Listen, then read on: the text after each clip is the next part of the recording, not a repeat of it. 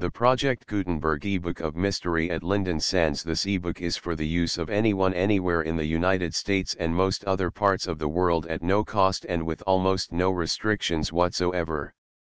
You may copy it, give it away or reuse it under the terms of the Project Gutenberg license included with this ebook or online at www.gutenberg.org. If you are not located in the United States, you will have to check the laws of the country where you are located before using this ebook. Title: Mystery at Lynden Sands. Author: J. Connington. Release date: March 9, 2024. Ebook number 73126. Language: English. Original publication: New York, New York, Grosset and Dunlap, 1928. Credits: Brian Rater. Start of the Project Gutenberg ebook Mystery at Lynden Sands. Mystery at Lynden Sands by J. Connington. Contents: I. The death at Fox Hills. 2. A bus driver's holiday. 3. The police at the caretakers. 4. What happened in the night. V. The diary. 6. The beach tragedy. 7. The letter. 8. The Colt automatic. 9. The second cartridge case. X. The attack on the Australian. 11. Madame Laurent Desrousseau as evidence. 12. The fording bridge mystery. 13. Cressida's narrative. 14. The telegram. 15. The method of coercion. 16. The manhunt on the beach. 17. The threads in the case. Chapter I. The death at Fox Hills. Paul Fording Bridge, with a faintly reproachful glance at his sister, interrupted his study of the financial page of the Times and put the paper down on his knee. Deliberately he removed his reading glasses, replaced them by his ordinary spectacles, and then turned to the restless figure at the window of the private sitting room. "Well, Jay, you seem to have something on your mind. Would it be too much to ask you to say it whatever it is and then let me read my paper comfortably? One can't give one's mind to a thing when there's a person at one's elbow obviously ready to break out into conversation at any moment." Miss Fordingbridge had spent the best part of half a century in regretting her father's admiration for Herrick. "I can't see myself as Julia of the Night Piece," she complained with a faint parade of modesty, and it was at her own wish that the hated name had been abbreviated to an initial in family talk. At the sound of her brother's voice she turned away from the sea view.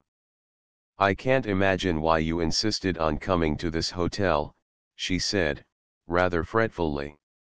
"I can't stand the place. Of course, as it's just been opened, it's useless to expect everything to go like clockwork, but there seems a lot of mismanagement about it. I almost burned my hand with the hot water in my bedroom this morning. Ridiculous, having tap water as hot as that. And my letters got into the wrong pigeonhole or something, I had to wait ever so long for them. Of course the clerk said he was sorry, but what good does that do? I don't want his sorrow. I want my letters when I ask for them. No doubt. And there was a wasp in my room when I went up there a few minutes ago. If I'd wanted a double-bedded room with a wasp as a roommate, I would have asked for it when we booked, wouldn't I? And when I rang the bell and told them to put the thing out, the chambermaid, so it seems, was afraid of wasps. So she had to go and get hold of someone else to tackle it. And meanwhile, of course, I had to wait about until my room was made habitable. That's a nice kind of hotel." "Oh, it has its points," Paul Fordingbridge advanced soothingly. "One can get quite decent wine, and this chair's not uncomfortable."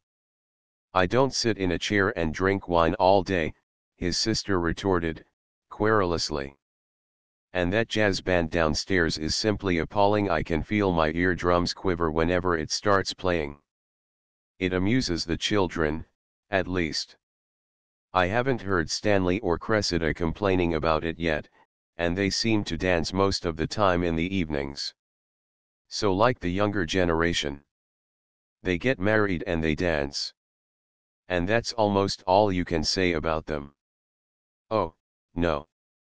Let's be fair," her brother corrected her mildly. "They both play bridge a good deal, and Cressida's not bad at golf. I can't say, taking her overall, that I'm ashamed of her as a niece. And Stanley's a great improvement on her first husband, that fellow Staveley. Miss Fordingbridge made a gesture of irritation. Oh, of course, everything's simply splendid, by your way of it. A fascinating niece, a nice-looking nephew-in-law, and a wonderful hotel to live in for a month or so, what more could one want? The only thing I can't understand is what this family party is doing in an hotel just now, when we've got Fox Hills standing empty almost within a stone's throw. You know how I hate hotels, and yet you won't reopen Fox Hills and let us live there. What's the use in coming to Lynden Sands at all, if we don't stay at our own house and get privacy at least? Her brother's brows contracted slightly. Fox Hills isn't going to be reopened.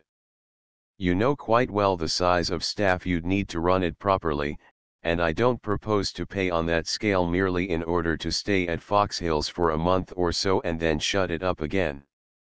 Besides, Jay, this new golf course has changed things a bit. I'm trying to let Fox Hills, and if I got a tenant, we might have to clear out of the place before we'd got well settled down in it.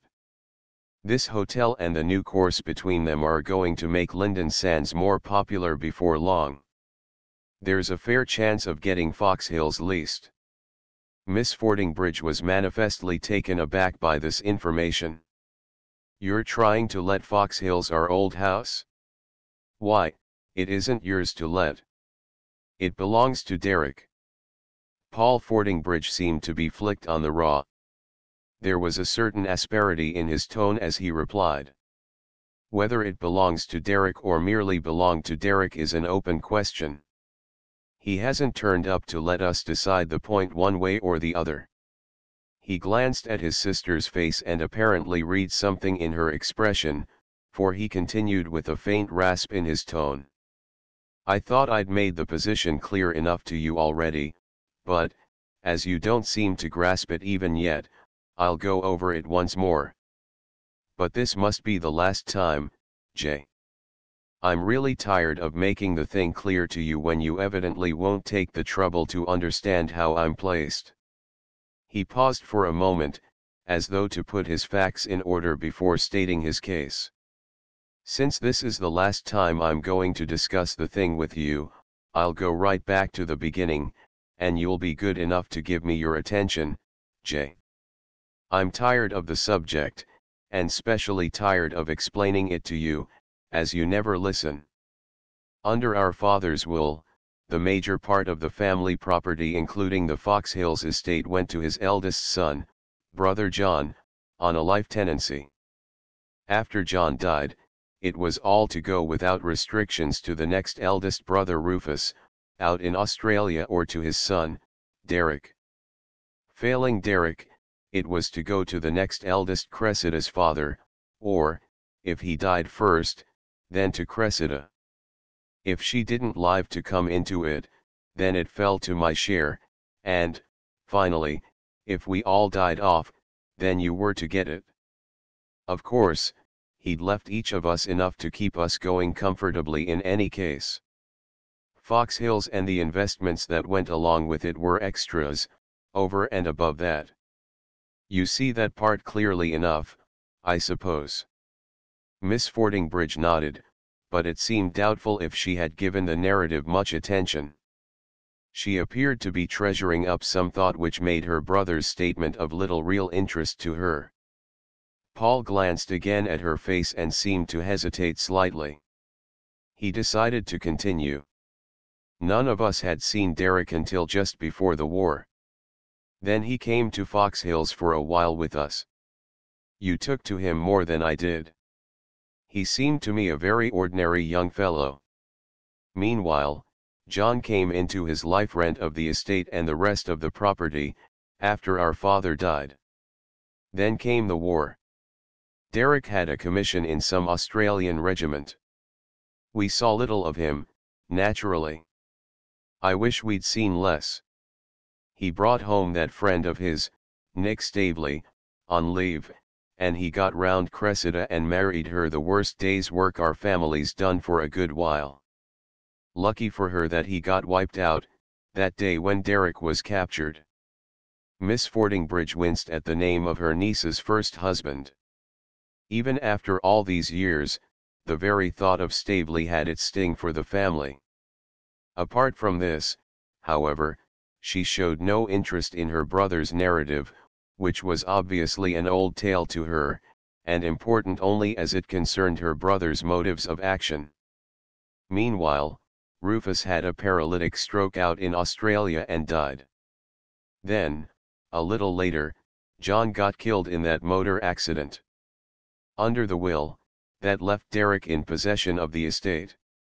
I can't claim that I foresaw that exact state of affairs, but I'd been afraid of something of the sort happening.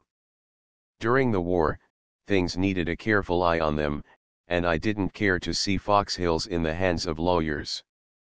So before Derek went off to the front, I got him to give me a power of attorney to deal with all his affairs. Are you listening, Jay? Miss Fordingbridge nodded absently. She still had the air of reserving a surprise for her brother. You know what happened next, Paul Fordingbridge went on. Derek was captured and sent to Clausthal. Almost immediately, he got away from there, and nearly scraped over the Dutch frontier. The Germans caught him there, and as a result he was sent on to Fort 9, at Ingolstadt. We know he got away from there, it must have been almost immediately, as we got no letters from him, and after that all trace of him was lost. Whether he got shot in trying to get over the frontier, or whether he lost his memory, or what happened to him, no one can tell. He's vanished, so far as we're concerned. Miss Fordingbridge repressed a faint smile, evidently with some difficulty, but her brother failed to notice the fleeting expression on her face. Now I want you to see the position that I'm left in, with all this muddle, he went on. Derek may be alive, or he may be dead, for all we know. If he's alive, then Fox Hills belongs to him, and, until we have evidence of his death, that's the state of affairs. Meanwhile, with his power of attorney, I have to manage things, fix up the investments, get the best return I can on his money, and look after the upkeep of Fox Hills. I dare say we could go to the courts and ask leave to presume his death, but I think it's fairer to wait a while yet, before doing anything in that direction. He might turn up, in spite of everything. It was evident from his tone that he thought this contingency a most unlikely one, though not altogether impossible. In any case, I've got to do the best I can for his interests. That's why I propose to let Fox Hills if I can find someone to take it on a short lease. We can't afford to let Derek's property stand idle if it is his property. Besides, a place of that size is far better occupied. It's more or less all right just now, with old Peter Hay looking after it and living in the cottage, but it would be far better if we had someone living there permanently and keeping it heated. I'm afraid of dry rot setting in some time or other. Now, do you understand the state of affairs, Jay? Can't you see that's the best course to take? Miss Fordingbridge paid no attention to either query. I've listened to you, she said, perhaps with a slight lapse from strict accuracy, and now it's your turn to listen to me, Paul. It's no use your trying to persuade me that there's any doubt about Derek at all. I know perfectly well he's alive. Paul Fordingbridge made no effort to restrain his involuntary gesture of annoyance. Quite evidently he saw what was coming. Now, Julia, it's no use bringing up this stuff of yours again. I've told you 50 times already that I don't believe it in the slightest. Since you went in for this table turning and spirit rapping and planchette, and all the rest of the wretched business, you've hardly been sane on the subject. I dare say you adored Derek when he was here. No doubt you think you're justified in all the séance business, trying to get in touch with him, and the rest of it. But frankly, it leaves me as it leaves every other sensible person completely skeptical. Miss Fordingbridge was evidently well accustomed to this kind of reception when she broached the topic. She ignored her brother's protest and continued as though he had not interrupted her. "I remember quite well how you laughed at me when I came back from that wonderful séance and told you how I had been assured that Derek was still alive. That was 5 years ago, but I can recall it perfectly. And I know it was true. And if you had been there yourself, and had heard it with your own ears, you'd have believed it too. You couldn't have disbelieved. It was far too convincing. After the medium went into a trance, the control spoke to me. And it told me all about Derek, what regiment he'd been in, when he was captured, how he'd disappeared, how anxious I'd been about him, and how we'd lost all trace of him. You'd have been quite convinced yourself, if you'd been there and heard it all." "I am quite convinced," her brother replied drily. "That's to say, I'm quite convinced that they'd looked up Derek's name in the casualty lists and got together all the data they could gather beforehand. I expect you gave away a good deal yourself by your questions, too. You're about the easiest person to pump, if one goes about it in the right way." Miss Fordingbridge smiled in a superior fashion, as though she knew that she held a trump card still. "Would it convince you if I said that I'd seen Derek? Some more of their confounded mummery?" "No, it wouldn't convince me." "A child could deceive you, Jay. You want to be deceived. You can't bear the idea that Derek's dead. That's what vitiates the stuff that you dignify by the name of evidence. Vulgar abuse never hurts a spiritualist." "We're used to it," Miss Fordingbridge replied with simple dignity. "But you're wrong as usual, Paul. It wasn't at a séance that I saw Derek. It was here, at Lynden Sands. And it was last night." From the expression on her brother's face it was clear that he hardly knew how to take this news. "You saw him here, last night? In a dream, I suppose?" "No, not in a dream. I met him by appointment down at that rock on the beach, the one we used to call Neptune's Seat. And I saw him close enough to make no mistake, as close as I am to you this moment. And I talked to him, too. It's Derek, there's no doubt about it."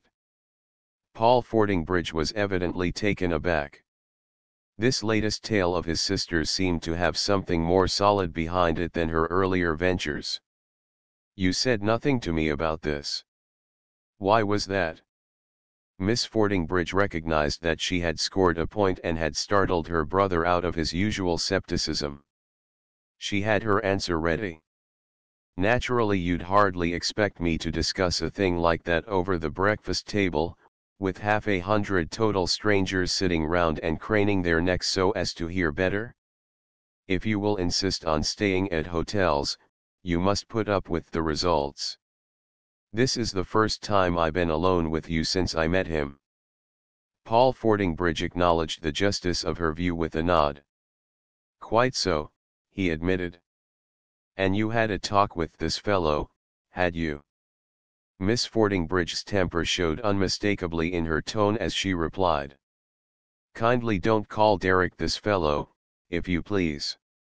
It's Derek himself. He talked to me for quite a long time, all about things that had happened at Fox Hills when he was here before the war, and other things that happened at the times he was home on leave. And part of the time he told me about Clausthal and Fort 9, too." Her brother's scepticism again made itself evident. Plenty of people were in Fort 9 and at Clausthal besides Derek. "That proves nothing." "Well, then, he mentioned a whole lot of little things as well. He reminded me of how Cressida dropped her bouquet when she was signing the register after her wedding. And he remembered which wedding march they played then. Almost anyone in Lynden Sands could have told him that." Miss Fordingbridge reflected for a moment or two, evidently searching her memory for some crucial piece of evidence. He remembered that we used to bring up some of the old port from bin 73 every time he went off to the front. He said often he wished he could have had some of it just before 0 hour. Paul Fordingbridge shook his head. One of the servants might have mentioned that in the village and he could have got hold of it. If you've nothing better than this sort of tittle-tattle to prove it's Derek, it won't go far. He reflected for a moment, then he asked, "You recognized his face, of course?" A flicker of repulsion crossed his sister's features. "I saw his face," she said. "Paul, he's horribly disfigured, poor boy.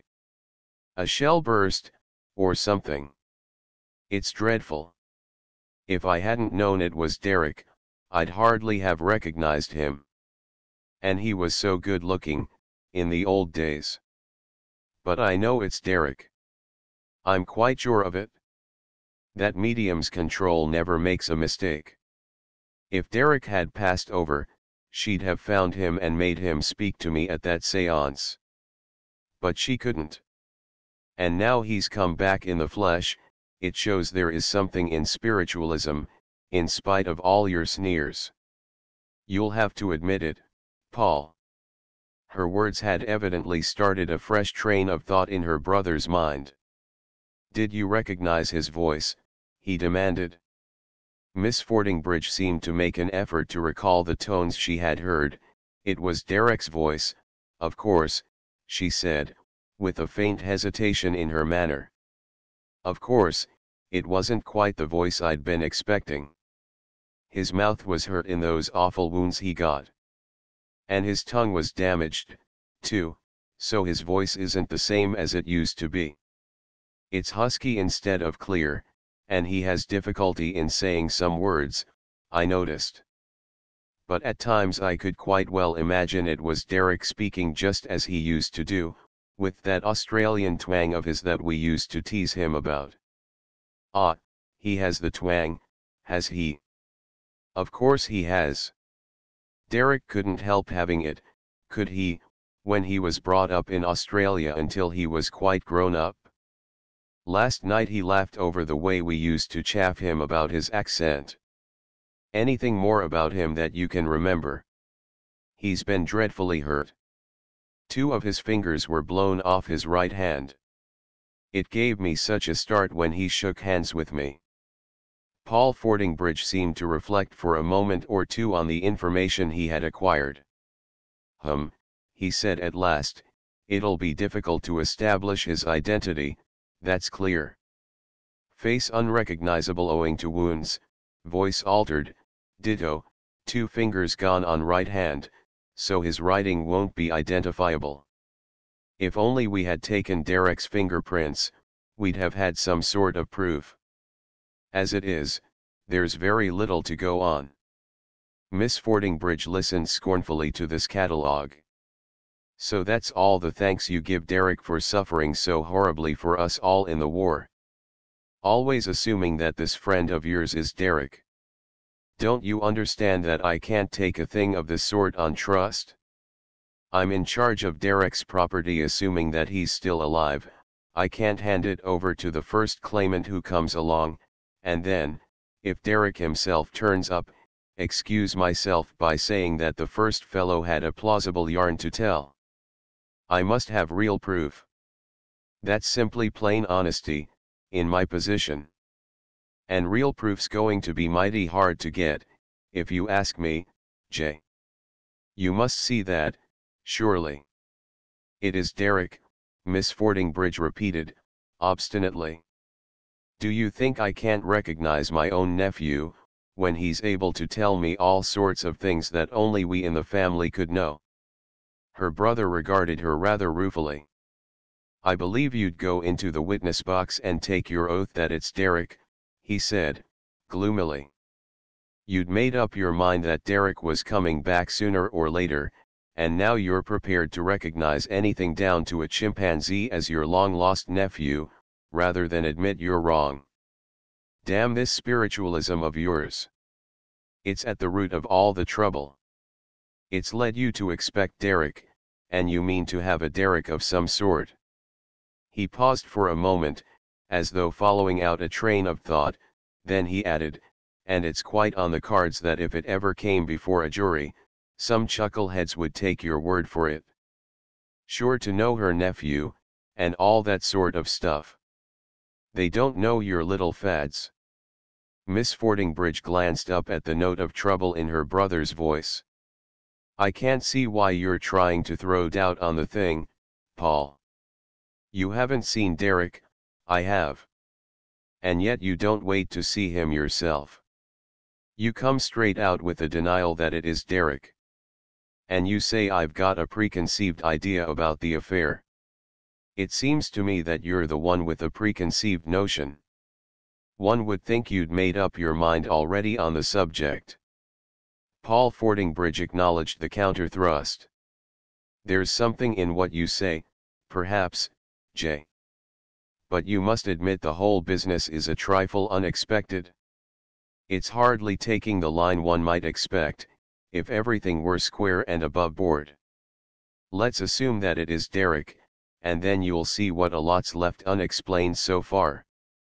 First of all, it's years since the war. Why hasn't he turned up before now? That's a strange affair, surely.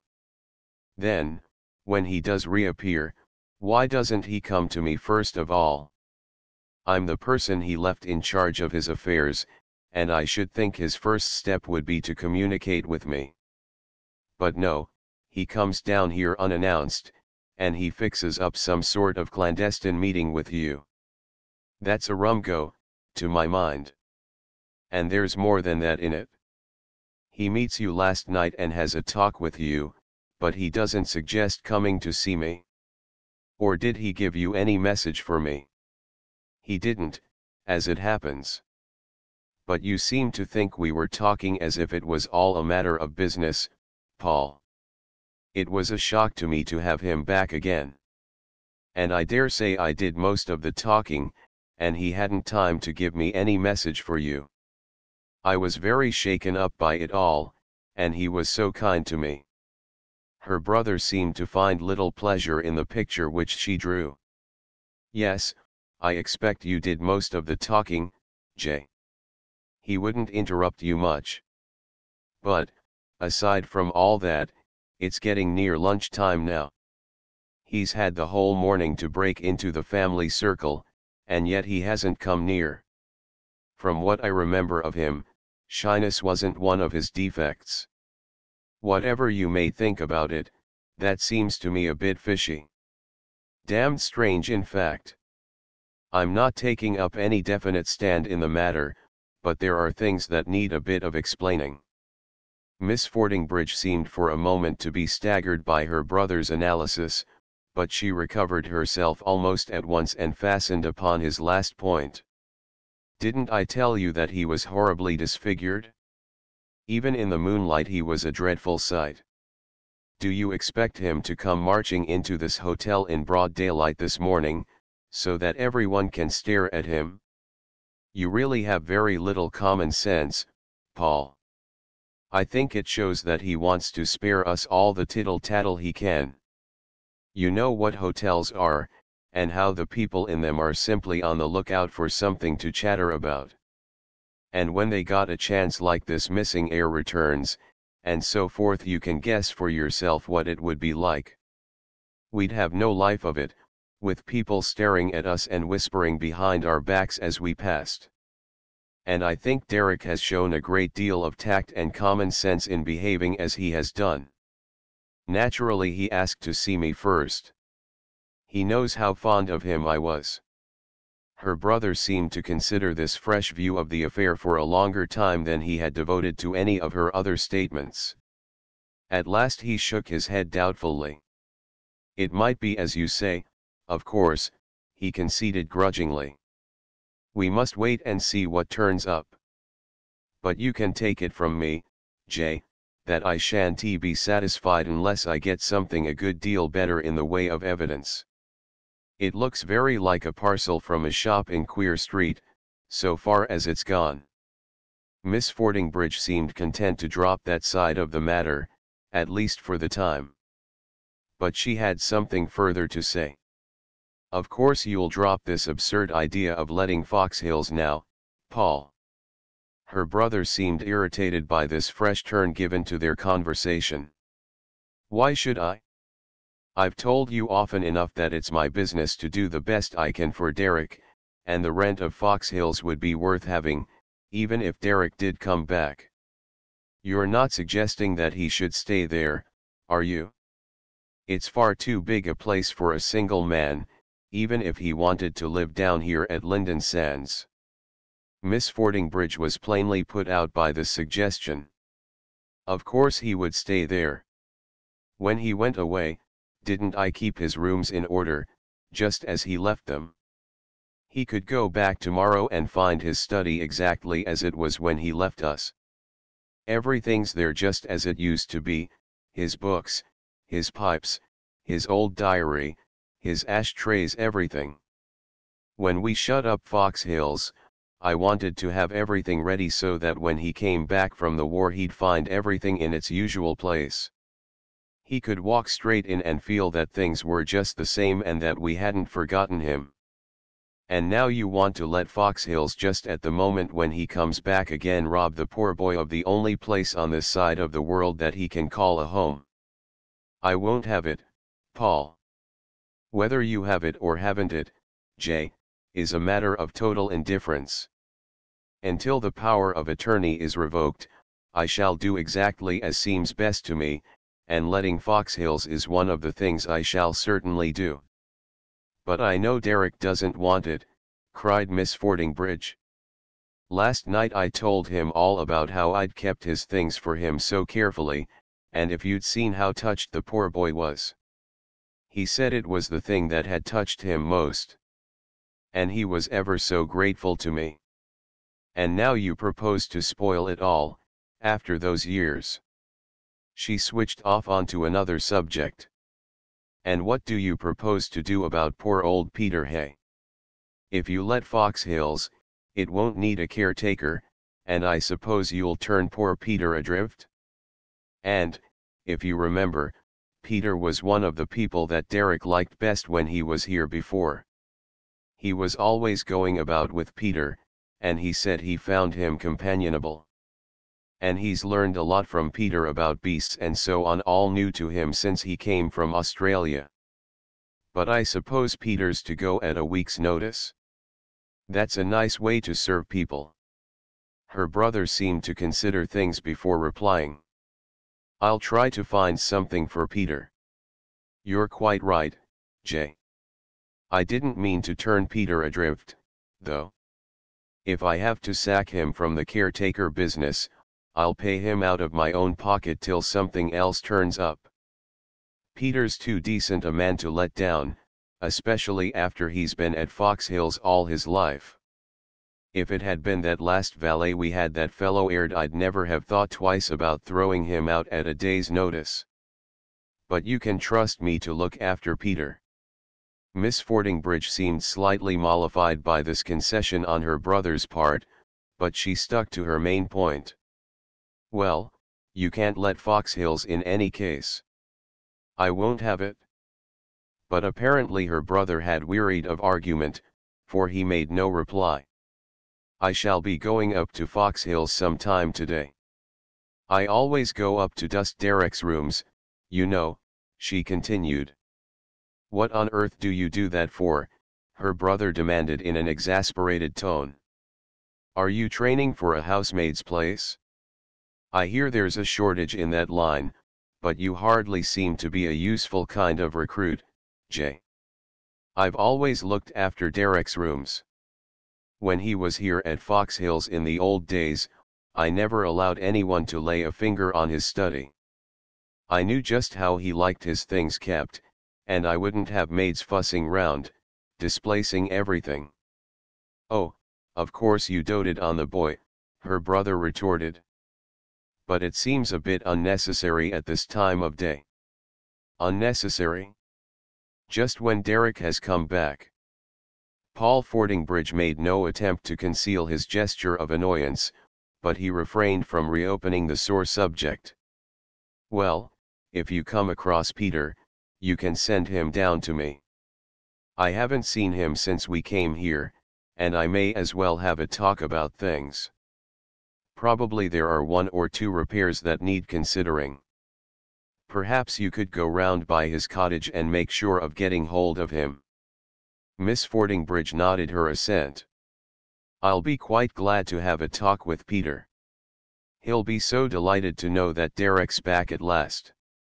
It was only the other day that we were talking about Derek together. Peter thinks there's no one like him. All the more reason for saying nothing, then. If it turns out that it isn't Derek, it would disappoint Peter badly if you'd raised his hopes." Then, seeing that his scepticism had again roused his sister's temper, he added hastily, "By the way, how's Peter keeping? Has he had any more of these turns of his apoplexy, wasn't it? He seemed to be quite well when I saw him the other day. Of course, he's got to be careful and not excite himself, but he seemed to me as if he'd quite got over the slight attack he'd had in the spring. Still got his old squirrel. It's still there. And the rest of the menagerie too. He insisted on showing me them all, and of course I had to pretend to be frightfully interested. Poor old man, they're all he has now, since his wife died. It would be very lonely for him up there, with no one within a mile of him. His birds and things are great company for him, he says." Paul Fordingbridge seemed relieved that the conversation was edging away from the dangerous subject. He led it still further out of the zone. "Have you seen Cressida and Stanley this morning? They'd finished breakfast and gone out before I came on the scene. I think they were going to play golf. They ought to be back presently." She went to the window and gazed out for a moment or 2 without speaking.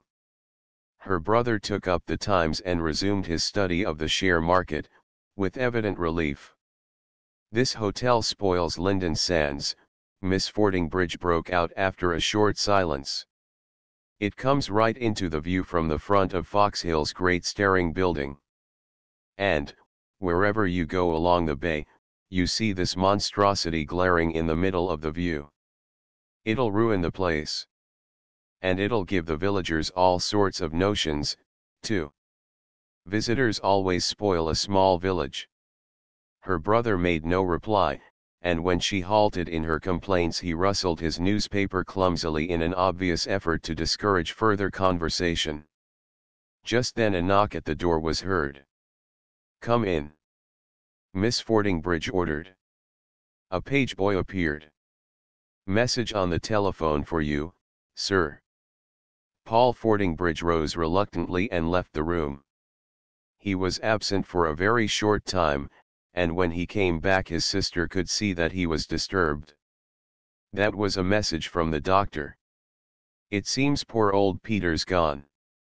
"Gone? Do you mean anything's happened to him? He's had another attack sometime in the night or earlier. They didn't find out about it until the morning. The doctor's just been up at the cottage, so there's no doubt about it. Poor Peter. He looked so well when I saw him the other day. One would have thought he'd lived to see 80. This will be a dreadful disappointment for Derek. He was so fond of the old man." She paused for a moment, as though she could hardly believe the news. "Are you sure there's no mistake, Paul?" "None whatever. It was the doctor himself who rang up. Peter had no relations, you know, so naturally we'll need to look after things. He served us well, Jay. I remember when he came to Fox Hills, and that's years and years ago. The place won't seem quite the same without him. Did the doctor tell you anything about it, Paul?" "No details. He just rung up to let us know," he said, "as we seemed to be the only people who had any real connection with the old boy. Now I come to think of it, that Sawbones seemed a bit stuffy over something. A bit abrupt in his manner over the phone. He's a new man, apparently. I didn't know his name. Perhaps that was what put him out. Chapter 2. A bus driver's holiday. Sir Clinton Driffield, after a careful examination of the lie, deliberately put down a long putt on the last green of the Lynden Sands course. His opponent, Stanley Fleetwood, stooped and picked up his own ball. "Your hole and match," he said, handing his putter back to his caddy. Sir Clinton nodded. "Thanks for the game," he said. "We seem to be fairly even. Much more fun when the thing's in doubt up to the last green. Yes, you might clean 'em," he added in reply to his caddy's inquiry. "I shan't want them until tomorrow." A girl had been sitting on one of the seats overlooking the green, and, as the caddy replaced the pin in the hole, she rose to her feet and came down towards the players. Stanley Fleetwood waved to her, and then, in response to her mute question, he made a gesture of defeat. "This is Sir Clinton Driffield, Cressida," he explained, as they met. Sir Clinton had trained himself to observe minutely without betraying that he was doing so, and he had a habit of mentally docketing the results of his scrutiny. Mannerisms were the points which he studied with most attention. As Cressida Fleetwood came slowly towards them, his apparently casual glance took in mechanically the picture of a dark-haired girl still in her 20s, slim and graceful, but his attention fastened mainly on a faint touch of shyness which added to her charm, and in the expression of her eyes he believed he read something more uncommon. It seemed as though a natural frankness had been overlaid by a tinge of mistrust in the world. "I hope I didn't rob you of a game this morning by taking your husband away, Mrs. Fleetwood," he said, as they turned up the path leading to the hotel. Cressida reassured him at once. "As it happened," she explained, "I didn't feel inclined to play today, so he was left at a loose end, and when you took pity on him, I was very glad to have my conscience cleared." "Well, it was lucky for me," Sir Clinton answered. "The friend who's staying with me just now wouldn't come out this morning. He strained his foot slightly yesterday. So I was left in the lurch, and I was very fortunate in finding Mr. Fleetwood free to take me on." They entered the grounds of the hotel, and, at a turn in the path, Cressida Fleetwood bowed to a girl who passed their group. The newcomer was handsome rather than pretty, and there was a hint of hardness in her face which detracted a little from her charm. She was dressed with a finish rather unusual at that time of day in a golfing hotel, and her walk lacked the free swing characteristic of the athletic English girl. Written fairly plainly on her were the signs of a woman who has had to look after her own interests and who has not always come out a winner in the game. When she had passed out of earshot, Cressida turned to her husband. "That's the French girl I told you about, Stanley, Madame Laurent Desrousseau.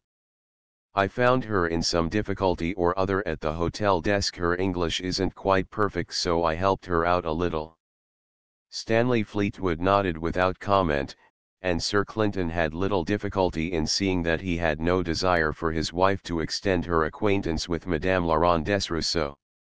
He could not help speculating as to the cause which had brought the French woman into this quiet backwater, where she had no amusements, apparently, and no acquaintances. Before he had time to turn the matter over in his mind, however, his train of thought was interrupted by the appearance of a fresh figure. "How's the strain, Squire?" he greeted the newcomer, and, as Wendover came up to the group, he introduced him to his two companions. "I hope you enjoyed your round," said Wendover, turning to Stanley Fleetwood. "Did he manage to work off any of his special expertise on you this morning?" "He beat me, if that's what you mean." "He beats me usually," Wendover confessed. "I don't mind being beaten by play, but I hate to be beaten by the rules." "What do you mean, Mr. Wendover?" "You seem to have a grievance," Cressida asked, seeing a twinkle in Wendover's eye. "The fact is, Wendover explained, "Yesterday my ball rolled up against a large worm on the green and stopped there. I'm of a humane disposition, so I bent down to remove the worm, rather than putt across its helpless body." He objected, "If you please, on the ground that one may not remove anything growing."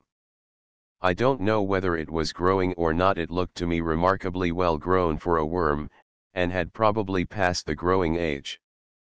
But, when I urged that, he simply floored me by quoting a recent decision of the Royal and Ancient on the point. "If you play a game, you must play that game and not one you invent on the spur of the moment, Squire," Sir Clinton warned him, with no sign of sympathy in his tone. "Ignorance of the law is no excuse." "Hark to the Chief Constable," Wendover complained. "Of course, his mind dotes on the legal aspect of things, and he's used to keeping all sorts of rules and regulations in his head. His knowledge of the laws of golf is worth a couple of strokes on his handicap on any average round." Cressida glanced at Sir Clinton. "Are you really a chief constable?" she asked. "Somehow you aren't like the idea I had of chief constables." "I'm on holiday at present," Sir Clinton answered lightly, "perhaps that makes a difference. But I'm sorry to fall below your ideal, especially in my own district. If you could tell me what you miss, perhaps I could get it." "What's wanted?" "Constabulary boots, or beetle brows, or a notebook ready to hand, or a magnifying glass, or anything of that sort." "Not quite. But I thought you'd look more like an official somehow." "Well, in a way that's a compliment. I've spent a fair part of my existence trying hard not to look like an official.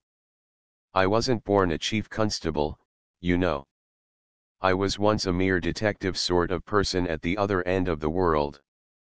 "Were you really? But, then, you don't look like my idea of a detective, either." Sir Clinton laughed. "I'm afraid you're hard to please, Mrs. Fleetwood. Mr. Wendover's just as bad. He's a faithful reader of the classics, and he simply can't imagine anyone going in for detective work without a steely eye and a magnifying glass. It jars on his finer feelings merely to think of a detective without either of them. The only thing that saves me is that I'm not a detective nowadays, and he salves his conscience by refusing to believe that I ever was one." Wendover took up the challenge. "I've only seen you at work once in the detective line," he confessed, "and I must admit I thought your methods were simply deplorable, Clinton." "Quite right," Sir Clinton admitted, "I disappointed you badly in that Maze affair, I know. Even the success in the end hardly justified the means employed in reaching it. Let's draw a veil, Ed." They had reached the door of the hotel, and, after a few words, Cressida and her husband went into the building. "Nice pair they make," Wendover remarked, glancing after them as they went. "I like to see youngsters of that type. They somehow make you feel that the younger generation isn't any worse than its parents, and that it has a good deal less fuss about it, too. Reinstates one's belief in humanity, and all that sort of thing." "Yes," Sir Clinton concurred, with a faint twinkle in his eye. "Some people one takes to instinctively. It's the manner that does it. I remember a man I once ran across, splendid fellow, charm, magnetic personality, and so on." His voice died away, as though he had lost interest in the matter. "Yes?" Wendover inquired, evidently feeling that the story had stopped too soon. "He was the worst poker sharp on the liner," Sir Clinton added gently. "Charm of manner was one of his assets, you know." Wendover's annoyance was only half feigned. "You've a sordid mind, Clinton. I don't like to hear you throwing out hints about people in that way. Anyone can see that's a girl out of the common, and all you can think of in that connection is card sharps." Sir Clinton seemed sobered by his friend's vexation. You're quite right, Squire, he agreed. She's out of the common, as you say. I don't know anything about her history, but it doesn't take much to see that something's happened to her. She looks as if she'd taken the world at her own measure at first, trusted everybody. And then she got a devil of a shock one day. At least, if that isn't in her eyes, then I throw in my hand. I've seen the same expression once or twice before. They entered the hotel and sat down in the lounge. Wendover glanced from the window across the links. This place will be quite good when the new course has been played over for a year or two. I shouldn't wonder if Lynden Sands became fairly popular. Sir Clinton was about to reply when a page boy entered the lounge and paraded slowly across it, chanting in a monotonous voice, "Number 89. Number 89. Number 89. The chief constable sat up sharply and snapped his fingers to attract the page boy's attention. "That's the number of my room," he said to Wendover, "but I can't think of anyone who might want me. Nobody knows me in this place." "You number 89, sir?" the page boy demanded. "There's somebody asking for you." "Inspector Armadale," he said his name was. "Armadale? What the devil can he be wanting?" Sir Clinton wondered aloud. "Show him in, please." In a minute or two the inspector appeared. "I suppose it's something important, Inspector," Sir Clinton greeted him, "otherwise you wouldn't have come." "But I can't imagine what brings you here." Inspector Armadale glanced at Wendover, and then, without speaking, he caught Sir Clinton's eye. The chief constable read the meaning in his glance. "This is a friend of mine, Inspector Mr. Wendover. He's a JP and perfectly reliable. You can speak freely before him, if it's anything official." Armadale was obviously relieved. "This is the business, Sir Clinton. This morning we had a phone message from the Lynden Sands doctor. It seems the caretaker at a big house hereabouts Fox Hills, they call it, was found dead, close to his cottage.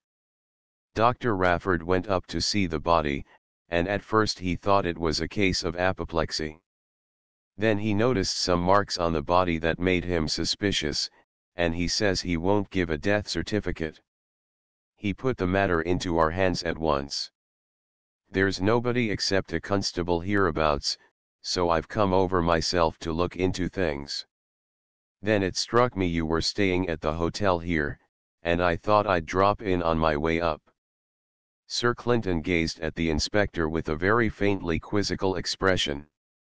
"A friendly call," he said. "That's very nice. Care to stay to lunch?" The inspector evidently had not expected to find the matter taken in this way. "Well, sir," he said tentatively, "I thought perhaps you might be interested." "Intensely, Inspector, intensely. Come and tell me all about it when it's cleared up." "I wouldn't miss it." Faint signs of exasperation betrayed themselves in the inspector's face.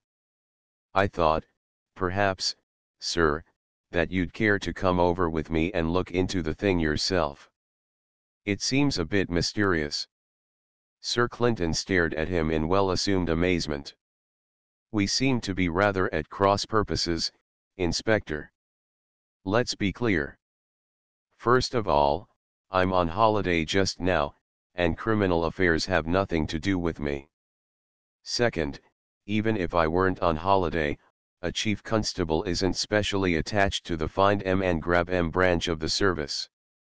Third, it might cause professional jealousy, heartburnings, and whatnot, if I butted into a detective's case. What do you think?" "It's my case," Armadale said, abandoning all further attempt at camouflage. "The plain truth is, from all I heard over the phone, that it seems a rum business, and I'd like to have your opinion on it, if you'd be so good as to give me it after you've examined things for yourself." Sir Clinton's face relaxed. "Ah," he confessed. "Now I seem to have some glimmerings of what you're after, and, since there's no question of my having interfered without being asked, I might look into the affair. But if I'm doing you a favor as you seem to think, then I'm going to lay down one condition, sine qua non." Mr. Wendover's interested in detective work. He knows all the classics, Sherlock Holmes, Hanaud, Thorndyke, etc. "So, if I come in, then he's to be allowed to join us." "Agree to that, Inspector." The inspector looked rather sourly at Wendover, as though trying to estimate how great a nuisance he was likely to prove, but, as Sir Clinton's assistance could evidently be secured only at a price, Armadale gave a rather ungracious consent to the proposed arrangement. Sir Clinton seemed almost to regret his own decision. "I'd hardly bargained for a bus driver's holiday," he said rather ruefully. A glance at the inspector's face showed that the expression had missed its mark. Sir Clinton made his meaning clearer. "In the old horse bus days, Inspector, it was rumored that when a bus driver got a holiday he spent it on somebody else's bus, picking up tips from the driver. It seems that you want me to spend my holiday watching you do police work and picking up tips from your methods." Inspector Armadale evidently suspected something behind the politeness with which Sir Clinton had turned his phrase. He looked rather glumly at his superior as he replied, "I see I'm going to get the usual mixture, Sir Help and sarcasm, half and half. Well, my hide's been tanned already, and your help's worth it?" Sir Clinton corrected him with an air of exactitude. "What I said was that I'd look into the affair. It's your case, Inspector. I'm not taking it off your shoulders, you understand. I don't mind prowling round with you, but the thing's in your hands officially, and I've nothing to do with it except as a spectator, remember." Armadale's air became even gloomier when he heard this point of view so explicitly laid down. "You mean it's to be just the same as the Ravensthorpe affair, I suppose," he suggested. "Each of us has all the facts we collect, but you don't tell me what you think of them as we get them. Is that it, sir?" Sir Clinton nodded. "That's it, Inspector. Now, if you and Mr. Wendover will go round to the front of this place, I'll get my car out and pick you up in a minute or two." Chapter 3. The police at the caretaker's Wendover, scanning his friend's face, could see that all the carelessness had vanished from its expression. With the prospect of definite work before him, Sir Clinton seemed to have dropped his holiday mood completely. "I think the first port of call should be the doctor," he suggested as he turned the car into the road leading to Lynden Sands village.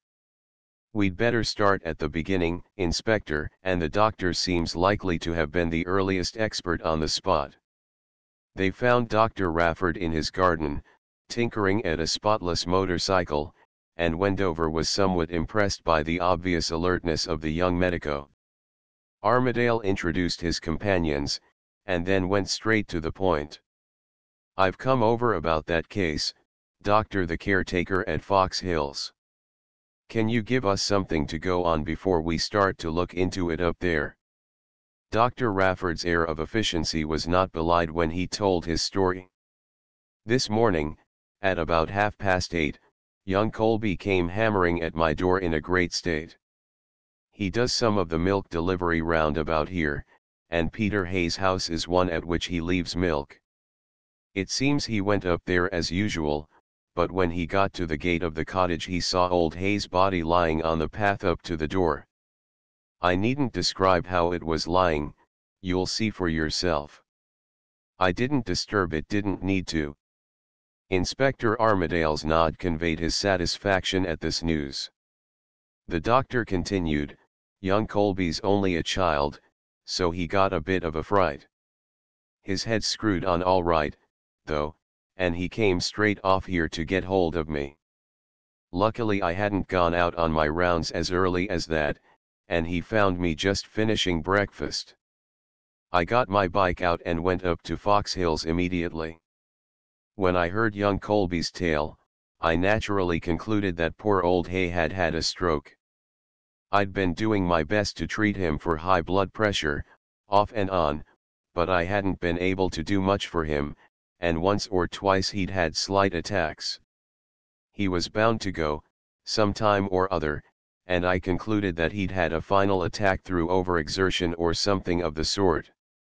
He paused in his narrative for a moment and glanced from face to face in the group. You'll see, from this, foul play was the last thing that entered my mind. I got up to his cottage and found him, just as young Colby had said, lying face down on the garden path. From the look of him, he'd obviously died of congestion. It seemed all plain sailing. In fact, I was just going to leave him and hunt up some assistance when my eye caught something.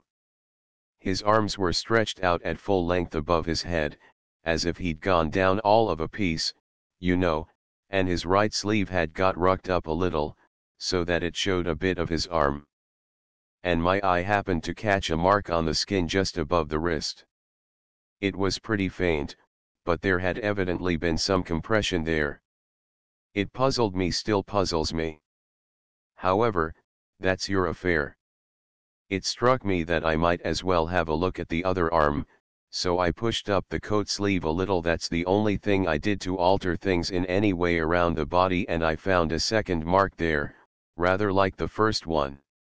He paused, as if to give the inspector the chance of putting a question, but, as none came, he went on with his story. The impression I got, of course, I may be wrong, was that marks of that sort might be important. Certainly, after seeing them, I didn't care to assert that poor old Hay's death was due entirely to natural causes. He'd died of congestion, all right. I'm dead sure that APM will confirm that. But congestion doesn't make marks on a man's wrists. It seemed to me worth ringing you up. If it's a mare's nest, then it's a mare's nest, and I'll be sorry to have troubled you. But I believe in having things done shipshape, and I'd rather trouble you than get into hot water myself, if there's anything fishy about the affair. Inspector Armadale seemed rather dubious about how he should take the matter. To Wendover it almost looked as though he was regretting the haste with which he had brought Sir Clinton into the business. If the whole thing turned out to be a mare's nest, quite evidently Armadale expected to feel the flick of his superior's sarcasm.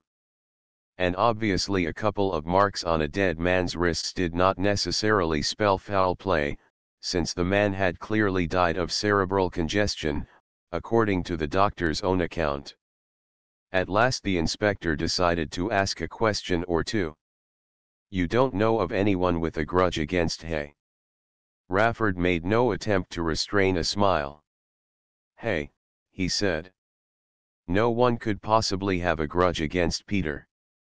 He was one of the decentest old chaps you could find anywhere, always ready to do a good turn to anyone. And yet you assert that he was murdered, demanded the inspector. No, I don't, the doctor retorted sharply. All I say is that I don't feel justified in signing a death certificate.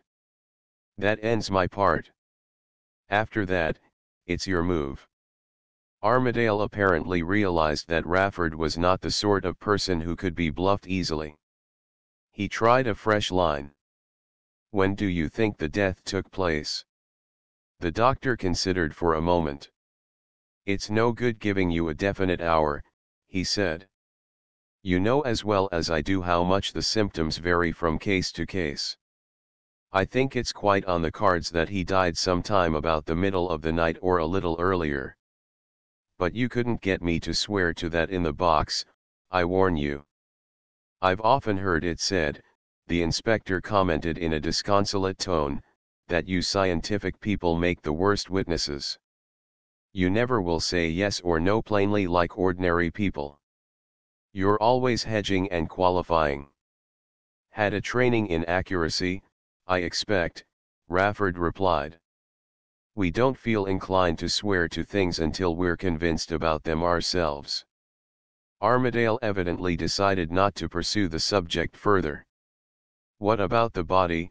He asked. I sent Subcoat up to look after it, the village constable. He's up at Fox Hills now.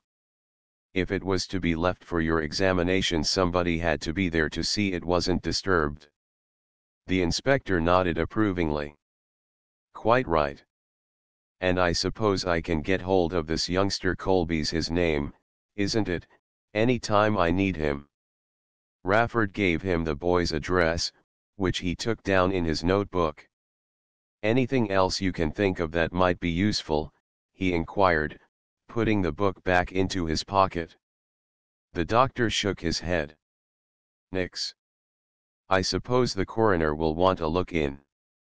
I expect so, Armadale replied.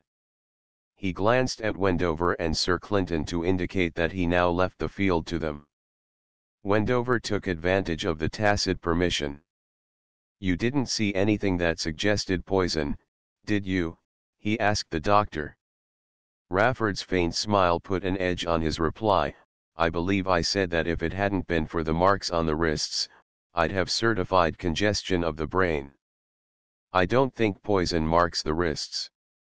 Wendover, feeling that he had hardly shown by his interposition, refrained from further questions and glanced at Sir Clinton. The chief constable appeared to think that further inquiries could be allowed to stand over for a time. I think we'd better be moving on, he suggested. Thanks for your help, Dr. Rafford. Once we've seen the body, perhaps something fresh may turn up, and we may have to trouble you again. By the way, he added, did you notice if there was a heavy dew last night? I was playing bridge at the hotel and didn't go out after dinner, but perhaps you were out and can tell me. The dew did come down fairly heavy, Rafford said, after a pause for recollection. I happened to be out at a case, and I noticed it. Are you thinking about the possibility of Hayes' death being due to exposure?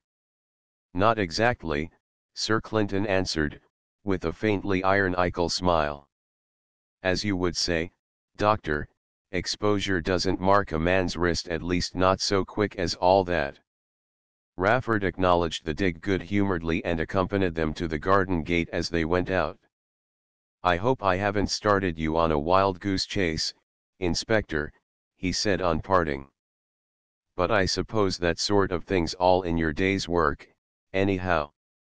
Armadale digested this in silence as the car spun along towards Fox Hills, then at last he uttered his views in a single sentence, that young fellow strikes me as uncommonly jaunty. And having liberated his soul, he kept obstinately silent until they had reached their destination. This is the place, I think, Sir Clinton said a few minutes later, pulling his car up on the Fox Hills Avenue at a point where a side road led off towards a little cottage among some trees. I can see the constable in the garden. Getting out of the car, they made their way along the by-lane for a short distance, and, as they came to the garden gate, Armadale hailed the constable. Subcoat had been sitting on a wooden chair beside the body, reading a newspaper to while away the time, but at the sound of the inspector's voice he rose and came forward along the flagged path. Things have been left just as they were, I suppose? Armadale demanded. Subcoat confirmed this and at once fell into the background, evidently realizing that he had nothing to report which would interest the inspector. He contented himself with following the proceedings of his superior with the closest interest, possibly with a view to retailing them later to his friends in the village. Armadale stepped up the paved path and knelt down beside the body, which was lying as the doctor had described it, face downwards with the arms extended above the head. Looks as if he'd just stumbled and come down on his face, the inspector commented. No signs of any struggle, anyhow. He cast a glance at the paved path. There's not much chance of picking up tracks on that, he said disparagingly. Wendover and Sir Clinton had come round to the head of the body and the chief constable bent down to examine the wrists. Armadale also leaned over, and Wendover had some difficulty in getting a glimpse over their shoulders. Constable Sipcote hovered uncertainly in the rear, evidently anxious to see all he could, but afraid to attract the inspector's attention by pushing forward. Wendover inferred that Armadale must have a reputation as a disciplinarian. There seemed to be marks of a sort, the inspector admitted grudgingly, after a brief study of the skin. Whether they mean anything in particular's another matter. He might have had a fall at the gate and banged his wrists against a bar, and then he might have got up and staggered on until he fell here and died. Sir Clinton had been studying the marks with more deliberation. He shook his head at the inspector's suggestion. The gate bars are rounded, if you look at them. Now at one point this mark, see it, shows a sharp line on the flesh. It's only at one place, I admit, the rest of the marking is more like something produced by general pressure. But still, you can't mistake that bit there. Armadale re-examined the mark with more care before replying. I see what you mean, he admitted. Then go and try your own arm against the gate bars and I think you'll admit it won't work. The inspector moved off to the gate, slipped his sleeve up, and pressed his forearm hard against the most convenient bar. While he was thus engaged, Wendover stooped down to examine the markings for himself. What made you so ready with gate bars, Clinton? He inquired. I never noticed what sort of a gate it was when I came in. Obvious enough. Here's a man been falling. Marks on his wrists. We learned that from the doctor. Naturally, when I heard it, I began to wonder if he hadn't fallen against something, and as soon as we got out of the car, I kept my eye open for anything that Hay could have bruised himself on. The gate bars seemed a likely thing, so I noted them in passing. One keeps one's eyes open, Squire. But as soon as I saw this, he indicated the edge on the marking where the indentation in the flesh was almost straight, I gave the gate bars the go-by. They couldn't have done it. He glanced up. Satisfied, Inspector? Armadale removed his arm from the bar, examined the mark left on it by the pressure, and nodded gloomily. This didn't do it. It leaves a mark deep in the middle and fading out on each side. He came back to the body and scanned the mark once more. This thing on the wrist hasn't got any middle. It's fairly even, except for that sharp section. A thought seemed to strike him and he pulled a magnifying glass from his pocket, adjusted the focus, and made a minute inspection of the dead man's wrist. I thought it might have been a rope, he explained as he put away his lens with a disappointed air. But there's no regular pattern there such as a rope leaves. What do you think of it, Sir Clinton? Got a piece of chalk in your pocket, Inspector? The chief constable inquired. Armadale's face showed some astonishment, which he endeavored to conceal as well as he could. No, Sir Clinton, I haven't. Are you thinking of bringing a photographer up here to take a souvenir picture? The inspector considered for a moment or two. No, he said at last. I don't see much use in that. The body's lying quite naturally, isn't it? It looks like it, but one never knows. Sir Clinton's fingers went mechanically to his waistcoat pocket. No chalk, you said, Inspector. No, I haven't any. Ah, and yet some people tell you that playing pool is a waste of time, and that the habit of chalking your cue and then pocketing the chalk is reprehensible. We now confound them. He produced a cube of billiard chalk as he spoke and, taking out a penknife, trimmed the paper away. Just chalk around the outline of the body, please, Inspector. This paved path will show the marks excellently. If we need the marks later on, we can always lay some boards over them to keep the rain off. While the inspector, obviously much against the grain, was chalking his lines, Sir Clinton turned to the constable. "Perhaps you could give us some help, constable. Did you know Peter Hay?" "Knew him well, sir." "You can't throw any light on this business?" "No, sir. It's amazing to me, sir, if there's anything in what the doctor says." "Ah. And what does the doctor say?" "Swears it's foul play somehow, sir." "Indeed?" "He didn't go so far as that when he spoke to me about it." The constable seemed rather confused to find himself taken so literally. "Didn't quite mean that, sir. What I meant was I could see from his manner that something's amiss."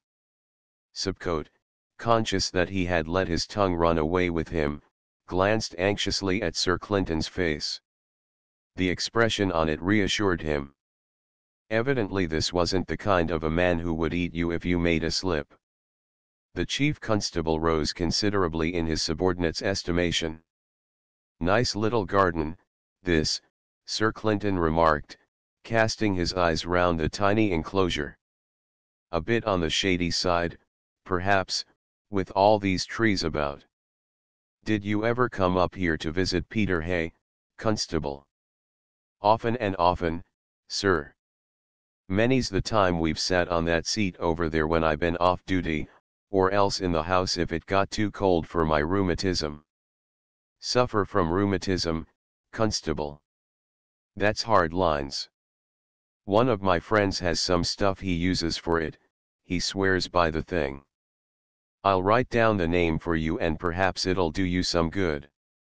Sir Clinton tore a leaf out of his pocket book, jotted a name on it, and handed the paper over to the constable, who seemed overwhelmed by the attention. Decidedly the superior of his was a real good sort. Peter Hay was getting on in like, Sir Clinton went on, with a glance at the silvering hair of the body before him. "I suppose he had his troubles too. Rheumatism, or something like that?" "No, sir. Nothing of the kind. Barring these strokes of his, he was sound as a bell. Used to go about in all weathers and never minded the rain. Never seemed to feel the cold the way I do. Kept his jacket for the church, they used to say about here. Often in the evenings we'd be sitting here and I'd say to him, 'Here, Peter, shirt sleeves must keep you warmer than my coat keeps me, but it's time to be moving inside.' And then in we'd go and he'd begin fussing about with that squirrel of his." "What sort of a man was he?" Sir Clinton asked. "Stiff with strangers, or anything like that?" "Suppose I'd come wandering in here, would he have been grumpy when he came to turn me out?" "Grumpy, sir? That's the last thing you'd have called him." "Or stiff?" "He was always smiling and had a kind word for everyone, sir. One of the decentest men you could ask for, sir. Very polite to gentlefolk, always, and a nice kindly manner with everyone. Not the sort of man to have a bad enemy, then?" "No, indeed, sir." Inspector Armadale had finished his work with the chalk and was now standing by, evidently impatient to get on with the task in hand. His face betrayed only too plainly that he thought Sir Clinton was wasting time. "Finished?" the chief constable inquired.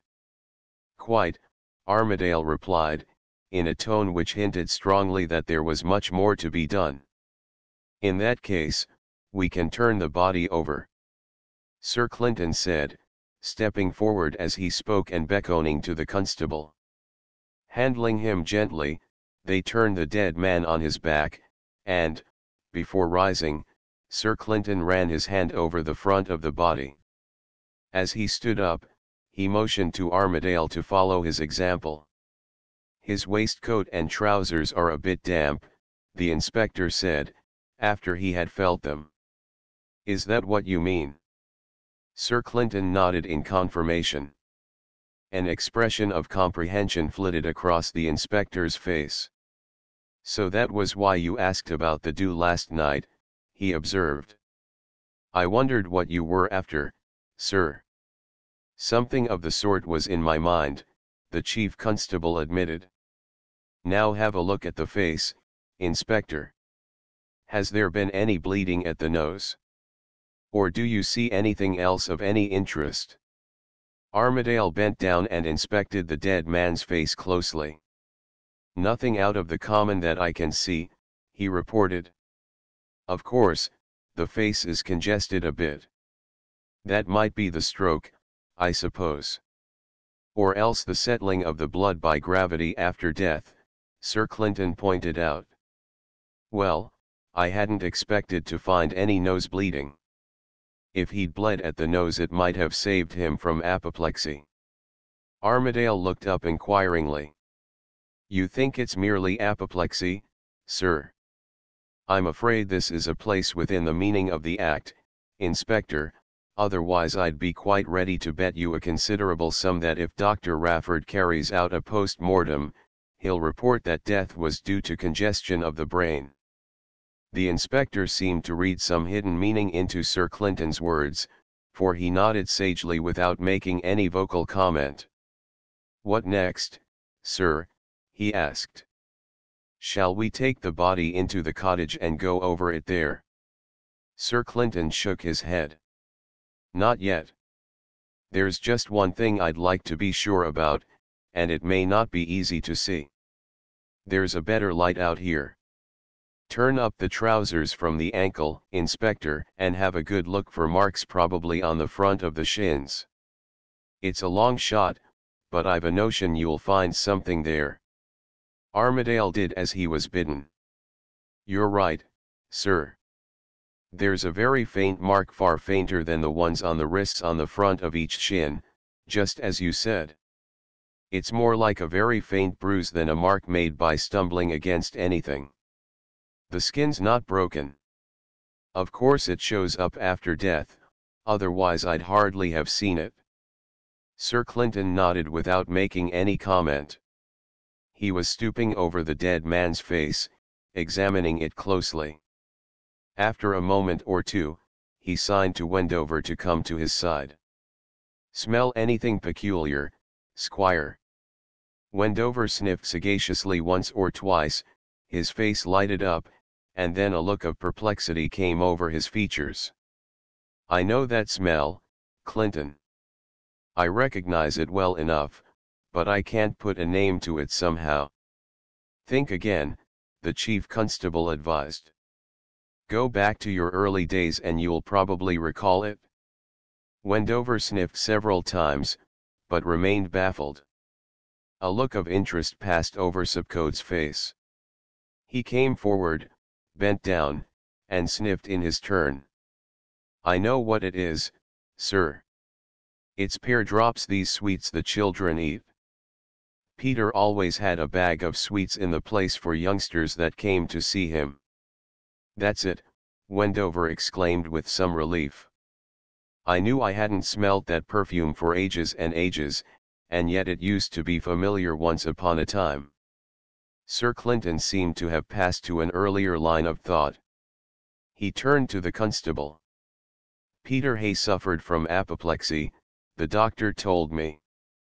Had he any other troubles? Bad digestion? Asthma? Anything you can think of? Subcote shook his head decidedly. No, sir, he said without hesitation. Peter was as sound as a bell, barring these turns of his. I never heard tell of his having anything else wrong with him these last 10 years. The chief constable nodded, as though the information had satisfied him, but he refrained from comment. I think we'd better get him carried into his own bed now, he suggested with a glance at the body. After that, we can look round the place and see if there's anything worth noting. They carried the remains of Peter Hay into the cottage and laid the body on the bed, which had not been slept in. You'd better examine him, Inspector, Sir Clinton suggested. As the inspector set to work, the chief constable invited his companions to come into the second room of the cottage, and he left the bedroom door open, so that the inspector could hear anything of interest while he made his examination. To Wendover, the tiny room seemed to offer little of interest. It was obviously kitchen and living room in one. An oil cooking stove, a grate, a sink, a dresser, 2 chairs and a table, these made up the more obvious contents. His eye wandered upwards and was caught by the movement of a tame squirrel in its cage on one of the walls. "I heard he kept some pets," he remarked to the constable who had gone across to inspect the squirrel with a rather gloomy expression on his face. "Yes, sir," Subcoat answered. "He took a lot of pleasure in the beasts. Some of them are in cages out behind the cottage." He reflected for a moment, then added, "Somebody'll have to look after the poor beasts, now he's gone. Would there be any objection to my taking them away, sir?" "They'll have to be fed." Sir Clinton, to whom the question was obviously addressed, gave permission at once. "We mustn't let the beasts starve." "You'll have to take the cages too, of course." "Yes, sir. I can put them in my backyard at home." The constable paused for a moment, then, a little shamefacedly, he added, "Peter was a good friend to me, and I wouldn't like to see his pets fall into anybody's hands that might be cruel to them or neglect them. He was real fond of them." Wendover's eye fell upon a small white paper bag on one of the dresser shelves. He stepped across, opened the parcel, sniffed for a moment, and then handed the thing to Sir Clinton. "Here's where the perfume comes from, Clinton, a bag of pear drops, just as the constable said. He must have been eating some just before he died." The chief constable looked at the crumbled paper. "Not much chance of getting any fingerprints on that, even if we wanted them. You'd better hand the bag over to the inspector.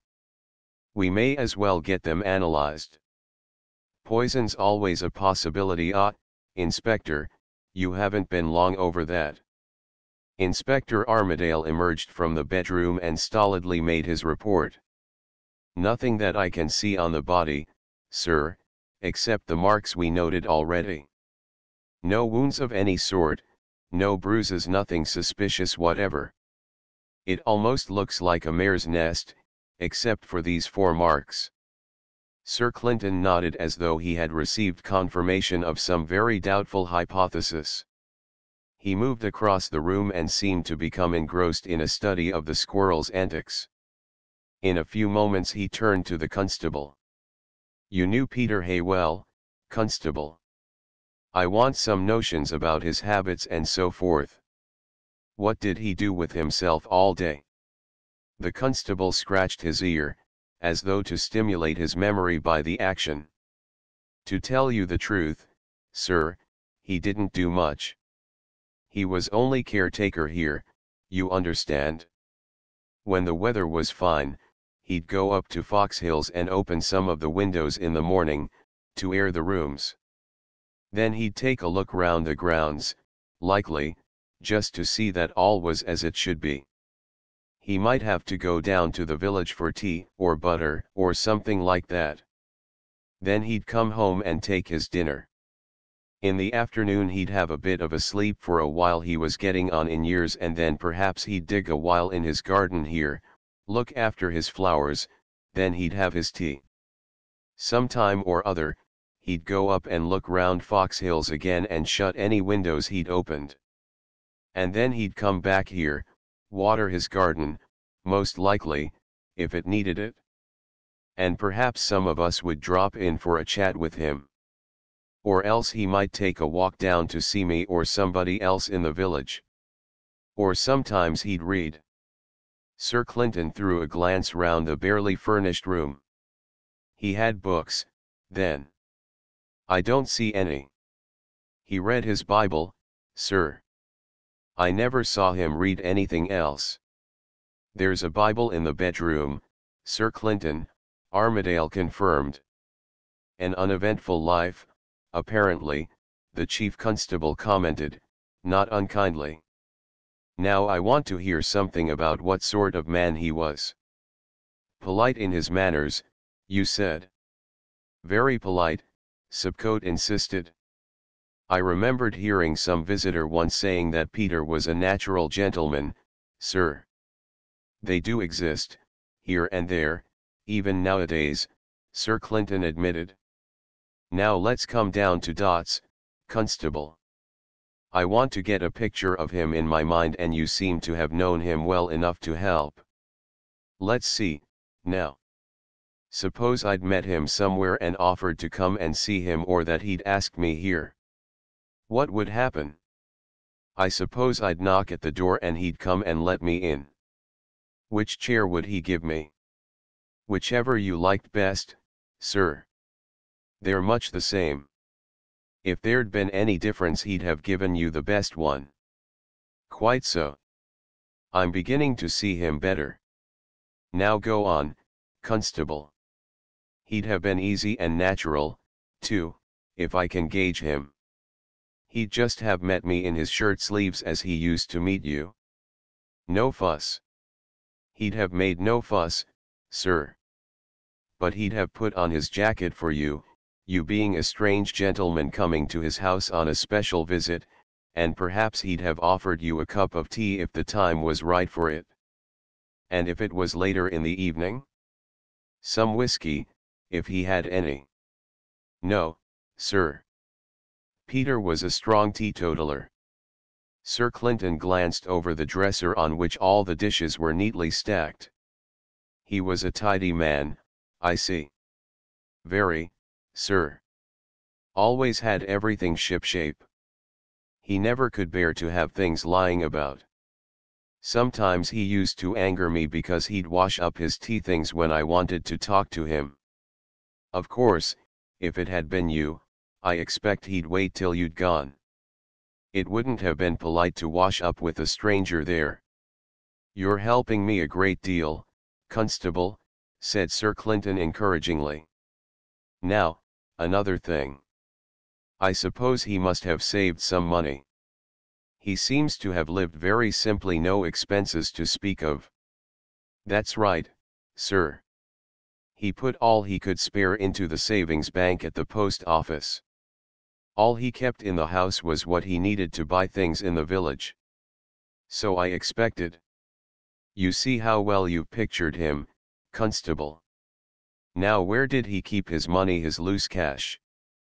In that drawer in the dresser, the constable said, pointing to one of the larger drawers which had a lock on it.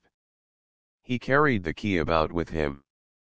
See if you can get the key, Inspector, please. You'll find it in his pocket, I expect. Armadale produced the key almost at once, and Sir Clinton opened the drawer. As he did so, the constable uttered a cry of astonishment. Wendover, leaning forward, saw that the drawer held more than a little money. Some silver articles were in it as well. Sir Clinton warned them back with a gesture. Don't touch. We may have to look for fingerprints here. These things seem to have a crest on them, he continued, after scrutinizing them. That's the Foxhill's mark, sir, the constable hastened to explain. But it beats me what Peter Hay was doing with these things. That one there, he pointed it out, comes from the Foxhill's drawing room. I remember seeing it, one time Peter and I went round the house when he was shutting the windows for the night. It's valuable, isn't it, sir? Peter told me these things were worth something quite apart from the silver in them, and I suppose he'd learned that from somebody or other, one of the family, most like. Sir Clinton left the silver articles alone and picked up the money which lay in one corner of the drawer. £1 7 and 4 pence halfpenny. Would that be more or less what you'd expect to see here, Constable? Somewhere round about that, sir, seeing it's this time in the week. Sir Clinton idly picked up the savings bank book, looked at the total of the balance, and put the book down again. Evidently it suggested nothing in particular. I think you'd better take charge of these ornaments, Inspector, and see if you can make anything out of them in the way of fingerprints. Handle them carefully. Wait a moment. I want to have a look at them. The inspector moved forward. I may be short of chalk, sir, but I've a pair of rubber gloves in my pocket, he announced with an air of suppressed triumph. I'll lift the things out onto the table for you, and you can look at them there.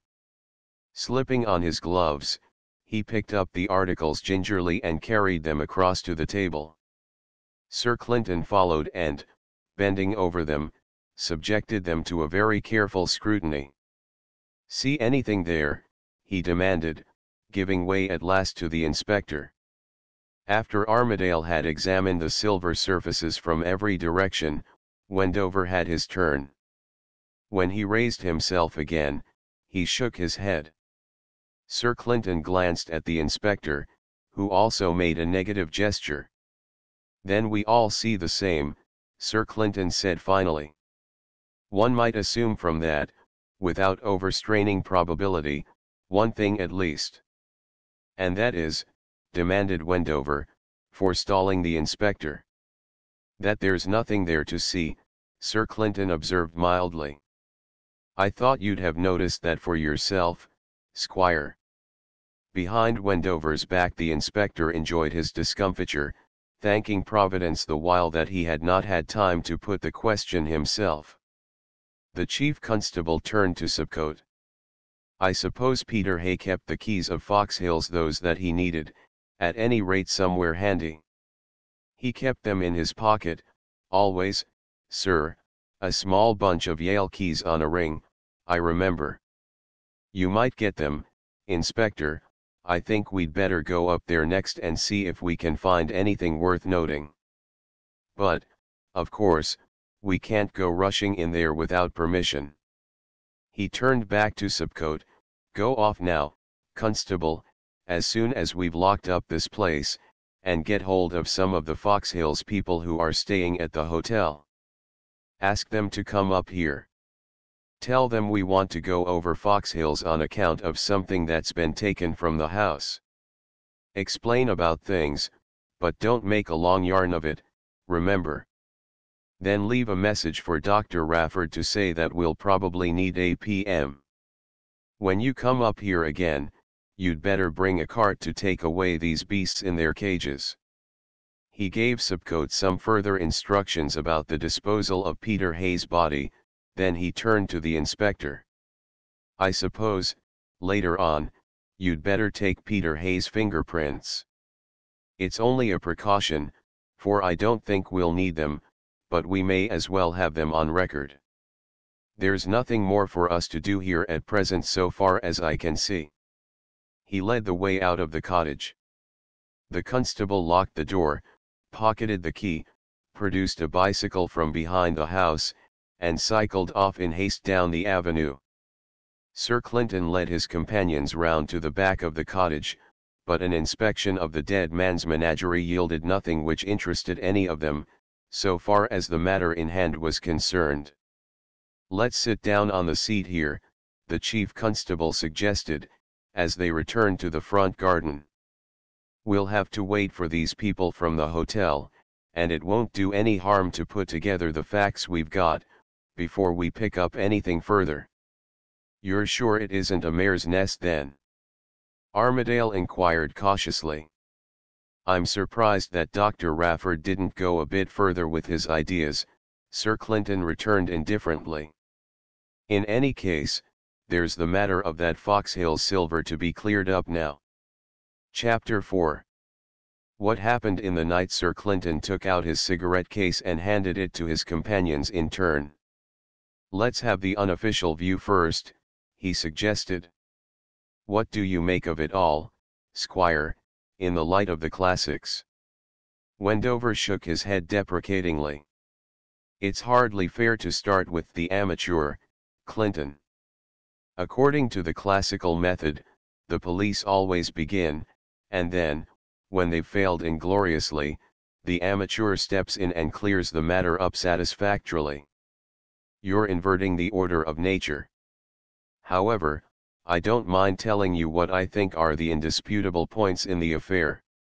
The very things we want, Squire, declared Sir Clinton gratefully.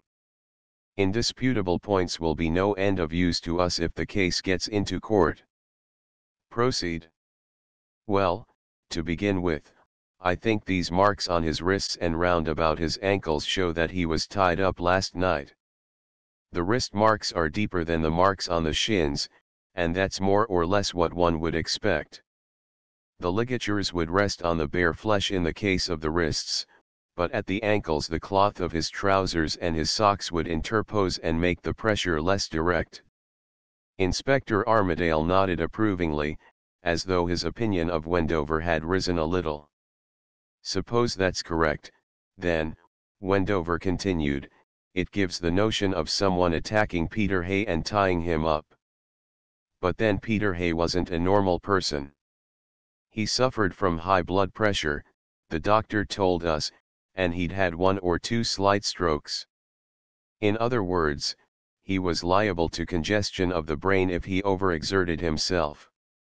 Suppose he struggled hard, then he might quite well bring on an attack, and then his assailant would have a corpse on his hands without meaning to kill him at all.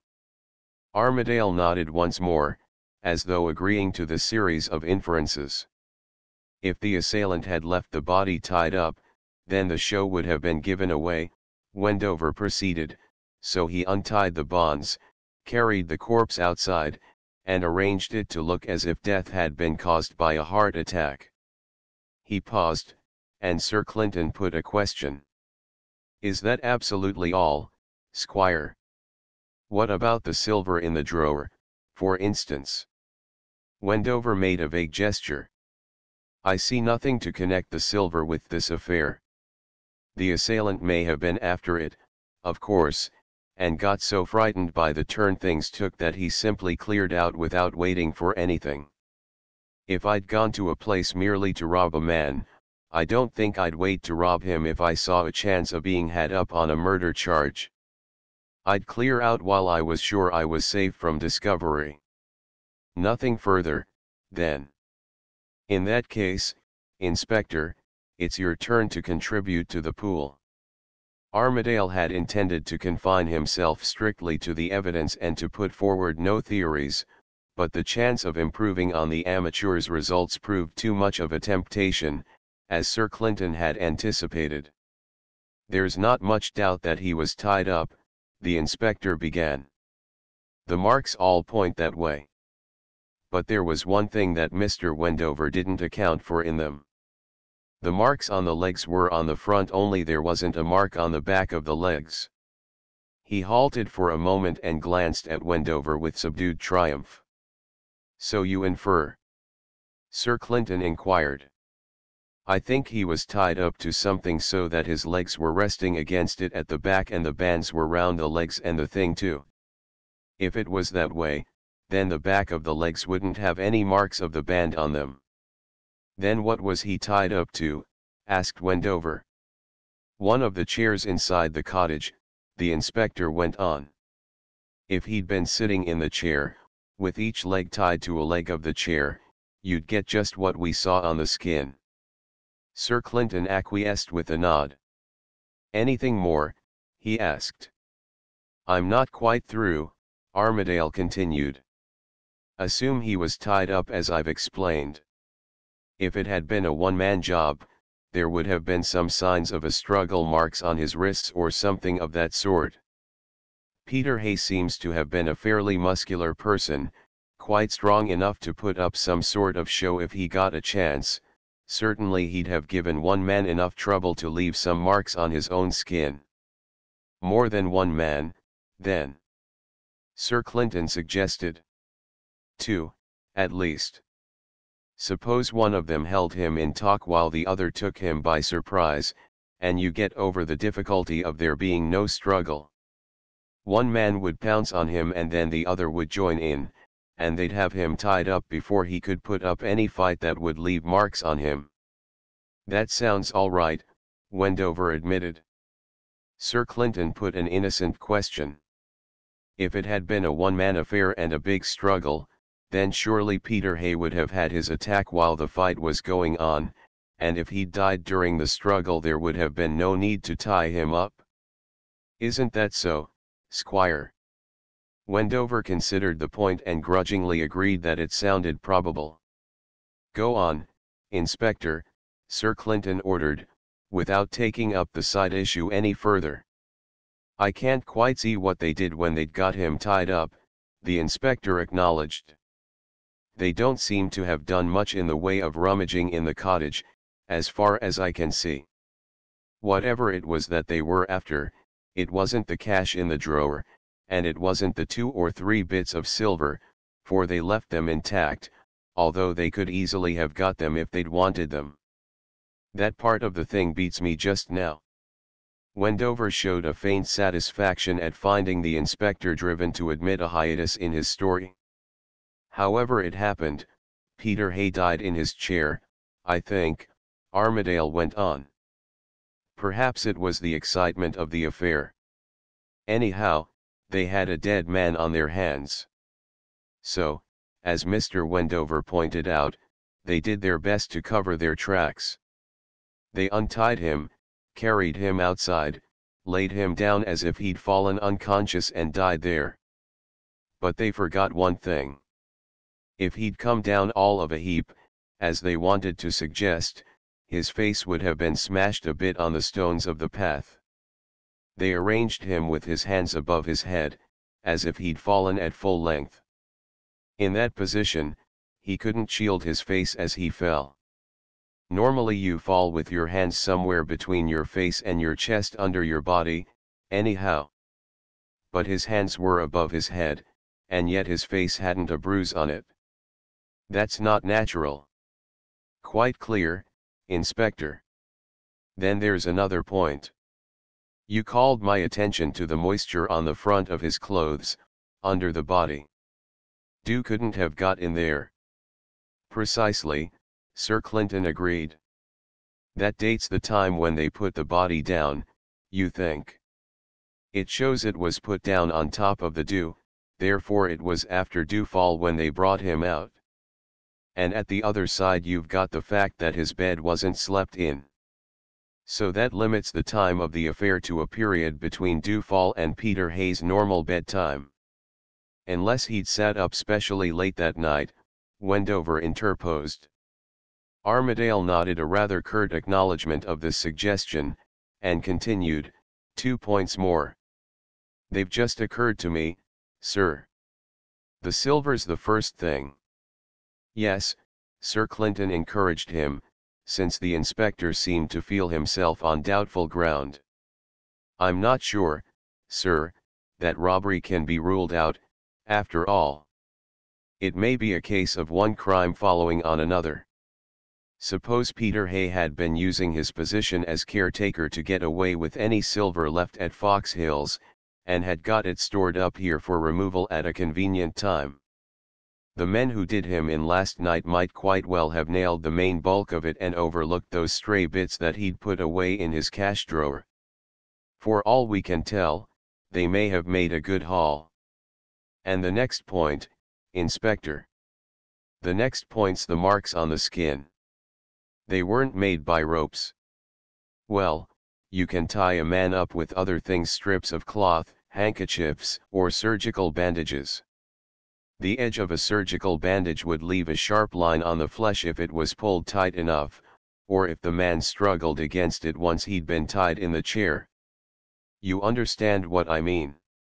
Wendover interposed, you mean a rope leaves its mark mainly at the middle, because it's a cylinder and the convex curve cuts into the flesh, whereas a flat bandage gives even pressure all over except at the edge, where the flesh can bulge up alongside the fabric. That's what I mean, the inspector confirmed.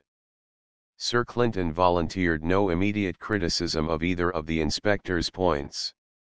Instead, he seemed to be considering his course of action. At last he made up his mind. We've got a bit away from our original agreement, Inspector. But, since you've put your cards on the table, I'll do the same, so that we're still level. But you're not to take this as a precedent, remember. I don't care about expounding airy theories formed as we go along. It's much better to go on the old lines and consider the evidence as we pick it up, each of us from his own point of view. Pooling our views simply means losing the advantage of three different viewpoints.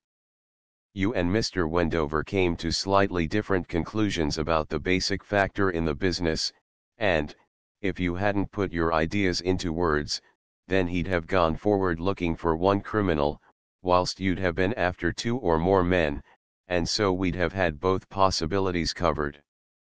Now, I think, the chances are that you've come round to the inspector's view, Squire. It seems to fit the facts better than mine, Wendover admitted. There you are, Sir Clinton said. And so we've lost the services of one man keeping his eye on the always possible case that it was a single-handed job.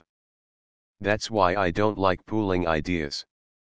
However, Inspector, it wouldn't be fair to take your views and to say nothing about my own, so I'll give you mine. But it's no precedent, remember. Armadale made a gesture of grudging agreement. Then here's what I make of things, so far, Sir Clinton continued. First of all, one at least of the men mixed up in this affair was a better class fellow. And he, at any rate, did not come on Peter Hay unexpectedly. He was paying a friendly call, and Peter knew he was coming. How do you make that out? Wendover demanded. Easy enough. Hasn't the body a jacket on? I knew that when the doctor told us he had to push up the sleeves to see the marks, and, of course, when we saw the body, there was the coat, right enough.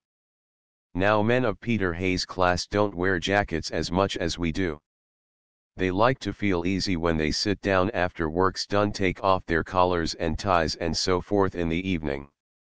The question was, whether Peter Hay varied from type.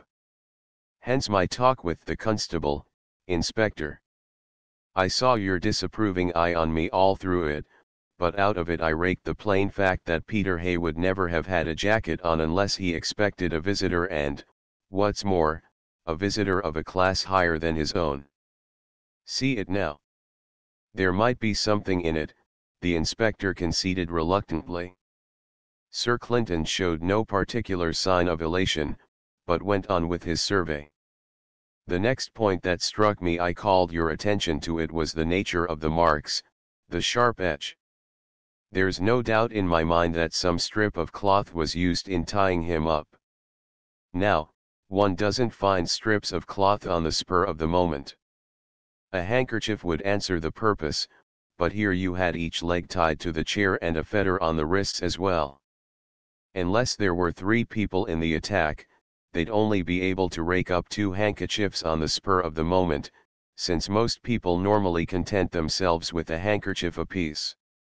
Strips torn off a bed sheet might answer, but I can't quite see Peter Hay standing idly by while they tore up his sheets in order to tie him up later on.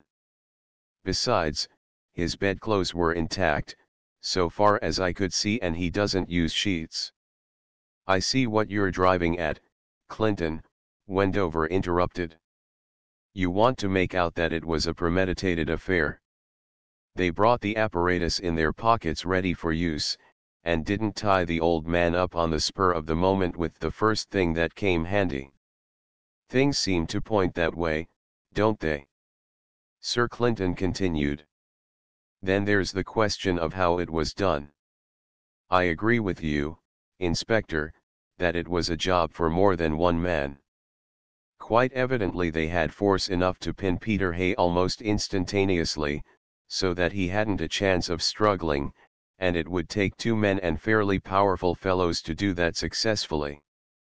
Also, if there were two of them, one could hold him in talk whilst the other sauntered round perhaps to look at the squirrel and got into position to take him unawares from the rear. Armadale's face showed a certain satisfaction at finding the chief constable in agreement with him on his point.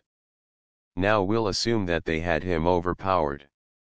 If it was a case of simple robbery, The easiest thing to do would be to tie his hands together and fetter his ankles, and then leave him on the floor while they looted the place. But they tied him in a chair, which isn't so easy to do, after all. They must have had some reason for that, or they wouldn't have gone to the extra trouble. Even if you tie a man's hands and feet, he can always roll over and make himself a nuisance, the inspector suggested. If you tie him in a chair, you have him fast. Quite true, Sir Clinton admitted. But would you go to the extra trouble yourself, Inspector, if the case happened to be as I've stated it? No. Neither should I. It seems as if there might be a likelier solution. Ever visit a sick friend?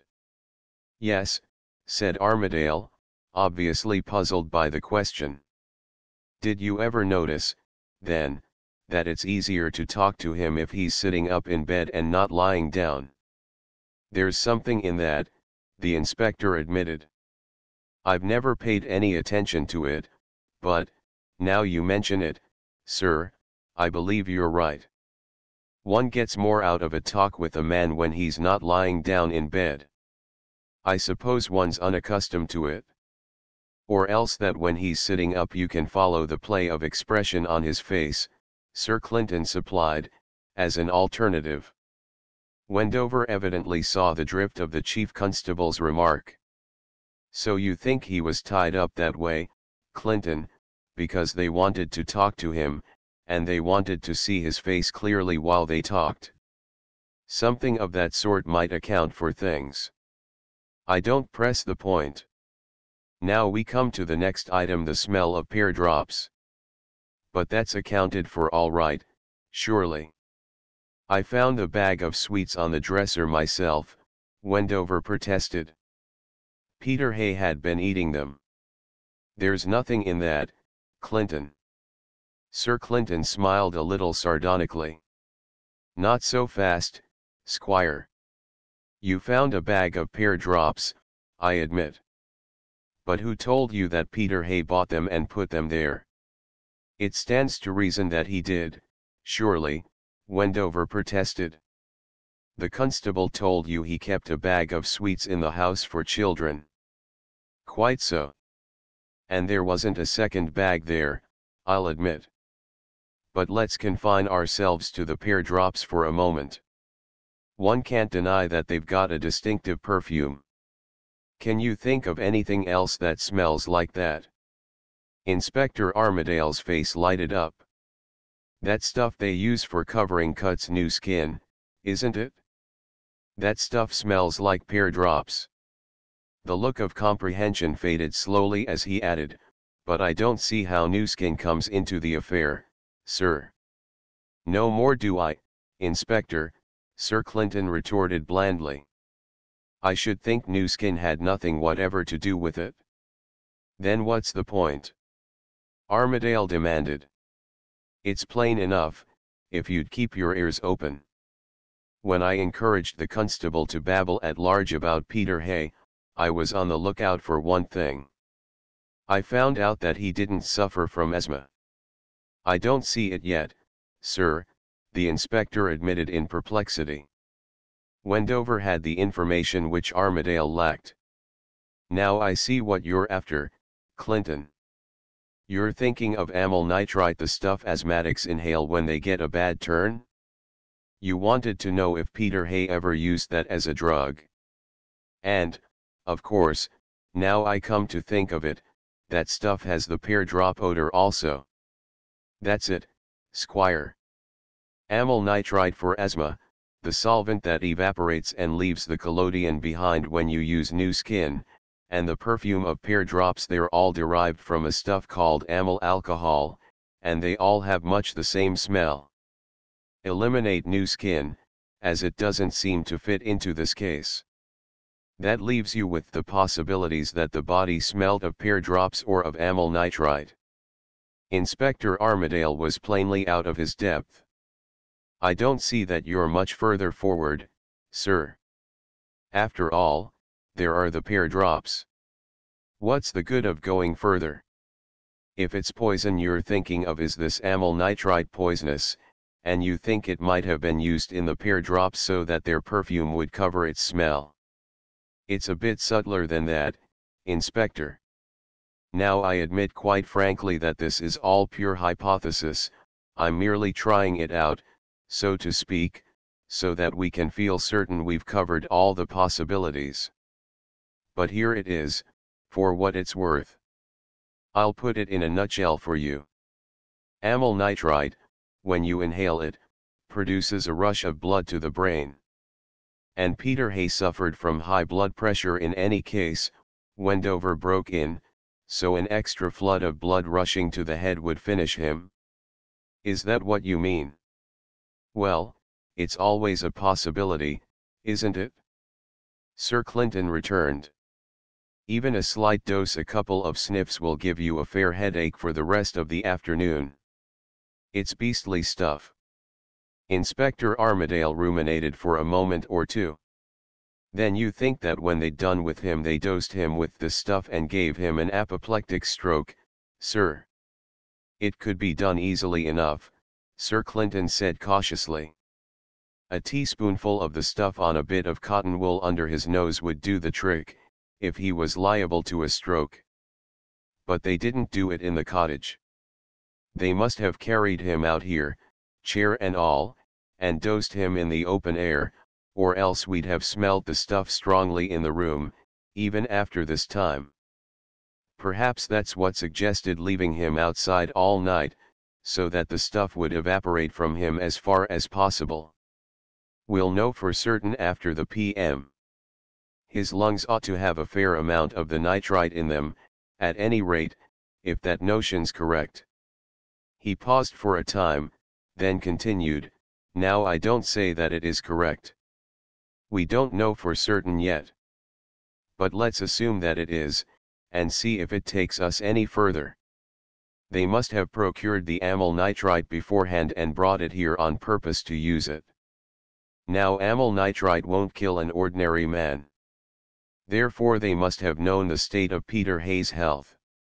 And they must have known, too, that he kept some sweets in the house always. My impression is that they brought that bag of pear drops with them and took away Peter's own bag, which probably hadn't pear drops in it. You'd better make a note to look into Peter's sweet buying in the village lately, Inspector. Find out what he bought last. Sir Clinton pitched his cigarette end over the hedge and took out his case. You see what these things point to, he inquired, as he lit his fresh cigarette.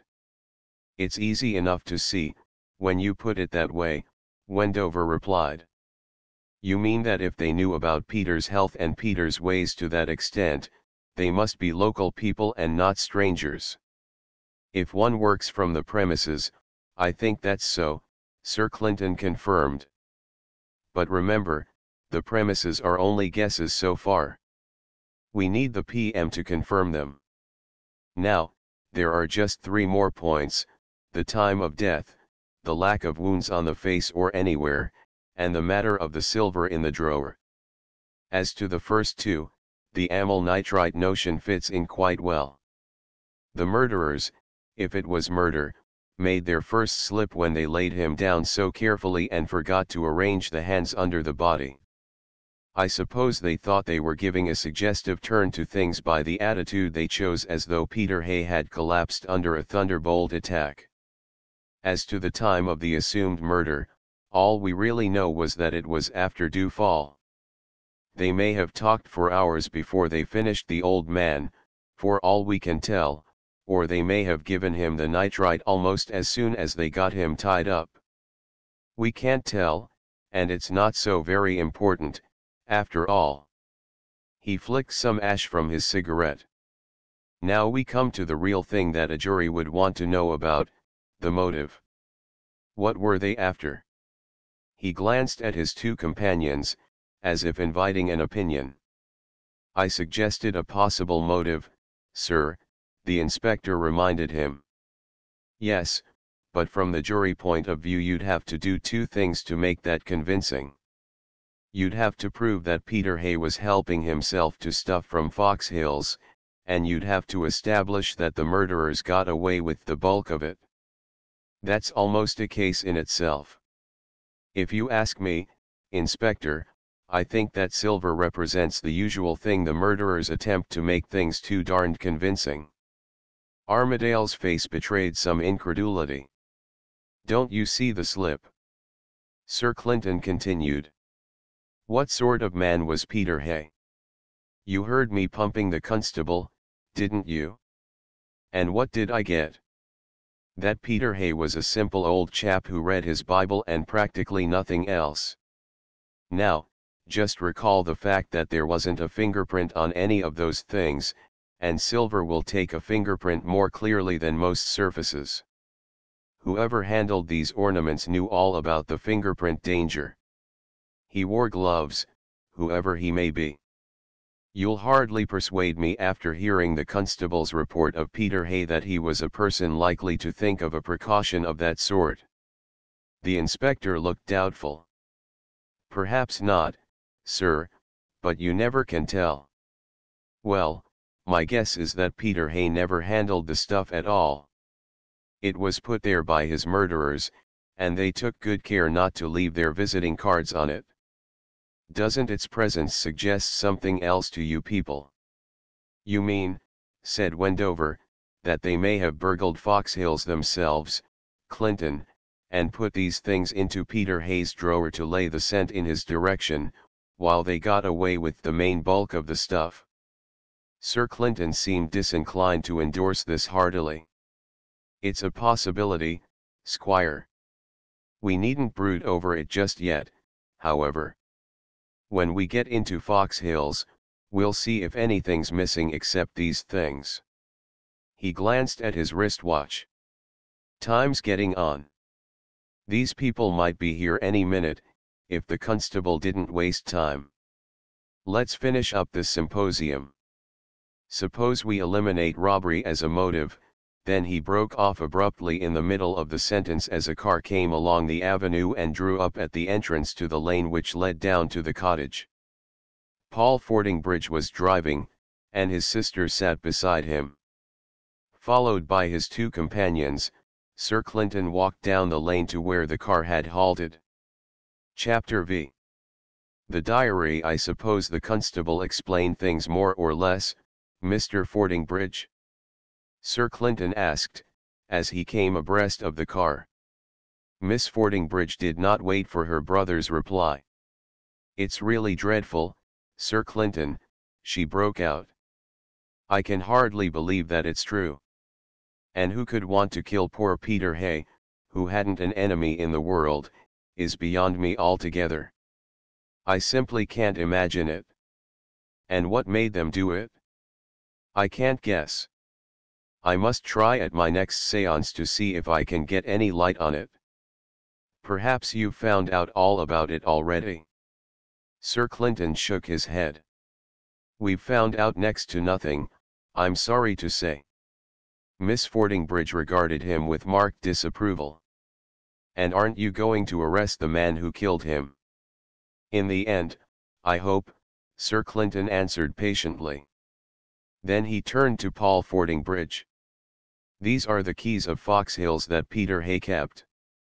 I haven't a search warrant, but we must get into the house, if you'll let us go over it.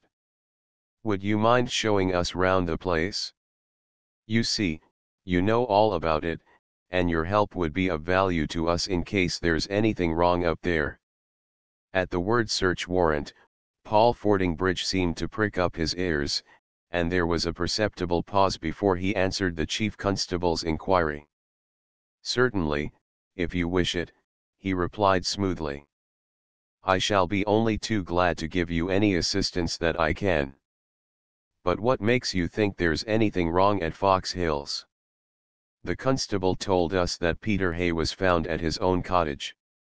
At a gesture from Sir Clinton, the inspector went over to the chief constable's car and, first drawing on his rubber gloves, he brought back one of the silver ornaments taken from Peter Hay's drawer. You recognize that? Sir Clinton asked. Yes, indeed, Miss Fordingbridge replied, without hesitation. That's one of the things we left behind when we shut up Fox Hills. It's of no great value, and so we didn't send it to the bank strongroom with the rest of the stuff. Peter Hay told someone it was valuable, the inspector broke in. Oh, so it was, in a way, Miss Fordingbridge replied. It was a present to me from an old friend, and so it had a sentimental value. But in itself it's worth next to nothing, as you can see. Evidently Peter Hay had misunderstood something which he had heard. Armadale, rather disgusted by the news, carried the article back to the chief constable's car. We'll need to keep that and the other things in our charge for a time, Sir Clinton said apologetically. They were found at Peter Hay's cottage. Perhaps you could suggest some reason for their removal from Fox Hills. There's no reason whatever that I can see, Miss Fordingbridge replied promptly. Peter Hay had nothing to do with them, and he'd no right to take them out of the house. None at all. Possibly he mistook them for things of value, and thought they'd be safer in his cottage, Wendover suggested. He had no right to touch anything of mine, Miss Fordingbridge commented decidedly. Suppose we go up to the house? Paul Fordingbridge suggested in a colorless voice. You'll take your own car? Good. Then I'll go ahead. He pressed the self-starter and took his car up the avenue. Sir Clinton and his companions got into their own car and followed. You didn't get much out of him, Wendover commented to the others. Sir Clinton smiled. I don't think he got much chance to volunteer information, he pointed out. They reached Fox Hills as Paul Fordingbridge was opening the main door of the house, and he invited them with a gesture to come in. I suppose you merely wish to have a general look round, he asked. Do just as you like. I'll go round with you and answer any questions that I can for you. Miss Fordingbridge attached herself to the party, and they went from room to room. Sir Clinton and the inspector examined the window catches without finding anything amiss. At last Miss Fordingbridge noticed something out of the common. We left a few silver knickknacks lying about. I don't see any of them. Inspector Armadale made a note in his pocketbook. Could you give me a list of them? He asked. Miss Fordingbridge seemed taken aback. No, I couldn't. How could you expect me to remember all the trifles we left about? I dare say I could remember some of them. There was a silver rose bowl, but it was very thin, and I'm sure it wasn't worth much. And a couple of little hollow statuettes, and some other things. They weren't of any value. What room is this? Sir Clinton inquired, cutting her eloquence short, as they paused before a fresh door. The drawing room. She went in before the others and cast a glance round the room. What's that? She demanded, as though her companions were personally responsible for a sack which stood near one of the windows. Armadale went swiftly across the room, opened the mouth of the sack and glanced inside. It looks like the missing loot, he remarked. I can see something like a rose bowl amongst it, and the head of one of your statuettes. You might look for yourself, Miss Fordingbridge. He stood aside to let her inspect the contents of the sack. Yes, these are some of the things, she confirmed at once. Sir Clinton and Wendover in turn examined the find. The chief constable tested the weight of the sack and its contents. Not much of a haul, he said, letting it settle to the floor again. Taking pure silver at 8 shillings an ounce, and allowing for alloy, there's less than £20 worth there, much less. I suppose this means that the thieves must have been disturbed, and left their swag behind them, Paul Fordingbridge suggested. Sir Clinton seemed intent on an examination of the window fastenings, but Inspector Armadale curtly agreed with Paul Fordingbridge's hypothesis. It looks like it. The chief constable led the way to a fresh room. "What's this?" he asked. Miss Fordingbridge seemed suddenly to take a keener interest in the search. "This is my nephew's room. I do hope they haven't disturbed anything in it. I've been so careful to keep it exactly as it used to be. And it would be such a pity if it were disturbed just at the very moment when he's come back." Sir Clinton's eye caught an expression of vexation on Paul Fordingbridge's face as his sister spoke of her nephew. "He's been away, then?" he asked. It required very little to start Miss Fordingbridge on the subject, and in a few minutes of eager explanation she had laid before them the whole matter of her missing relation. As her narrative proceeded, Sir Clinton could see the expression of annoyance deepening on her brother's features. "And so you understand, Sir Clinton, I kept everything in his room just as it used to be, so that when he comes back again he'll find nothing strange. It'll just be as if he'd only left us for a week-end." Wendover noticed something pathetic in her attitude. For a moment the normal angularity and fussiness seemed to have left her manner. "Poor soul," he reflected. "Another case of unsatisfied maternity, I suppose. She seems to have adored this nephew of hers." Paul Fordingbridge seemed to think that enough time had been spent on the family's private affairs. "Is there anything more that you'd care to see?" he asked Sir Clinton, in an indifferent tone. The chief constable seemed to have been interested in Miss Fordingbridge's tale. "Just a moment," he said half apologetically to Paul Fordingbridge. "I'd like to be sure about one or two points." He crossed the room and examined the window catches with some care. "Now, Miss Fordingbridge," he said, as he turned back after finding the fastenings intact like the others, "this is a room which you're sure to remember accurately, since you say you looked after it yourself. Can you see anything missing from it?" Miss Fordingbridge gazed from point to point, checking the various objects from her mental inventory. "Yes," she said suddenly, "there's a small silver inkstand missing from his desk." "I saw an inkstand in the sack," Armadale confirmed. Sir Clinton nodded approvingly. "Anything else, Miss Fordingbridge?" For a time her eyes ranged over the room without detecting the absence of anything. Then she gave a cry in which surprise and disappointment seemed to be mingled. Her finger pointed to a bookshelf on which a number of books were neatly arranged. "Why," she said, "there's surely something missing from that. It doesn't look quite as full as I remember it." She hurried across the room, knelt down, and scanned the shelves closely. When she spoke again, it was evident that she was cut to the heart. "Yes, it's gone. Oh, I'd have given almost anything rather than have this happen. Do you know what it is, Paul? It's Derek's diary, all the volumes. You know how carefully he kept it all the time he was here. And now it's lost. And he'll be back here in a few days, and I'm sure he'll want it." Still kneeling before the bookshelves, she turned round to the chief constable. "Sir Clinton, you must get that back for me. I don't care what else they've taken." The chief constable refrained from making any promise. He glanced at Paul Fordingbridge, and was puzzled by what he read on his features. Commiseration for his sister seemed to be mingled with some other emotion which baffled Sir Clinton. Acute vexation, repressed only with difficulty, seemed to have its part, but there was something also which suggested more than a little trepidation.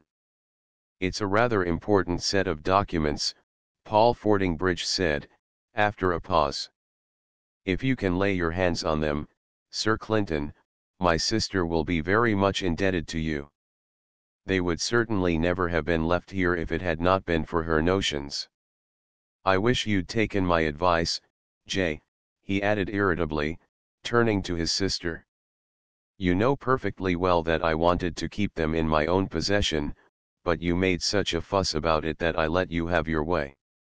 And now the damned things are missing." Miss Fordingbridge made no reply. Sir Clinton interposed tactfully to relieve the obvious strain of the situation.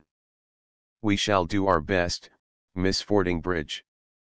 I never care to promise more than that, you understand. Now, can you see anything else that's gone missing from here?" Miss Fordingbridge pulled herself together with an effort. Clearly the loss of the diary had been a severe blow to her sentiment about her nephew's study. She glanced round the room, her eyes halting here and there at times when she seemed in doubt. At last she completed her survey. "I don't miss anything else," she said. "And I don't think there's anything gone that I wouldn't miss if it had been taken away." Sir Clinton nodded reflectively, and led the way in an examination of the rest of the house. Nothing else of any note was discovered. All the window fastenings seemed to be intact, and there was no sign of any means whereby thieves could have entered the premises. An inspection of the contents of the sack in the drawing room yielded no striking results. It was filled with a collection of silver knickknacks evidently picked up merely because they were silver. Neither Paul Fordingbridge nor his sister could recall anything of real intrinsic value which might have been stolen. £20 worth at the most. "And they didn't even get away with it," Sir Clinton said absent-mindedly, as he watched the inspector, in his rubber gloves, replacing the articles in the sack in preparation for transporting them to the car. "Is that all we can do for you?" Paul Fordingbridge asked, with a certain restraint in his manner, when the inspector had finished his task. Sir Clinton answered with an affirmative nod. His thoughts seemed elsewhere, and he had the air of being recalled to the present by Paul Fordingbridge's voice. "Then, in that case, we can go, J. I'm sure Sir Clinton would prefer things left untouched at present, so you mustn't come about here again, shifting anything, until he gives permission. Care to keep the keys?" he added, turning to the chief constable. "Inspector Armadale had better have them," Sir Clinton answered. Paul Fordingbridge handed over the bunch of keys, made a faint gesture of farewell, and followed his sister to the car. Sir Clinton moved across to the window and watched them start down the avenue before he opened his mouth. When they had disappeared round a bend in the road, he turned to his two companions again. Wendover could see that he looked more serious even than at Peter Hayes' cottage. "I may as well say at once, Inspector, that I do not propose to extend my bus driver's holiday to the extent of making a trip to Australia." Armadale evidently failed to follow this line of thought. "Australia, sir? I never said anything about Australia." Sir Clinton seemed to recover his good spirits. "True, now I come to think of it. Shows how little there is in all this talk about telepathy. I'd made certain I'd read your thoughts correctly, and now it turns out that you weren't thinking at all. A mental blank, what?" "Tut! Tut! It's a warning against rushing to conclusions, Inspector. I don't see myself rushing to Australia, anyhow, sir." Perhaps we'll get along without that, if we're lucky. But think of the platypus, Inspector. Wouldn't you like to see it at home?" The inspector gritted his teeth in an effort to restrain his temper. He glanced at Wendover, with evident annoyance at his presence. "It's going to be a pretty problem, evidently," Sir Clinton continued in a more thoughtful tone. "Now, what about the evidence? We'd better pool it while it's fresh in our minds. Civilians first. What did you see in it all, Squire?" Wendover decided to be concise. "No signs of entry into the house. Bag of silver odds and ends in drawing room, as if ready for removal. Set of volumes of diary removed from nephew's study. Strange story of missing nephew turning up. That's all I can think of just now." "Masterly survey, Squire," said Sir Clinton cordially. Except that you've left out most of the points of importance. He nodded to Armadale. See anything else, Inspector? The credit of the force is at stake, remember. Mr. Fordingbridge didn't seem overmuch cut up by Peter Hay's death, sir. There's something in that.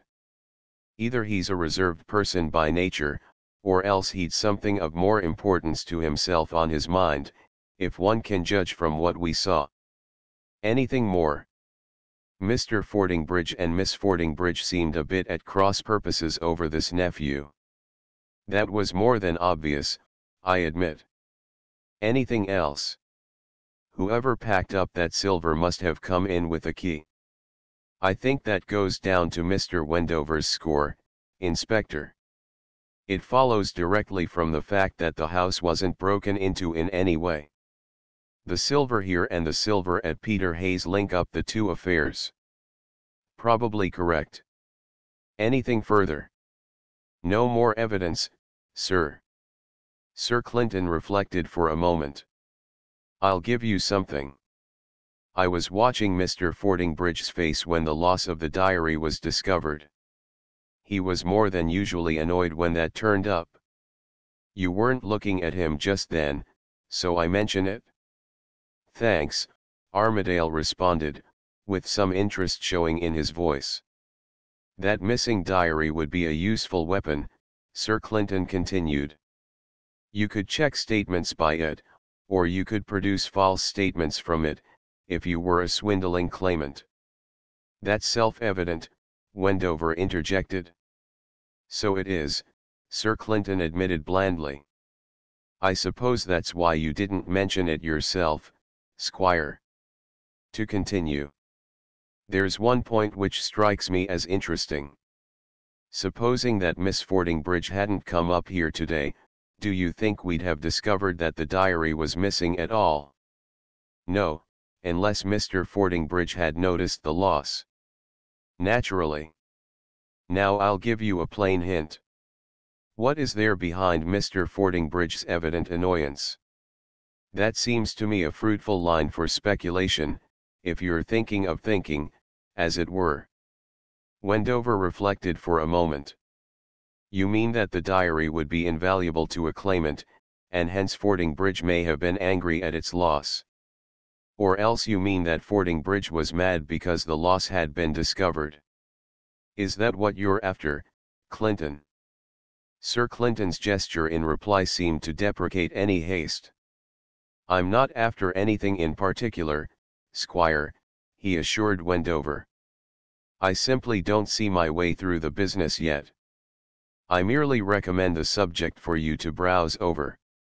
As they say about Shakespeare, new perspectives open up before one's eyes every time one examines the subject afresh. And, by the way, hypophosphites are said to be sustaining during a long spell of intense cogitation. I think we'll call at the druggist's on the way home and buy up his stock. There's more in this affair than meets the eye. The inspector picked up the sack. Then, apparently struck by an afterthought, he laid it on the floor again and took out his notebook. Would you mind giving me any orders you want carried out immediately, sir? He asked. Anything in the way of information you need from the village? Sir Clinton looked at him in mock surprise, and answered with a parody of the needy knife grinder, orders. God bless you. I have none to give, sir. This is your case, Inspector, not mine. Armadale succeeded in finding a form of words to turn the flank of his superior's line. Well, sir, suppose you were in my place, what would you think it useful to find out? A deuce of a lot of things, Inspector. Who killed Peter Hay, for one? Who stole the diary, for another? When I'm likely to get any lunch, for a third. And so on. There's heaps more of them, if you'll think them up. But, if I were in your shoes, I'd make a beginning by interviewing young Colby, who found the body, then I'd investigate the sweet shop, and find out who bought pear drops there lately, I'd make sure there are no fingerprints on any of the silver. I'd get the PM done as quickly as possible, since amyl nitrite is volatile, and might disappear if the body's left too long, and I think I'd make some very cautious inquiries about this long-lost nephew, if he's anywhere in the vicinity. And, of course, I'd try to find out all I could about Peter Hay's last movements yesterday, so far as one can discover them from witnesses. Inspector Armadale had been jotting the chief constable's advice down in shorthand, and, when Sir Clinton finished speaking, he shut his notebook and put it back in his pocket. "Peter Hay puzzles me," Wendover said thoughtfully, as they made their way to the car. "Perhaps Peter Hay knew too much for his own safety," Sir Clinton answered, as he closed the door of Fox Hills behind them. A fresh line of thought occurred to Wendover. "This missing nephew came from Australia, Clinton. I'm playing golf tomorrow morning with that Australian man who's staying at the hotel. He isn't the missing heir by any chance, is he?"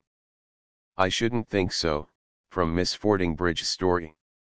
This claimant was pretty badly disfigured, whereas Cargill's rather a nice-looking chap.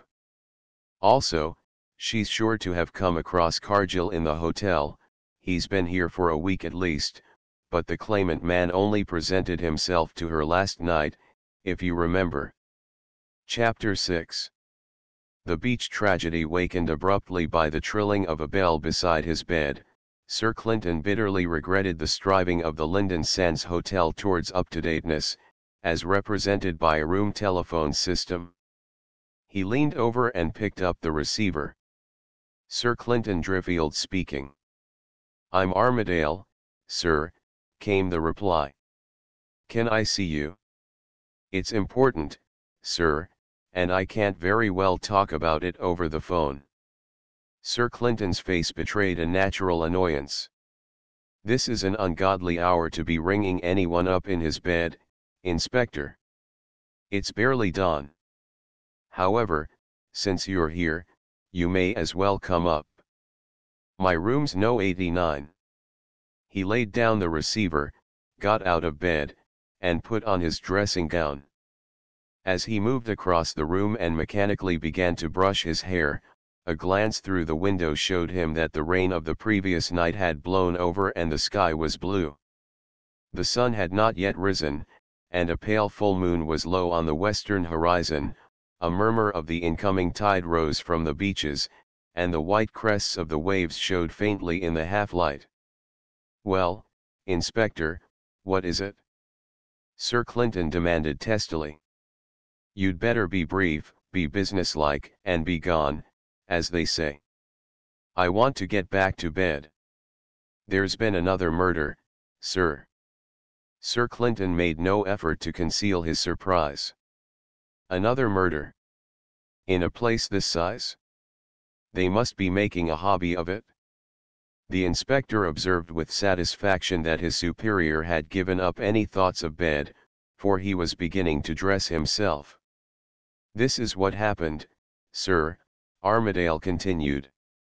"Shortly after midnight a man appeared at the house of the local constable Subcote, you remember, and hammered on the door till Subcote came down.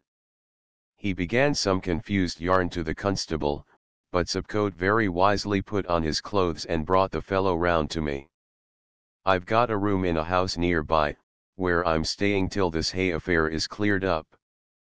Sir Clinton nodded, to show that he was paying attention, but went on swiftly with his dressing. "I examined the man," Armadale continued. "His name's James Billingford. He's a visitor here. He's rented Old Flats Cottage, on the point between here and Lynden Sands Village.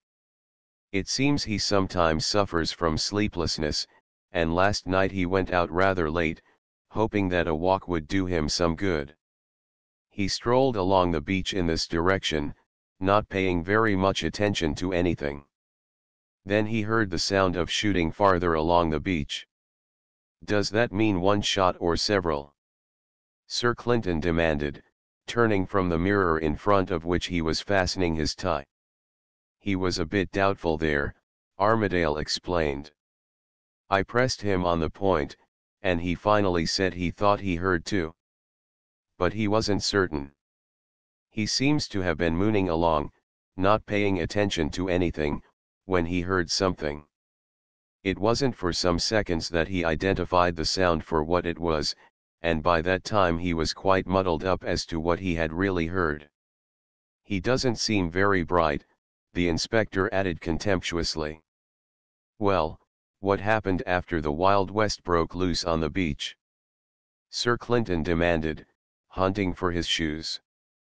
It appears, pursued Armadale, that he ran along the beach close to the water's edge. His story is that he couldn't see anything on the beach, but when he came level with that big rock they call Neptune's Seat he saw a dead man lying on it. Sure he was dead. Billingford was quite sure about it. He says he was in the RAMC in the war and knows a dead un when he sees one. Well, what next? I didn't question him much, just left him in charge of Subco till I came back. Then I hunted up a couple of fishermen from the village and went off myself along with them to Neptune's Seat.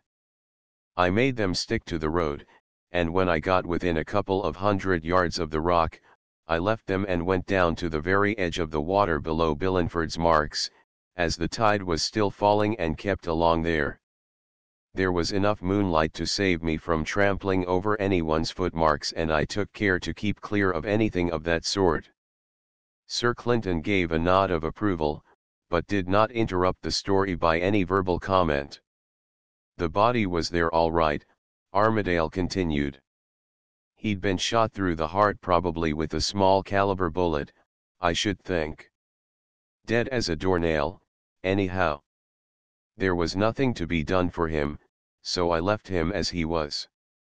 My main idea was to avoid muddling up any footprints there might be on the sand.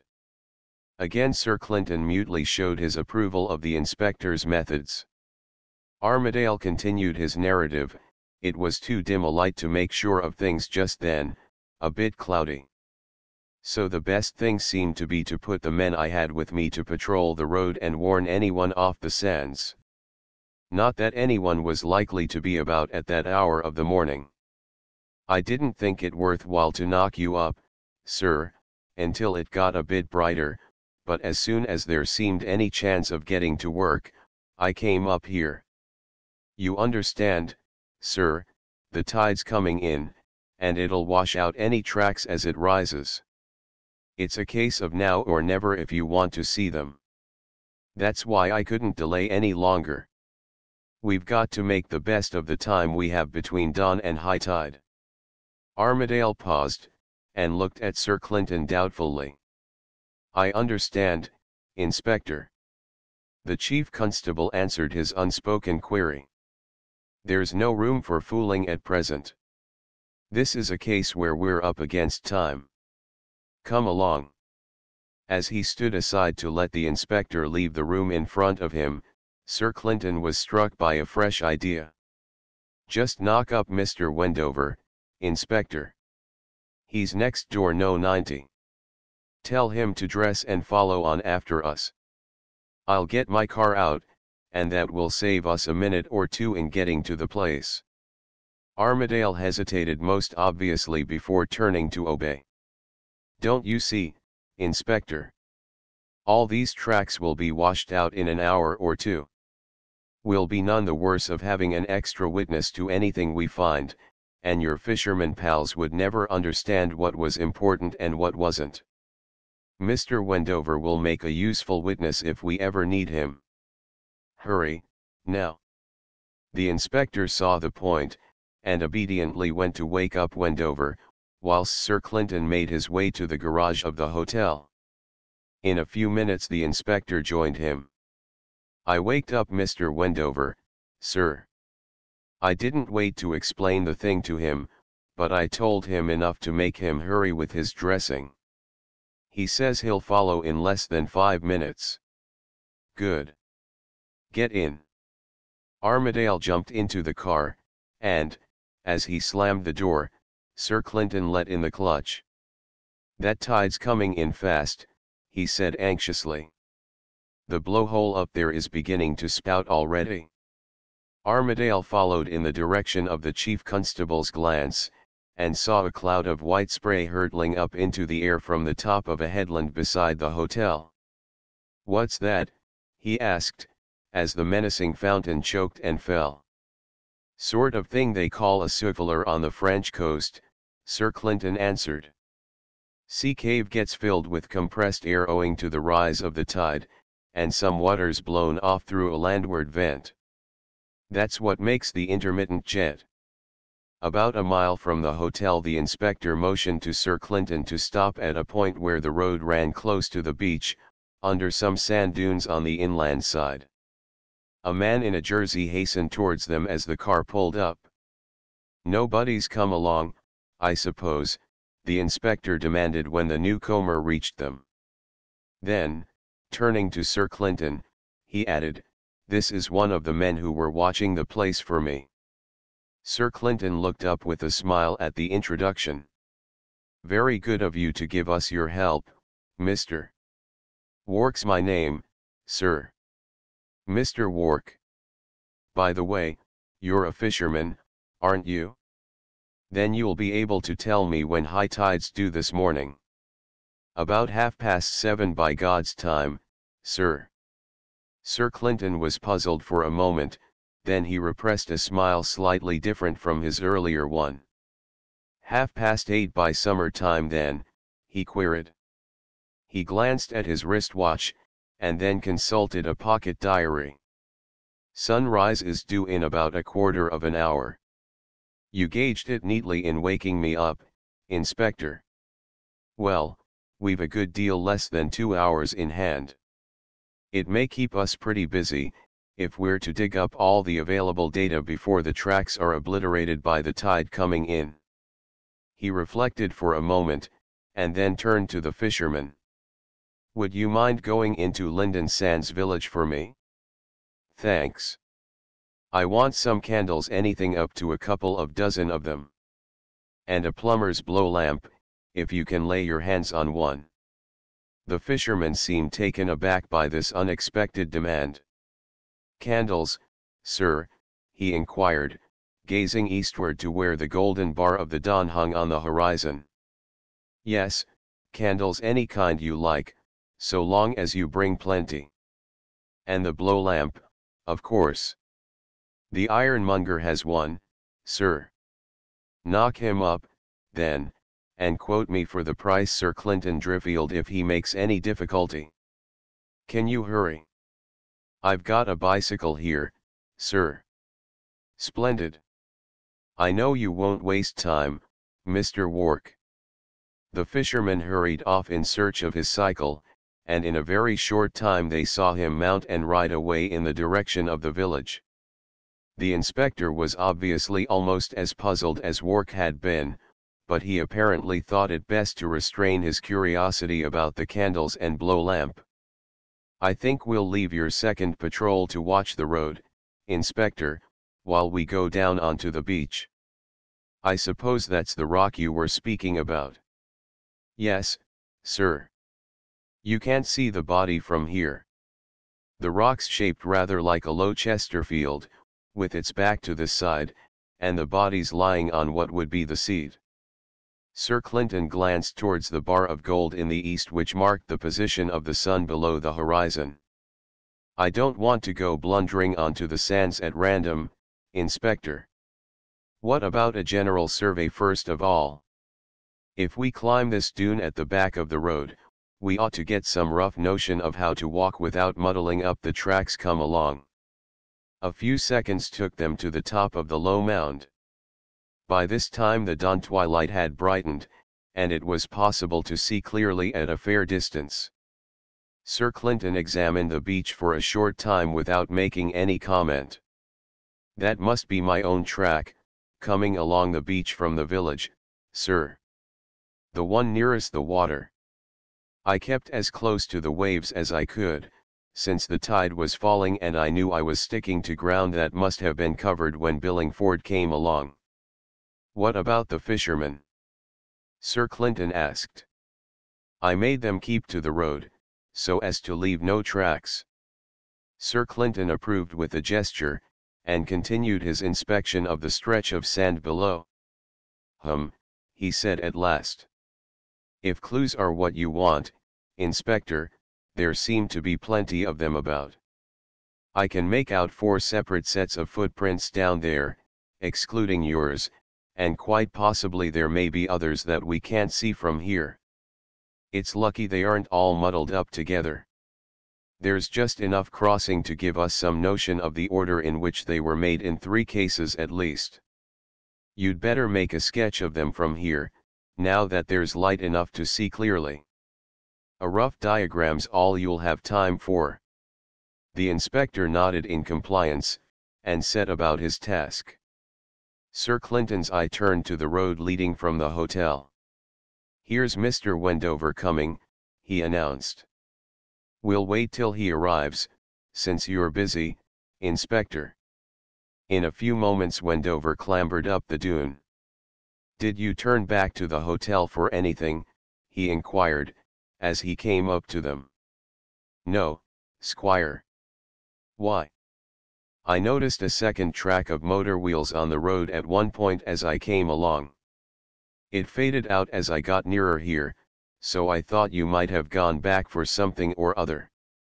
That would have made 3 tracks, and not 2, 1 out, 1 back, and a final one out again.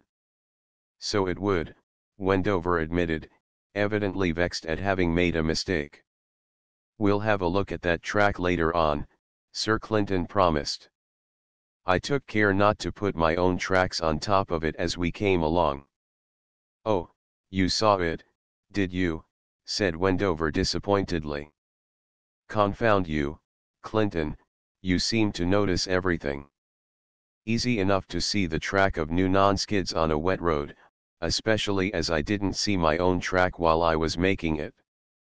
We'll have no trouble in disentangling them, even if they do cross here and there, for my tires are plain ones, and a bit worn at that.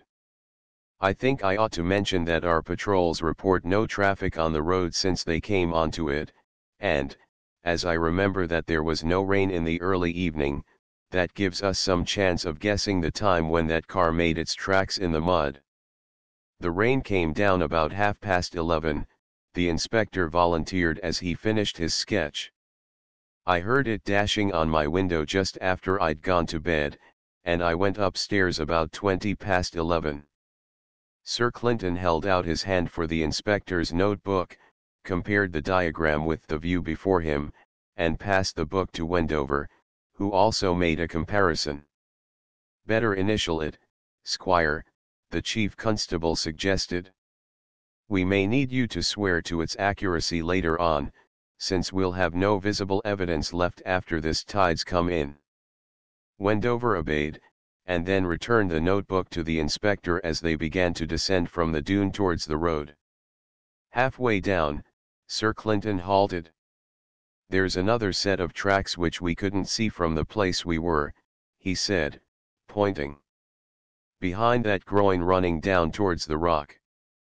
The groin was in the line of sight up above, but we've moved to the left a bit and you can just see 1 or 2 footprints. Over yonder, Inspector. You'd better fill them in when we get to the road and have a clear sight of them. The inspector completed his diagram, and handed it to his companions in turn for verification. A diagram of various sets of footmarks. At the bottom of the diagram is a road, labeled to Lynden Sands on the right.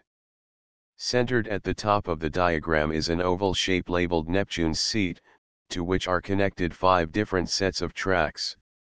One set, labeled Billingford, arrives at Neptune's Seat from the right, and then continues downwards towards the road. 2 other sets lead from the road to Neptune's Seat and then back again. One is labeled Woman's Light Shoes, and the other is labeled Woman's Golf Shoes. The latter set connects with the road at the same points as a set of motorcar tracks. A 4th set of footmarks, labeled Murdered Man, leads from the road to Neptune's Seat but not back. Along the left edge of the diagram is a heavy line labeled Groin, and a 5th set of tracks, labeled man's shoes, comes from the road alongside the groin and then back again. We may as well start with this track, Sir Clinton suggested. It's a fairly short one, and seems isolated from all the others by the groin. He stepped down onto the sand, taking care to keep well away from the footmarks, and his companions followed his track. They walked on a line parallel to the footprints, which ran close under the groin. At first the marks were hardly defined, but suddenly they grew sharp. "This is where he hit the sand wetted by the tide, obviously," said Wendover. "But the trail looks a bit curious, not quite like a normal man's walk. Suppose he'd been crouching under the groin as he went along," Sir Clinton suggested. "Wouldn't that account for it? Look." He moved onto a piece of untouched sand, bent almost double, and began to move cautiously along. Wendover and the inspector had to admit that his tracks were very like those of the trail beside the groin. "Somebody spying on the people on the rock," Wendover hazarded. "If you can get hold of him, Clinton, he ought to be a useful witness." The inspector stooped over the footprints and scanned them closely. "It's a clear impression. A man's shoe with a pointed toe, it seems to be," he announced. "Of course, if he was creeping along behind the groin we can't get his ordinary length of step, so we haven't any notion of his height." Sir Clinton had moved on to the end of the trail. "He evidently crouched down here for quite a while," he pointed out. "See the depth of these impressions and the number of times he must have shifted the position of his feet to ease his muscles." Then he turned back again and went back to the road, still crouching. He swung slowly round, looking about him. The beach was empty. Farther along it, towards the hotel, a group of bathing boxes had been erected for the use of hotel visitors. Less than 10 yards from the turning point of the footprints, on the other side of the groin, Neptune's seat jutted up from the surrounding sand. It was, as the inspector had said, like a huge stone settee standing with its back to the land, and on the flat part of it lay the body of a man. Sir Clinton bent down and scrutinized the surface of the sand around the turning point of the track for some minutes, but he made no comment as he completed his survey. When he rose to his full height again, he saw on the road the figure of the fisherman, Wark, and he made a gesture forbidding the man to come down on the sand. "Just go up and see if he's got the candles and the blow lamp, Inspector, please. We may as well finish off here if he has." Armadale soon returned with the articles. "Good fellow, that," Sir Clinton commented. "He hasn't wasted time." He turned and gazed across at the advancing tide. "We'll have to hurry up. Time's getting short. Another half-hour and the water will be up near that rock. We'll need to take the seaward tracks first of all. Hold the blow lamp, will you, Inspector, while I get a candle out." Wendover's face showed that even yet he had not grasped the chief constable's object. Sir Clinton extracted a candle and lit the blow lamp. "Plaster of Paris gives a rotten result if you try to take casts of sand impressions with it," he explained. "The classics pass rather lightly over the point, but it is so. Therefore we turn to melted wax or tallow, and by dropping it on very carefully in a thin layer at first, we get something that will serve our purpose. Hence the candles and the blow lamp. See." He suited the action to the word, making casts of the right and left footprints in the sand from the sharpest impressions he could pick out. "Now we'll take Mr. Billinford's track next," he said, as he removed the 2 blocks of wax from their beds. "His footmarks will be the first to be swamped by the tide, so we must get onto them in a hurry." He led his companions back to the road and turned round the landward end of the groin. "This is where he landed on the road, evidently. Now step in my tracks and don't wander off the line. We mustn't cut up the ground." He moved along the trail, and soon reached the tidal mark, after which the footprints grew sharper. A little farther on, he reached a point where Billinford's marks crossed an earlier track, the prints of a woman's nail-studded shoes. Golfing shoes, by the look of them, he pointed out to his companions. We can leave them alone just now. The tide won't reach here for long enough yet, so we've plenty of time to come back. Billinford's the important thing at present. Billinford's track ran down to Neptune's seat, where it was lost on the hard surface of the rock. Sir Clinton, without halting, directed his companion's attention to a second trail of male footprints running up towards the rock from the road, and crossed just at the landward side of Neptune's seat by the traces of Billingford.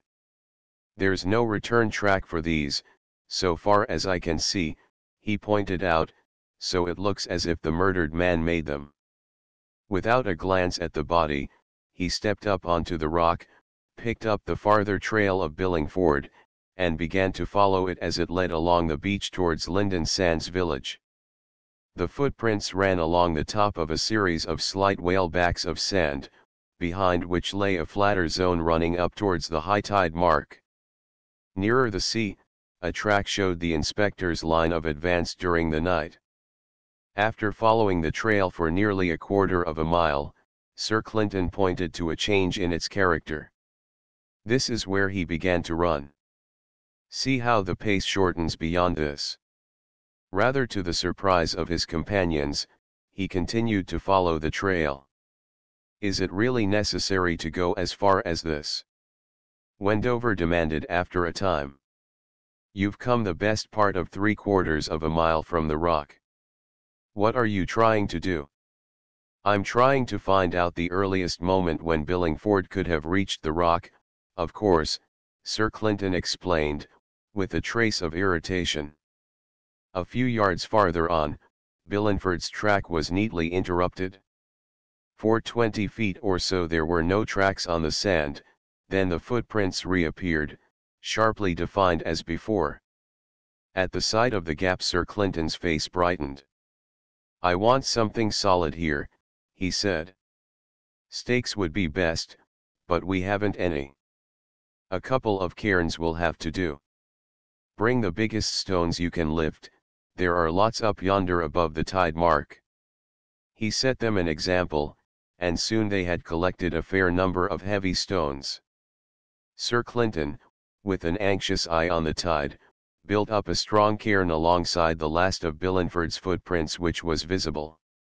Now the same thing on the other side of the gap, the chief constable directed. Wendover suppressed his curiosity until the work in hand was over, but as soon as the second cairn had been erected at the point where Billingford's footprints reappeared on the sand he demanded an explanation. I'm trying to estimate when Billingford passed that point last night, Sir Clinton answered. No, I haven't time to explain all about it just now, Squire. We're too busy. Ask me again in 12 hours or so, and I'll tell you the answer to the sum. It may be of importance or it mayn't, I don't know yet. He turned and glanced at the rising tide. Jove! We'll need to look slippy. The tide's getting near that rock. Look here, Inspector. Get hold of one of these fishermen and ask them to pounce on the nearest boat and bring it round to the rock. Then we can leave everything on the rock to the last moment and spend our time on the sands, which haven't got permanent traces and must be cleared up first of all. If we get cut off by the tide, we can always get the body away on a boat, if we have one handy. The inspector hurried off, waving to attract the attention of the fisherman. In a few moments he was back again.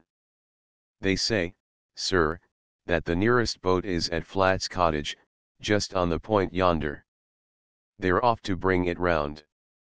By the way, they warned me against going near that old wreck there, farther along the bay. It seems there's a patch of bad quicksand just to the seaward side of it, very dangerous. All right, Inspector. We're not going any farther along in this direction for the present. Let's get back to the rock where the body is. We've still got the other trails of footmarks to examine. They hurried off towards Neptune's seat, and at the edge of the rock Sir Clinton halted. Here's a set of prints, a neatly shod woman, by the look of them, he pointed out. She's come down to the rock and gone back again almost on the same line. Take a cast of good ones, Inspector, both left and right feet. Be careful with your first drippings of the wax. Wendover inspected the line of prints with care. They don't tell us much, he pointed out. Billinford's tracks don't cross them, so there's no saying when they were made. It might have been a visitor coming down to the beach yesterday afternoon. Hardly, interrupted Sir Clinton. High tide was at 8:30, and obviously they must have been made a good while after that, or else this part of the sands would have been covered. But it was a moonlight night, and it's quite possible someone came down here to look at the sea late in the evening. It's a small shoe, Wendover pursued, without answering the criticism. Size 3½ or thereabouts, Armadale amended, glancing up from his work. I shouldn't make it bigger than a 3½ and it might be even smaller. Wendover accepted the rectification, and continued. The step's not a long one either. That looks like a rather small girl with a neat foot, doesn't it? Sir Clinton nodded. Looks like it. Have you a tape measure, Inspector? We ought to make a note of the length of the pace, I think. It might turn out useful. One never knows. The inspector fished a tape measure from his pocket, and, with the help of Wendover, Sir Clinton made measurements of various distances. Just 24 inches from one right toe mark to the next, he announced. And it seems a very regular walk. Now if you're ready, Inspector, we'll go on to the next trail. It's the single one, so it's probably the murdered man's. They moved round the rock a little. The inspector's face lighted up at the sight of the footprints. Rubber solace, sir, and a fairly well-marked set of screws to check anything with. If they do belong to the murdered man, we'll have no trouble in identifying them. Sir Clinton agreed. Don't bother taking casts of them yet. We may not need them. Let's go on to the next tracks. They had to cut across Billinford's trail and walk to the far end of the rock before they reached their objective. This is the other end of the track we noticed before, Wendover pointed out. It's the woman in golfing shoes who came down from the road near the groin.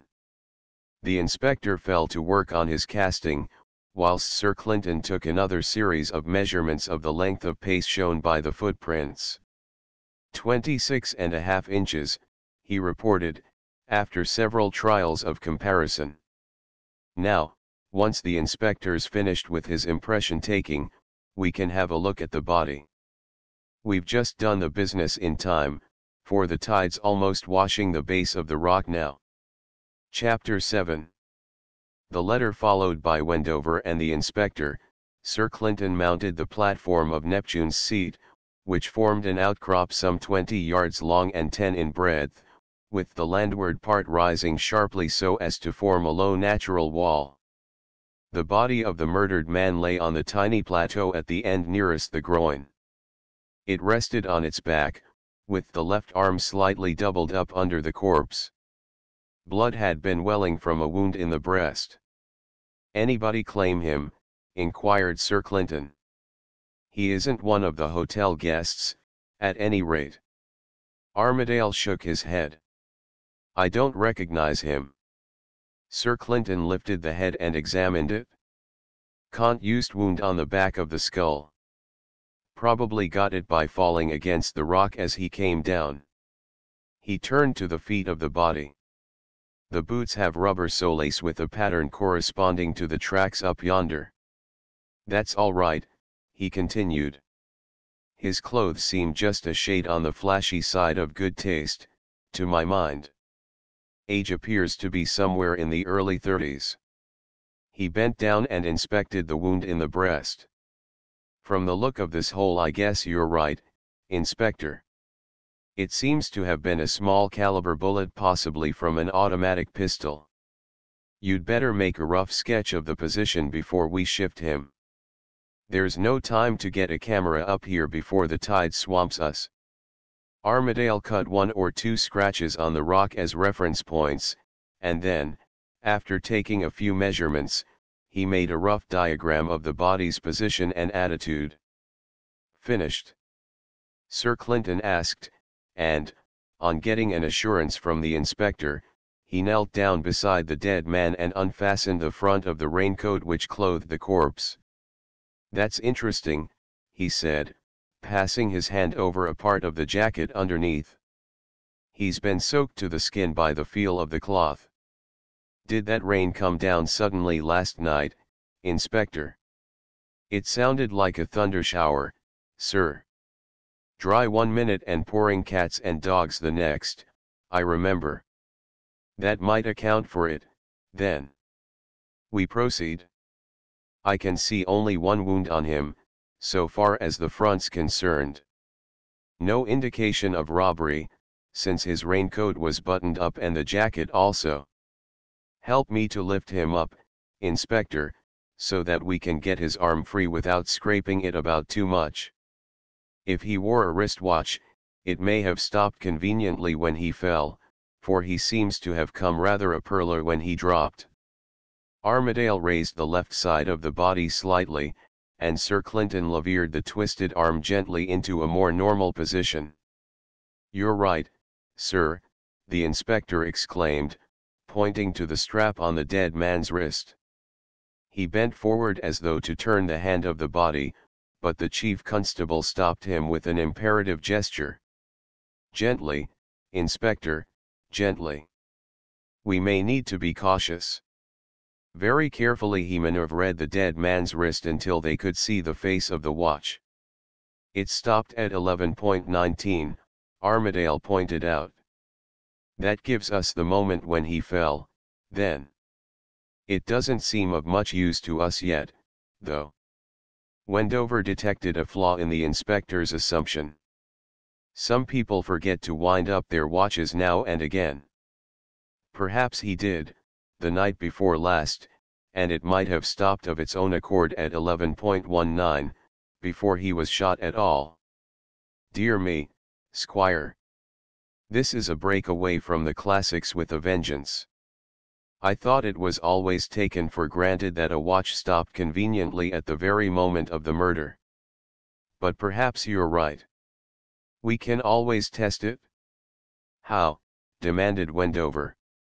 "By winding it up now, counting the clicks of the ratchet as we do it, then let it run fully down and wind up again, also counting the clicks. If the 2 figures tally, then it's run down naturally, if they don't it's been forcibly stopped. But I doubt if we'll need to bother about that. There must be some better evidence than that somewhere, if we can only lay hands on it."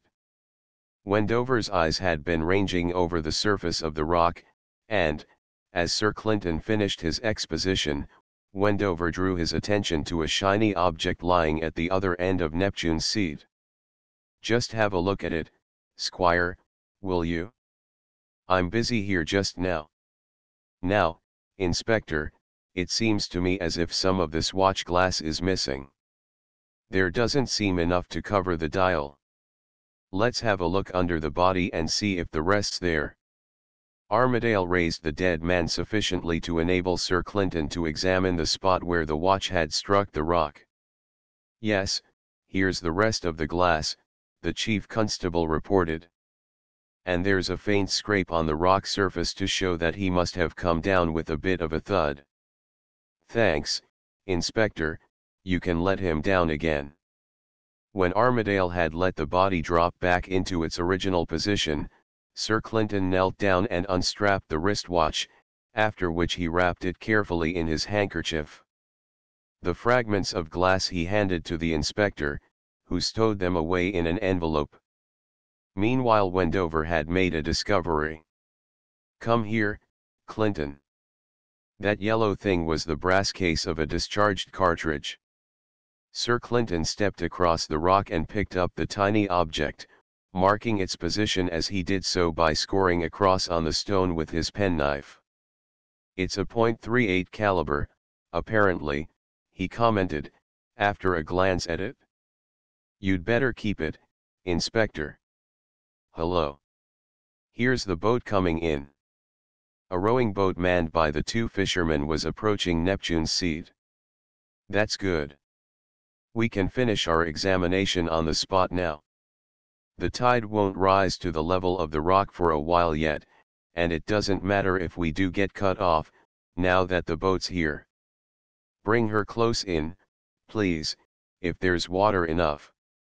The fisherman, nothing loath to get a closer view of the proceedings, brought the boat's bow up to the natural key formed by the rock, and then, shipping their oars, they sat down to watch what was going on. "We may as well go through his pockets next," Sir Clinton suggested, returning to the body. "Go ahead, Inspector." Armadale began his search, reporting each object discovered. Raincoat pockets, nothing in either. Left-hand breast pocket of jacket, a handkerchief. Right-hand breast pocket, a note case. He handed this over to Sir Clinton, who opened it. 1510 in notes. Nothing else. Well, it wasn't a case of robbery, apparently. Go on, Inspector. Right-hand upper waistcoat pocket, the inspector droned obediently, a pocket diary. Sir Clinton took it, skimmed over the pages, and put it down. It's a calendar diary, blank. A book of stamps, with some stamps missing, in the cover. Not much help there. Go ahead. The inspector continued his search. Other upper pocket, a pencil and fountain pen. Lower waistcoat pocket, left hand, a silver matchbox with monogram S and N intertwined. Right hand pocket, a penknife and a cigar cutter. Trouser side pockets, some money, mostly silver, and a nail trimmer, and a couple of keys. Hip pocket, a cigar case. He handed the various articles to the chief constable. Nothing in the ticket pocket. Outside jacket pockets. Left hand pocket, there's a pipe and a tobacco pouch. Right hand pocket, here's something more interesting. Letter card addressed to N. Staveley, Esq, Billingford, Flats Cottage, Lynden Sands. So his name was Staveley? That fits the S on the monogram. And here's another bit of paper, looks like a note of some sort. No envelope to it. He held out the two papers to Sir Clinton, who examined the letter card first. Posted 2 days ago in London W.1. Nothing much to take hold of here, I'm afraid. Dear Nick, sorry to miss you on Tuesday. See you when you get back to town. No address, and the signature's a scrawl. He turned to the single sheet of notepaper, and as he unfolded it, Wendover saw his eyebrows raised involuntarily. For a moment he seemed in doubt, then, with a glance at the two fishermen, he carefully refolded the paper and stowed it away in his pocket-book. That will keep for the present, he said. Over the chief constable's shoulder, Wendover caught a glimpse of a figure advancing along the sands from the direction of the hotel bathing boxes. A towel over its shoulder showed the reason for the appearance of the stranger on the beach before breakfast. As it approached, Wendover recognized the gait. Here's Cargill, that Australian who's staying at the hotel, Clinton. He's come down for a bathe, evidently. You'd better do the talking for us. Cargill had evidently recognized them, for he hastened his steps and soon reached the groin. I shouldn't come any farther, Mr. Cargill, Sir Clinton said politely. There are some tracks there which we may want to look at if we have time, and I'd rather not have them mixed up with yours, if you don't mind. Cargill halted obediently, but looked inquisitively at the group on the rock. "Is that where the murder happened?" he inquired. "How do you know about it?" Sir Clinton replied, giving question for question. "Oh, the news came up to the hotel with the milk, I expect," the Australian answered. "I heard it from a waiter as I came through on my way to bathe. The whole staff's buzzing with it." "I say, who is it?" "Couldn't say yet," Sir Clinton returned with an air of candour. Then he added, "I'm sorry we haven't time to talk it over just now, Mr. Cargill. This tide will be all round us in a minute, if we don't get a move on." He turned to the fisherman. "We'll shift the body into your boat now, and then you can row slowly along towards the village. Don't hurry, and don't go ashore till you see Inspector Armadale there. He'll take the body off your hands. You understand?" "Thanks." The boat was brought close alongside the natural quay and the body of Staveley put aboard without mishap. At a sign from Sir Clinton, the boat put out into the bay. Armadale seemed a little at a loss over the procedure, but he made no audible protest. Cargill remained on the other side of the groyne, obviously taking the keenest interest in the whole affair. Sir Clinton gave a last glance round the rock plateau, then, followed by his companions, he retreated to the upper sands. Cargill, thus left alone, hovered uncertainly for a moment or two, and finally sat down on the groyne, looking idly at the sand around his feet. Evidently he understood that he was not wanted, but it looked as though he had still some faint hopes of being allowed to join the party. "We must carry all this stuff up to the car," Sir Clinton reminded his companions. "I'll take some of the casts, you can manage the rest, Inspector. Wendover, the blow lamp and the rest of the candles are your share, if you don't mind." When they reached the car, he motioned Wendover into the driving seat and signed to the inspector to get in also. "I'm going for a short walk along the road towards the hotel," he explained. "Let me get a bit ahead, Squire, and then follow on, slowly. I'm going to have a look at that extra wheel track at close quarters. It won't take more than a moment or two." He moved along the road to a point just before the groyne, and halted there for a few moments, examining the faint track left by the turning of a car. Then he continued his walk towards the hotel, scrutinizing the ground as he went. At the end of a few hundred yards he halted, and, when Wendover brought up his car, Sir Clinton got into it, taking the seat in front. "There are really two tracks there," he explained, as he closed the door. "Down by the beach, both of them are very faint, and I noticed rain marks on top of them. Then, just a few dozen yards back from here, one of the tracks is strongly marked, while the second track remains faint. It's so lightly marked that I expect you missed it this morning, Squire. Now what do you make of that?" Wendover considered for a few moments.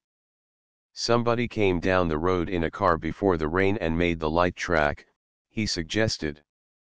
"Then he turned and came back in this direction, and when he had got this length the rain came on, and his tracks after that were in mud and not in dry dust, so they'd be heavier." "That it?" "I expect so," Sir Clinton acquiesced. "No, don't go on yet. I've something to show you before we go farther. I didn't care to produce it before all that audience down at the rock." He put his hand into his pocket and pulled out the piece of notepaper found on Staveley's body. Wendover leaned over and examined it as the chief constable unfolded it. "Hello! The hotel headings on the paper, Clinton," he exclaimed. "This is getting a bit near home, surely." "It is," said Sir Clinton drily. "I'll read it, Inspector. It's short and very much to the point, apparently. The date on it is yesterday. This is how it goes. There's no dear so-and-so or anything of that sort at the beginning. Your letter has come as a complete surprise, as you expected, no doubt. You seem to know all about what has happened, and I suppose you will do all you can to make the worst of things. At least I can't take any other meaning out of what you have written. I shall come to Neptune's Seat tonight at 11 p.m. to hear what you have to say. But I warn you plainly that I will not submit to being blackmailed by you, since that seems to be what is in your mind. And the signature, Sir Clinton concluded, is Cressida Fleetwood. The inspector leaned forward and took the letter. Now we've got something to go on, he exclaimed jubilantly. That name, coupled with the hotel notepaper, ought to let us lay our hands on her within half an hour, if we've any luck at all. Wendover had been thunderstruck by the revelation of the signature. His mind involuntarily called up a picture of Cressida as he had seen her less than 24 hours earlier, frank and carefree, and so evidently happy with her husband. A girl like that could hardly be mixed up with a brutal murder, it seemed too incongruous. Then across his memory flitted a recollection of Sir Clinton's description of the poker sharp, and the implied warning against trusting too much to appearances, but he resolutely put them aside. A glance at Armadale's face tended to increase his bias, for it displayed a hardly restrained exultation. Quite evidently the inspector supposed that his case was now well on the road to a satisfactory solution. Damned manhunter! Wendover commented inwardly, quite forgetting that a few minutes earlier he himself had been every bit as eager as the inspector. I don't want to see her fall into that brute's hands. His imagination called up a picture of Cressida, with that fascinating touch of shyness changed to dismay, faced by the harsh interrogations of an Armadale determined to force from her some damning statement. The inspector would see no reason for kindly treatment in the case of a woman whom he seemed to have condemned already in his mind. Wendover turned to Sir Clinton in the hope of seeing some signs of other feelings there. But the chief constable's face betrayed nothing whatever about his thoughts, and Wendover remembered that Sir Clinton had known the contents of the letter before he left the beach. It had not affected him when he read it then, Wendover recalled, for there had been no change in his manner. Suddenly the squire felt isolated from his companions. They were merely a couple of officials carrying out a piece of work, regardless of what the end of it might be, whereas he himself had still his natural human sympathies to sway him in his judgments and tip the scale in a case of doubt. Almost with surprise, he found himself disliking Armadale intensely, a great, coarse-fibered creature who cared nothing for the disaster which he was about to unchain within an hour. Wendover awoke from his thoughts to find Sir Clinton looking at him with an expressionless face. "Care to step off here, Squire? Your face gives you away. You don't like the way things are trending? Better leave us to finish the job alone." Wendover's brain could work swiftly when he chose.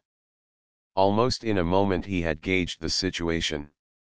If he dropped out, then the two officials would go forward together and there would be no human feelings among the hunters. If he stayed with them, he could at least play the part of critic and shake the inspector's confidence in any weak links of the chain which he was forging. Further than that he could not go, but at least he could hold a watching brief for Cressida. His mind was made up at once. "No," he answered. "If you don't mind, since I'm in the thing now, I'll stay in. You may need an impartial witness again, and I may as well have the job." The inspector made no attempt to conceal his disgust. Sir Clinton showed neither approval nor objection, but he evidently thought it right to give a warning. "Very well, Squire. It's your own choice. But, remember, you're only a witness. You're not to go putting your oar in when it's not wanted." Wendover indicated his acquiescence by a curt nod.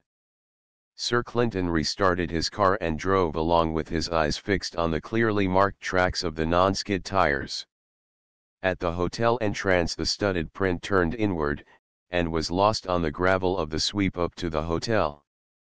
As he noticed this, the inspector made an involuntary gesture of satisfaction, whilst Wendover felt that the net had been drawn yet tighter by this last piece of evidence.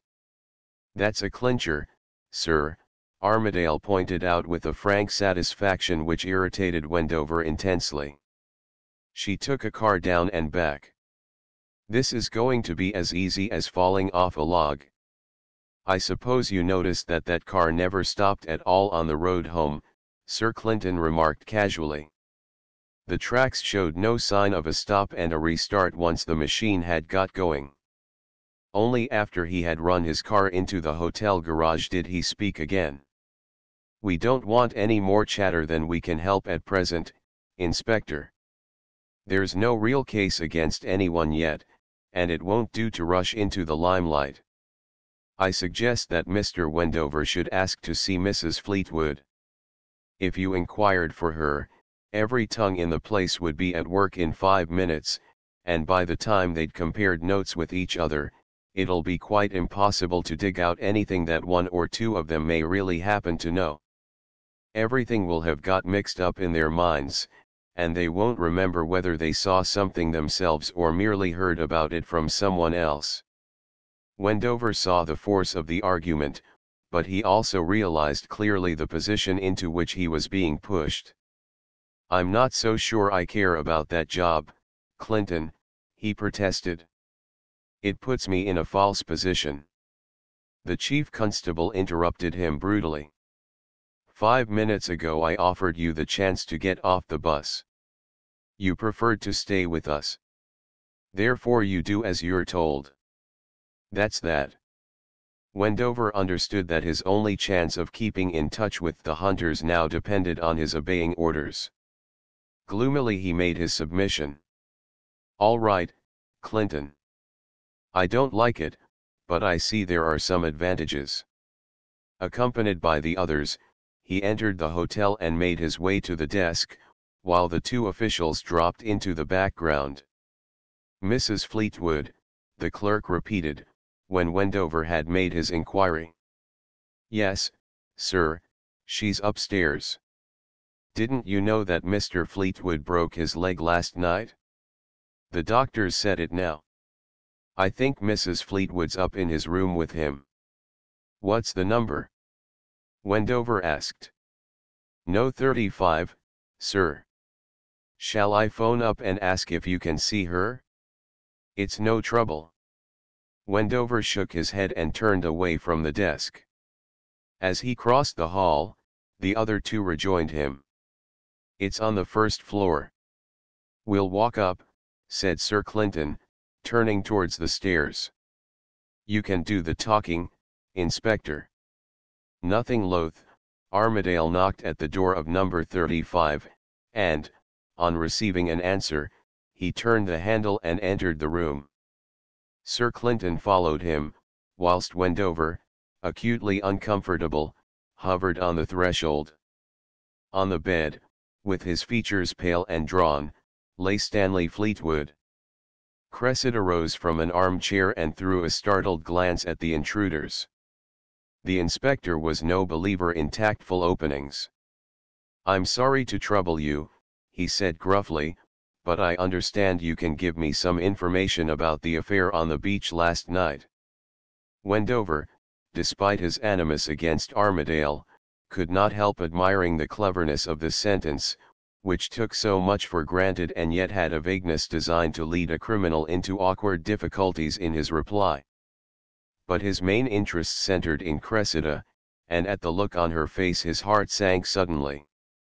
Strain, confusion, and desperation seemed to have their part in it, but plainest of all was fear. She glanced from her husband to Armadale, and it was patent that she understood the acuteness of the danger. "Why," he admitted to himself in dismay, "she looks as if she'd really done it. And she's deadly afraid that Armadale can prove it?" Cressida moistened her lips automatically, as if she were about to reply, but, before she could say a word, her husband broke in. What makes you come here with inquiries? I suppose you've some authority? Or are you a reporter? I'm Inspector Armadale. Stanley Fleetwood made an evident effort to keep himself in hand, in spite of the physical pain which he was obviously suffering. He nodded in acknowledgement of the inspector's introduction, and then repeated his question. What makes you come to us? Armadale was not to be led into betraying anything about the extent of his information. I really can't go into that, Mr. Fleetwood. I came to ask a few questions, not to answer any. It's to your interest to answer frankly. He turned to Cressida. You were on the beach last night about 11 o'clock. Stanley Fleetwood broke in again before Cressida could make a reply. Wait a moment, Inspector. Are you proposing to bring a charge against me? Armadale hesitated for a moment, as if undecided as to his next move. He seemed to see something further behind the question. There's no charge against anyone yet, he said, with a certain dwelling on the last word, but as he spoke his eyes swung round to Cressida's drawn features with a certain menace. Don't say anything, Cressida, her husband warned her. He turned back to the inspector. You've no power to extract evidence if we don't choose to give it, he asked. No, the inspector admitted cautiously, but sometimes it's dangerous to suppress evidence, I warn you. I'm not very amenable to threats, Inspector, Stanley Fleetwood answered drily. I gather this must be something serious, or you wouldn't be making such a fuss. In his reply, Armadale reinforced his caution with irony. It's common talk in the hotel that there's been a murder on the beach. Perhaps the rumors reached you already. It has, Stanley Fleetwood admitted.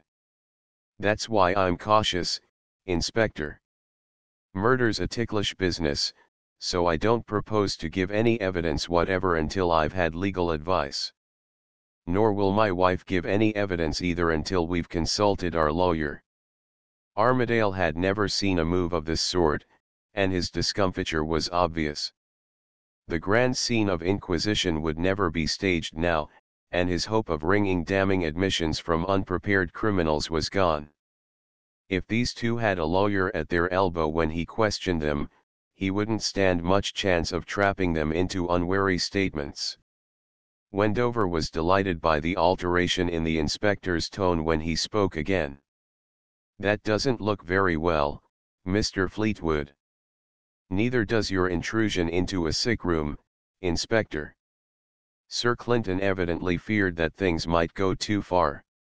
He hastened to intervene, and when he spoke his manner was in strong contrast to the inspector's hectoring. I'm afraid you hardly see the inspector's point of view, Mr. Fleetwood. If we had the evidence which you and your wife could evidently give us, then quite possibly we might get on the track of the murderer. But if you refuse that evidence just now, we shall be delayed in our work, and I can't guarantee that you won't come under suspicion. There will certainly be a lot of needless gossip in the hotel here, which I'd much rather avoid if I could. The last thing we want to do is to make innocent people uncomfortable. Stanley Fleetwood's manners gave way under the combined action of his physical pain and his mental distress. Where do you buy your soap? He asked sarcastically. It seems a good brand. But it won't wash. There's nothing doing. Inspector Armadale threw a glance at his superior which suggested that Sir Clinton's intervention had been a mere waste of time. When'll your lawyer be here? He demanded brusquely. Stanley Fleetwood paused to consider before replying.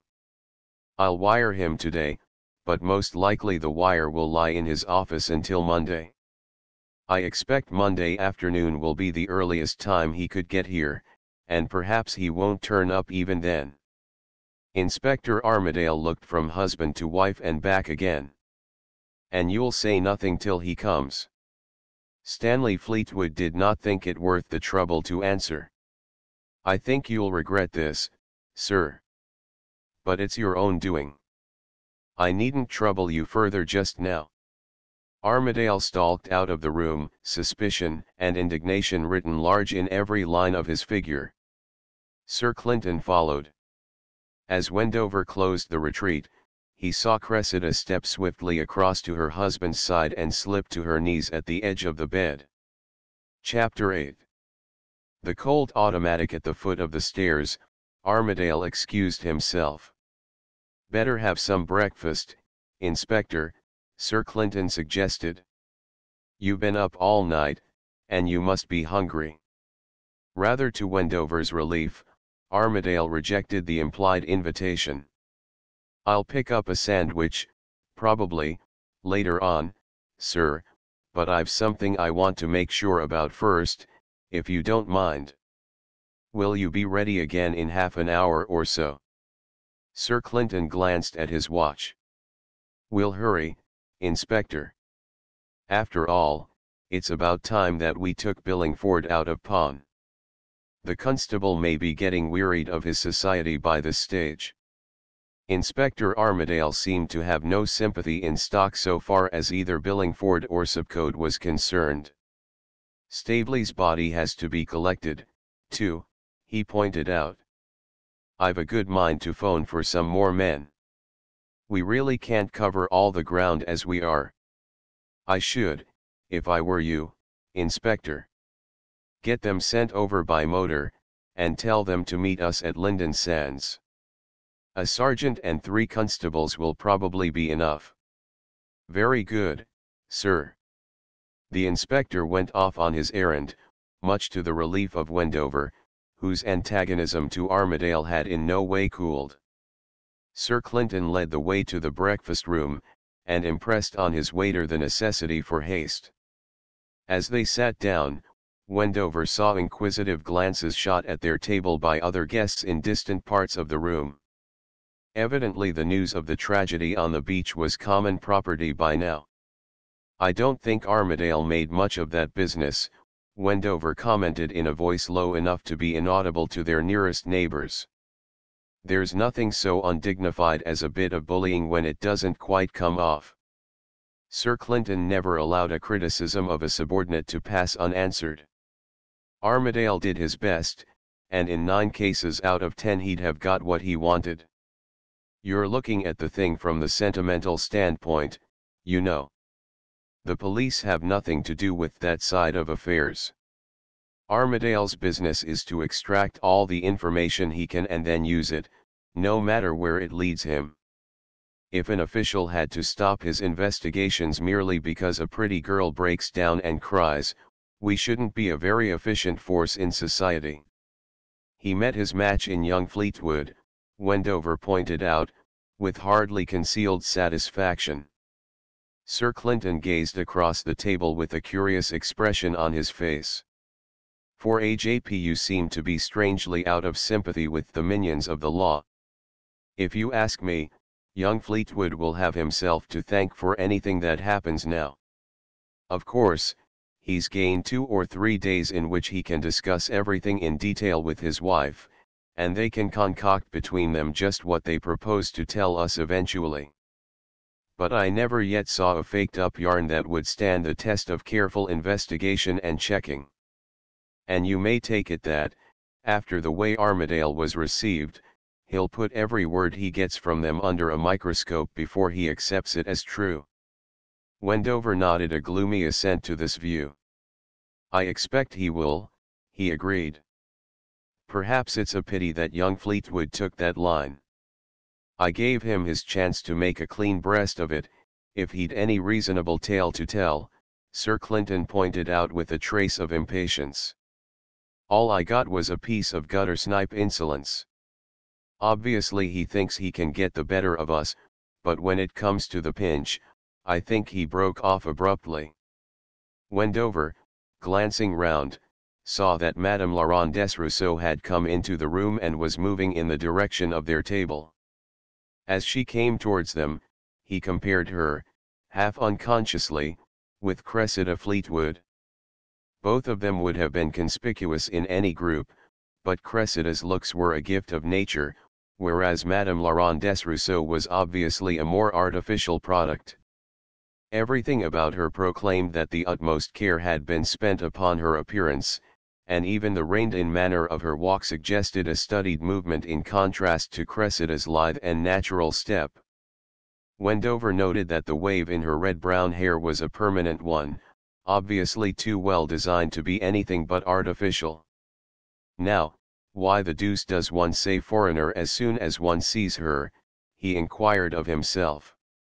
Heaps of English girls wear dresses like that in the morning, though they may not carry them so well.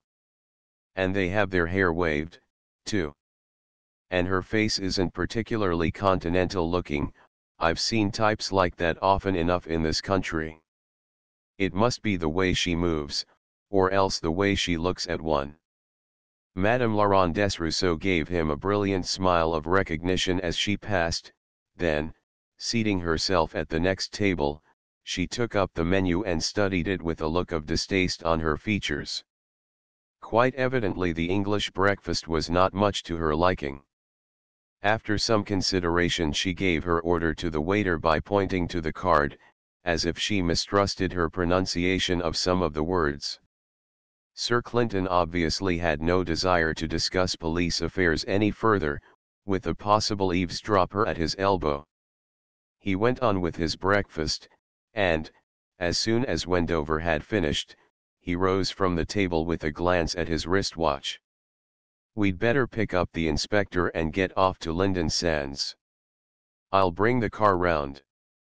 At the hotel door, a few minutes later, Armadale for some reason or other seemed to be in high spirits, but he gave no indication of the cause of his cheerfulness.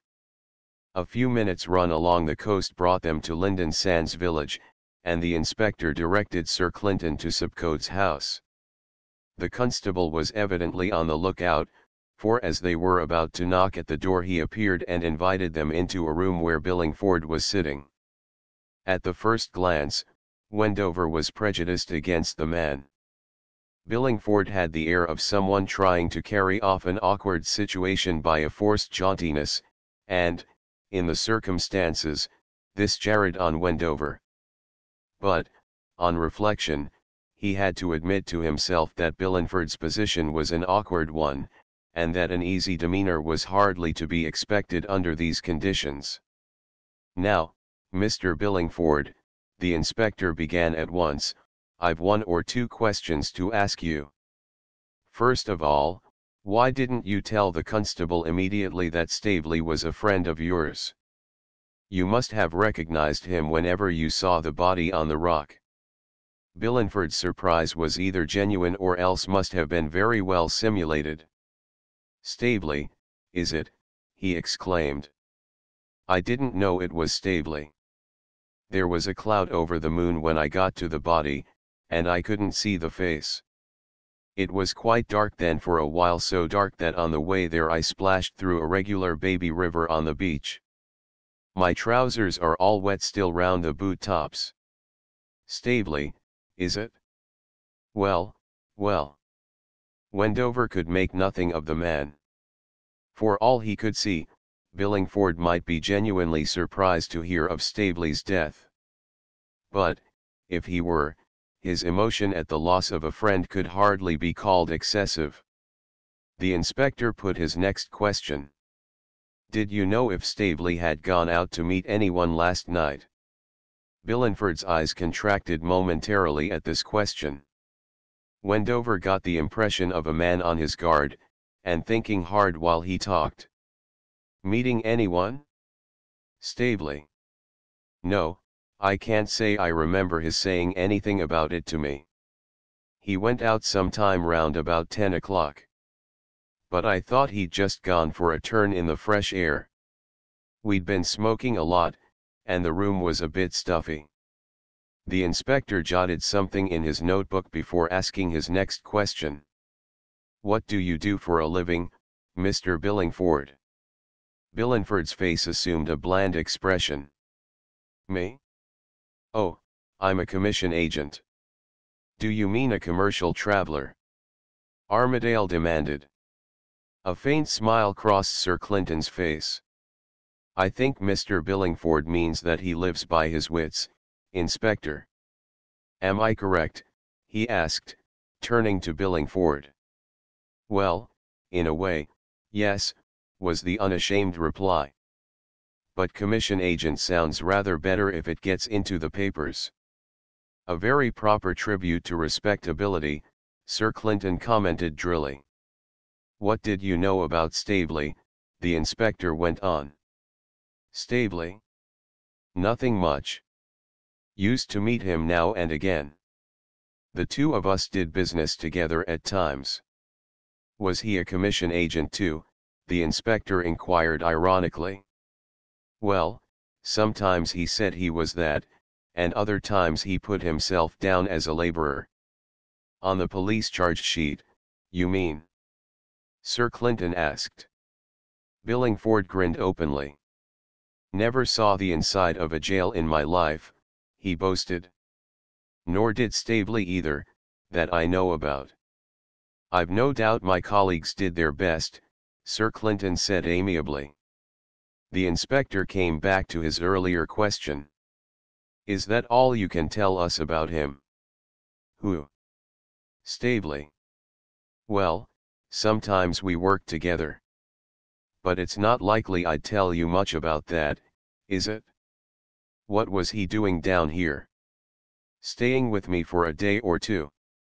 I was getting a bit jaded with rush work in the city, so I came down here for a rest. And Staveley, he said he'd join me and we'd work out a new scheme for benefiting some members of the public. The inspector nodded. Some easy money business, I suppose. Now come to last night, and be careful what you say. Tell me exactly what you can remember. Begin about dinner time. Billingford reflected for a moment or two before answering. After dinner, things were a bit dull, so the three of us started to play poker to pass the time. Three of you? Armadale interrupted. Who was the third man? Oh, he's an Australian by the twang. Derek Fordingbridge, he calls himself. Staveley brought him down. There was something about his having an estate round about here, and wanting to take a look at it. You hadn't met him before? Me? Oh, only once or twice. I thought he was just another laborer in the vineyard, if you take me. A competitor of yours in the commission agent business? What was he doing in that line if he had an estate? Search me. Billingford answered guardedly. I'm not one for asking too many questions about people's affairs. Do unto others as you'd be done by is my motto. Armadale evidently realized that he would get nothing by persisting on this line. You played poker, then?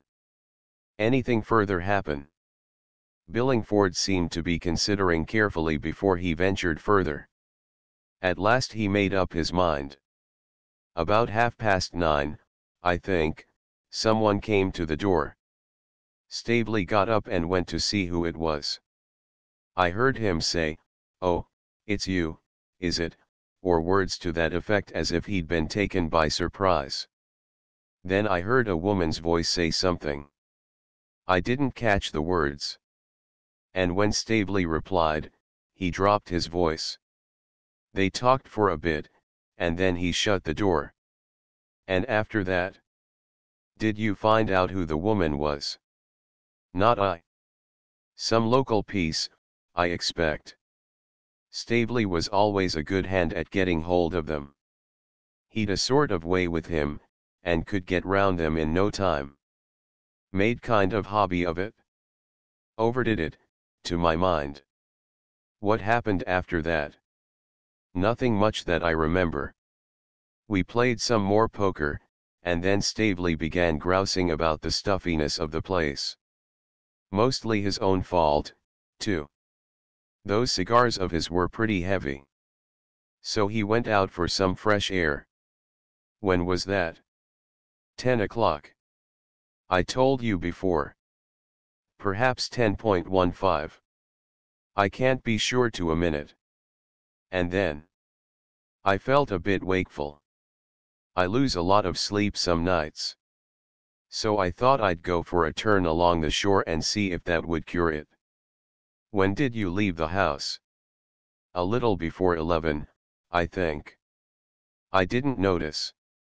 It was after Fordingbridge had gone to bed, anyhow. The inspector absent-mindedly tapped his notebook with his pencil for a moment or two.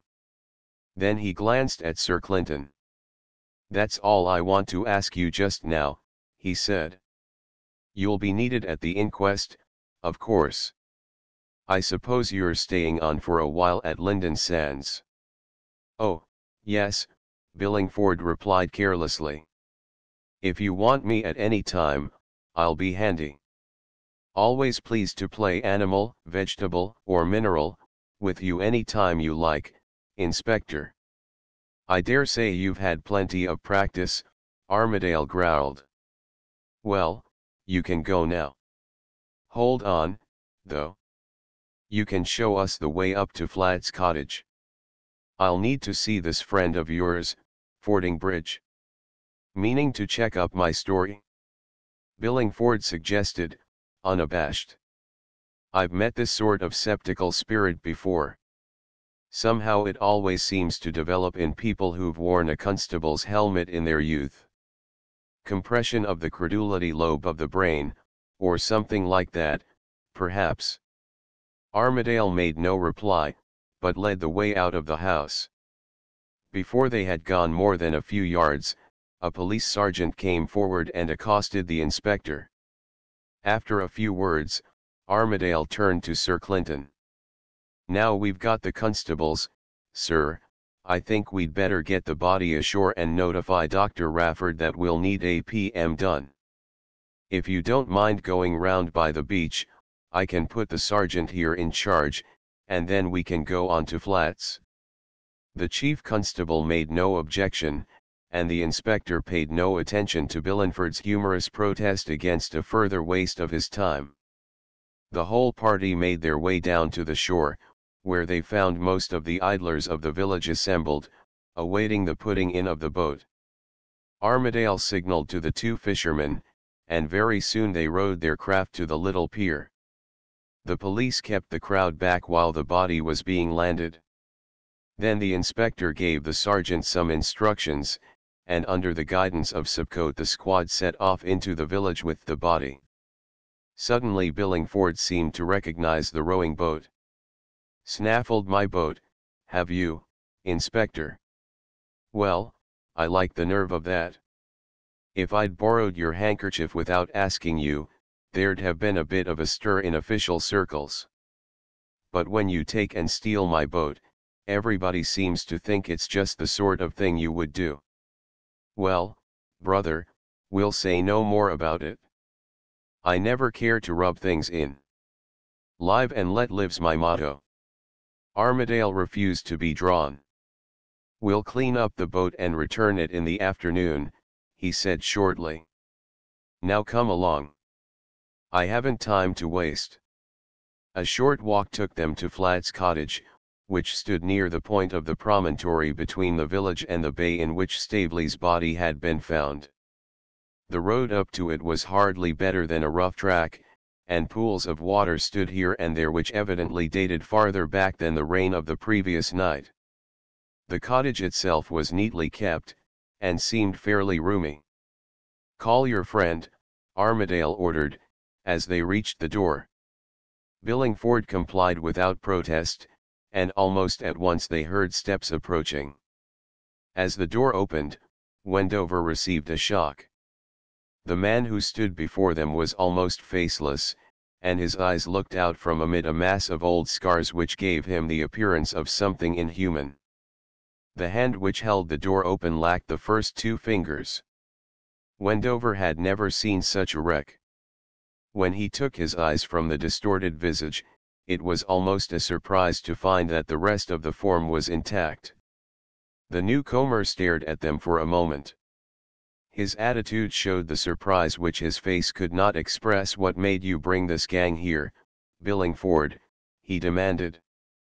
"Visitors are barred, you know that quite well." He made a suggestive gesture towards his twisted face. Armadale stepped forward. "You're Mr. Fordingbridge, aren't you?" he asked. The apparition nodded, and fixed its eyes on him without saying anything. "I'm Inspector Armadale. I suppose you know that your friend Staveley was murdered last night." Derek Fordingbridge shook his head. "I heard there had been a murder. I believe they borrowed the boat from here to use in bringing the body in. But I didn't know it was Staveley." "Who did it?" "Weren't you surprised that he didn't come home last night?" the inspector demanded. Something which might have been a smile passed over the shattered face. "No. He had a knack of staying out all night often enough.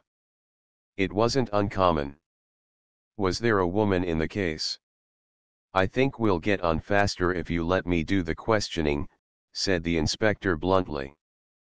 "I'm sorry I haven't any time to spare just now. Can you tell me anything about Staveley?" "He was a sort of relation of mine. He married my cousin Cressida during the war." Armadale's face lighted up as he heard this. "Then how do you account for her being the wife of Mr. Stanley Fleetwood?" he asked abruptly. Derek Fordingbridge shook his head indifferently. "Accidental bigamy, I suppose. Staveley didn't turn up after the war, so I expect she wrote him down as dead. She'd hardly grieve over him, from what I know of his habits." "Ah," the inspector said thoughtfully. "That's interesting. Had she come across him by any chance since he came down here?" "I couldn't say. I'm hardly in touch with the rest of my family at present." The inspector, recalling the fact that this was the claimant to the Fox Hills estate, did not think it necessary to pursue the matter further. He turned back to the more immediate question. "Can you tell me anything about Staveley's movements last night?" "Nothing much. We played poker after dinner. Someone interrupted us, a friend of Staveley's. Then we played some more. Then I went to bed early. That's all." "What about this friend of Staveley's? Was it a man or a woman?" "A woman, I believe, but I didn't see. Staveley went to the door himself." "That would be between 9 and 10 o'clock. When did Staveley go out?" "I can't say. After 10 o'clock, at any rate, for I went to bed, then. I'd a headache." "When did you hear about the murder?" "Before I got out of bed. I was told that two men wanted to borrow the boat." The inspector paused before continuing his inquiry. When he spoke again, it was on a different point. "I shall need to go through his luggage, of course. Can I see it?" Derek Fordingbridge led the way into the cottage. "It's in there," he said, indicating one of the rooms. "He'd only a suitcase with him." The inspector knelt down and turned out the suitcase's contents with some care. "Nothing here of any use," he said disappointedly when he had finished. "One or two odds and ends. No papers." He rummaged in the drawers of the room furniture with the same lack of success. As he rose to his feet, Sir Clinton turned to Fordingbridge. "I'd like to see the fourth man of the party," he said thoughtfully. "Perhaps you wouldn't mind getting hold of him for me if he's here." Wendover and Armadale showed some surprise, but Fordingbridge seemed to see nothing in it. "That's rather sharp of you. It's just as well we aren't up against you." "You mean the man who told me about the boat being wanted?" "Sorry I can't get him for you. He was a handy man we brought down with us. Billingford had a row with him last night and fired him, so he took himself off this morning." "What was his name?" Billingford's look of innocence was intentionally overdone. "His name? Well, I called him Jack." "Jack what?" "Just Jack. Or at times, here. You." He answered to either. Inspector Armadale's temper began to show signs of fraying. You must know something more about him. Hadn't he a character when you employed him? Oh, yes. A pretty bad one. He used to drink my whiskey. Don't be funny, snapped Armadale. Didn't you get any references from an earlier employer? Billingford's eyes twinkled. Me? No. I've a charitable nature. Where would any of us be if we had our characters pawed over? Forgive and forget's my motto. It's easy enough to work on till someone does you in the eye. So you say you know nothing about him. I don't quite like the way you put it, Inspector. It seems almost rude. But I don't know where he is now, and I'll kiss the book on that for you if you want it. Armadale's expression showed clearly that he thought little would be gained by accepting Billingford's offer. He warned Derek Fordingbridge that his evidence might be needed at the inquest, then, with a cold nod to Billingford, he led the way out of the cottage.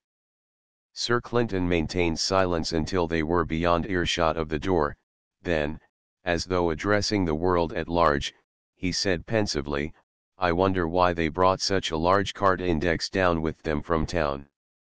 Armadale was taken aback. Card index, sir. Where was it? I noticed it in their sitting room as we passed the open door. It's one of these small cabinet affairs. The inspector had no suggestion to offer, and Sir Clinton did not seem to be anxious to pursue the matter. A few yards farther on he halted, and pointed to something at the edge of one of the puddles. Doesn't that footprint seem a bit familiar, Inspector? Just measure it, will you? Armadale's eyes widened as he looked. Why, it's that 3½ shoe, he exclaimed, stooping over the mark. I noticed it as we were coming up, but it didn't seem to be the best time for examining it, Sir Clinton explained. Now, Inspector, that's a permanent kind of puddle. The chances are that this mark was made before last night's rain. It's on the very edge of the water now, not the place where a girl would step if she could help it. The puddle's filled up a bit since she made it. So she was Staveley's visitor last night. It looks like it, Sir Clinton agreed. Now measure it carefully, Inspector. Armadale produced his tape measure and took various dimensions of the mark. When he had risen to his feet again, Sir Clinton looked back at the cottage. Billingford and his companion were on the doorstep, eagerly gazing towards the police party. Give it a good scrub with your foot now, Inspector, if you've quite finished with it. We may as well give Mr. Billingford something to guess about. He's a genial rascal, and I'd like him to have some amusement. The inspector grinned broadly as he rubbed his boot vigorously over the soft mud, effacing the print completely. I'd like to see his face when he comes down to look at it, he said derisively, as he completed the work of destruction. We couldn't have got much of a cast of it, anyhow. When they reached Sir Clinton's car, Armadale took leave of them. There's one or two things I've got to look into, he explained, and I'll get some food between whiles. I'll come along to the hotel in about an hour or so, if you don't mind waiting there for me, sir. I think I'll have something worth showing you by then. He threw a triumphant glance at Wendover, and went off up the street. Sir Clinton made no comment on his subordinate's remark, but started the car and drove towards the hotel.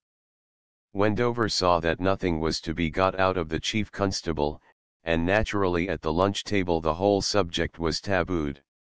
Armadale did not keep them waiting long. They had hardly left the lunch table before he presented himself, and Wendover noted with dismay the jubilant air with which the inspector came forward to meet them. He carried a small bag in his hand. I'd rather be sure that nobody overhears us, sir, he said as he came up to them. And I've some things to show you that I don't want talked about in public yet. He tapped the bag as he spoke. "Come up to my room, then, Inspector. We'll be free from interruption there." They took the lift up, and, when they entered the room, the inspector turned the key in the door behind them as an extra precaution. "I've got the whole case cut and dried now, sir," he explained with natural exultation in his voice. "It was just as I said this morning, as easy as falling off a log. It simply put itself together of its own accord." "Well, let's hear it, Inspector," Sir Clinton suggested as soon as he could edge a word into the current of the inspector's paean. "I'll give you it step by step," the inspector said eagerly, "and then you'll see how convincing it is. Now, first of all, we know that the dead man, Staveley, married this Fleetwood woman during the war." Wendover flinched a little as he identified this Fleetwood woman as Cressida.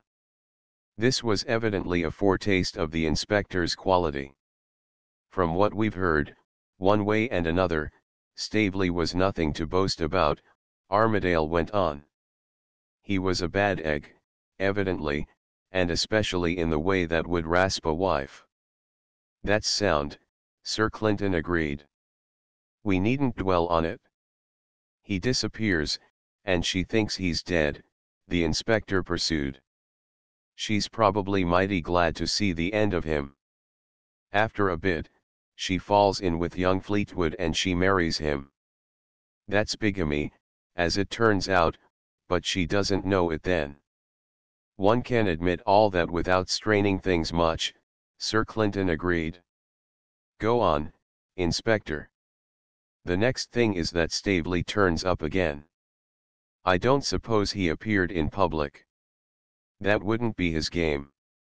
These fording bridges have money, and, from what we've heard, Staveley wasn't scrupulous about transferring other people's money to his own pocket.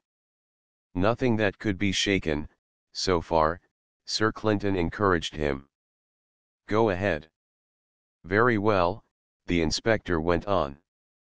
"He writes her a letter evidently trying to put the screw on her, and asking for an appointment on the quiet. She must have been taken a bit aback. She'd been living with young Fleetwood for the best part of a year. It's quite on the cards that he broke off, glanced at Wendover's stormy countenance, and evidently amended his original phrase, that perhaps young Fleetwood and she weren't the only people who might be hit by the business when it came out. So that's your notion of the motive, is it?" Sir Clinton commented. "Well, it's ingenious, I admit. I didn't quite see how you were going to work up a case on the strength of a mere accidental bigamy, for nobody would think much about that. But one can't tell how it might look from the point of view of a mother, of course. Anything's possible, then. Go ahead." "She writes him a letter making an appointment at an out-of-the-way place Neptune seat at a time when it's sure to be quiet 11 p.m. That was the note we found on the body. Secrecy's written all over it, as any jury would see." He paused for a moment, as though he were not quite sure how to put his next piece of the case. "She takes an automatic pistol with her, probably her husband had one. I'm not prepared to say that she meant definitely to murder Staveley then and there. Perhaps she only took the pistol as a precaution. Probably her barrister will try to pretend that she took it for self-defense purposes, Staveley being what he was. I don't think that." "Why?" "Because she took her husband along with her, and he could have looked after Staveley for her." Wendover was about to interpose, but the inspector silenced him. "I'll give you the evidence immediately, sir. Let me put the case first of all. She puts on her golfing shoes, because she's going onto the sand. She takes down her golf blazer and puts it on over her evening dress. Then she goes out by the side door and meets the car that her husband has brought round from the garage for her. That must have been close on 11 o'clock. Nobody would miss her in a big place like the hotel. With unconscious art, The inspector paused again for a moment. Wendover, glancing at Sir Clinton's face in the hope of reading his thoughts, was completely baffled. The inspector resumed, still keeping to the historical present in his narrative. They reached the point of the road nearest to Neptune's seat. Perhaps they turned the car then, perhaps later. In any case, she gets out and walks down towards the rock. Fleetwood, meanwhile, slips in behind the groin and keeps in the lee of it as he moves parallel with her. That accounts for the kind of prints we saw this morning. She gets to the rock and meets Staveley. They talk for a while. Then she loses her temper and shoots him. Then the fat's in the fire. The Fleetwoods go back to their car and drive off to the hotel again. They don't take the car to the garage straightway. She gets out, goes round by the entrance leading to place where the guests keep their golfing togs. She takes off her golfing shoes, strips off her blazer and hangs it up, and slips into the hotel, without being spotted. Wendover had listened to this confident recital with an ever-increasing uneasiness. He comforted himself, however, with the hope that the inspector would find it difficult to bring adequate proof of his various points, but he could not deny that Armadale's reconstruction manifested a higher gift of imagination than he had been expecting. It all sounded so grimly probable. Meanwhile, the inspector resumed, young Fleetwood leaves the car standing and goes into the hotel. What he was after I can't fathom, perhaps to establish some sort of alibi. In any case, he comes hurrying down the stairs at 11:35 p.m., catches his foot, takes a header, and lands at the bottom with a compound fracture of his right leg. That's the end of him for the night. They ring up Rafford, who patches him up and puts him to bed. Armadale halted again, and threw a superior smile towards Wendover. That's my case stated. I think there's enough in it to apply for a warrant against the woman as principal and young Fleetwood as accessory. Wendover took up the implied challenge eagerly, now that he knew the worst. This was the part for which he had cast himself, and he was anxious to play it well. There's a flaw at the root of your whole case, Inspector, he asserted. You make out that it was fear of exposure that acted as the motive. Well, by this murder exposure became inevitable and under its worst form, too. How do you get round that difficulty? Armadale's air of superiority increased, if anything, as he heard the objection advanced. I'm afraid, Mr. Wendover, that you haven't had much experience of real murder cases. In books, of course, it may be different, he added, with an evident sneer. Your real murderer may be stupid and unable to foresee the chain of events that the murder's going to produce. Or else you may have an excitable clever type that's carried away by strong feelings on the spur of the moment, so that all the cleverness goes for nothing and the murderer does the work in a frame of mind that doesn't give much heed to the possible consequences. And, of course, the murderers who are neither stupid nor excitable are the ones who never get caught, Sir Clinton interjected in an amused tone. That accounts for us police being at fault now and again. Wendover considered Armadale's thesis with care. Then, as Mrs. Fleetwood isn't stupid, he said frigidly, you're assuming that she lost her head under some strong provocation. It's quite likely, Armadale insisted. No jury would turn down that idea simply because we can't state what the precise provocation was. They wouldn't expect a verbatim report of the conversation on the rock, you know. Wendover could hardly deny this in his own mind, and his heart sank as he heard the inspector's confident declaration. He tried a fresh point of attack. You said you'd definite evidence to support this notion of yours, didn't you? Well, how do you propose to prove that Mrs. Fleetwood was there at all last night? Armadale's smile had a tinge of triumph in it. He bent over his bag and drew from it one of the wax casts, which he laid on the table. A second dip brought to light a pair of girls' golfing shoes. He selected the proper one and placed it, sole upward, alongside the cast.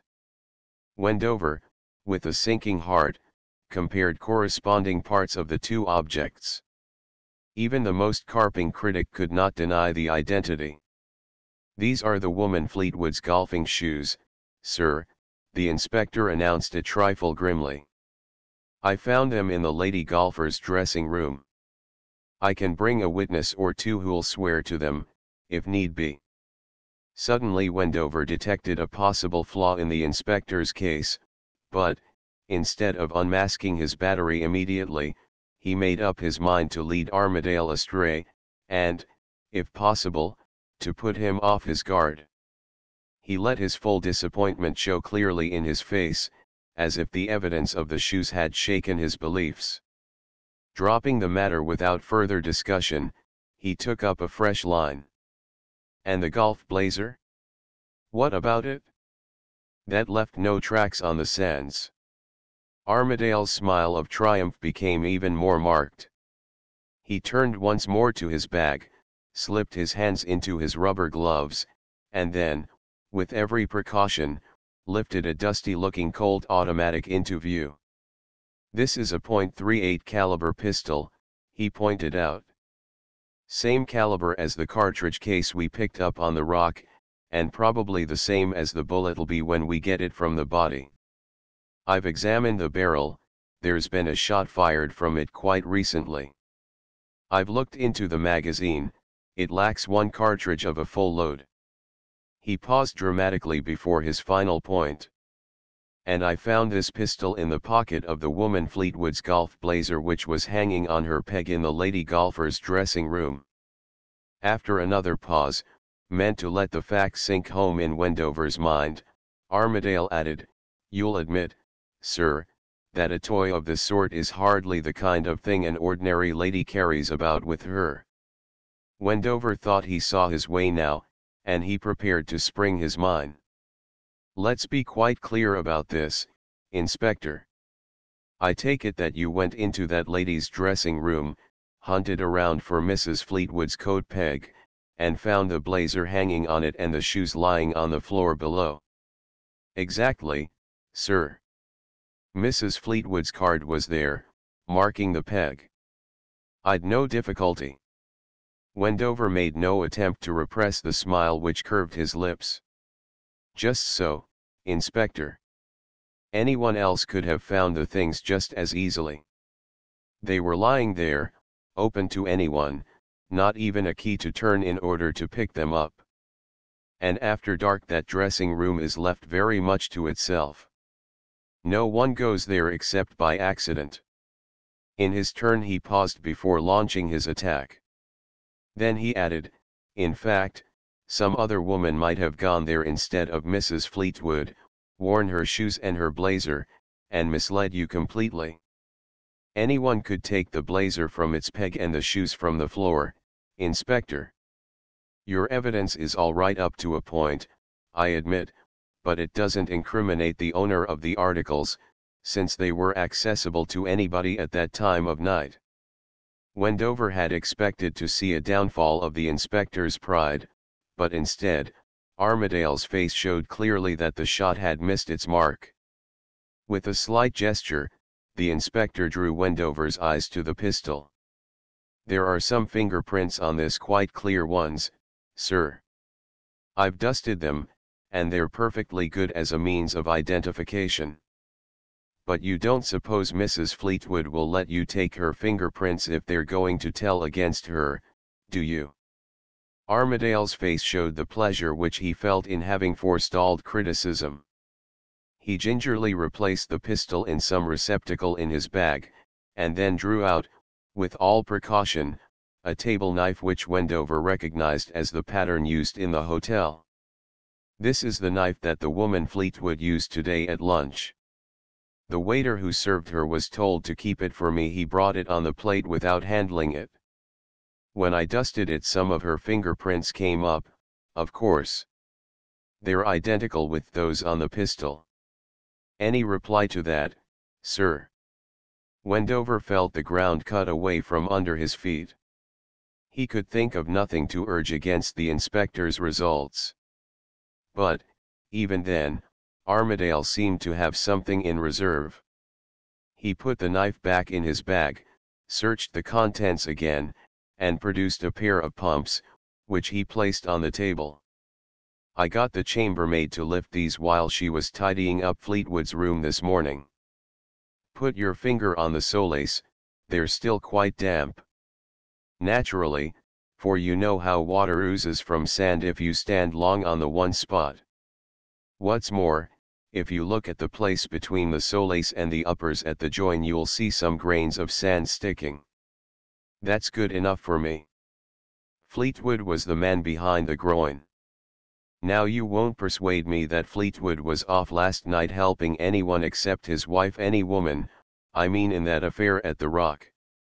Wendover scrutinized the pumps minutely and had to admit that the inspector's statements were correct. Armadale watched him scornfully and then concluded his exposition. There's the evidence you asked for, sir. Fleetwood was there. His pumps are enough to prove that. I haven't checked them with the cast yet, for there's enough already, but I'll do it later on. His wife was there, golf shoes, blazer, pistol, fingerprints, they all prove it up to the hilt, when you take in the empty cartridge case we found on the Rock. Then there's the car left standing out all night. Probably he meant to bring it in and broke his leg before he could come back to do the work. That's enough to satisfy any jury, sir. There's nothing to do now except apply for a warrant and arrest the two of them. Sir Clinton had listened to the inspector's recapitulation of the evidence with only a tepid interest, but the last sentence seemed to wake him up. It's your case, Inspector, he said seriously, but if I were in your shoes I don't think I'd be in a hurry with that warrant. It may not be advisable to arrest either of the Fleetwoods yet. Armadale was plainly puzzled, but it was equally evident that he believed Sir Clinton to have sound reasons for his amendment. You think not, sir? He asked, a shade apprehensively. Sir Clinton shook his head. I think it would be a mistake to act immediately, Inspector. But, of course, I'll take the responsibility off your shoulders. I'll put it in writing for you now if you wish it. Armadale in turn shook his head. No need for that, sir. You never let any of us down. But what's your objection? Sir Clinton seemed undecided for a moment. For one thing, Inspector, he said at last, there's a flaw in that case of yours. You may be right in essentials, but you've left a loose end. And that brings me to another thing. There are far too many loose ends in the business, so far as it's gone. Before we do anything irrevocable in the way of bringing definite charges, we must get these loose ends fixed up. You mean, sir? I mean we'll have to eliminate other possibilities. Billingford is one. I hope to throw some light on that point tonight, Inspector, about midnight. And that reminds me, you might get the light ready to throw. A couple of good flash lamps will be enough, I think. Bring them along here about 11:30 p.m. and ask for me. Then there's the dame with the neat shoe. She's a loose end in the tangle. I've been looking into that, sir. Sir Clinton's approval was obviously genuine. Really, Inspector, you've done remarkably well in the short time you've had. That's good work indeed. And what are the results? The inspector's face showed they had not been altogether satisfactory. Well, sir, that footprint wasn't made by any of the hotel visitors. I've gone into it fully. Only 3 ladies here wear 3½ Miss Hamilton, Mrs. Rivell, and Miss Stanton. The footprint in the mud up at the cottage was made between 9 and 10 o'clock last night. Between those hours, Miss Hamilton was dancing. I've even a note of her partner's name. She's the best dancer, it seems, and a lot of people were watching her for the pleasure of it. So she's cleared. Mrs. Rivel was playing bridge from immediately after dinner until 11:30, so it couldn't be her. And Miss Stanton twisted her ankle on the links yesterday and had Dr. Rafford up to look at it. She's hobbling about with a stick, sir, and as there was no sign of a limp on the tracks, that clears her. Sir Clinton considered the evidence without vocal comment. The inspector, anxious to prove his zeal, continued, just to make sure, I went over all the small-sized shoes. About half a dozen ladies wear fours, Miss Austen, Mrs. Wickham, Mrs. Fleetwood, Miss Fairford, that foreign lady with the double-barreled name, Miss Layton, and Miss Stanmore, the younger Miss Stanmore, I mean. But as it's a 3/1/2 shoe by the measurements I took, they're all out of it. I'm making some quiet inquiries in the village, sir. It looks as if it might have been some local girl, from what we heard about Staveley's habits. I'll report as soon as anything turns up. Sir Clinton had listened patiently to the inspector's recital, but his next speech seemed to suggest that his attention had been wandering. I think you'd better get some more constables over, Inspector. Let 'em come in plain clothes and don't advertise them. And you can turn subcoat on to watch that crowd at Flats Cottage.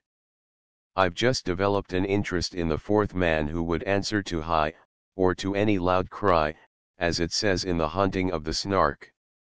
It's the merest try-on, but I shouldn't be surprised to learn that he's back again at the cottage. And, by the way, the two fishermen must have seen him when they went to borrow the boat. You might get a description of him from them. Very good, sir. And there's a final point, Inspector. I don't want to overburden you, but what about the Peter Hay case? Anything further? Armadale's face showed that he thought he was being overdriven. Well, sir, he protested, I really haven't had much time. I wasn't blaming you, Inspector. It was a mere inquiry, not a criticism. Armadale's face cleared. I've been to the sweet shop, sir. Peter Hay hadn't bought pear drops there for a long while. In fact, they haven't any in stock just now. That's interesting, isn't it? Yes, sir. And Dr. Rafford says that undoubtedly the body contains amyl nitrite. He seemed a bit taken aback when I put it to him. I don't think he'd spotted it off his own bat. But when I suggested it, he did some tests and found the stuff. Sir Clinton rose to his feet as though to indicate that business was over. Armadale busied himself with the repacking of his bag. When he had finished, he moved over towards the door and began to unlock it. Before he got it open, Sir Clinton added a final remark. Don't you think it's a bit curious, Inspector, that the Fordingbridge family should be mixed up, directly or indirectly, in these two affairs? Think it over, will you? Chapter 9. The second cartridge case. The chief constable had a fresh task on his hands as soon as Armadale took his leave.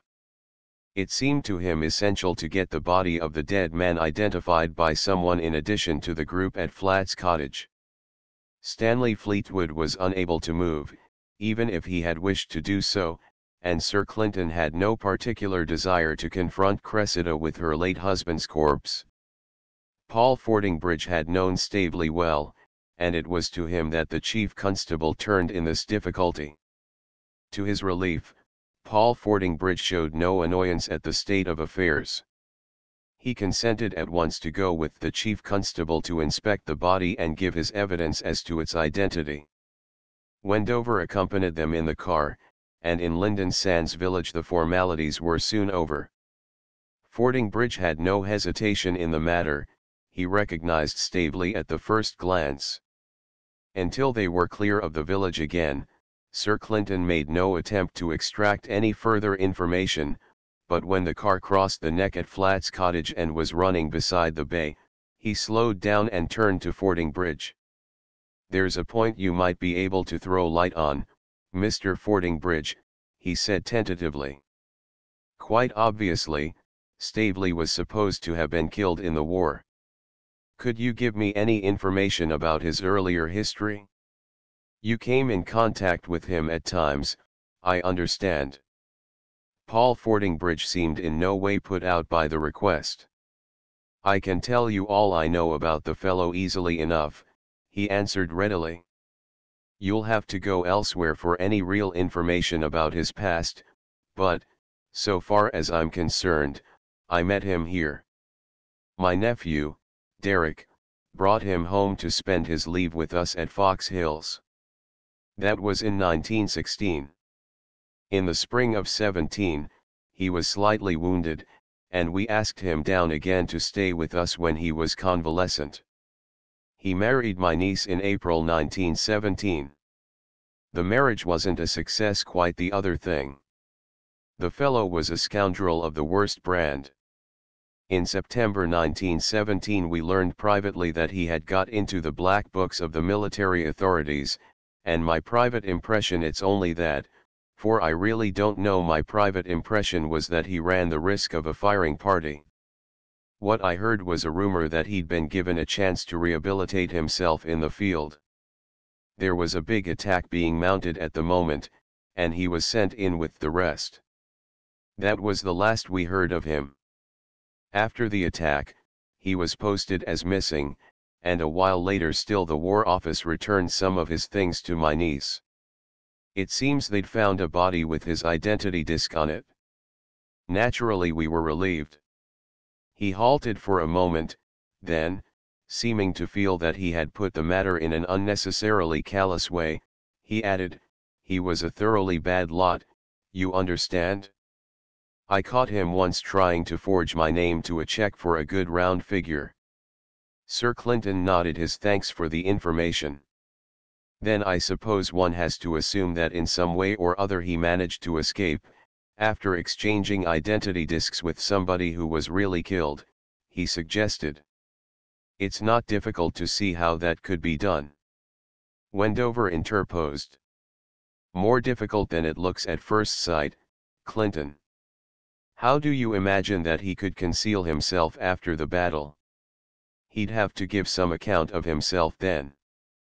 "Oh, I expect he went amongst people who didn't know his substitute by sight." "That wouldn't be difficult. He'd be picked up and sent back to his supposed unit very soon, the dead man's unit, I mean. And then the fat would be in the fire. Obviously he wasn't sent back, then, Squire, if you prefer it so," Sir Clinton conceded, turning to Fordingbridge. "What we've heard just now accounts well enough for Staveley being associated with your nephew lately, I mean the man who's living at Flats Cottage." "Is there a nephew of mine at Flats Cottage?" Paul Fordingbridge questioned coldly. "I don't know with certainty that I have a nephew alive at all. He calls himself Derek Fordingbridge, if that's any help." "Oh, you mean that fellow? I've no proof that he's my nephew." "I should like to hear something more about him, if you don't mind," Sir Clinton suggested. "I've no objection, not the slightest," Paul Fordingbridge responded. "My nephew Derek was in the army from 1914. He was captured on the West Front in the same battle as the one I've been speaking about. We learned later on that he'd been sent to the prisoners' camp at Clausthal. He got away from there almost at once and made a good try to get over the Dutch frontier, but they got hold of him at the last moment. Then he was sent to Fort 9, Ingolstadt. He hadn't been there a week before he got away again. My impression is that most probably he was shot in trying to get across the Swiss frontier, if not earlier, and they failed to identify him. We heard no more about him, anyhow, and when the prisoners were released after the armistice, he wasn't among them. If this fellow were really my nephew, it's hard to see why he's let so long a time go by without communicating with us." If he really is my nephew, there's a lot of money waiting for him, and he's an enterprising chap, as you can see from his escape attempts. And yet we've had no word from him of any sort since before the attack in which he was captured. Lost his memory, perhaps? Wendover suggested. It might be possible, Paul Fordingbridge answered in a frigid tone which damped further speculation on Wendover's part. Turning to Sir Clinton, he added, unless there's any further information you want, I think I'll get down here and walk back to the hotel. I'd be glad of a chance to stretch my legs. As Sir Clinton showed no desire to detain him, he stepped out of the car, and they soon left him behind. Barring the girl, Wendover confided to Sir Clinton as they drove on, that Fordingbridge family seem a damned rum crew. You surprise me, Squire. You even capture my interest. Proceed. Well, what do you make of it all? I'll admit that my vulgar curiosity is piqued by their highly developed faculty of reticence. Miss Fordingbridge seems the only one of them who has a normal human desire to talk about her own affairs. Did you see anything else? They seem a bit at 6s and 7s. But you've a much acuter mind than I have, so I suppose you spotted that quite a long time ago. I had a glimmering of it, Wendover retorted sarcastically. Anything more? Oh, yes. For one thing, Mr. Paul Fordingbridge seems to have a singularly detached mind. Why, even you, Squire, with your icy and well-balanced intellect, seem to be more affected by his niece's troubles than the wicked uncle is. Quite like the babes in the wood, isn't it, with you in the role of a robin? All you need are some leaves and a red waistcoat to make the thing go properly. It's hardly a thing to laugh at, Clinton. I'm not laughing, Sir Clinton said soberly. Hanging's no joke. Remember the ballad of Sam Hall, then the parson he will come, and all the rest of the gruesome ceremonial? It would be a bad business if the wrong person got hanged by mistake. Before Wendover could reply, the car drew up before the front of the hotel. You can get out here, Squire. There's no need to go round with me to the garage. But as Wendover was prepared to get down, they saw the Australian, Cargill, hurrying towards them. He had been sitting on one of the garden seats, evidently on the lookout for their arrival. I've been hunting for you for ever so long, Sir Clinton, he explained as he came up to the car. I missed you at lunchtime, and when I tried to get hold of you, I found you'd gone off. I've got something that seems important to show you. He fished in his waistcoat pocket and drew out a tiny glittering object which he handed over to the chief constable. Wendover saw, as it passed from hand to hand, that it was the empty case of a .38 cartridge. I've seen things of this sort before, Sir Clinton said indifferently as he glanced at it. I doubt if the loser's likely to offer a reward. Cargill seemed taken aback. Can't you see its importance? He demanded. I found it down on the beach this morning. How was I to know that until you told me? Sir Clinton asked mildly. I'm not psychic, as they call it. I just have to be told things plainly. But I shouldn't shout them, Mr. Cargill, if they really are important. Cargill dropped his voice at the implied rebuke. You remember I was down bathing this morning before breakfast? And you warned me off the premises, wouldn't let me come nearer than the groin. I sat down on the groin and watched you for a while, then you went away. I wasn't in a hurry to bathe just then, so I sat for a bit on the groin, just thinking things over and trying to put two and two together from what I could see of the footmarks on the sands. I suppose I must have sat there for a quarter of an hour or so. When I got up again, I found I'd been kicking up the sand a bit while I was thinking, shuffling about without noticing what I was doing with my feet. And when I looked down, there was this thing shining on the sand at my toes. It was half hidden, and until I picked it up I didn't spot what it was. By that time your party had cleared out. So I made a careful note of the spot, put the thing in my pocket, and set off to look for you. Unfortunately, you weren't to be found just then, so I been waiting till I could get hold of you." He looked at the chief constable eagerly as though expecting some display of emotion as a reward for his trouble, but Sir Clinton's face betrayed nothing as he thanked Cargill. "Would you mind getting aboard?" he asked immediately. "I'd like to see just where you found this thing." Then, as a concession to Cargill's feelings, he added, "You must have pretty sharp eyes. I thought I'd been over that ground fairly carefully myself." "Probably the thing was buried in the sand," the Australian pointed out. "I saw it only after I kicked about a while." Sir Clinton turned the car and took the road leading down to Neptune's Seat. "What do you make of it, Mr. Cargill?" he inquired, after a moment or two. "I haven't thought much about it," Cargill answered. "It seems straightforward enough. Somebody must have been behind the groin and fired a shot. It's within easy shooting distance of the rock where the body was found." Wendover opened his mouth as if to say something. Then, thinking better of it, he refrained. When they reached the shore, the tide was sufficiently far out to allow Cargill to show them the spot at which he had picked up the cartridge case. Wendover still had a mental map in his head, and he recognized that the shot must have been fired by the man behind the groin at the time when he was nearest to Neptune's Seat. If Stanley Fleetwood was even a moderate shot with an automatic, he could hardly have missed Staveley's figure at the distance. Sir Clinton seemed to become more keenly interested when they reached the shore. His detached manner thawed markedly, and he thanked Cargill again for having brought the evidence to light.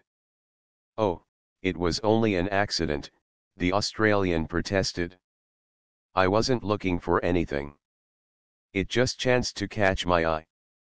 "Does it throw any light on things?" Sir Clinton obviously resented the question.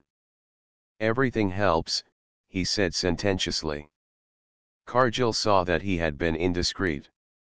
"Oh, I'm not trying to stick my oar in," he hastened to assure the chief constable. "I just asked out of mere curiosity."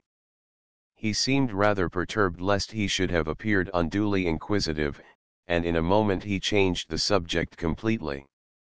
"By the way, I heard someone mention in the hotel that a man called Derek Fordingbridge is staying somewhere hereabouts. Know anything about him?" "I came across somebody of that name in the war. He's staying at that cottage across the bay," Wendover explained, pointing out Flat's cottage as he spoke. "What sort of person was your friend, in appearance, I mean?" "Oh, about my height and build, clean-shaved, hair darkish, if I remember right." "This looks like your man, then," Wendover assured him. "But you'll probably find him a bit altered. He's had some bad wounds." "Has he? Pity, that. I say, I think I'll just go across the bay now and see if he's at home. I'm halfway there already." Sir Clinton offered him a lift in the car, but on finding that it would be taking them out of their way, Cargill refused the invitation and set off alone across the sands. Before he started, Wendover gave him a warning about the quicksand near the wreck, lest he should stumble into it unawares. "That's an interesting find," Wendover volunteered as they climbed the beach. "I didn't say anything in front of Cargill, but it occurred to me that his cartridge case clears up one of the difficulties of the evidence." "You mean that Billingford couldn't tell the inspector whether there was a single shot or a pair?" Sir Clinton inquired. "Yes. That looked funny at first sight, but if the two shots were fired almost simultaneously, then it would have been a bit difficult to say whether there was a double report or not." "That's so, Squire. You're getting devilish acute these days, I must admit. But, From his friend's tone, the compliment did not sound so warm as the words suggested. Wendover imagined that he detected a tinge of irony in Sir Clinton's voice, but it was so faint that he could not feel certain of it. "I'm getting too much into a groove," the chief constable went on. "This was supposed to be holiday, and yet I'm spending almost every minute of it in rushing about at Armadale's coattails. I really must have some relaxation. There's some dancing at the hotel tonight and I think I'll join. I need a change of occupation." Wendover was not a dancing man, but he liked to watch dancers, so after dinner he found his way to the ballroom of the hotel, ensconced himself comfortably in a corner from which he had a good view of the floor, and prepared to enjoy himself. He had a half suspicion that Sir Clinton's sudden humor for dancing was not wholly explicable on the ground of a mere relaxation, though the chief constable was undoubtedly a good dancer, and he watched with interest to see what partners his friend would choose. Any expectations he might have had were unfulfilled, however. Sir Clinton seemed to pay no particular attention to any of his partners, and most of them obviously could have no connection with the tragedies. Once, it is true, he sat out with Miss Stanton, whose ankle was apparently not sufficiently strong to allow her to dance, and Wendover noted also that 3 others on Armadale's list, Miss Fairford, Miss Stanmore, and Madame Laurent Desrousseau, were among his friend's partners. Shortly before midnight, Sir Clinton seemed to tire of his amusement. He took leave of Madame Laurent Desrousseau, with whom he had been dancing, and came across the room to Wendover. "Profited by your study of vamps, I hope, Clinton?"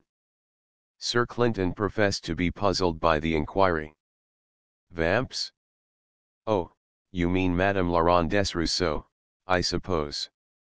I'm afraid she found me poor ground for her talents. I made it clear to her at the start that she was far above rubies and chief constables. All I had to offer was the purest friendship. It seems it was a new sensation to her, never met anything of the sort before. She's rather interesting, Squire. You might do worse than cultivate her acquaintance on the same terms as myself.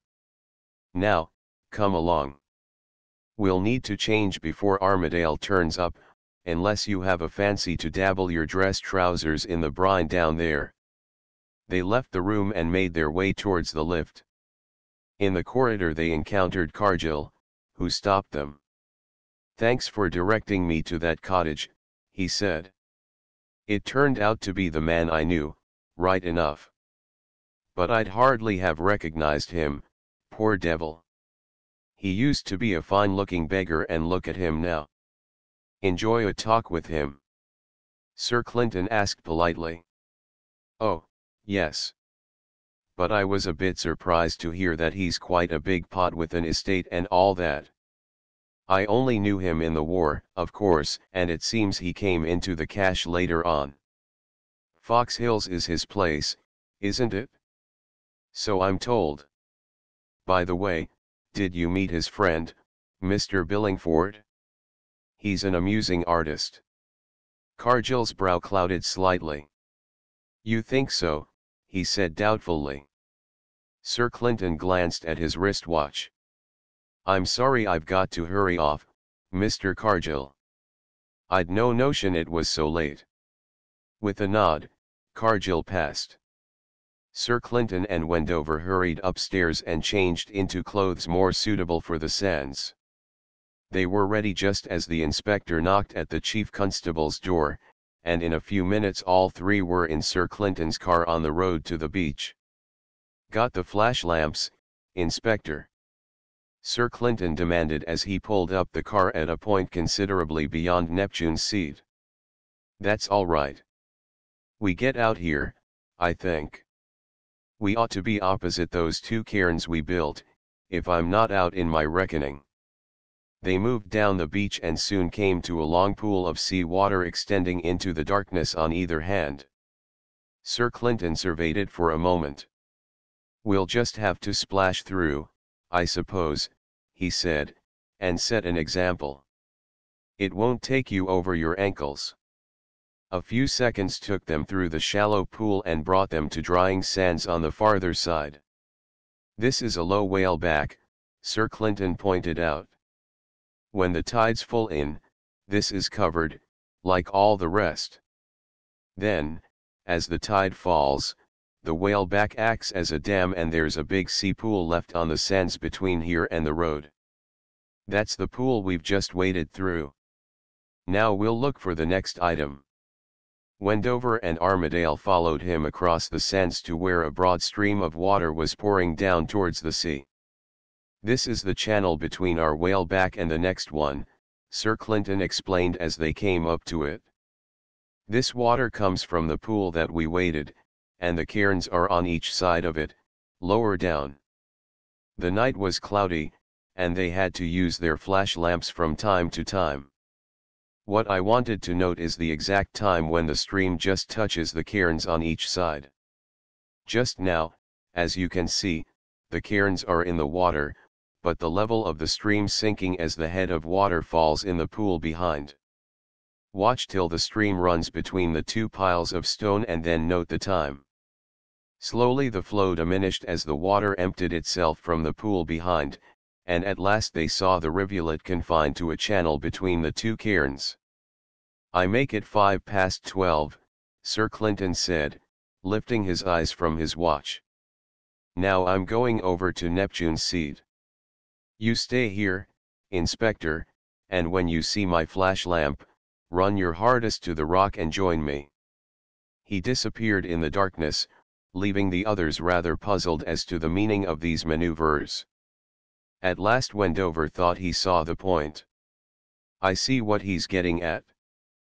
But just as he was about to explain the matter to the inspector, they saw the flash of Sir Clinton's lamp and Armadale set off at a lumbering trot across the sands with Wendover hurrying after him.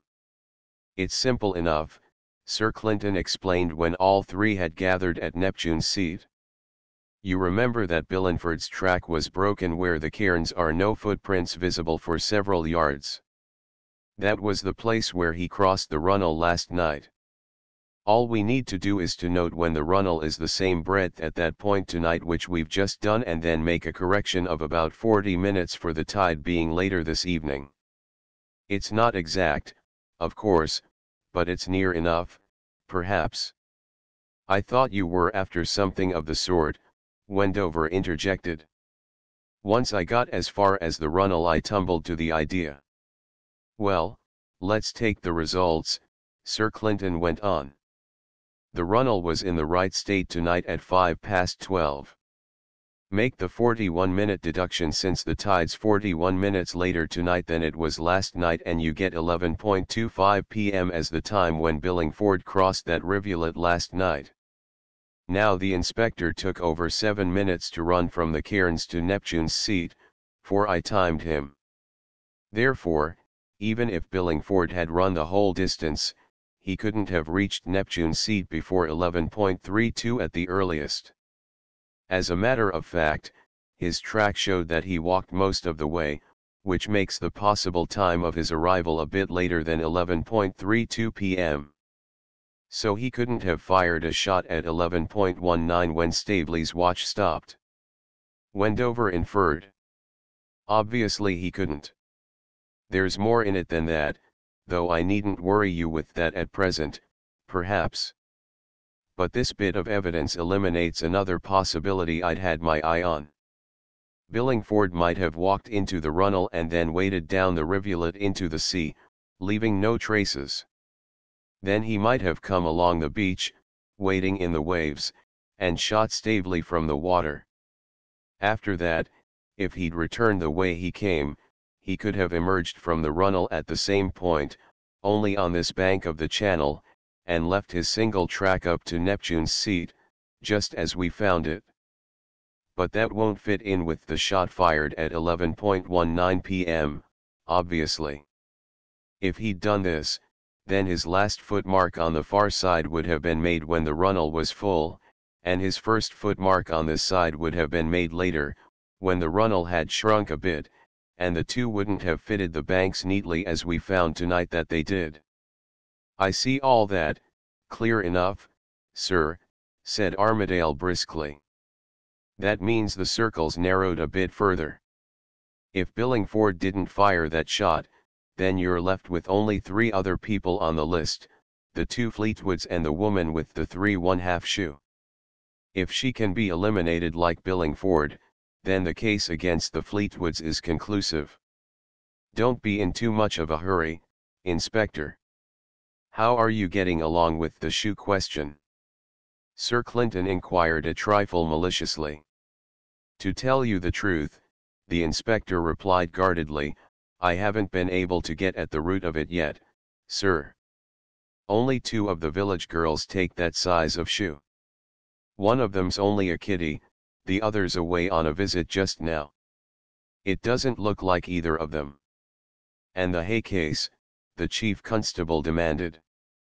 The inspector made an inarticulate sound which suggested that he had nothing fresh to recount on this subject.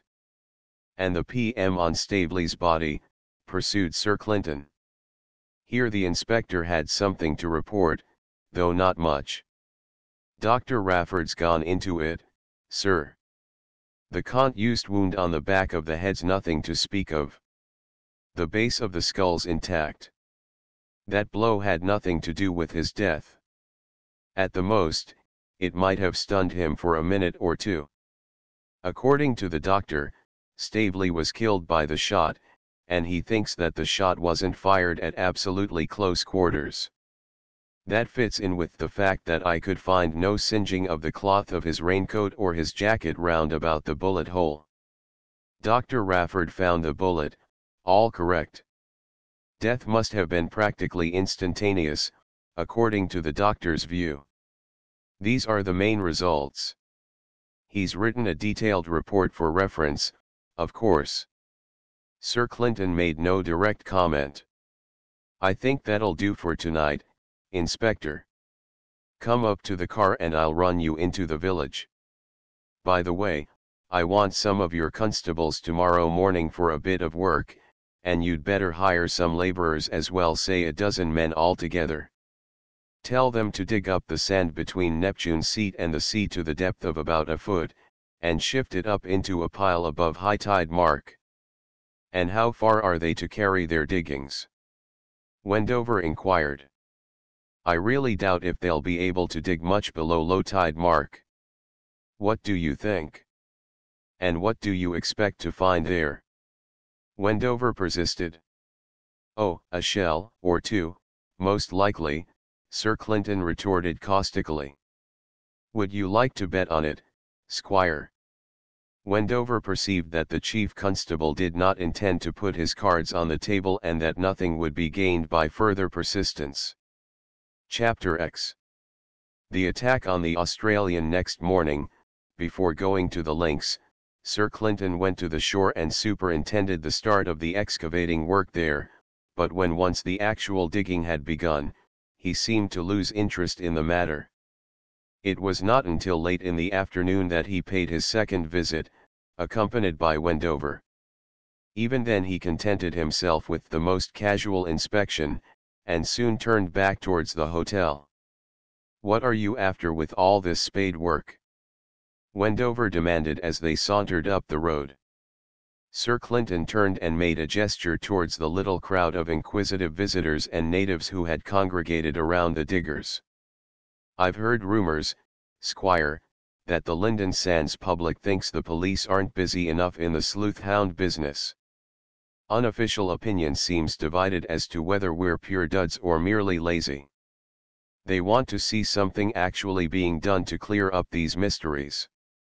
Well, they've got something to talk about now, you see. That's always gain. So long as they can stand and gape at the digging down there, they won't worry us too much in the things we really have to do. But seriously, Clinton, what do you expect to find? Sir Clinton turned a bland smile on his companion. Oh, shells, as I told you before, Squire. Shells, almost certainly. And perhaps the brass bottle that the genie threw into the sea after he'd escaped from it, the Arabian Nights tale, you remember. Once one starts digging in real earnest, one never can tell what one may not find. Wendover made a gesture of impatience. I suppose you're looking for something. I've told you exactly what I expect to find, Squire. And it's no good you're going off to pump these diggers, or even the inspector, for they don't know what they're looking for themselves. The general public can ask questions till it's tired, but it won't learn much on the beach. That'll tend to keep its excitement at fever heat and prevent it looking any farther for points of interest. As they neared the hotel, they overtook Madame Laurent Desrousseaux, who was walking leisurely up the road. Sir Clinton slowed down to her pace, and opened a brisk conversation as he came abreast of her. Wendover, feeling rather out of it, inspected Madame Laurent Desrousseaux covertly with some disfavor. Now, what the devil does Clinton see in that vamp? He asked himself as they moved on together. He's not the usual idiot, by a long chalk. She'll get no change out of him. But what does he expect to get out of her? It's not like him. Of course, she's a bit out of things here, but she doesn't look the sort that would mind that much, somehow. And he's evidently laying himself out to get her good graces. It's a bit rum. He could not deny that the personal attractions of Madame Laurent Desrousseaux were much above the average, and, despite himself, he felt a tinge of uneasiness in his mind. After all, even the cleverest men get caught occasionally, and it was plain enough that Sir Clinton was doing his best to make friends with the Frenchwoman. They had just entered the hotel grounds when Wendover saw approaching them down the drive the figure of Cargill. The Australian seemed to have something to say to them, for he quickened his pace when he caught sight of Sir Clinton. I've come across something else that might be of importance, he said, addressing the chief constable without a glance at the others. He broke off abruptly, with a glance at Madame Laurent Desrousseaux. It seemed almost as though he had not seen before that she was there, or as if he had just recognized her. I'll let you see it later on, he explained rather confusedly. I'll have to hunt it out. I find I've left it in the pocket of another jacket. Sir Clinton successfully repressed any signs of a curiosity which he might have felt. Oh, any time you like, he suggested, without betraying much interest in the matter. By an almost imperceptible maneuver he broke the group up into two pairs, and moved on towards the hotel entrance with Madame Laurent Desrousseaux, leaving Wendover and the Australian to follow if they chose. It was almost dinner time as they entered the building, and Wendover took the opportunity of shaking off Cargill, who seemed inclined to cling to him more than he wished. Rather to Wendover's surprise, Sir Clinton showed no inclination, after dinner, to plunge into further investigations. We mustn't be greedy, Squire, he argued. We must leave the inspector a fair share of the case, you know. If amateurs like ourselves bustle around too much, the professional would have no practice in his art at all. If you ask me, Wendover retorted, the professional's spending all his time barking furiously at the foot of the wrong tree. You think so? Well, if the cats up the tree insist on making a noise like a murderer, you can't blame him, can you? I don't like his damned flat-footed way of going about his job, Wendover protested angrily. One always supposed that people were treated as innocent until they were convicted, but your inspector interviewed that girl as if he were measuring her for a rope. He's built up a wonderfully convincing case, Squire, don't forget that. But you admitted yourself that there's a flaw in it, Clinton. By the way, what is the flaw? But Sir Clinton did not rise to the bait. Think it over, Squire. If that doesn't do the trick, then think again. And if that fails, shake the bottle and try a third dose. It's one of these obvious points which I'd hate to lay before you, because you'd be covered with confusion at once if I explained it. But remember one thing.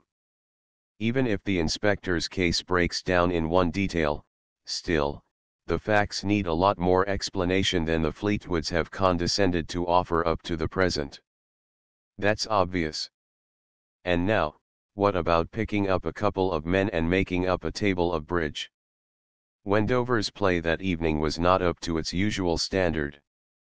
At the back of his mind throughout there was the picture of Cressida and her husband upstairs, weighed down by the burden of the unformulated charge against them and preparing as best they could against the renewal of the Inquisition which could not be long delayed.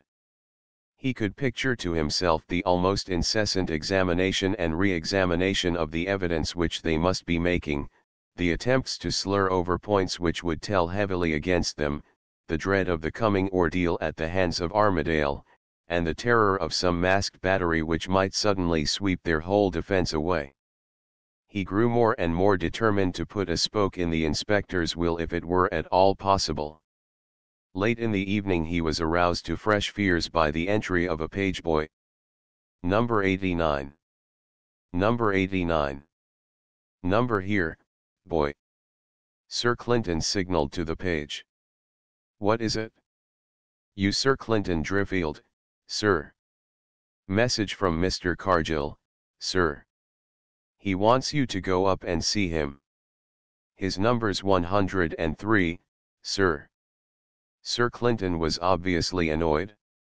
Tell him I'm here if he wishes to see me. Say I'm playing bridge. The boy seemed to enjoy springing a sensation on them. Beg your pardon, sir, but he can't come. He's upstairs in bed. He's been shot. Mrs. Fleetwood brought him back in her car, sir, a few minutes ago, and they had to carry him up to his room. The doctor's been sent for. Sir Clinton laid down his cards, and made a brief apology to the others for interrupting the game. You'd better come along with me, Squire. We have to break up the table, in any case. Followed by Wendover, he ascended to the Australian's room. They found Cargill lying on his bed with some rough bandages round his ankle, and evidently in considerable pain. Sorry to hear you've had an accident, Sir Clinton said sympathetically, as he bent down and inspected the dressings. That seems good enough to serve until the doctor comes. Who put it on for you? Mrs. Fleetwood, Cargill answered. She seemed to know a bit about first aid work. Sir Clinton, rather to Wendover's surprise, asked no leading question, but awaited Cargill's explanation. The Australian did not keep them in suspense. I sent a message down for you because you're the Lord High Muck in the police hereabouts, and the sooner the police get hold of the beggar who tried to do me in, the better I'll be pleased. It's no advertisement for a new hotel to have one of its guests half murdered within a week of his arrival. True. Suppose you explain what happened. Cargill seemed to see that he had hardly approached the matter in a tactful manner. I'm a bit sore at present, and perhaps I sounded peevish. But it's enough to make one lose one's rag a bit, I think. Here's what happened. This evening, after dinner, I strolled across the bay to pay a visit to my friend Fordingbridge at Flats Cottage. We sat there for a while, playing cards, and then I thought I might as well be getting home again. So I said goodbye to them. Who was there? Sir Clinton interjected. Fordingbridge and Billingford, Cargill replied. I said goodbye to them, and set off for home. Did anyone see you off the premises? The chief constable interrupted once more. Cargill shook his head. I'm an old pal of Fordingbridge's, so he didn't trouble to come to the door with me. I put on my hat and coat and gave the cottage door a slam after me, to let them hear I was gone. Then I walked down that muddy path of theirs. You didn't notice if anyone followed you? Cargill reflected for a moment. I didn't notice particularly, of course, but I can't think that anyone did. I mean, I can't remember anything that suggests that to my memory, you understand. Sir Clinton nodded to him to continue his story. When I got down to the road, I turned off in this direction. Now, that's the point where I do remember someone behind me. I heard steps. After a yard or two, I looked round. You know how one does that, without having any particular reason. But it was a heavily clouded night, and the moon didn't light things up much. All I could see was a figure tramping along the road behind me, about a couple of dozen yards behind, I should think. No idea who it was, I suppose? Sir Clinton questioned. Not the foggiest. I thought it might be one of the hotel people, so I slowed down a trifle for the sake of company. No one except some of the hotel crowd would be walking in this direction at that time of night. The next thing I heard was the sound of steps coming up behind me, and then there was the crack of a pistol, and down I went in the road with a bullet in my leg. Whereabouts were you at the time? About 50 yards along the road from the path to Flat's cottage, I should say. But you'll find the place all right in daylight. I bled a good deal, and it'll be all over the road where I fell. And then? Well, I was considerably surprised, said Cargill drily. Very natural in the circumstances, Sir Clinton admitted, giving Cargill humor for humor. What did you think had happened? I didn't know, the victim continued. You see, I'm a total stranger here. Fordingbridge is the only person in the place who's met me before. No one that I know of could have a grudge against me. That's what surprises me in the business.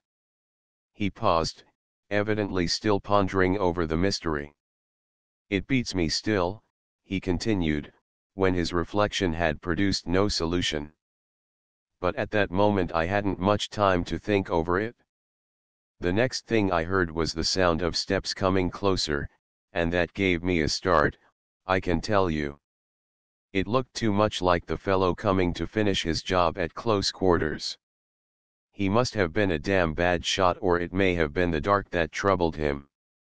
But I'd no longing to have him put a pistol muzzle to my ear, I can tell you. I just let out a yell. He winced, for in the excitement of his narrative he had unconsciously shifted his wounded ankle. That seems to have been the saving of me, for of course I couldn't stand, much less get away from the beggar. I suppose the racket I raised scared him. You see, they heard me at Flat's cottage, and there might easily have been other people on the road as well. So he seems to have turned and run at that. I kept on yelling for all I was worth, it seemed the most sensible thing to do. Just then, I heard the sound of a big motor horn down the road at the corner where the path to the cottage comes in, and almost at once a couple of blazing headlights came up. Mrs. Fleetwood's car, I suppose. I believe that's her name. Pretty girl with dark hair? That's the one. She pulled up her car when she saw me all a-sprawl over the road, and she was down from the driving seat in a jiffy, asking me what it was all about. I explained things, more or less. She made no fuss, kept her head well, and turned on an electric horn full rip. You see, I explained to her I didn't want to be left in the road there all alone. She'd proposed to go off in her car and get assistance, but I wasn't keen on the idea. Sir Clinton's face showed his approval of this caution. In a minute or two, Cargill continued, Fordingbridge and Billingford came up. They'd been roused by my yells and the electric horn. I don't know what the girl thought when she saw Fordingbridge in the light of the motor's lamps. It must have given her a start to see a face like that at close quarters in the night. But she's a plucky girl, and she never turned a hair. Billingford proposed taking me down to the doctor in the car, but she insisted on bringing me back here. More comfortable, she said.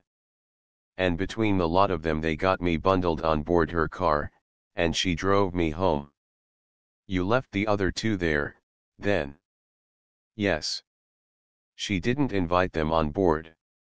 Then, when we got here, she fixed me up temporarily." He nodded towards the bandages, "and then she went off in her car again to hunt up a doctor." Sir Clinton seemed to find nothing further to ask. Wendover stepped into the breach. "Would you recognize this gunman if you saw him again?"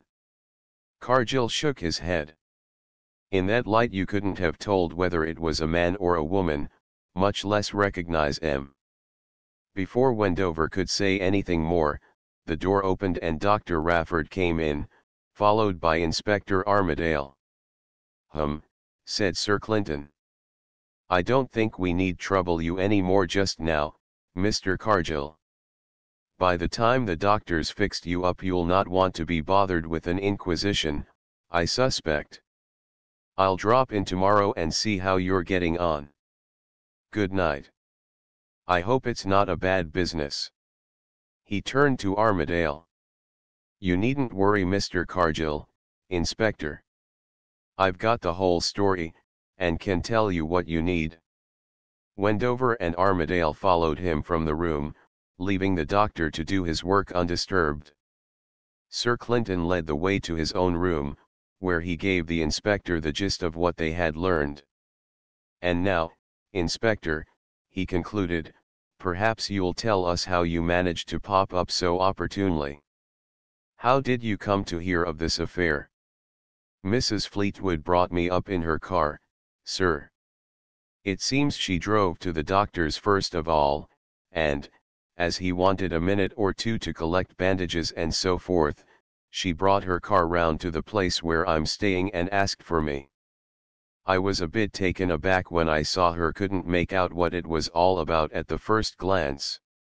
She got me on board and was off to the doctor's before you could say, snap. We picked him up and she drove us both up here. On the way she told me her side of the business. And that was, by her way of it, she'd wanted to make sure of catching the first post in the morning, an important letter, she said. She'd taken her car and driven into Lynden Sands post office to post it, for fear of the hotel post not catching the first collection. Then she was driving back again when she heard someone calling, just as she came to the corner at Flat's cottage. She turned on her horn and came round the corner, and almost at once she saw, in the beam of her headlights, Cargill lying on the road. So she stopped and got down. In a minute or so, up came the gang from Flat's cottage, and between the lot of them they got Cargill into the car and she brought him home." "Did she see anyone on the road except Cargill?" "I asked her that, sir. She says she saw no one there. No one was on the road between Cargill and the corner. Slipped off the road, evidently. There are a lot of rocks by the roadside thereabouts, and a man could hide himself quick enough among them, if he were put to it," Sir Clinton pointed out. The inspector seemed to find the suggestion unsatisfying. "There's just one point you've overlooked, I think, sir," he criticized. "Remember what Cargill told you. With the light as it was, he couldn't tell whether it was a man or a woman who shot him." Wendover flamed up at the inspector's insinuation. "Look here, Inspector," he said angrily, "you seem to be suffering from an idée fixe about Mrs. Fleetwood. First of all you insist that she murdered Staveley. Now you want to make out that she shot Cargill, and you know perfectly well the thing's absurd. You haven't got a shred of evidence to make your ideas hang together in this last affair, not a shred. I'm not talking about evidence just now, Mr. Wendover. There's been no time to collect any as yet. I'm just taking a look at possibilities, and this is quite within the bounds of possibility, as you'll see. Suppose Mrs. Fleetwood came out of Lynden Sands village and drove up the road towards Flat's cottage. She could see the door of it as she came up the hill to the corner. You'll not deny that, I suppose?" "No," Wendover admitted contemptuously. "That's quite possible. Then suppose, further, the inspector went on, that just before she reached the corner the door of Flat's cottage opened and a man came out. In the light from the open door he'd be fairly plain to anyone in her position but not too plain. What's that got to do with it? Wendover demanded brusquely.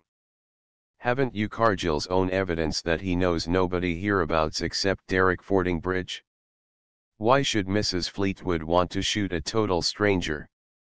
You're not suggesting that she's a homicidal maniac, are you? No, Armadale retorted, I'm suggesting that she mistook Cargill's figure for somebody else, somebody whom she'd a good reason for putting out of the way. She'd only get a glimpse of him as he opened and shut the cottage door. A mistake's quite on the cards. Is that impossible, so far? No, but I shouldn't say that it mattered a rap, if you ask me. That's as it may be, the inspector returned, obviously nettled by Wendover's cavalier manner. What happens after that? She shuts off her lights, gets down off the car, follows Cargill along the road, still mistaking him for someone else. She steals up behind him and tries to shoot him, but makes a muddle of it owing to the bad light. Then Cargill shouts for help, and she recognizes that she's made a mistake. Off she goes, back to her car, switches on her lights and sounds her horn, and then pretends to have been coming up the hill in the normal way and to have arrived there by pure accident at that time. Is that impossible? Quite, said Wendover bluntly. Come now, Squire, Sir Clinton interposed, as the tempers of his two companions were obviously near the danger point. You can't say anything's impossible except a two-sided triangle and a few other things of that sort. What it really amounts to is that you and the inspector differ pleasantly as to the exact degree of probability one can attach to his hypothesis. He thinks it probable, you don't agree. It's a mere matter of the personal equation. Don't drag in the absolute, it's out of fashion in these days. Wendover recovered his temper under the implied rebuke, but the inspector merely glowered. Quite evidently he was more wedded to his hypothesis than he cared to admit in plain words. There isn't much chance of our getting the bullet, he admitted. It went clean through Cargill's leg, it appears. But if we do get it, and if it turns out to be from a pistol that a girl could carry without attracting attention, then perhaps Mr. Wendover will reconsider his views. Chapter 11. Madame Laurent Desrousseau's evidence. I shan't be able to give you a game this morning, Squire, Sir Clinton explained at breakfast next day. I've got another engagement. He glanced towards Madame Laurent Desrousseau's empty seat at the adjoining table, and suppressed a grin as he saw the expression on Wendover's face. Need you advertise yourself quite so much in that quarter, Clinton? Wendover demanded, rather put out by the turn of events. Sir Clinton's features displayed an exaggerated expression of coyness, as though he were a boy half inviting chaff on the subject of a feminine conquest. I find her interesting, Squire. And good-looking. And charming. And, shall we say, fascinating. It's a very rare combination, you'll admit, and hence I'd be sorry not to profit by it when it's thrust upon me. Wendover was somewhat relieved by the impish expression in Sir Clinton's eye. I've never known you to hanker after semi-society ladies before, Clinton. Is it just a freak? Or are you falling into senile decay? She's fairly obvious, you know, especially against this background. Sir Clinton failed to suppress his grin. Wrong both times, Squire, making twice in all. It's not a freak.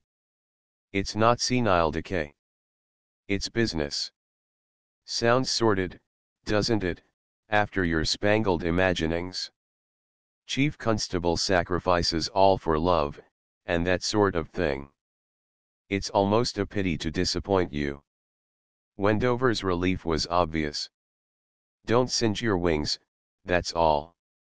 She's a dangerous toy, by the look of her, Clinton. I shouldn't play with her too long, if I were you. What she's doing down here at all is a mystery to me. That's precisely what I intend to find out, Squire. Hence my devotion. There were more brutal ways of finding out, but I don't share the inspector's views about how to elicit evidence. You see, she's studied in the best school of fascination, and she knows a woman can always get into a man's good graces by leading him on to talk about his work. So she's secured a number of horrific details about the dreadful powers of the police in this land of freedom from me. I think she'll part with the information I want when I ask for it. Wendover shook his head disapprovingly. Seems a bit underhand, that, he commented. The finer graces do get shoved aside in a murder case, Sir Clinton admitted. One regrets it, but there it is. You can't wear a collar and tie when you're going to be hanged, you know. Get on with your breakfast, you gruesome devil, Wendover directed, half in jest and half in earnest. I expect the next thing will be your luring all your suspects onto the hotel weighing machine, so as to have the right length of the drop calculated beforehand. Constant association with that brute Armadale has corrupted you completely. Sir Clinton stirred his coffee thoughtfully for a moment or two before speaking again. I've got a job for you to do, Squire, he announced at last in a serious tone. About 11 o'clock I have an appointment with Madame Laurent Desrousseaux. We're going for a walk along the bay. Now, I want you to drive into Lynden Sands, pick up Armadale, and get back again so as to meet us somewhere about the old wreck. It was a spring tide yesterday, and the tide's just turning about this time in the morning, so we'll have to keep quite near the road in our walk across the sands. You can hail us from the road easily enough. Wendover nodded an acceptance of the task. The inspector can bring along a tape measure in his pocket, and, if he likes, he can drag the blow lamp and wax with him also, though I doubt if we'll need them. At the mention of the tape measure, Wendover pricked up his ears. You don't imagine that she was on the beach that night, do you, Clinton? Armadale found out that her shoes were no for half a size, at least, too big for the prints we haven't identified yet. Besides, she's quite a good height, as tall as Mrs. Fleetwood, and, you remember, the steps were much shorter than Mrs. Fleetwood's. The person who made these prints must have been much smaller than the Laurent Desrousseaux woman. Have you found some more prints that you didn't tell us about? All in good time, Squire, Sir Clinton answered. Take things as they come. He sipped his coffee as though to show that he did not propose to be drawn. But Wendover was not to be put off. You couldn't have got a number 4 shoe into these prints. No, and, from what I've seen of her feet, her shoes are a perfect fit. I've noticed you admiring them quite justifiably, Squire. Well, she couldn't wear a 3½ shoe. No. That's admitted. She hasn't such a thing in her possession, I'm sure of that. Give it up, Squire. The fishing's very poor in this district. I'm not going to tell you anything just now. Wendover recognized that he could not hope to extract any further information from the chief constable, and he consoled himself with the thought that a couple of hours at most would see this part of the mystery cleared up. After breakfast he went into the lounge, and passed the time in smoking and reviewing the state of affairs. He became so engrossed in this exercise that it was almost with a start that he realized the time had come to take out the car and pick up Armadale. As he and the inspector drove slowly back from the village, they saw the figures of Sir Clinton and Madame Laurent Desrousseaux sauntering across the sands just below high tide mark, and in a few moments the car came level with the walkers. Sir Clinton waved his arm, and Wendover and Armadale got out and walked down the beach.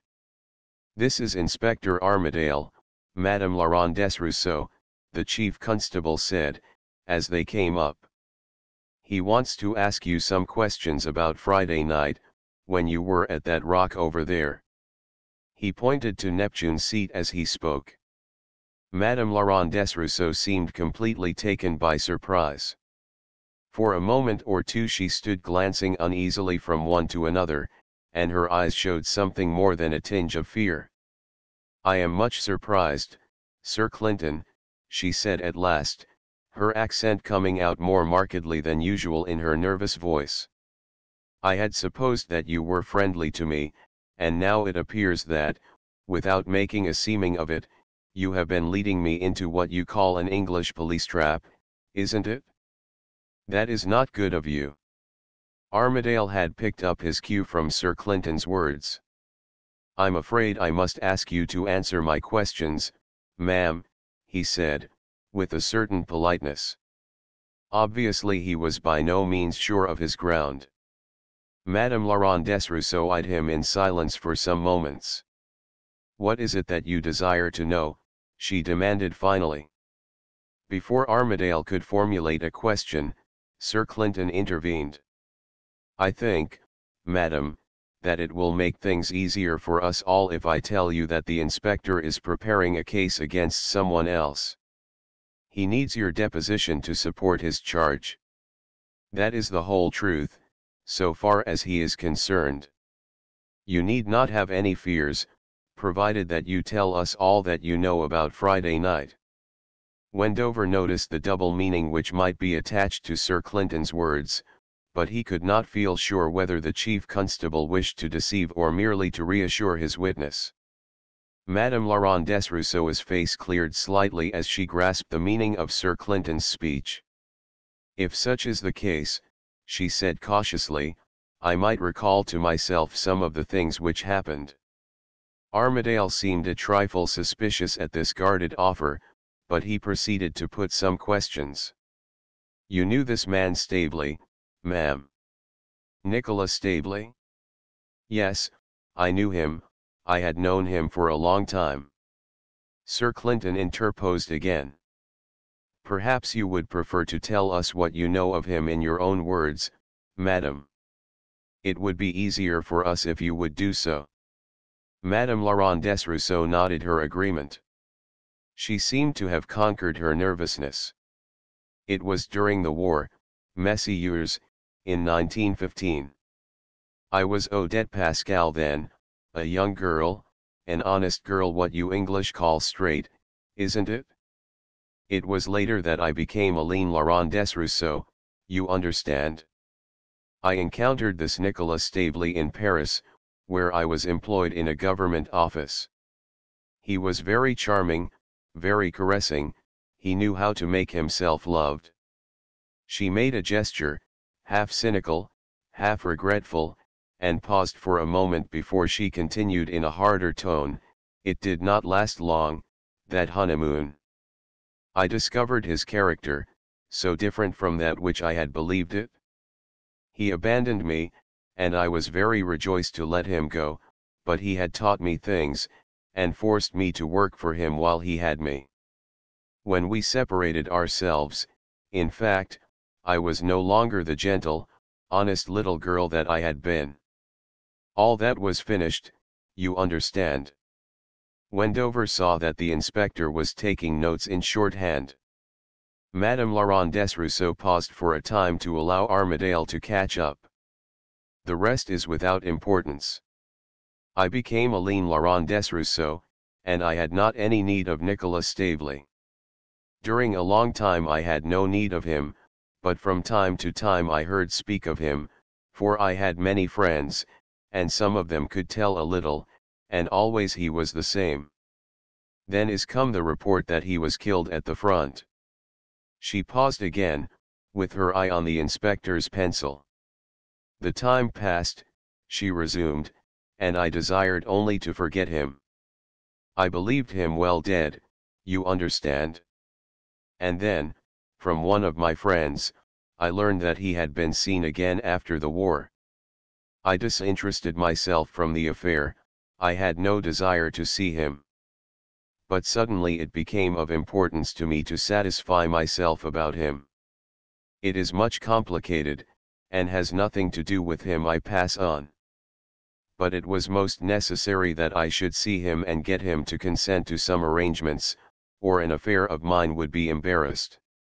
Embarrassed, Armadale repeated, to show that he was ready to continue. I have consulted my friends, Madame Laurent Desrousseau pursued. Some among them have been able to help me, and I have discovered where he was living in London. It was most necessary for me to speak with him. Thus I came over to England, to London. But he is no longer there, he is gone to Lynden Sands, one says. So I procure his address at Flats Cottage and I come myself to Lynden Sands Hotel. Armadale's involuntary upward glance from his notebook betrayed the increase in his interest at this point. I arrive here, and at once I write him a letter saying I go to Flats Cottage to see him on Friday night. There is no response, but I go to Flats Cottage as I had planned. When I knocked at the door, Staveley appeared. What time on Friday night was that? Armadale interposed. In my letter I had fixed a rendezvous at 9:30. I was exact on time, you say, isn't it? But it seemed that the Staveley could not see me alone there, others were in the cottage. Then he said that he would meet me later at 10:30 at some great rock beside the sea, the rock one calls Neptune's Seat. So you came away, and he went back into the cottage? Armadale demanded. Madame Laurent Desrousseau assented with a slight bow. I came away, she continued. To pass the time, I walked on the road, and perhaps I walked too far. It was late after the hour of the rendezvous when I arrived opposite the rock, this Neptune's Seat. I went down onto the sands and attained to the rock. Staveley was there, very angry because I was 10 minutes late. He was much enraged, it appears, because he had a second rendezvous at that place in a few minutes. He would not listen to me at all at the moment. I saw that it was no time for negotiating with him, he was so much in anger and so anxious to deliver himself of me. I fixed another rendezvous for the following day, and I left him. What time did you leave him on the rock? Armadale interjected. Let us see. Madame Laurent Desrousseau halted for a moment to consider. I passed some minutes with him on the rock. Let us put 10 minutes at the least. That would mean you left the rock very shortly before 11 o'clock, then. Madame Laurent Desrousseau agreed with a gesture. I went away from the rock by the same road as I had come, she went on. I was much agitated, you understand. It was a great disappointment that I had attained to no arrangement at that moment, I had hoped for something better, isn't it? And that Staveley had been very little obliging, unkind, isn't it? It was very desolating. As I was crossing the sands, a great automobile appeared on the road, coming from the hotel. It stopped whilst I was waiting for it to pass, and the chauffeur extinguished its projectors. Then a woman descended from the automobile, and walked down onto the sands towards the rock. Wendover could read on Armadale's face an expression of triumph. The inspector was clearly overjoyed at getting some direct evidence to support his case against Cressida, and Wendover had to admit, with considerable disquietude, that Madame Laurent Desrousseau's narrative bore out Armadale's hypothesis very neatly. When I again regarded the automobile, the chauffeur also had vanished. He was not on the road. Perhaps he also had gone down to the rivage. Sure, Sir Clinton interjected, seeing Armadale's obvious perplexity at the word. I was standing there for some minutes, Madame Laurent Desrousseau continued. Against one like that Staveley one must utilize all weapons, isn't it, even espionage? I had a presentiment that something might eventuate. Staveley and a woman, you understand. I was hoping that something, anything, might arrive to give me an advantage over him. I have forgotten to say that the sky was obscured by great clouds. It was a little difficult to see clearly. On the rock they discussed and discussed, but I could hear nothing, and in the end I grew tired of attending. "How long did you stand there?" Armadale asked. It would be difficult to say, but perhaps it was about a quarter hour. I was quite tired of attending, and I walked quite slowly along the road away from the hotel. I avoided the automobile, you understand. I desired no embarrassments. It was not my affair, isn't it, to discover the identity of this woman. All that I desired was an arm against Staveley. There was nothing else at all. A little after, I returned. It seemed to me longer, perhaps, than it really was, and I was believing that they must be gone, those two. Then, all at once, I heard the report of a firearm down at the rock, a single shot. Sir Clinton questioned. "Un seul coup de feu?" "One only," Madame Laurent Desrousseaux answered definitely. I hastened back along the road in the direction of the automobile. I had the idea of an accident in my head, you understand. It was very somber, great clouds were passing on the moon. I could see with difficulty the woman's figure hasten up from the rock towards the automobile, and almost at once the chauffeur rejoined her. When they were getting into the automobile I was quite close, I could hear them speak, although it was too dark to see them except most dimly. The woman spoke first, very agitated. Her three listeners were intent on her next words. Armadale looked up, his pencil poised to take down her report. Wendover felt a catch in his breath as he waited for the next sentences which would either make or break the inspector's case. "She said," Madame Laurent Desrousseaux continued, "she said these very words, for they were stamped on my memory since they meant so much to me, 'I've shot him, Stanley.' And the chauffeur demanded, 'Have you killed him?' And you can understand, messieurs, that I listened with all my ears. The woman responded, 'I think so.' He fell at once and lay quite still. 'What's to be done?' And to that the chauffeur made the reply, 'Get you away at once.' And he made some movement as if to put the motor in march. But the woman stopped him and demanded, 'Aren't you going down to look at him, see if anything can be done?' And to that the chauffeur made the response in anger, 'It's damn well likely, isn't it?' Just like that. And he pursued, 'Not till I've seen you in safety, anyhow. I'm not running any risks.' Wendover felt that his last shred of hope had been torn away. This reported conversation might have been concerted between Madame Laurent Desrousseaux and Armadale beforehand, so neatly did it fit into its place in the inspector's case. He glanced up at Sir Clinton's face, and saw there only the quiet satisfaction of a man who fits a fresh piece of a jigsaw puzzle into position. Then, Madame Laurent Desrousseaux continued, the chauffeur set his motor in march and reversed the automobile. I stepped aside off the road for fear that they should see me, but they went off towards the hotel without illuminating the projectors. She stopped, evidently thinking that she had told all that was of importance. Armadale suggested that she should continue her tale. "Figure to yourselves my position," she went on. Staveley was lying dead on the rock. The automobile had gone. I was left alone. If one came along the road and encountered me, there would be suspicion, and one would have said that I had good reason to hate Staveley. I could see nothing but embarrassments before me. And the chauffeur had suggested that he might return later on. What more easy, if he found me there, than to throw suspicion on me to discredit me? Or to incriminate me, even. In thinking of these things, I lost my head. My sole idea was to get away without being seen. I went furtively along the road, in trembling lest the automobile should return. No one met me, and I regained the gardens of the hotel without being encountered. As I was passing one of the alleys, I noticed standing there the great automobile, with its lights extinguished.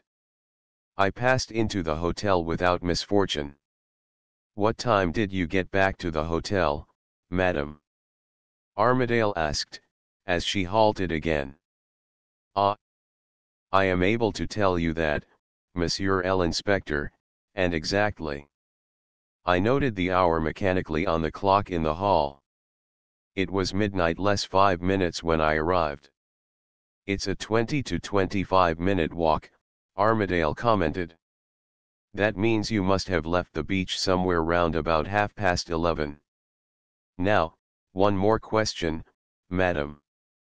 Did you recognize the voices of the man and the woman?" Madame Laurent Desrousseau hesitated before replying. "I should not wish to say," she answered at last unwillingly.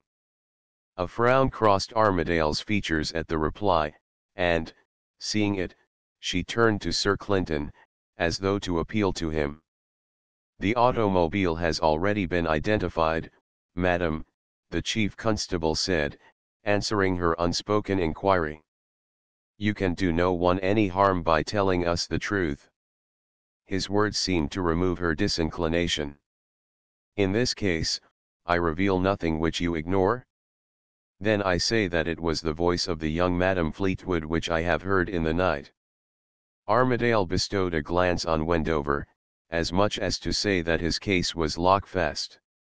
Madame Laurent Desrousseau, now that she had got her narrative off her mind, seemed to be puzzled by something. She turned to Sir Clinton. "I am embarrassed to know how you came to discover that I was at the Rock on that night.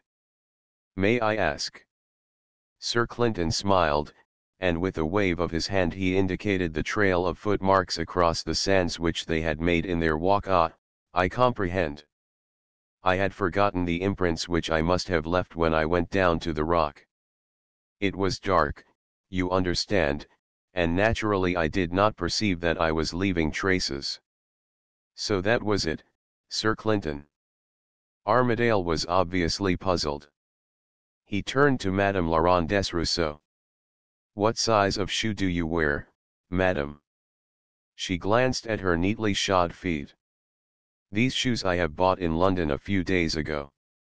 "The pointure, the size, you call it, isn't it, was no 4. Armadale shrugged his shoulders, as though to express his disbelief. "Measure these prints on the sand here, Inspector," Sir Clinton suggested. Armadale drew out his tape measure and took the dimensions of the footmarks left by Madame Laurent Desrousseau. "And the length of step also, Inspector," Sir Clinton suggested. "They correspond with the tracks down to the Rock, true enough," the inspector admitted, when he completed his task. "But only a 3½ shoe could have made them." Sir Clinton laughed, though not sneeringly. "Would you lend me one of your shoes for a moment, madam?" he asked. "You can lean on me while it's off, so as not to put your foot on the wet sand." Madame Laurent Desrousseau slipped off her right shoe and held it out. "Now, Inspector, there's absolutely no deception. Look at the number stamped on it. A 4, isn't it?" Armadale examined the shoe, and nodded affirmatively. "Now take the shoe and press it gently on the sand alongside a right footprint of Madame Laurent Desrousseau. That one there will do. See that you get it square on the sand and make a good impression." The inspector knelt down and did as he was told. As he lifted the shoe again, Wendover saw a look of astonishment on his face. "Why, they don't correspond," he exclaimed. "The one I've made just now is bigger than the other." "Of course," the chief constable agreed.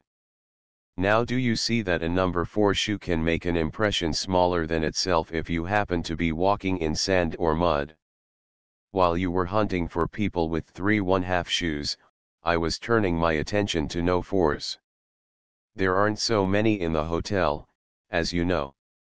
and it so happened that I began with Madame Laurent Desrousseaux. She was good enough to go for a walk with me, and by counting her steps I gauged the length of her pace. It corresponded to the distance on the tracks. Madame Laurent Desrousseaux was examining Sir Clinton with obvious admiration, not wholly unmixed with a certain uneasiness. "You seem to be very adroit, Sir Clinton," she observed.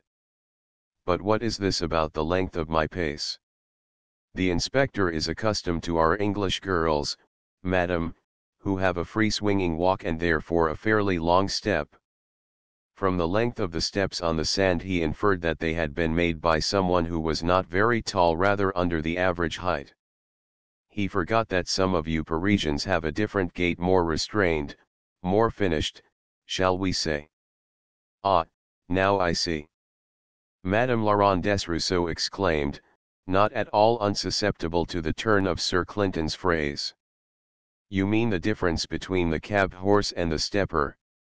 "Exactly," Sir Clinton agreed with an impassive face.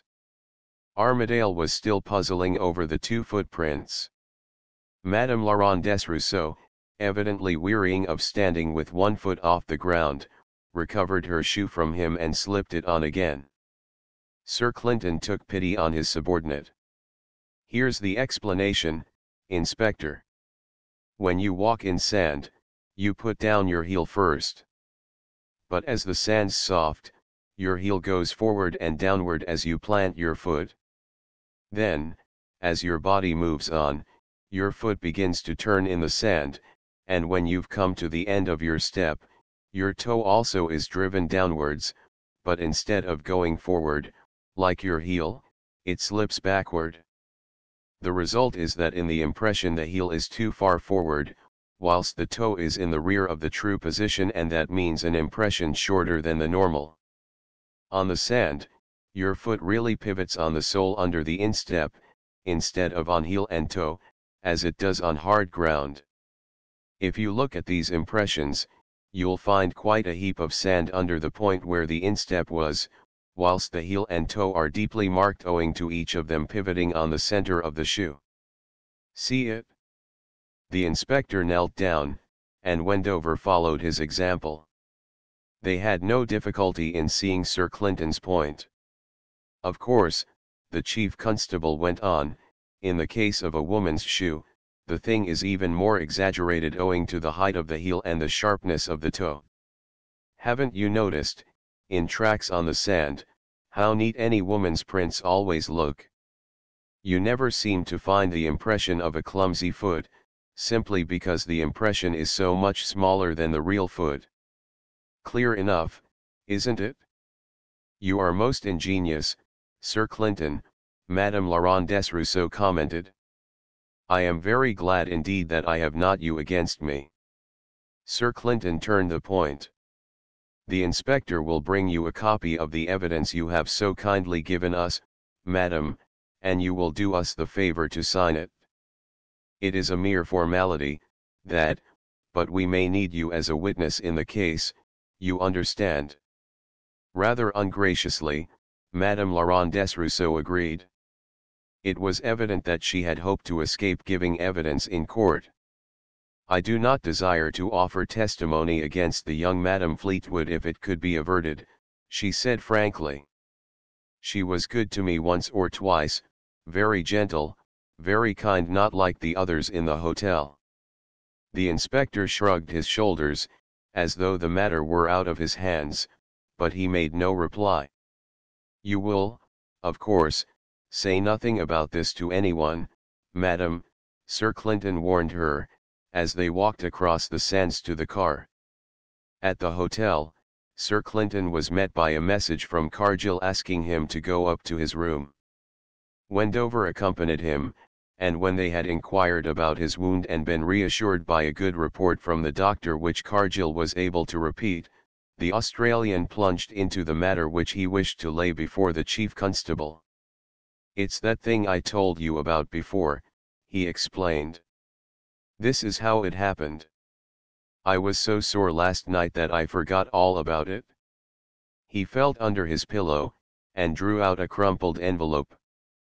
I was in the writing room one day lately, and Madame Laurent Desrousseau, that French high-stepper, was writing something at one of the tables. She made a muddle of her addressing of the thing, and flung a spoiled envelope into the waste paper basket beside her. Then she addressed another envelope, sealed up her letter, and went out. I happened to have some jottings to make, and, as her waste paper basket was just at my elbow, I leaned over and fished out the old envelope, to save myself the bother of getting out of my chair for a piece of paper.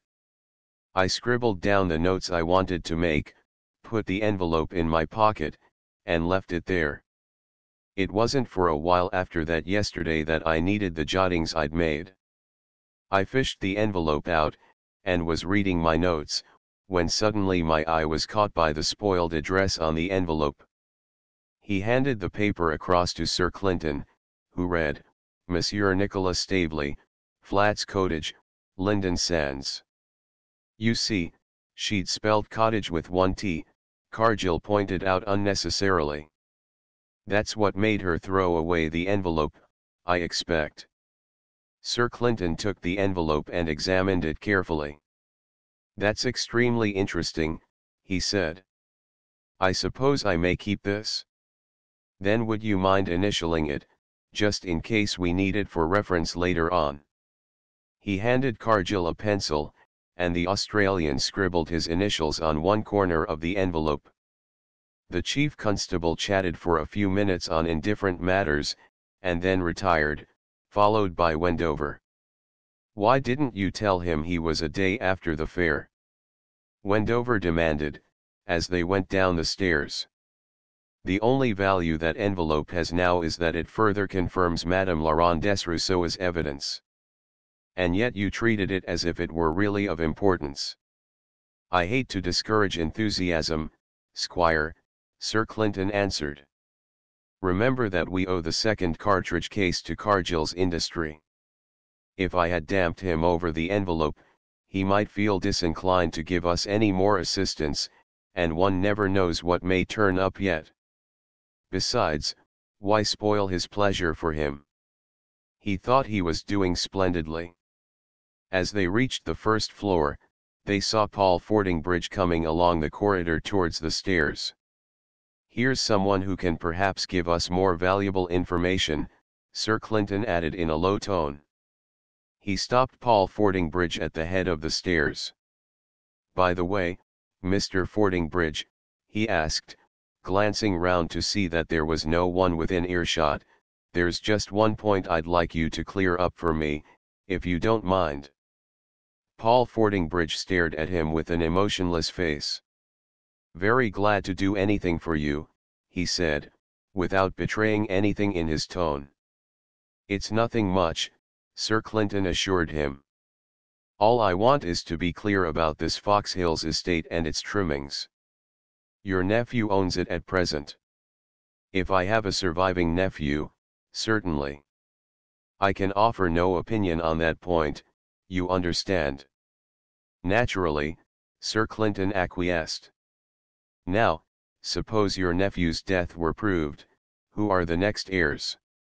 That's what I'd like you to tell me, if you don't mind. I could get it hunted up at Somerset House, but if you'll save me the trouble it will be a help. Failing my nephew, it would go to my niece, Mrs. Fleetwood. And if anything happened to her, it falls to me in that case. And if you weren't there to take it by then, my sister would get it. There's no one else. Young Fleetwood, for instance, couldn't step in front of you owing to his having married your niece. No, Paul Fordingbridge answered at once. The will took account of 7 lives, and I suppose that was sufficient in the ordinary way.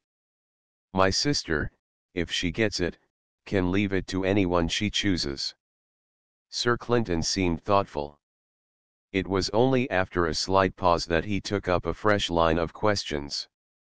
Can you tell me anything about the present management of the thing? You have a power of attorney, I believe, but I suppose you leave matters very much in the hands of lawyers. Paul Fordingbridge shook his head. I'm afraid I'm no great believer in lawyers. One's better to look after things oneself. I'm not a busy man, and it's an occupation for me. Everything goes through my hands. Must be rather a business, Sir Clinton criticized. But I suppose you do as I would myself, get a firm of auditors to keep your books for you. Paul Fordingbridge seemed slightly nettled at the suggestion. No. Do you suppose I can't draw up a balance sheet once a year? I'm not quite incompetent. It was evident that Sir Clinton's suggestion had touched him in his vanity, for his tone showed more than a trace of pique.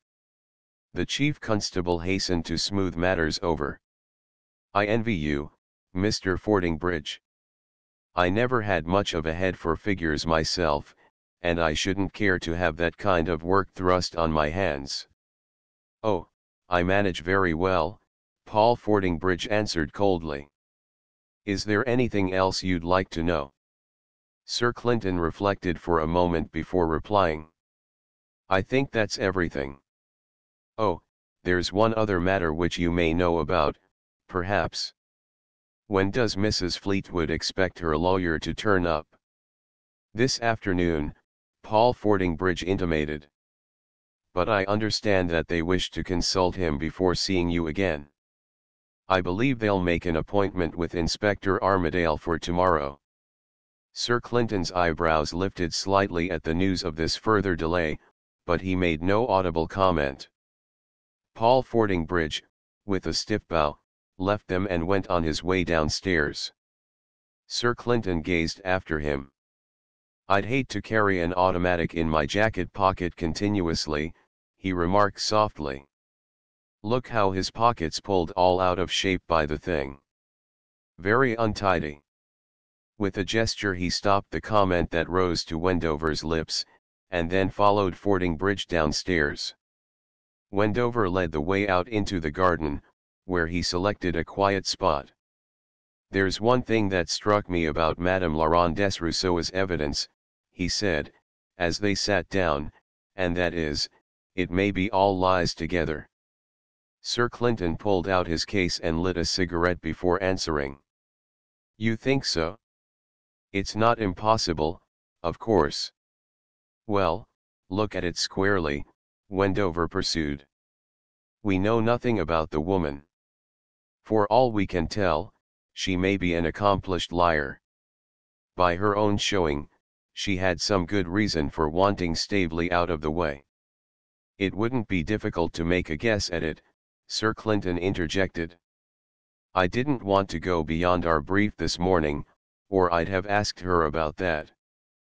But I was very anxious not to rouse her suspicions, and the matter really didn't bear directly on the case, so I let it pass. Well, let's assume that her yarn is mostly lies, and see where that takes us, Wendover went on. We know she was at the cottage all right, we've got the footprint to establish that. We know she was on the rock, too, for her footprints were on the sands, and she doesn't contest the fact of her presence either. These are the two undeniable facts. Euclidean, Squire. But it leaves the story a bit bare, doesn't it? Go on, clothe the dry bones with flesh, if you can. Wendover refused to be nettled. He was struggling, not too hopefully, to shift the responsibility of the murder from the shoulders of Cressida to those of another person, and he was willing to catch at almost any straw. How would this fit, then, he demanded. Suppose that Madame Laurent Desrousseau herself was the murderess. She makes her appointment with Staveley at the cottage as she told us, and she goes there, just as she said she did. She meets Staveley, and he refuses to see her. Now assume that he blurts out the tale of his appointment at 11 p.m. at Neptune Seat with Mrs. Fleetwood, and makes no appointment at all with Madame Laurent Desrousseau for that evening. That part of her tale would be a lie, of course. Sir Clinton flicked the ash from his cigarette onto the seat beside him, and seemed engrossed in brushing it away. She goes to the shore near 11 p.m., Wendover continued, not to meet Staveley, as she told us, but to eavesdrop on the two of them, as she confessed she did in her tale. She waits until Mrs. Fleetwood goes away, and then she sees her chance. She goes down to the rock herself then and she shoots Staveley with her own hand for her own purposes. She leaves the body on the rock and returns, as her footmarks show, to the road, and so to the hotel. What's wrong with that? Nothing whatever, Squire, except that it omits the most damning facts on which the inspector's depending. It leaves out, for instance, the pistol that he found in Mrs. Fleetwood's golf blazer. Wendover's face showed that his mind was hard at work. One can't deny that, I suppose, he admitted. But she might quite well have let off her pistol to frighten Staveley. That would account for he broke off, thought hard for a moment or two, then his face cleared. There were two cartridge cases, one at the rock and one at the groin. If Madame Laurent Desrousseau killed Staveley, then the cartridge case on the rock belongs to her pistol, and any other shot fired by the Fleetwoods at the groin. That means that Stanley Fleetwood, behind the groin, fired a shot to scare Staveley. Then, when the Fleetwoods had gone, Madame Laurent Desrousseau went down and shot him on the rock. That accounts for everything, doesn't it? Sir Clinton shook his head. Just think what happens when you fire an automatic. The ejector mechanism jerks the empty case out to your right, well clear of your shoulder, and lands it a yard or two behind you. It's a pretty big impulse that the cartridge case gets. Usually the thing hops along the ground, if I remember rightly. You can take it from me that a shot fired from where Fleetwood crouched wouldn't land the cartridge case at the point where Cargill showed us he'd picked it up. Wendover reflected for a while. Well, who did it, then, he demanded. If the shot had been fired on the rock, the cartridge case couldn't have skipped that distance, including a jump over the groin. And there were no other footmarks on that far side of the groin except Fleetwood's. Again he paused, thinking hard. You said there was a flaw in the inspector's case. Is this it, by any chance? Looking up, he saw the figure of Madame Laurent Desrousseau crossing the lawn not far from them. That's very opportune, he said, glancing after her. Any objection to my asking your witness a couple of questions, Clinton? None whatever. Then come along. Wendover managed matters so that it appeared as though they had encountered Madame Laurent Desrousseau by a mere accident, and it was only after they had talked for a few minutes on indifferent matters that he thought it safe to ask his questions. You must have got drenched before you reached the hotel on Friday night, madam, surely. I hope there have been no ill effects. Yes, indeed.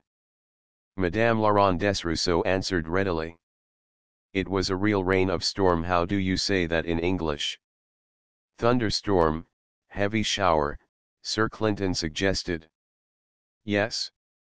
Un pluvibat ante. I was all wetted. When did the rain start, do you remember? Wendover asked indifferently. Madame Laurent Desrousseau showed no hesitation whatever. It was after the automobile had started to return to the hotel a few minutes only after that.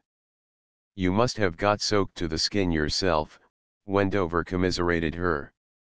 That reminds me, had Staveley his coat on his overcoat, I mean, or was he carrying it over his arm when you met him at the rock?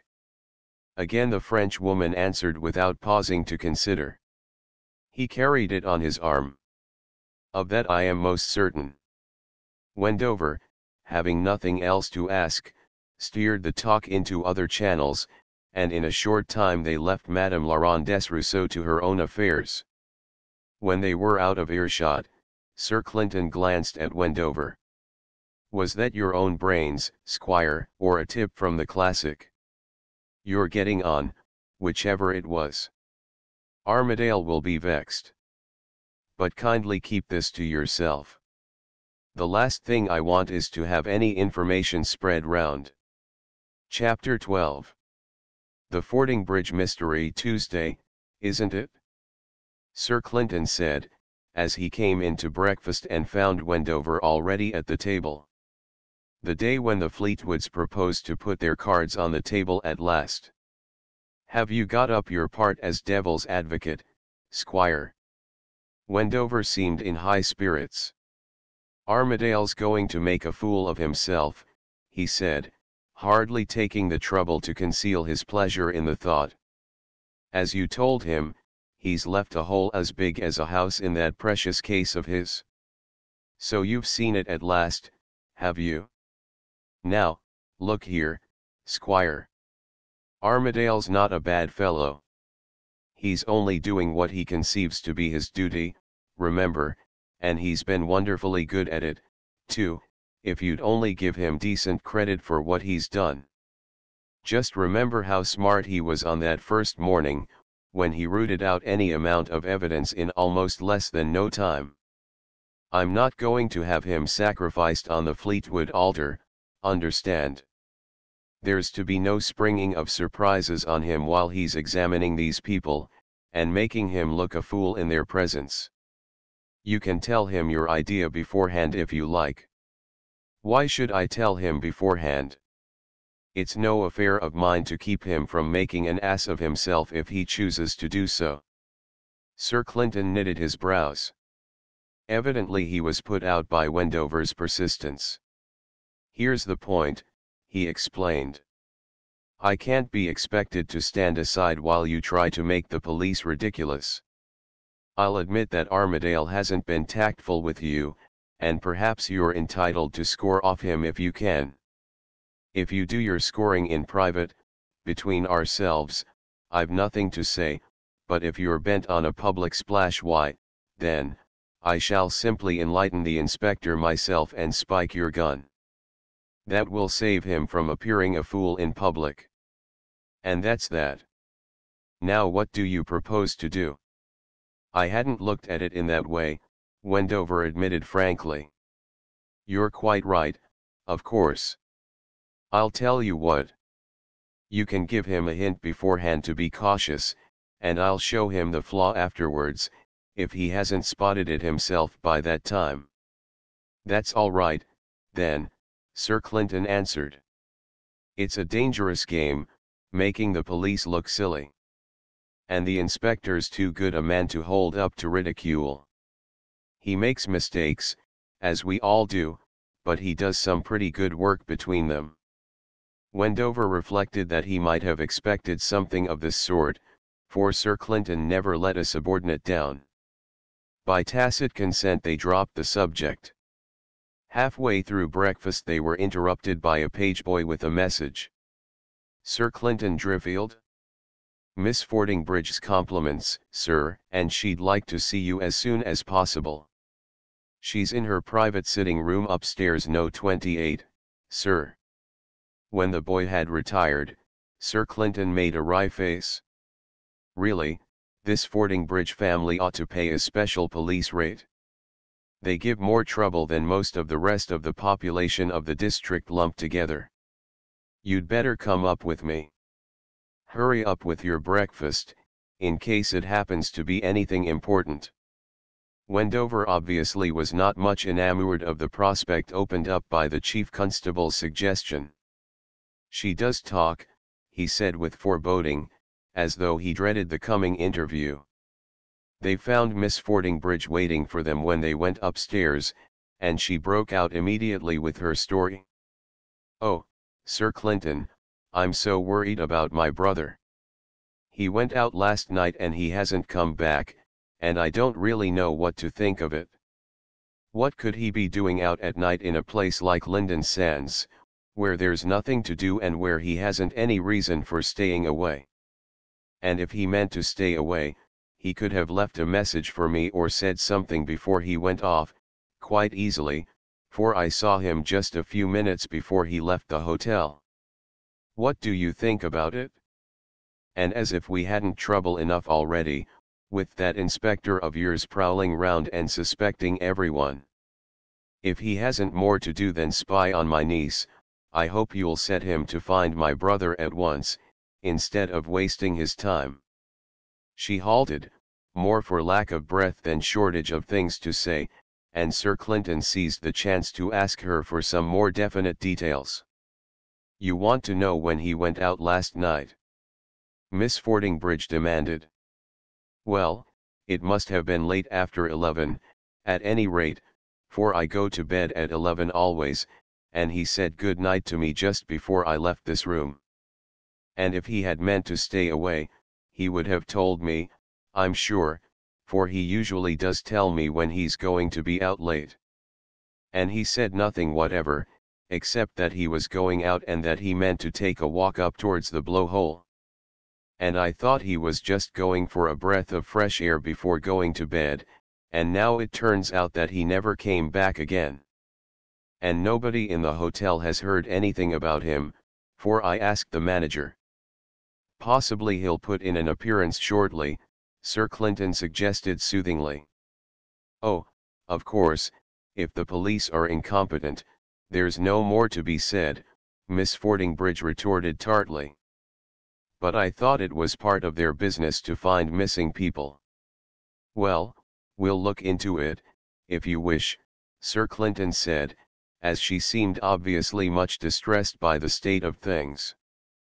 "But really, Miss Fordingbridge, I think you're taking the matter too seriously.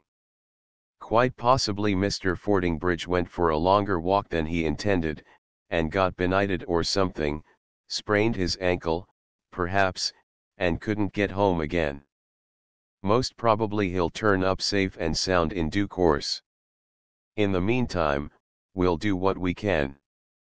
But when they had left the room, Wendover noticed that his friend's face was not so cheerful.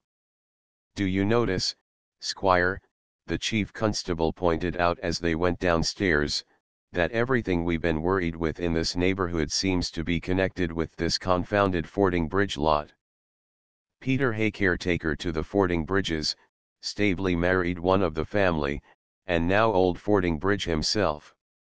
And that leaves out of account this mysterious claimant, with his doubtful pack of associates, and also the suspicious way the Fleetwoods are behaving. If we ever get to the bottom of the affair, it'll turn out to be a Fordingbridge concern entirely, either directly or indirectly. That's plain to a village idiot. What do you propose to do in this last business?" Wendover demanded. "Get hold of a pair of old Fordingbridge shoes, first of all. We might need them, and we might not have time to come back for them. I'll manage it through the boots, now. I could have got them from Miss Fordingbridge, I expect, but she might have been a bit alarmed if I'd asked her for them." With the shoes in an attaché case, Sir Clinton set out for the blowhole, accompanied by Wendover. "Not much guidance, so far," he commented, "so we may as well start at the only place she could mention." When they reached the blowhole, out on the headland which formed one horn of the bay, it was only too evident that very little trace was to be expected there. The turf showed no marks of any description. Sir Clinton seemed rather resentful of the expectant manner of Wendover. "Well, what do you expect me to do?" he demanded brusquely. "I'm not an Australian tracker, you know. And there don't seem to be any cigar butts or cigarette ash or any of these classical clues lying around, even if I could use them if I'd found them. There's just one chance that he's gone down onto the sands." As he spoke, he stepped to the cliff edge and gazed down on the beach. "If those tracks on the sand happen to be his," he said, "then we've got at least one bit of luck to start with." Wendover, coming to the chief constable's side, saw the footprints of two men stretching clean-cut along the beach until they grew small in the distance.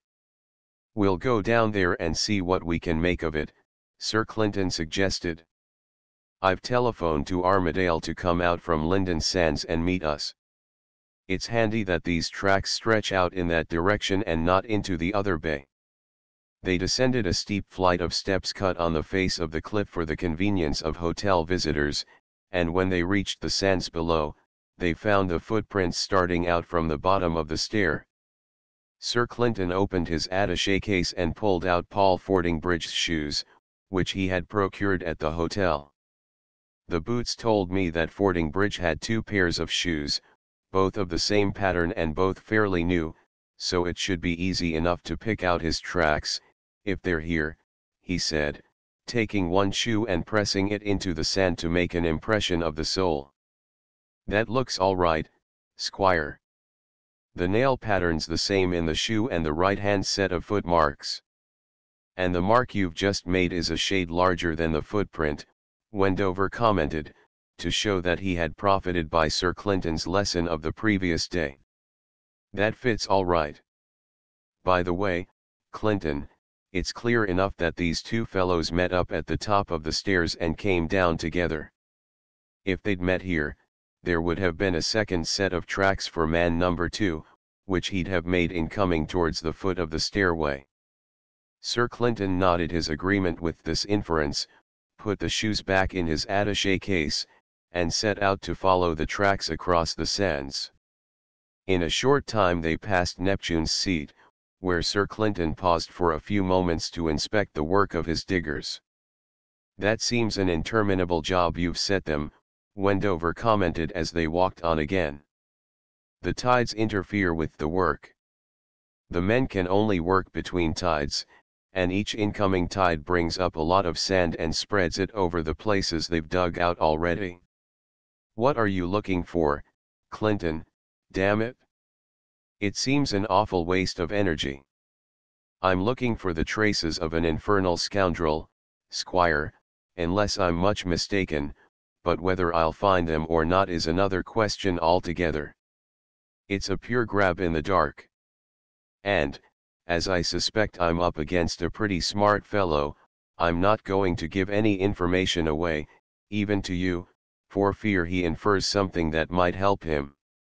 He's probably guessed already what I'm after. One can't conceal things on the open beach, but I want to keep him guessing, if possible. Come along. The tracks ran, clearly marked, across the sands of the bay in the direction of the old wreck which formed a conspicuous landmark on the shore. The chief constable and his companion followed the trail for a time without finding anything which called for comment. They don't appear to have been hurrying, Sir Clinton said, examining the tracks at one point. They seem just to have sauntered along, and once or twice they've halted for a moment. I expect they were talking something over. The second man must have been a pretty big fellow to judge by the size of the footmarks, Wendover ventured cautiously. Apart from that, there's nothing much to see. No. Sir Clinton retorted. Only that his impressions are very shallow, much shallower than Fordingbridge's ones. And his stride's not longer than friend Paul's, either. Also, the impression of the sole's quite smooth, looks like crepe rubber solace or something of that sort. If so, there's nothing to be got out of them. That kind of shoe sold by the thousand. Wendover made no reply, for at this moment he caught sight of the inspector plodding along the road above the beach. Sir Clinton whistled shrilly, and Armadale, catching sight of them, left the road and descended to the sands. In a few minutes he reached them, and Sir Clinton gave him a summary of the facts which had come to light since he had telephoned. "There's just one thing that's turned up since I saw you last, sir," the inspector reported in his turn. "I've had Flat's cottage watched, as you ordered, and there's a third man there now. He keeps himself under cover most of the time, but I gave Subcoat a pair of good field glasses, and he recognized the fellow as soon as he saw him, knew him quite well. His name's Simon Aird. He used to be valet at Fox Hills, but he got fired for some cause or other, and hasn't been near Lynden Sands since." Then I asked the fishermen if they'd recognized the man who opened the door to them when they went to borrow the boat, and they recalled that it was Aird.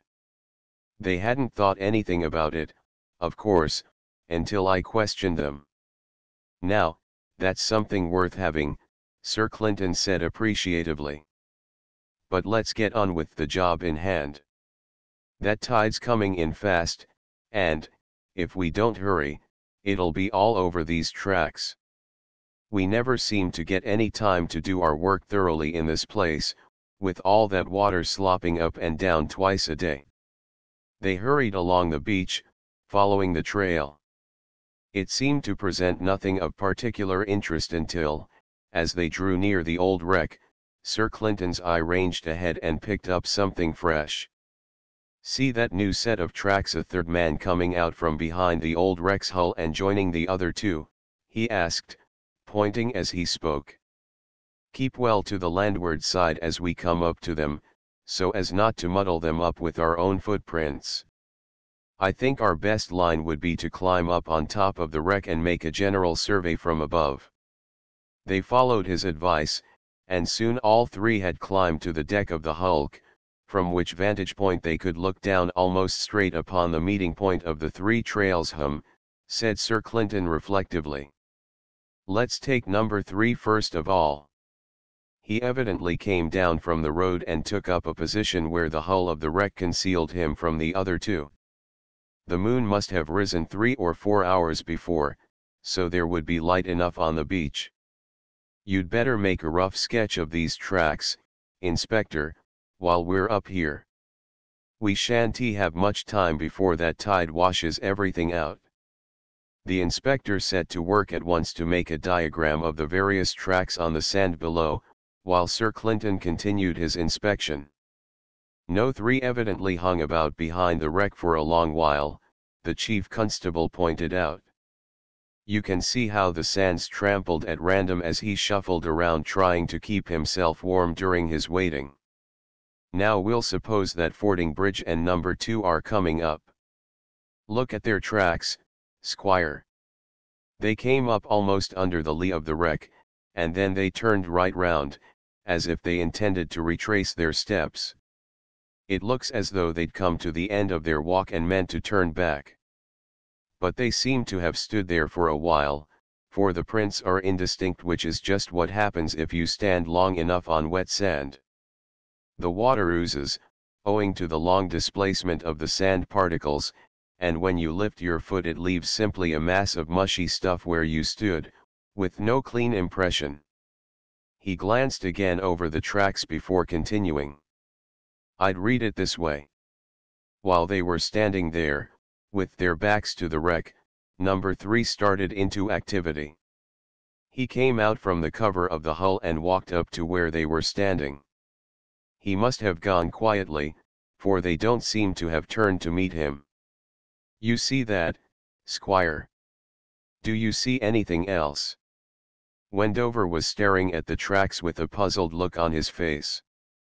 The inspector, who had just reached this point in his diagram, gave a smothered exclamation of surprise as he examined the sand below him.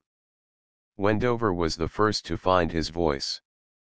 "Where's the rest of Fording Bridge's track?" he demanded. "It simply stops short there.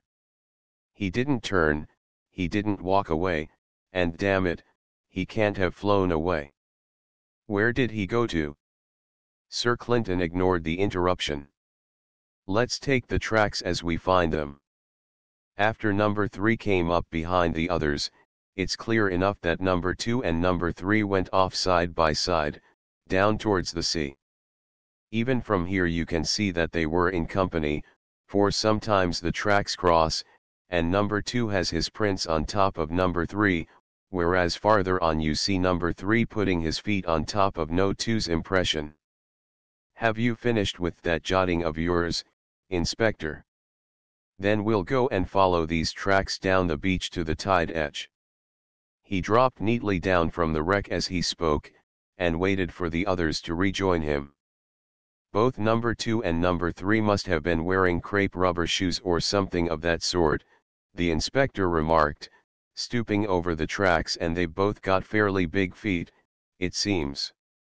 No 3 seems to have been walking on his toes, Wendover pointed out. He seems to have dug deeper with them than with his heels. And his feet are fairly parallel instead of having the toes pointing outwards. That's how the Red Indians walk, he added informatively.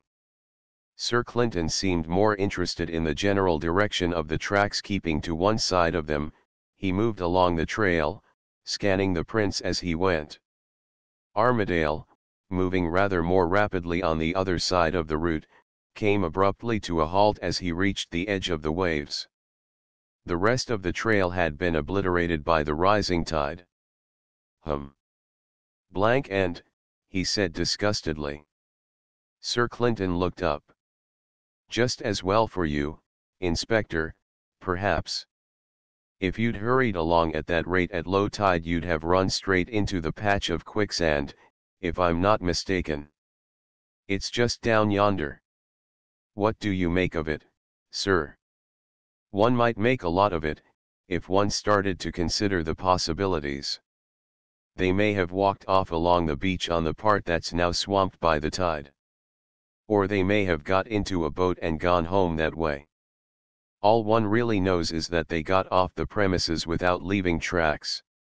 We might, of course, hunt along the water line and try to spot where they came up onto high and dry ground, but I think they're fairly ingenious, and most likely they took the trouble to walk on shingle above the tide mark if they came ashore.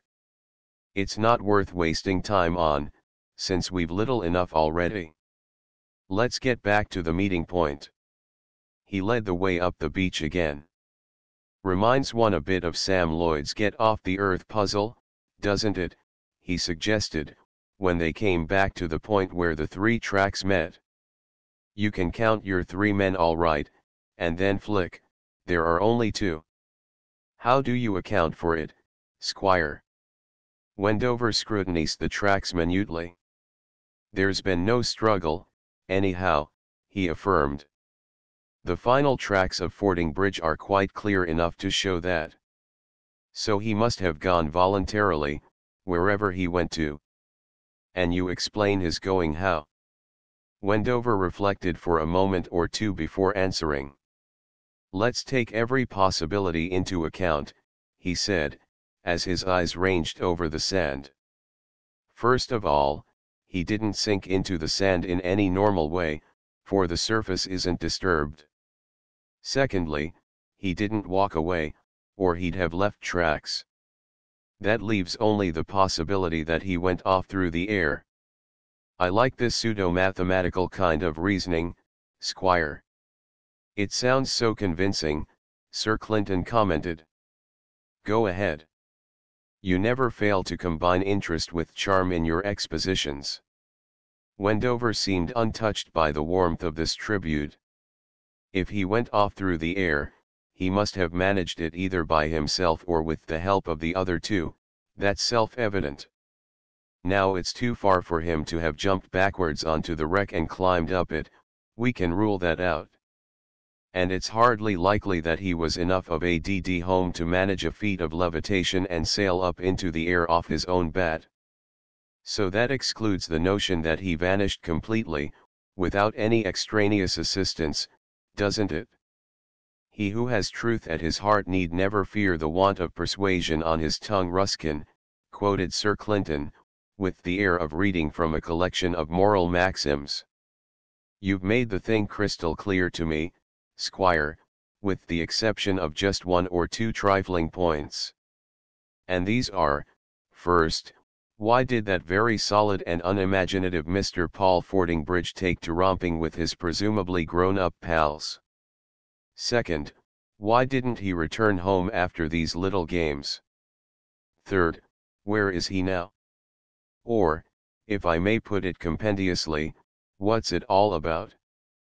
At first sight it seems almost abnormal, you know, but I suppose we shall get accustomed to it.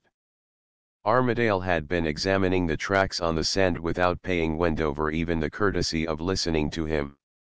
He now broke in. If you'll look at No. 3's tracks, sir, you'll find that they're quite light up to the point where he came directly behind Fordingbridge, and then they get deeply marked on the stretch leading down to the sea. That's quite correct, Inspector, Sir Clinton agreed. and if you look again you'll find that when they're light, the toes turn out to a fair extent, but on the heavier part of the track number 3 walked, as Mr. Wendover pointed out, like a red Indian. Does that interest you? The inspector shook his head. I don't quite get it, sir. Ever been in France, Inspector? Just for a trip, sir. Ah, then you may not have chanced to come across Père François, then. If you met him, he might have helped you a bit in explaining these levitation affairs. Wendover pricked up his ears. Who's your French friend, Clinton? Père François. Oh, he was one of the pioneers of aviation, in a way, taught men to fly, and all that. Get off the earth was his motto. There's not much of the strong, silent man about you, Clinton, said Wendover glumly. I never heard anyone to beat you for talking a lot and saying nothing while you're doing it. Père François not mentioned in the classics? Well, well. One can't drag in everything, of course. But don't let's dwell on it. What about the business in hand? We must have a theory to work on, you know. How do you account for Mr. Paul Fordingbridge's quaint behavior, Squire? That's really of some importance. Wendover pondered for a time before taking up his friend's implied challenge. Suppose that number 3 had a chloroformed pad in his hand when he came up behind Fordingbridge, he suggested at last, and that he clapped it over Fordingbridge's mouth from behind, and then, once he was unconscious, they both carried him down to a boat. You can chloroform a sleeping man without any struggle, the inspector commented acidly, but you can't chloroform a normal man without his making some sort of struggle. There's no trace of a struggle here. Wendover had to admit the flaw. Well, then, he amended, I suppose one must assume that he voluntarily allowed himself to be lifted down to the boat. Armadale hardly troubled to conceal his sneer. And what earthly good would that be, he demanded. Here are his tracks stretching back for the best part of a mile over the sands. Lifting him for 20 yards or so at the end of that doesn't seem much use. Besides, as I read the tracks, that's an impossibility. No 2's tracks are mixed up with no 3's in the second part of the trail, and sometimes one was ahead and sometimes the other of them. 2 men don't waltz round like that when they're carrying anyone, usually. It's impossible, for their footmarks show they were both walking straight ahead all the time, and if they were carrying a man between them they'd have had to reverse somehow if the front man changed round to the rear. That's no good, Mr. Wendover. What do you propose then, Inspector? Wendover inquired, without troubling to repress a nettled tone in his voice. I propose to take casts of their footprints and hunt up shoes to match, if I can. I shouldn't trouble, Inspector, Sir Clinton interposed. Look at the marks. They seem to me to be about the biggest size of shoe you could buy. The impressions are light, which seems to suggest a medium weight distributed over an abnormally large foot area. In other words, these shoes were not fits at all, they were probably extra-sized ones padded to suit or else, possibly, put on above normal shoes. Compare the lengths of the steps, too. If these men had heights anything in proportion to the size of their shoes, they would be 6-footers on any reasonable probability, whereas their pace is no longer than mine. There's no certainty, of course, but I'm prepared to bet that you'll get nothing by shoe hunting. And by this time these shoes have been destroyed, or thrown away in some place where you'll never find them. These fellows are smarter lads than you seem to think. Rather mollified by the inspector's failure, Wendover tried to draw the chief constable. What do you make of it yourself, Clinton? Somewhat to the surprise of both his hearers, Sir Clinton extended the range of the subject under discussion. Motive is what interests me at present, he confessed. We've had the Peter Hay case, the Staveley affair, the shooting of Cargill, and this vanishing trick of fording bridges. There must have been some incentive at the back of each of them. Eliminate Cargill's affair for the present, and the other three are all concerned with one or other of the Fox Hills people. The odds against that happening by accident are a bit too heavy for probability, aren't they? Obviously, Wendover admitted. Then it's reasonable to look to the Fox Hills affairs for motives, isn't it? Sir Clinton continued. What's the big thing in the Fox Hills group about which they might come to loggerheads? It stares you in the face, that old man's will. You've seen already that it's led to friction. Paul Fordingbridge won't recognize the claim of this nephew of his, we'll call him the claimant for short. He sat tight with his power of attorney and refused to abdicate. That suggests a few bright thoughts to me, and probably you feel the same about it.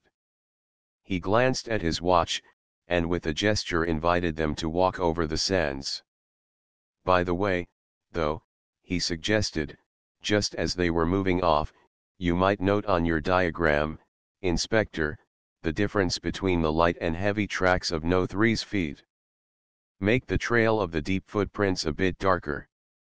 See diagram on page 208. The inspector did as he was requested. If you start with that assumption, Wendover pointed out, as they began to move across the sands, then it ought to lead you to the idea of 2 camps in the Fordingbridge lot. Who's in your camps? Sir Clinton asked.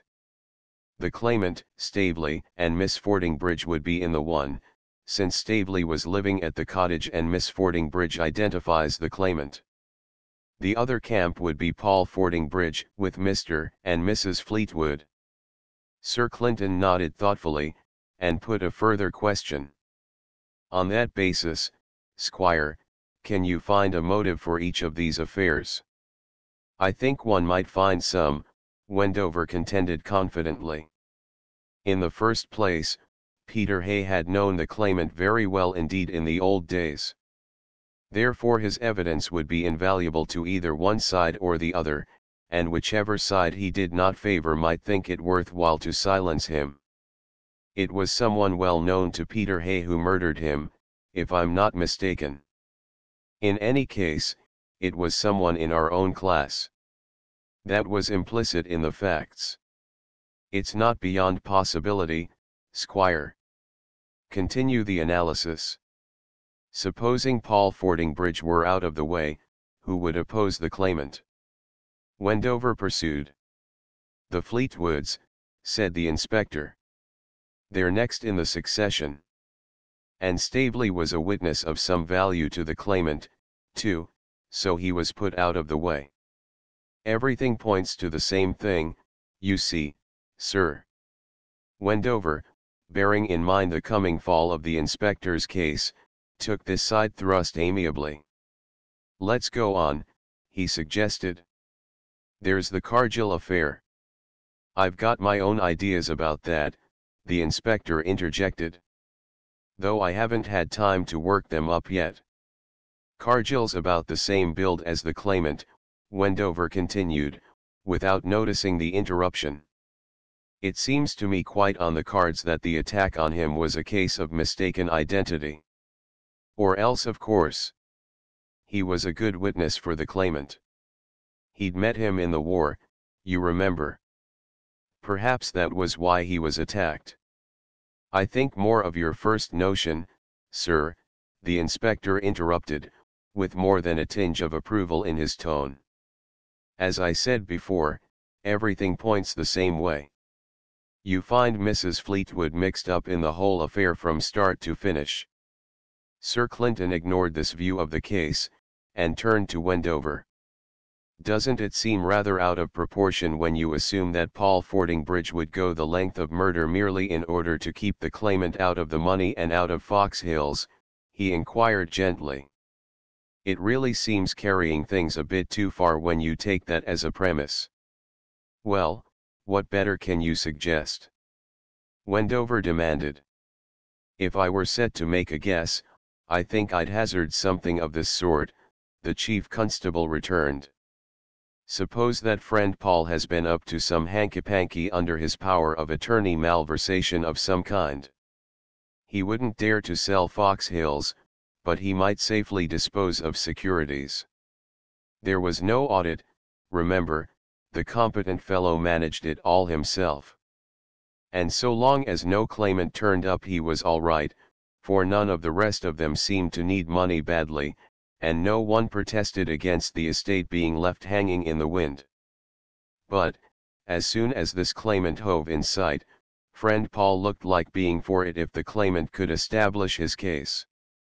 Everything would come out then. That would be a good enough motive, wouldn't it? There's more in it than that, sir, the inspector broke in. If he'd got himself into Queer Street, it might be handy if he could disappear when things looked like getting too hot for him. Perhaps the whole of this, he turned and waved his hand towards the mysterious footprints, is simply a blind to cover his getaway. Perhaps it's just something left for us to scratch our heads over while he gets under cover, sir. Sir Clinton seemed slightly amused by the picture the inspector had drawn. I never held with head scratching, Inspector. It's a breach of good manners, and not even friend Paul shall tempt me to make a habit of it. I don't think he's very far away, but I doubt if you'll get your hands on him in a hurry. My impression is that he's gone to ground in a very safe hole. The inspector seemed to be reminded of something. By the way, sir, that new fellow who's turned up at Flats Cottage must have come down by car, probably during the night. They've got the car in the boathouse beside the cottage. I saw its bonnet sticking out as I passed this morning. Very sensible of Mr. Aird, Inspector, since he seems to shun being recognized by his old friends round about here. If he'd come by train, someone would have spotted him at the station. Without paying further attention to the matter, Sir Clinton changed the subject. When we get back to the hotel, Inspector, I think we'll interview the Fleetwood family. They've had quite long enough to polish their speeches by this time. But I'll give you one hint, and I mean it, Inspector. Don't be too sure about that case of yours. And don't let your zeal run away with you when you come to question the Fleetwoods. You're on very slippery ice, and, if you get their backs up too much, we may fail to get a piece of evidence out of them which is essential. The inspector considered this in silence for a few moments. Quite obviously he did not like being handled in this fashion. Well, sir, he conceded at last, if you think I'm likely to bungle something because I don't know what it is, why not give me a hint? Mr. Wendover could do that, I think, if you cared to ask him, Inspector. Armadale turned round to Wendover with ill-concealed sulkiness. Have you something up your sleeve, sir? Wendover took no notice of the ungracious tone. He saw his way to achieve his end without the difficulties he had feared. You've got no case at all, Inspector, he said roundly. Sir Clinton told you long ago that there was a flaw in it.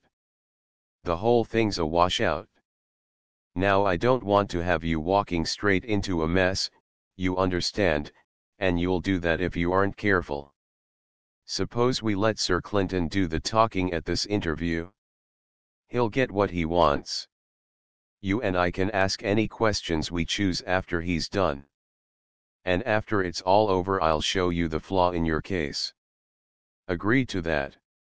I really think Mr. Wendover's suggestion is sound, Inspector, Sir Clinton interposed, as Armadale hesitated over accepting the situation. It's a fact that you can't prove your case on the evidence available. Oh, very well, then, Armadale agreed, rather resentfully. If you want it handled so, sir, I've no objection. But it seems to me that case will take a lot of breaking. It's quite on the cards that this interview will stiffen you in your opinions, Inspector, but you're wrong for all that, Sir Clinton pronounced, in a voice that carried conviction to even the inspector's mind. Chapter 13. Cressida's narrative reassured by the knowledge that Sir Clinton had taken the examination of Cressida out of the inspector's hands, Wendover was eager to know if anything fresh would be elicited from the Fleetwoods which might help him to carry his theories to a further stage. Feeling sure that he could clear Cressida from the murder charge, he had difficulty in restraining his impatience during the half-hour which elapsed before they were shown into the Fleetwood suite. His first glance at Cressida showed him that the strain of the last day or two had told heavily upon her. Her darkened eyes and the weariness of her whole attitude spoke for themselves of the long hours of tension and anxiety, and on her face he could read clearly the apprehension which she was vainly striving to conceal. What puzzled him most was an impression of conscious guilt which he sensed in some mysterious way without being able to analyze it clearly. Stanley Fleetwood, lying on a couch with his leg in splints, seemed to present almost as difficult a problem. On his face also the strain had left its traces, and his whole expression inevitably suggested the bearing of an accomplice who, seeing that all is lost, still determines to brazen things out in the hope that some turn of the will may yet bring him into a safer position. The third occupant of the room was the lawyer, a pleasant, keen-faced man, who was seated at a table with some papers before him. His face betrayed nothing whatever as to his views on the case. "Mr. Wendover has no locus standi here, of course," Sir Clinton explained when the lawyer had been introduced to them, "but I think it might be advantageous to have a witness at this interview who is not officially concerned in the case. Have you any objection, Mr. Calder?" The lawyer mutely consulted Cressida and her husband, and then gave his consent without ado. Stanley Fleetwood nodded his assent. "I've consulted Mr. Calder," he said, when this matter had been settled, "and we've come to the conclusion that frankness is the best policy. We've nothing to conceal. Now, what is it that you want to know?" Wendover's glance, traveling from one to the other, reached Cressida's face, and he could see plainly that she was in dread of the coming ordeal. It seemed as though she had made up her mind for the worst, and could see no hope of coming safely through the Inquisition. "Perhaps Mrs. Fleetwood could tell us what she knows about this affair," Sir Clinton suggested. "Then, after we've had her account, Mr. Fleetwood could amplify her story wherever he came into the matter directly." Cressida nerved herself for the task, but she seemed to find difficulty in controlling her voice. At last she pulled herself together with an obvious effort and began. "If I'm to make the thing clear to you," she said, looking distrustfully from one to another in the group, "I'll need to go back a bit, so that you can understand the state of affairs properly. You know, of course, that I married Nicholas Staveley in 1917, when he was convalescing after a wound he got. It's common property that my marriage was a complete failure. It couldn't have been worse. In less than a month he'd shattered almost every ideal I had, and I loathed him more than I'd thought it possible for one person to loathe another. And he terrified me, too. He went back to the front again, and the next we heard was that he'd been reported killed in action. It sounds dreadful to say it, I know, but I can't pretend I was anything but glad when I heard the news. He was a horrible creature, horrible in every way. Life with him, even for that short time, had been a waking nightmare, and it was an infinite relief to find myself free of him. Then, in 1926, I married Mr. Fleetwood." She paused and glanced at the lawyer, as though to draw some encouragement from him. Evidently the sequence of her narrative had been concerted between them beforehand. Wendover's glance passed from her to Stanley Fleetwood, and he could see from the expression on Fleetwood's face how much he must have hated the dead man on Cressida's account. "Last week," Cressida continued, in a slightly more controlled tone, "I got a letter signed Nicholas Staveley. It was a dreadful shock to see that handwriting again. It seems that the report of his death had been a mistake, but he had let it pass for purposes of his own. It had suited him to disappear then. Now it suited him to reappear so far as I was concerned. You can guess what that meant to me. It invalidated my second marriage, and it threw me into the hands of that brute. Or, at least, if it didn't actually put me into his hands, it gave him a weapon against me which he could use for his own ends. He was a selfish beast, and vindictive, too, and I saw that he meant to stir up all the trouble he could. His letter hinted quite plainly that blackmail was his object in reappearing at this moment. He knew I'd married again, and he saw his chance. The lawyer produced a paper and handed it across to Sir Clinton. "This is the letter," he explained. Sir Clinton glanced through it and then put it down on the table. "That's a pretty production," he commented. "I can understand your feelings, Mrs. Fleetwood. Please go on." Cressida glanced across at the couch. "Naturally I consulted Mr. Fleetwood," she continued. "We decided that the best thing to do was to arrange a meeting with the man and try to get him to let us put matters on some bearable kind of footing. What we wanted," Stanley Fleetwood interrupted, "was to persuade him to allow a divorce to go through quietly. Then we could have regularized matters with as little fuss as possible. From what I'd heard of him, he didn't seem the sort who would refuse a bribe. If it was big enough." He caught the lawyer's warning eye and halted abruptly. "I understand," Sir Clinton interposed smoothly. "You wished to come to some agreement with him.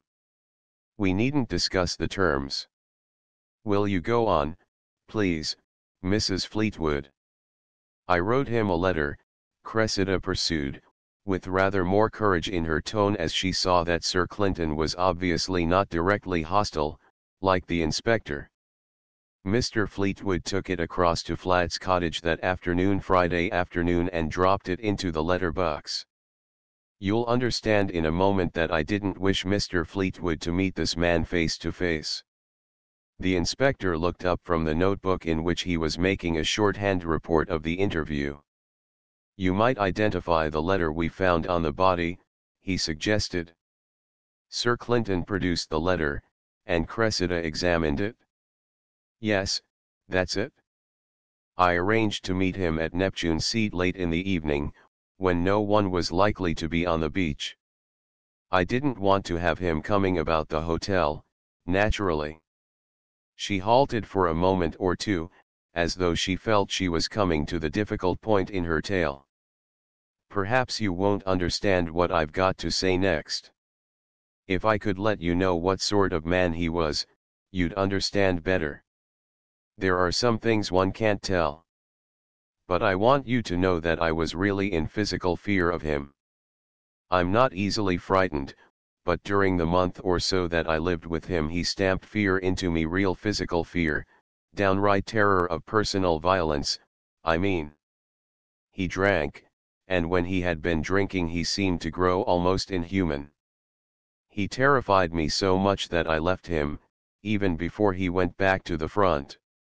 Her face showed even more clearly than her words what it had meant to her. She halted for a space, unintentionally letting her effect sink home on her audience. "When it came to meeting him," she went on, "Mr. Fleetwood insisted on going with me." "Naturally," Stanley Fleetwood broke in. "I wanted to go alone to meet the fellow, but she wouldn't let me go either alone or along with her." Cressida nodded. If they had met, nothing could have prevented a quarrel, and that man would stick at nothing. "I was afraid of what he might do. Anything was better than letting them meet. But I was horribly afraid of meeting him alone, without any protection. I'd had enough experience of him already. So I borrowed a pistol from Mr. Fleetwood and took it with me to Neptune Seat. I thought it would serve to frighten that man if he showed any signs of going over the score." "What sort of pistol was it?" Armadale interjected, looking across at Stanley Fleetwood. A cold .38. I have the number of it somewhere. I'll get you to identify it later on, Armadale said, and with a gesture he invited Cressida to continue. Mr. Fleetwood gave in about going with me to meet the man, Cressida went on, but he insisted on taking me down to the shore in our car. I let him do that. I was glad to know that he'd be at hand. But I made him promise not to interfere in any way. He was to stay with the car while I went down alone to Neptune's seat. I think the inspector would like to know exactly what you did before you left the hotel, Sir Clinton intervened. Mr. Fleetwood went round to the garage to get out the car. Meanwhile I went down to the ladies' dressing room, where I keep my golfing things. I changed my slippers for my golfing shoes. I was in an evening frock and I slipped on my golfing blazer. Then I went out through the side entrance and joined Mr. Fleetwood in the car. He drove me down to the point on the road nearest Neptune's seat. I left him there, got out of the car, and went across the sands to the rock. The man was there, waiting for me, and at the first glance I could see he'd been drinking. He wasn't drunk, you understand, but he wasn't normal. When I saw that, I was terrified. I can't explain these things, but I used to shiver at times even at the very thought of what he'd been like in that state, and when I met him down there, face to face, I was really in terror of him. I pulled the pistol out of my pocket and held it in my hand, without letting him see it. Then I spoke to him and tried to persuade him to come to some arrangement with me. It was no use, none whatever. You've no idea of the kind of man he was. He wanted money to keep his mouth shut. He wouldn't hear of any divorce, because that would loosen his hold on me if it went through, he said, and he meant to keep me in his grip. And then he said, I'm not going to repeat what he said about Mr. Fleetwood and myself, horrible things, meant to hurt me and degrade me in my own eyes. And the worse he got in that way, the angrier he grew. You know what a drunken man's like. I know it only too well. She made an involuntary gesture which betrayed even more than her words. At last he went beyond all bounds. I was trembling all over, partly from fear and partly from pure rage at the things he said. It was quite clear that I could do nothing with him in that state, so I turned to go. Then he muttered something, I'm not going to repeat it, you can imagine it for yourselves, and he pounced forward and gripped me when I wasn't expecting it. I lost my head completely. I didn't know what I was doing. I was almost beside myself with terror of him. Somehow the pistol went off in my hand, and down he fell at my feet and lay there without a movement. It was too dark to see anything clearly, and I was absolutely taken aback by what had happened. I said to myself, I've shot him. And at that my nerves got the upper hand completely, and I turned and ran up the beach to the car. I told Mr. Fleetwood at once what had happened. I wanted him to go down and look at the man, but he wouldn't hear of it. He drove me back to the hotel, and we left the car in one of the side alleys. I went in through the dressing room, took off my blazer, and changed my golfing shoes for my slippers. I was so much upset that I forgot to take the pistol out of the blazer pocket.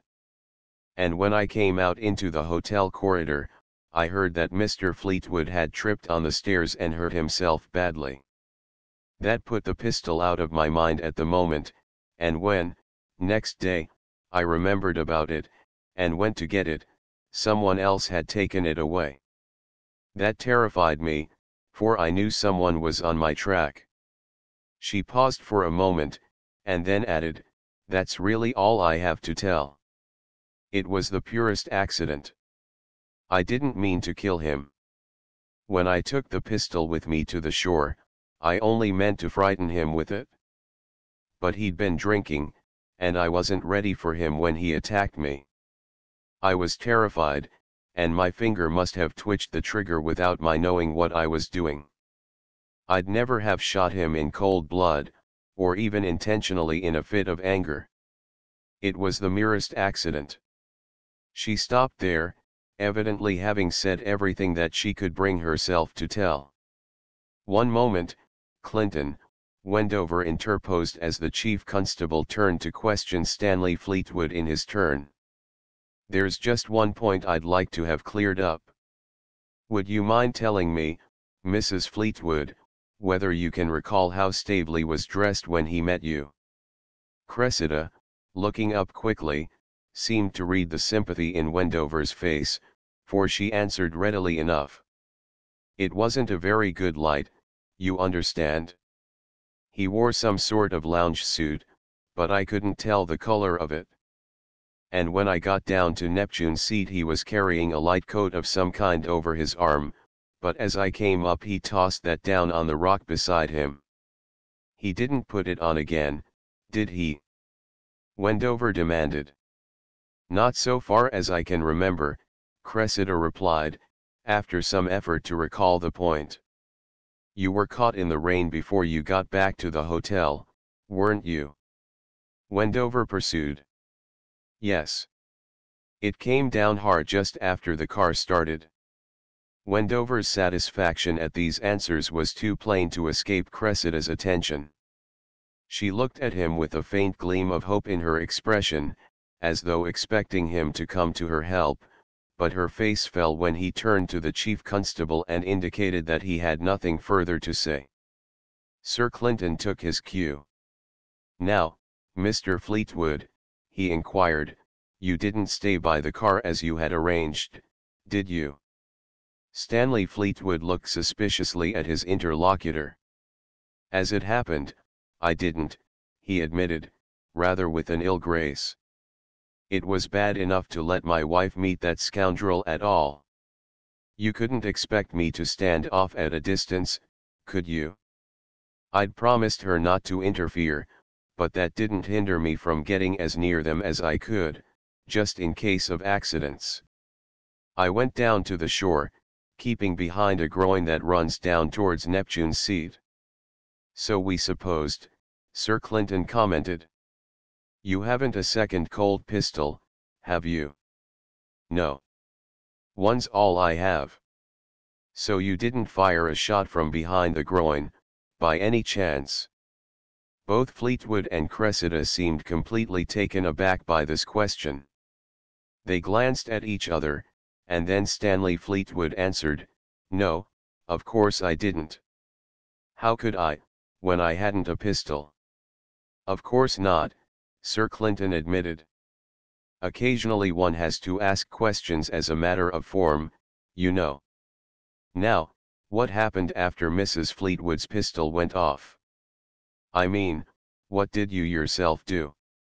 "I saw her hurrying up the beach towards the road, where she expected to find me, so naturally I bolted up the way I'd come and joined her at the car." "And then?" "She told me she'd shot Staveley.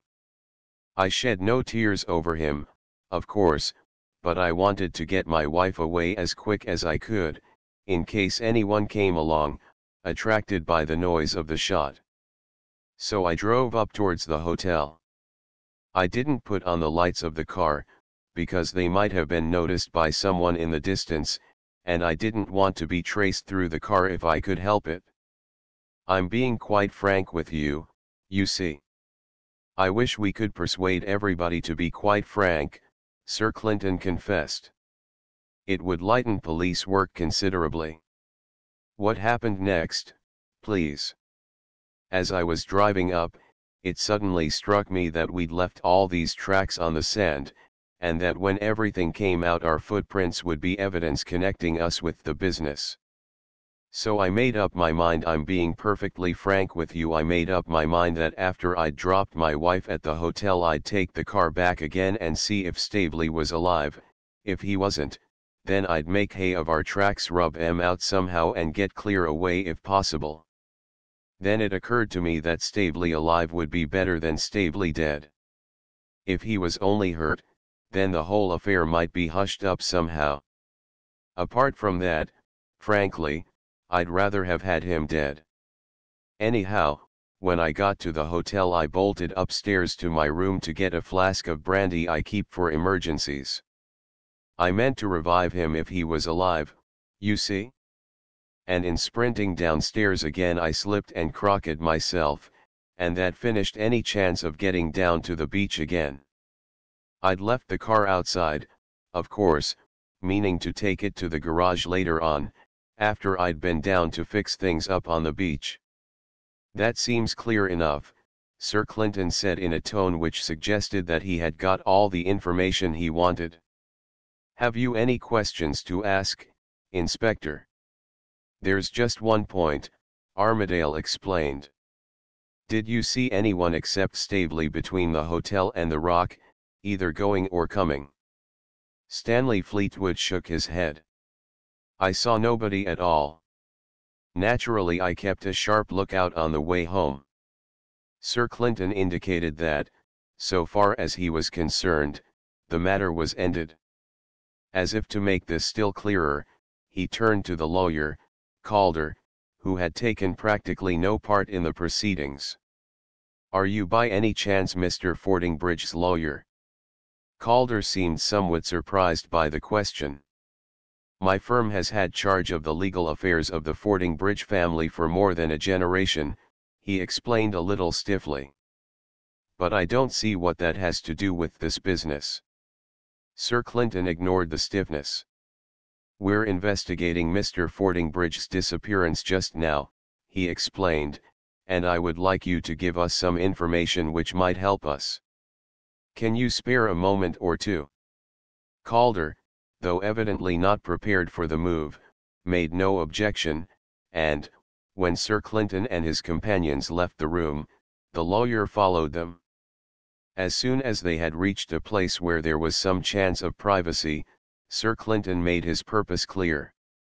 One possible explanation of Mr. Fordingbridge's disappearance has been suggested, Mr. Calder. He had large funds belonging to other people within his control under a power of attorney. Unless we can learn the state of these funds, we are rather at a loss to know what we're looking for. Now, quite unofficially, have you any information on the point, or can you make a guess as to the state of affairs? Every moment may count, you understand, and we don't want to bark up the wrong tree, if it is the wrong tree. The lawyer evidently had no desire to implicate himself. There's always a possibility of malversation, he admitted, in every case where a man has control of someone else's money. You were familiar with the affairs of the Fordingbridge estate, I suppose, before Paul Fordingbridge took them out of your firm's hands not long ago? I mean that, if I got hold of his papers, you could tell roughly if there had been any hanky-panky. I think it's possible. Sir Clinton considered for a time before speaking again. Suppose I get permission to examine his papers, either from the family or from the authorities, you could put your finger on any malversation if you had time to look into things. Very likely, though it might take time. Then I'll get permission, one way or another. I suppose any papers will be at his house in London. Probably.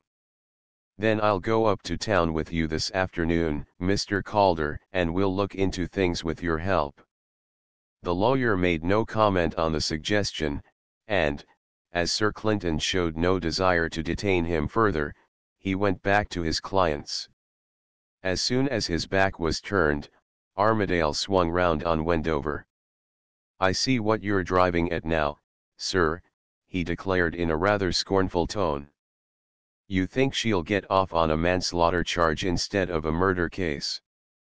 And, of course, if it's merely manslaughter, she's a nice-looking girl with a hard-luck story ready, and you're counting on a sympathetic jury to bring in a verdict that'll amount to an acquittal. That's it, isn't it? Wendover was genuinely amused. That's deuced ingenious of you, Inspector, he admitted. I hadn't thought of it in that light at all. Oh, hadn't you? Armadale replied. Well, In any case, you needn't count much on it. What's the evidence in favor of it? Nothing but a prepared statement by the accused and her accomplice, backed by a sharp lawyer. Any prosecutor would make hay of it in 5 minutes so far as credibility goes. I'm not depending on her statement, Inspector. I had the whole affair cut and dried in my mind before she opened her lips. All that her statement did was to confirm my ideas on every point. Your case is a complete washout. Armadale seemed quite unshaken by this blunt assertion. I'll be glad to listen to your notions, sir, he replied, in a tone which he would have used towards a spoiled child whom he wished to conciliate. It'll be most instructive to hear what a layman thinks of this affair, sir. Wendover was slightly nettled as the inspector meant him to be by the faint but unmistakable emphasis on the word layman. Sometimes the looker-on sees most of the game, he retorted sententiously. It's true enough in this case. You've missed the crucial bit of the evidence, Inspector. Didn't you hear Mrs. Fleetwood tell you that, while she was interviewing him, Staveley had no overcoat on? And yet he was shot through his coat. The hole in the coat corresponded to the position of the wound on the body. Does that convince you? You mean that he must have been shot later on, after he'd put on his coat? No, sir, it doesn't count for a rap, so far as convincing me goes. She and Fleetwood have had plenty of time to concoct their yarn and put in nifty little touches like that. What's that evidence worth? Nothing, when it comes from the criminals and when there's nothing to back it up independently. Wendover's smile broadened into something resembling an impish grin. You've missed the crucial bit of evidence, Inspector. Madame Laurent Rousseau could have given it to you if you'd asked her, but you didn't think of it. I did. And might I ask what this valuable bit of evidence is? The inspector inquired, with heavy politeness. Wendover had no objection now. It's the time that the rain began to fall on Friday night, he explained, with the air of setting a dull schoolboy right. Madame Laurent Rousseau told me that the rain started all of a sudden, after the Fleetwood's motor had gone away from the shore. The inspector thought he saw what Wendover was driving at. You mean that Staveley put on his coat when the rain came down, and you're relying on his not having had it on beforehand when Mrs. Fleetwood met him? But you've only her story to go on. No, Inspector. I've got an independent witness to the fact that he was carrying his coat over his arm at first. Madame Laurent Rousseau told me he was carrying it that way when she met him before 11 o'clock. He might have put it on as soon as she left him, objected the inspector, fighting hard for his case. Wendover shook his head. It's no good, Inspector. There's more evidence still. If you remember, Staveley's jacket was wet through by the rain, although he was wearing his rainproof coat over it. He was shot through the coat. He put the coat on after the rain started. But by the time the rain had started, the Fleetwoods were away up the road to the hotel in their car. Further, if he put it on after the rain started, then the shot that Madame Laurent Rousseau heard was obviously not the shot that killed Staveley. See it now, Inspector. Armadale was plainly disconcerted by this last touch. It's ingenious, he conceded gruffly, without admitting that he was convinced. What you mean is that Staveley was carrying his coat while he talked to Mrs. Fleetwood. She fired her pistol and her shot missed him. She ran off to the car. Then, after the car had gone, the rain came down and soaked Staveley to the skin. After being nicely wet, he took the trouble to put on his coat, which had slipped his mind during the downpour. And then someone else came along and shot him for keeps. That's how you look at it? More or less. Said Armadale, pouncing on what he thought was a weak spot. I generally manage to struggle into a coat, if I have one, when a thunderstorm comes down. This Staveley man must have been a curious bird, by your way of it." Wendover shook his head. In view of past snubbings, he was unable to banish all traces of superiority from his tone as he replied, "It's all easily explicable, Inspector, if you take the trouble to reason it out logically.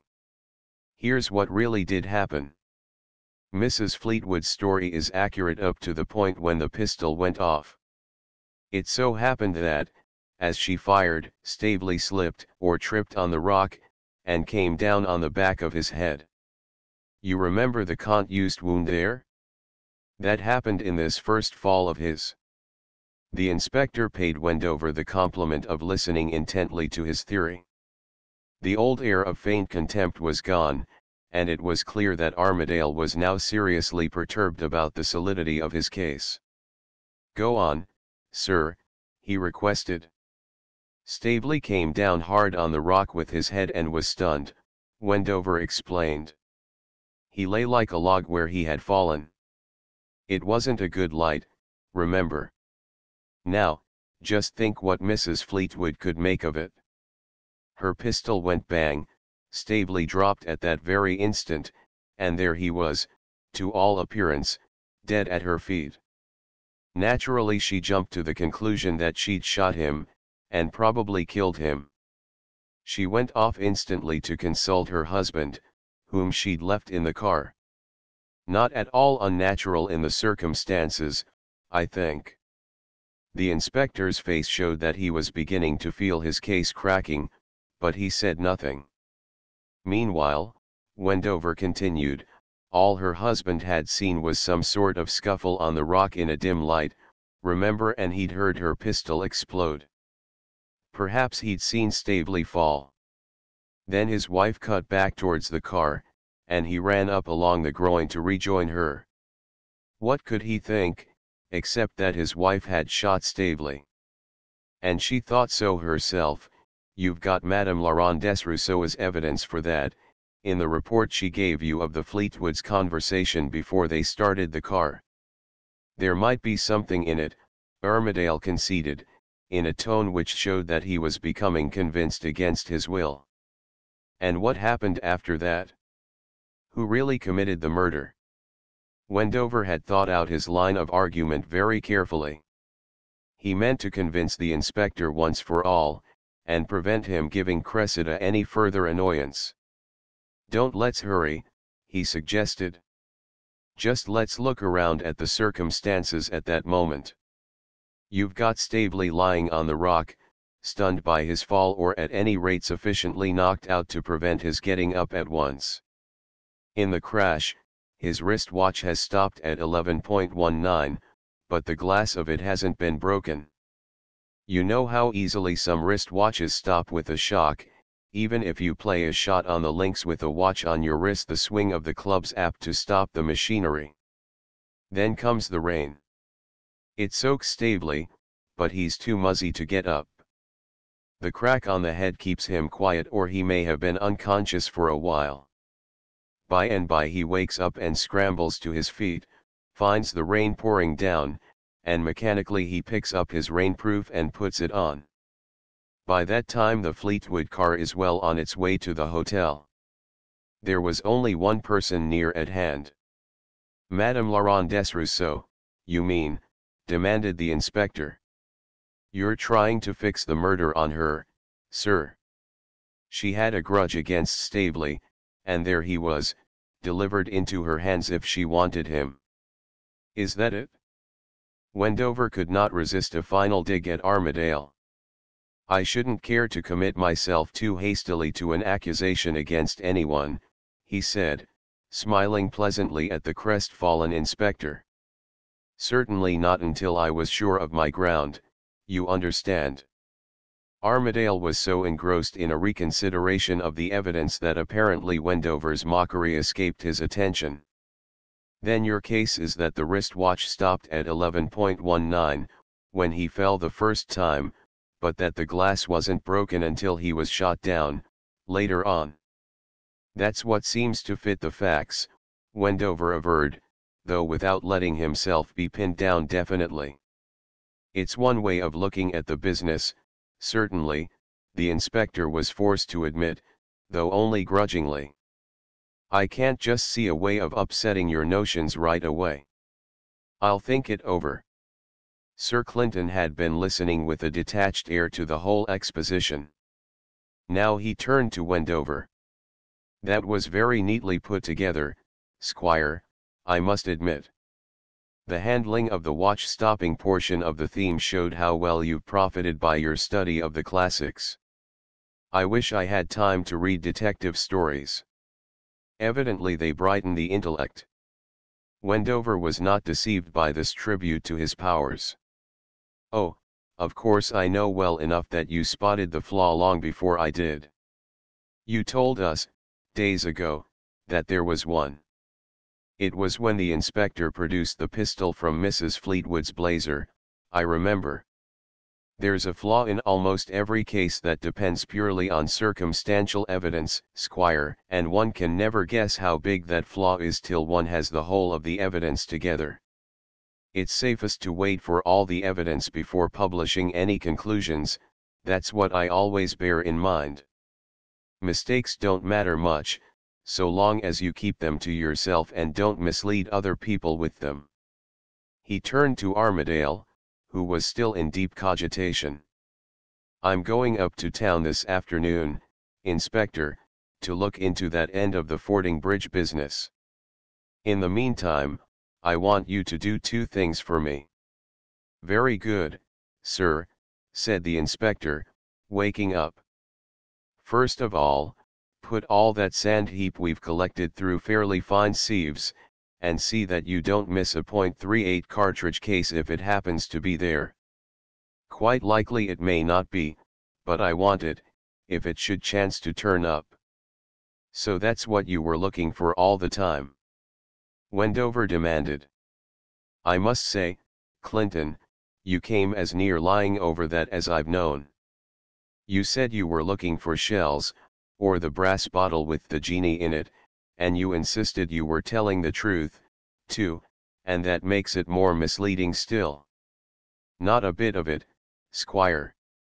I told you the plain truth, and if you take the wrong meaning out of my words, whose blame is it? Did you never hear an American use the word shell for an empty cartridge case? And the genie's brass bottle, too. Could you find a neater description of a cartridge case than that?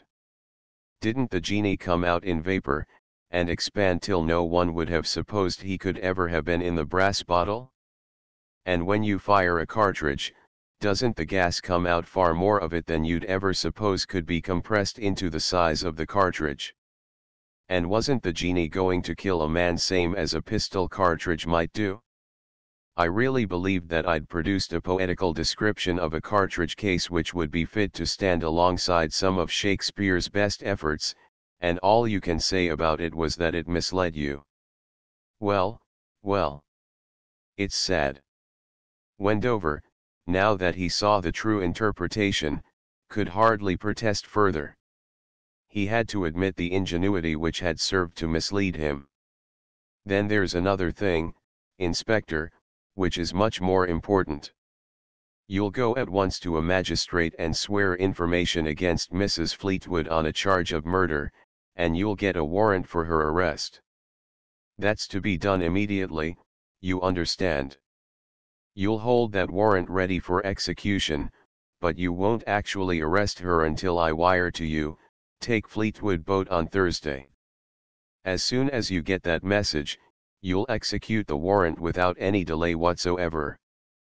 That's vital, you understand? And, of course, there mustn't be a whisper about this until the moment of the arrest. As he heard these instructions, the inspector glanced at Wendover with the air of one who has pulled a rubber out of the fire at the last moment. Wendover, thunderstruck, stared at Sir Clinton as though he could hardly believe his ears. Chapter 14. The telegram on the departure of Sir Clinton, Wendover found himself in a position of isolation. The Fleetwoods and Miss Fording Bridge kept to their own suite, and did not show themselves in the public rooms, but the whole hotel was astir with rumors and discussions among the guests on the subject of the recent tragedies, and Wendover shrank from associating too closely with anyone.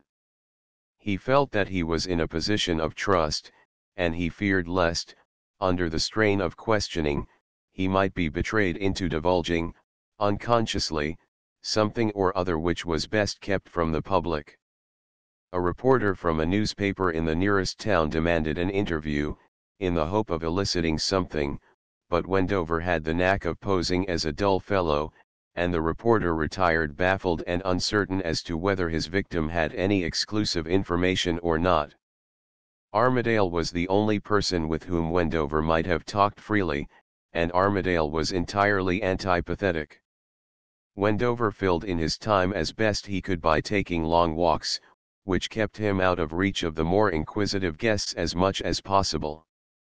He reviewed the whole range of affairs from the beginning, in the hope of seeing his way through the tangle, but there seemed to be so many possible cross trails that he had to admit to himself that even an approximate solution of the problem was beyond him, and that he could produce nothing better than the merest guesswork. In the first place, there was the Peter Hay case.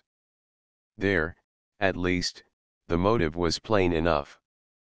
Someone had good reason to silence Peter Hay and suppress any evidence which he might give with regard to the Derrick Fording Bridge claim.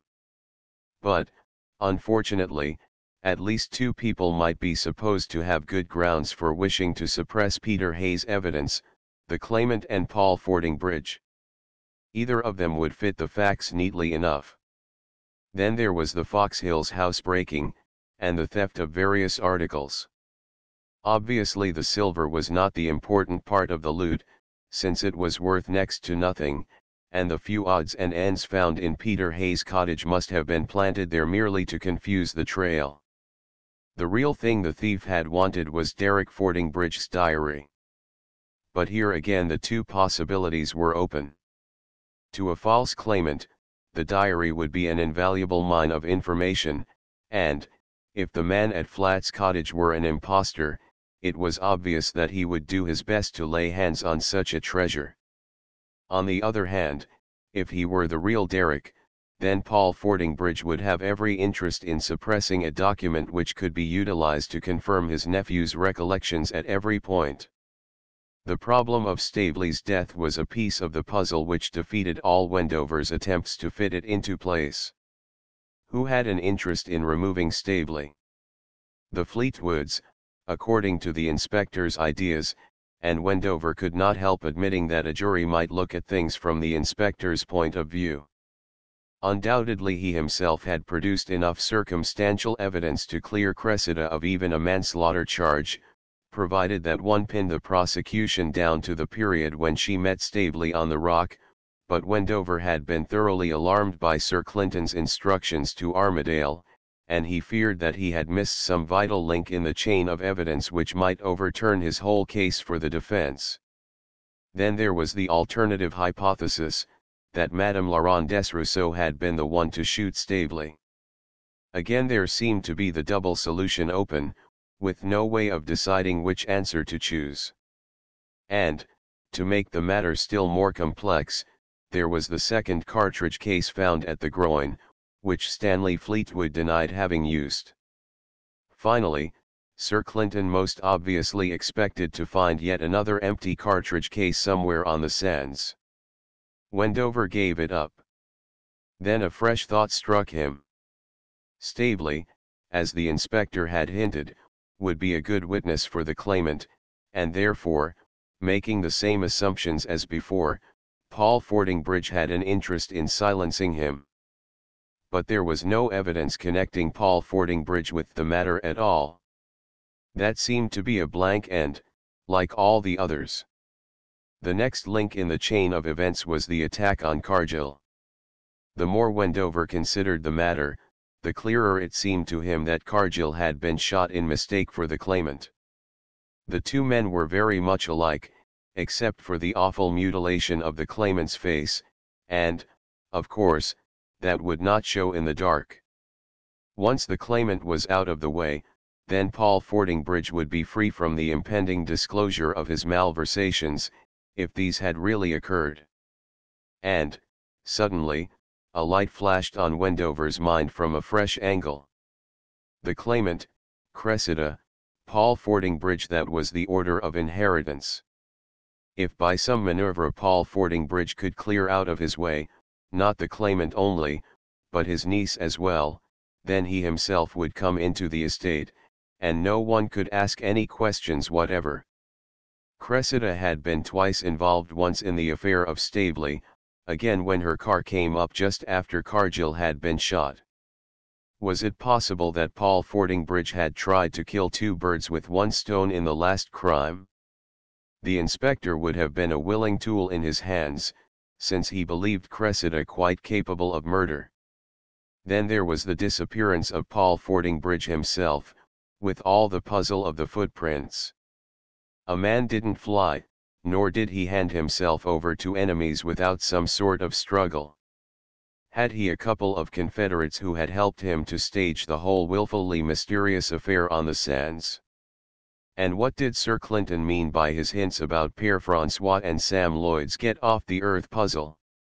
Wendover recalled that puzzle, two concentric discs with figures on them, and when one disc was revolved on the central pivot, you could count one Chinaman more or less according to where you stopped the disc. 3 men when the discs were in one position, 2 men when you gave a twist to one of the bits of cardboard. Had Sir Clinton some hanky-panky of that sort in his mind, so that the third man on the sands had no real existence? Wendover gave it up. He returned to the hotel for dinner, and spent as much time as possible in his own room rather than run the gauntlet of inquisitive guests. It was not until after dinner on Wednesday that he was again drawn directly into the game. He was just putting on his coat to go out, in order to escape his inquisitors, when the inspector appeared, evidently in a state of perturbation. "I've just had a wire from Sir Clinton, sir. My old landlady's let me down badly. I'd warned the post office people to send me any message immediately, but I was out when it came, and the old fool put it behind her kitchen clock and forgot all about it. It wasn't till I asked her that she remembered about it and gave it to me. Net result, hours wasted." He handed a telegram form to Wendover, who read, "Heavy defalcations take Fleetwood boat on Thursday, meet last train with car." "Well, have you carried out your instructions?" he demanded. "No, worse luck." Armadale confessed. "Owing to that old fool's bungling, she slipped through my fingers." Wendover's whole ideas of the case were overturned by the inspector's admission. He had refused to allow, even in his own mind, that Cressida could be guilty, but this sudden flight could hardly be squared with innocence by any stretch of probability. "Tell me what happened, Inspector." Armadale was obviously very sore.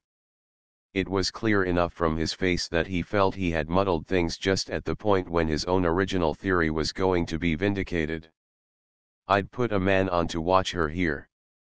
He couldn't do much except hang about in plain clothes and attract as little attention as possible, so he chose the entrance hall as his lookout post, where he could keep an eye on the lifts and the stairs together. Tonight, after dinner, he saw her come down in the lift. She'd evening dress on, and nothing to protect her head, so of course he thought she was just moving about in the hotel. However, he followed her along a passage, and at the end of it she opened a door marked, 'Ladies' Dressing Room.' Well, of course, he could hardly shove in there, so he hung about waiting for her to come out again. And it was the golf dressing room with the side entrance from the outside. Of course. By the time he'd tumbled to what was up, she'd slipped off.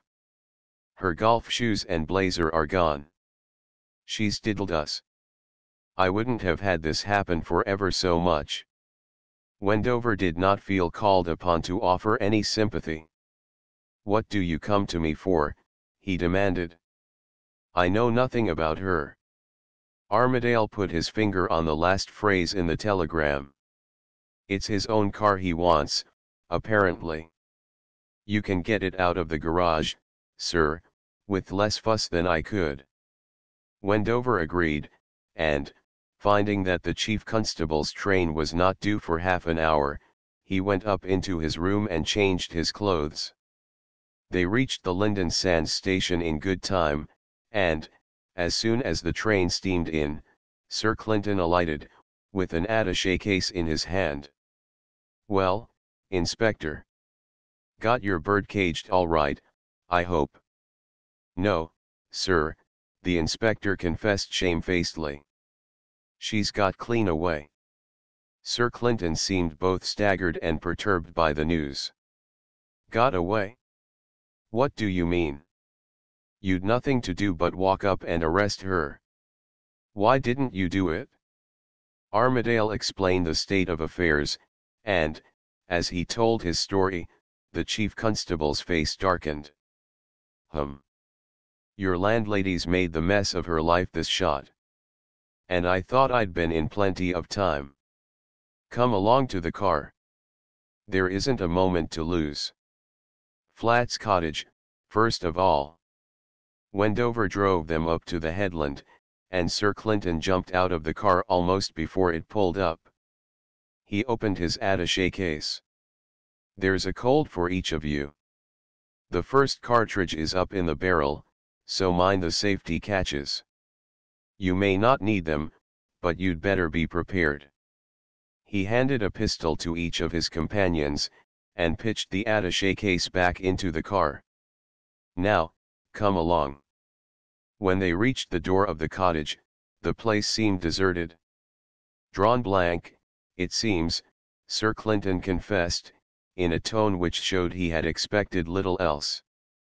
"We'll go through the place, just to be sure. This is no time to stand on etiquette." He smashed a window pane with his pistol butt, put his hand through the hole and slipped the catch, then, lifting the sash, he climbed in. Armadale and Wendover followed close on his heels.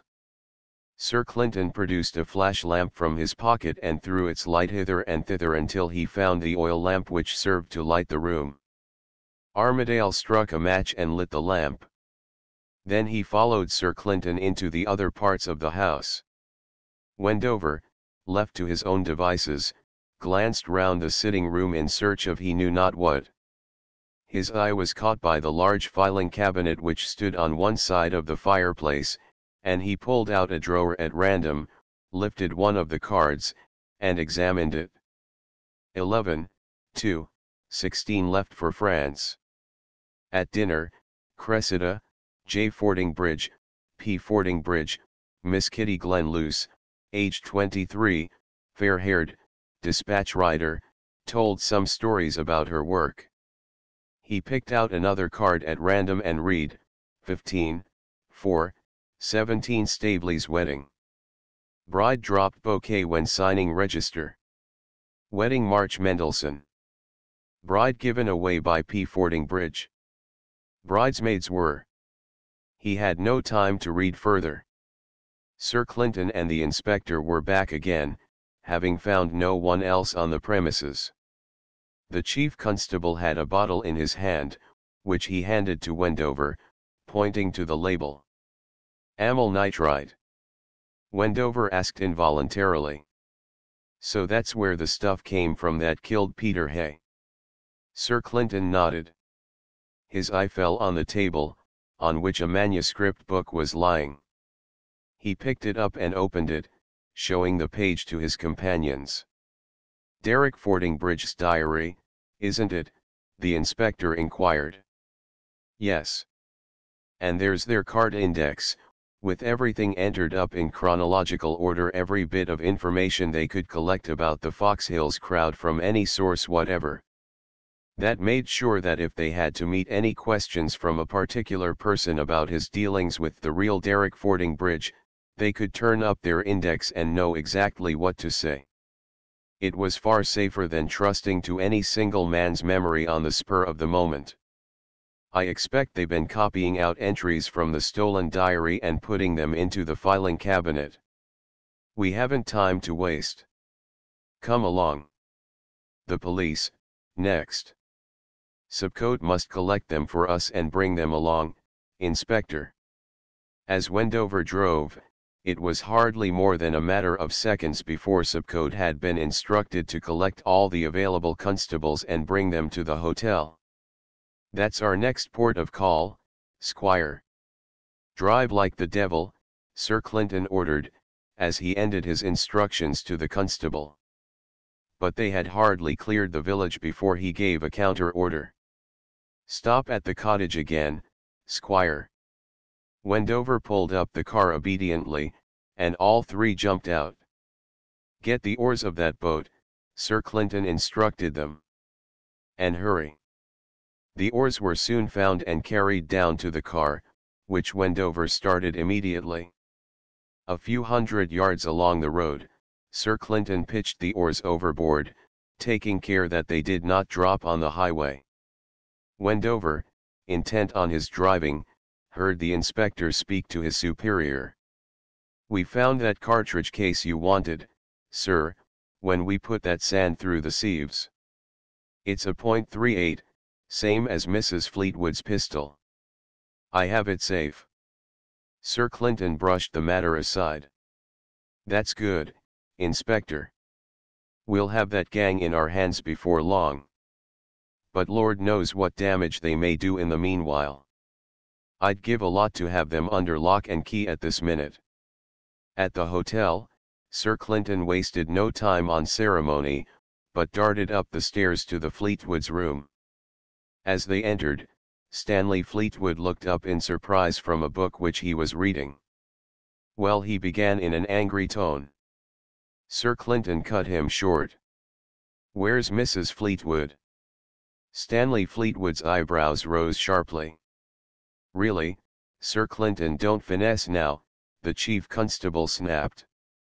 I'm afraid something's happened to Mrs. Fleetwood. Tell us what you know, and be quick about it. Why did she leave the hotel tonight? Stanley Fleetwood's face showed amazement, with which fear seemed to mingle as Sir Clinton's manner convinced him that something was far wrong. He pulled himself up a little on the couch. She got a letter from her uncle making an appointment at the Blowhole. Sir Clinton's face fell. That's worse than I thought, he said. Let's see the letter. Stanley Fleetwood pointed to the mantelpiece, and the chief constable searched among 2 or 3 papers until he found what he wanted. There's no date on this thing. It simply says, meet me at the Blowhole tonight at. He paused and scrutinized the letter carefully. At 9 p.m. Come alone. It is 9 p.m., isn't it? He passed the letter to the inspector. It seems to be 9 p.m., Armadale confirmed, but it's a bit blotted. This is Mr. Fordingbridge's writing, I suppose, he added, turning to Stanley Fleetwood. Quite unmistakable, and the signature's O.K., was the answer. Sir Clinton was evidently thinking rapidly. We'll try the Blowhole first, though there'll be nothing there, I'm afraid. After that, we'll need to look elsewhere. This letter came by the post in the usual way, I suppose. I don't know. It came to my wife, and she showed it to me. Well, I've no time to wait just now. It's a pity you can't come along with us. Stanley Fleetwood lay back on the couch and cursed his crippled state as the three hurried from the room. At the Blowhole they found nothing. The great jet was not playing, and the only sound was the beating of the waves on the beach below the cliff. The moon was just clearing the horizon mists, and there was enough light to show that the headland was bare. They've got away, Sir Clinton commented, when they saw they had drawn blank. They had that car of theirs. I saw the boathouse was empty when we were at the cottage. That means they may be anywhere within 20 miles by this time. We can't do much except send out a general warning. You do that, Inspector, when we get back to the hotel. But it's the poorest chance, and we must think of something nearer home if we're to do anything ourselves." He pondered over the problem for a minute, and then continued, "They won't go back to the cottage at present. It wouldn't be safe. If they want to lie up for even a few hours, they'll need a house of some sort for the work. And it'll need to be an empty house in a quiet place, unless I've misread things." He reflected again before concluding. "It's a mere chance, but Fox Hills and Peter Hayes are the only two empty places here. But Miss Fordingbridge sometimes goes up to Fox Hills, so Peter Hayes is more likely. We'll go there on the chance. Come along." At the hotel, they found that Zipcode had assembled all the available constables and dispatched them along the road. He had telephoned a message to this effect before leaving himself. Armadale got his headquarters on the telephone and ordered a watch to be kept for any suspicious car, but, as he was unable to supply even the most general description of the wanted motor, the chance of its discovery seemed of the slightest. He came out of the telephone box to find Sir Clinton and Wendover waiting for him in Sir Clinton's car. "Get in," the chief constable ordered. "We've got to waste a minute or two in going down the road to meet that gang of constables and giving them orders to follow on. Put both feet on the accelerator, Squire, and do anything else short of spilling us in the ditch. Every minute may count now." Wendover needed no urging. They flashed down the road towards Lynden Sands, pulled up as they met the body of police, and were off again as soon as Sir Clinton had given the constables their orders to make direct for Fox Hills. A very few minutes brought the car to the Fox Hills gate, where Wendover, at a sign from Sir Clinton, stopped the car. The chief constable jumped out and examined the road surface with his pocket flash lamp. "Thank the Lord. A car's gone up the avenue. We may be in time to nab them yet." Chapter 15. The method of coercion. When Cressida received her uncle's note that afternoon, she was both relieved and puzzled. Within less than a week she had been subjected to shocks and strains of such acuteness that she had almost lost the power of being surprised by anything that might happen, and Paul Fordingbridge's letter caused her hardly any astonishment, which she would certainly have felt had she been in a more normal condition. All that she gathered from it was that, after disappearing in a mysterious manner, he had returned and evidently needed her assistance. She was not particularly attached to him, but she was not the sort of person who would refuse her help to anyone in an emergency, even though that person had shown her very little sympathy in her own recent troubles. She had a very fair idea of the rumors which had been running through the hotel, and she had no desire to advertise her meeting with her uncle. The final phrase in the note, "Come alone," was quite enough to suggest that he wished to keep the encounter secret. And she knew well enough that a plainclothes constable had been detached to watch her. She had seen him once or twice when she had been passing through the entrance hall, and had no difficulty in detecting the interest which he took in her movements. Unless she could contrive to give him the slip, he would follow her out to the blowhole. Then she thought of the lady golfer's dressing room, with its convenient door to the outside of the hotel, and a method of evasion suggested itself. She took the lift down, walked boldly past the watcher, turned down the passage and entered the dressing room. Then, picking up her hat, blazer, and golfing shoes, she slipped out of the side entrance and hurried down one of the paths till she reached a place where she could change her slippers for her outdoor shoes. Leaving the slippers to be picked up on her way back, she crossed the hotel gardens and made her way out onto the headland where the blowhole lay. The night was clear enough, but the moon was still very low, and the light was dim. As she came up towards the blowhole, a figure came forward to meet her. "Is that you, uncle?" she asked. As soon as she spoke she was aware of someone who had risen behind her from an ambush. An arm came round her from the rear, pinning her hands to her sides, and a soft, wet pad was brought down on her face. She felt a burning liquid on her lips, and, as she gasped under the mask, a sickly, sweet-scented vapor seemed to penetrate down into her lungs. As she struggled to free herself and to cry out, the man before her stepped forward and helped his companion to hold her. "Don't choke her altogether, you fool," she heard her new assailant say, but his voice sounded faint, and in a minute she had lost consciousness. When she came to herself once more, it was to find herself lying on a bed from which all the bedclothes had been removed. Her head swam at the slightest movement, and she felt deadly sick. With complete incuriosity, she noticed some figures in the room, and then again she slipped back into unconsciousness.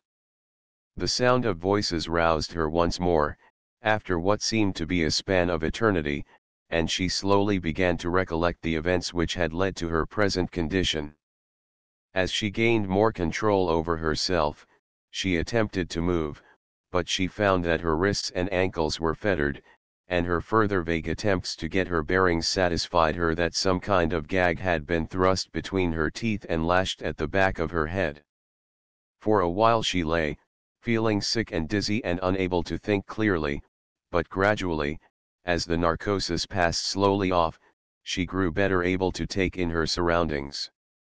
She had just reached the stage when she could concentrate her attention when one of the figures in the room came to the side of the bed, and stooped down to examine her in the light of a candle.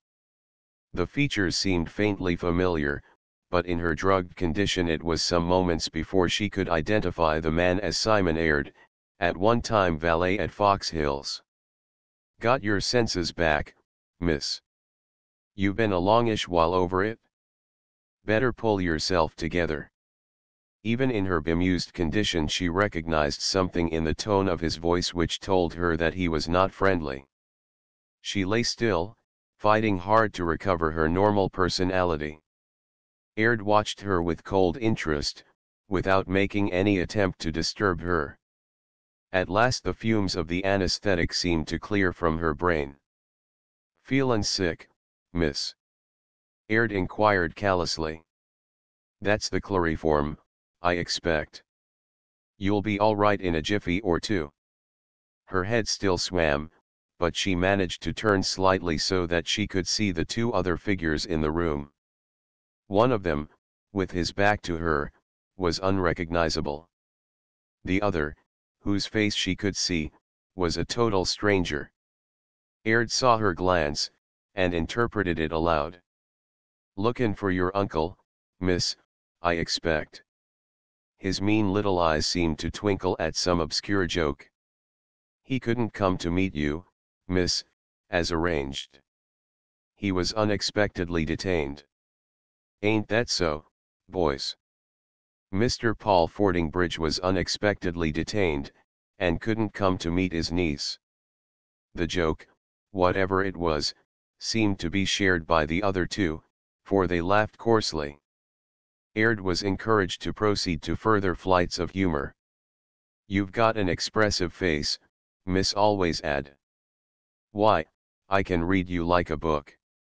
You're worryin' your pretty EAD to know how you came 'ere, isn't that it?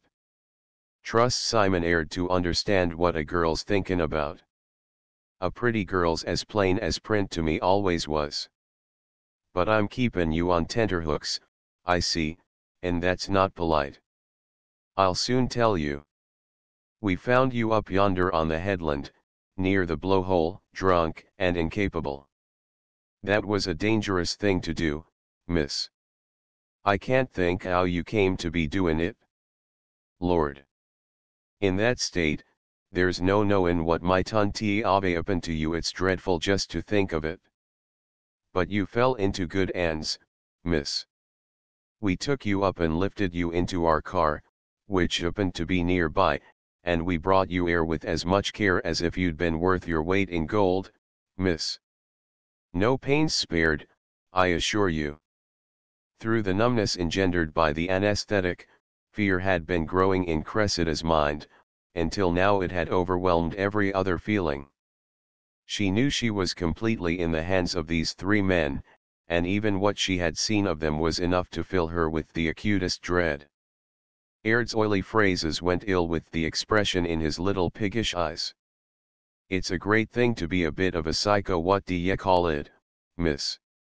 I can tell to a dot just exactly what's passin' through your mind," he went on. "You're wonderin' where you are at this minute. I've much pleasure in enlightenin' you. You've 'ad the extraordinary good luck to be brought to the aid quarters of Aird & Co., a purely philanthropic syndicate formed for the good purpose of purifyin' morals, and rescuin' heiresses from the clutch of their fancy men, and teachin' them to lead saintly lives in future. Your case is the first we've 'ad brought to our door, so we can give it our exclusive attention. And we shall." He sniggered, apparently much amused by his own conceit. Cressida felt the menace behind all this forced jocularity. Aird brought the candle nearer to her face, and made a pretense of studying her features. "Ah," he continued. "You're feelin' nervous, miss. It's as plain as a pikestaff to the eye of the trained mind-reader like me. You're all of a flutter, like. And no wonder, miss. You that's been livin' in sin with that young Fleetwood for the best part of a year, with your own true husband alive and mournin' all the while. Shockin'. Such goin' on. But never fear, miss.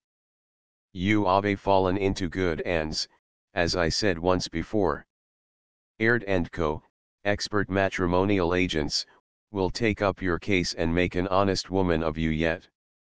Behind his joviality, Cressida could feel some dreadful menace. She turned her face away, so as to hide from herself his little gloating eyes. "That'll do, Aird," said a fresh voice, quite unknown to her. "I'll explain things. You talk too much."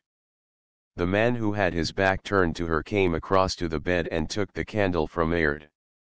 Then, stooping down, he let the light play over his own features, while his hand forced Cressida's head round so that she gazed straight up into his face. At the first glance she thought she must still be under the influence of the chloroform, for what she saw was torn almost out of human likeness. "Allow me to introduce myself," said the wreck. "Your future husband, also your cousin, Derek Fordingbridge. Not recognize me again? Well, I suppose I've changed since we said goodbye last." He let the candle light play across his shattered face for some moments, so that she might miss no detail of the horror. Then, as she closed her eyes, he released his grip, and she turned her head away to escape the sight of him. "You'll get used to me in time," was his only comment. "Here's the situation.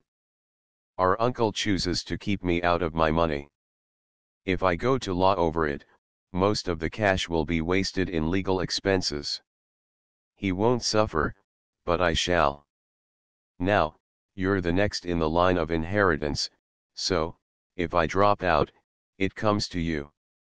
And if you marry me, then what's yours is mine. I'll see to that part of it. You understand the idea? You marry me and I drop my claim, and between us we collar the dibs. Uncle won't object, I'll guarantee, and dear Auntie J will be delighted." He paused and examined the expression of loathing on Cressida's face. "I don't wish to go to extremes," he said coldly, "but you're going to do as you're told. Make no mistake about that." He drew back slightly, allowing Aird to come nearer. "Aird will take the gag out and let you speak, but he'll keep his hand on your throat, and the first attempt you make to cry out you'll get throttled pretty sharply. Understand?" Aird obeyed instructions, and Cressida passed her tongue over her bruised lips. She was in deadly terror now, and her mind was working swiftly. A glance at the three men bending over her was sufficient to show her that she need expect no mercy from them. She was completely in their power, and if she refused to give in to them, they might, but she thrust to the back of her mind all the possibilities which she could read so clearly on the face of Aird. Then, as a thought shot through her mind, she strove her hardest to keep out of her expression the relief that she felt. If she submitted immediately, and promised to carry out the order, that would perhaps save her for the time being, and, when it came to implementing her promise, the marriage ceremony would have to be performed in public, or at least in the presence of some clergyman or official, and there would be nothing to prevent her refusing then. They could not coerce her in a church or before a registrar. Nowadays forced marriages are found only in books. The pressure of the gag had hurt her mouth, and she had some difficulty in framing words in which to make her submission. "I can't help myself." "But you're not my cousin Derek." The faceless creature laughed. "That's a quick courting," he sneered.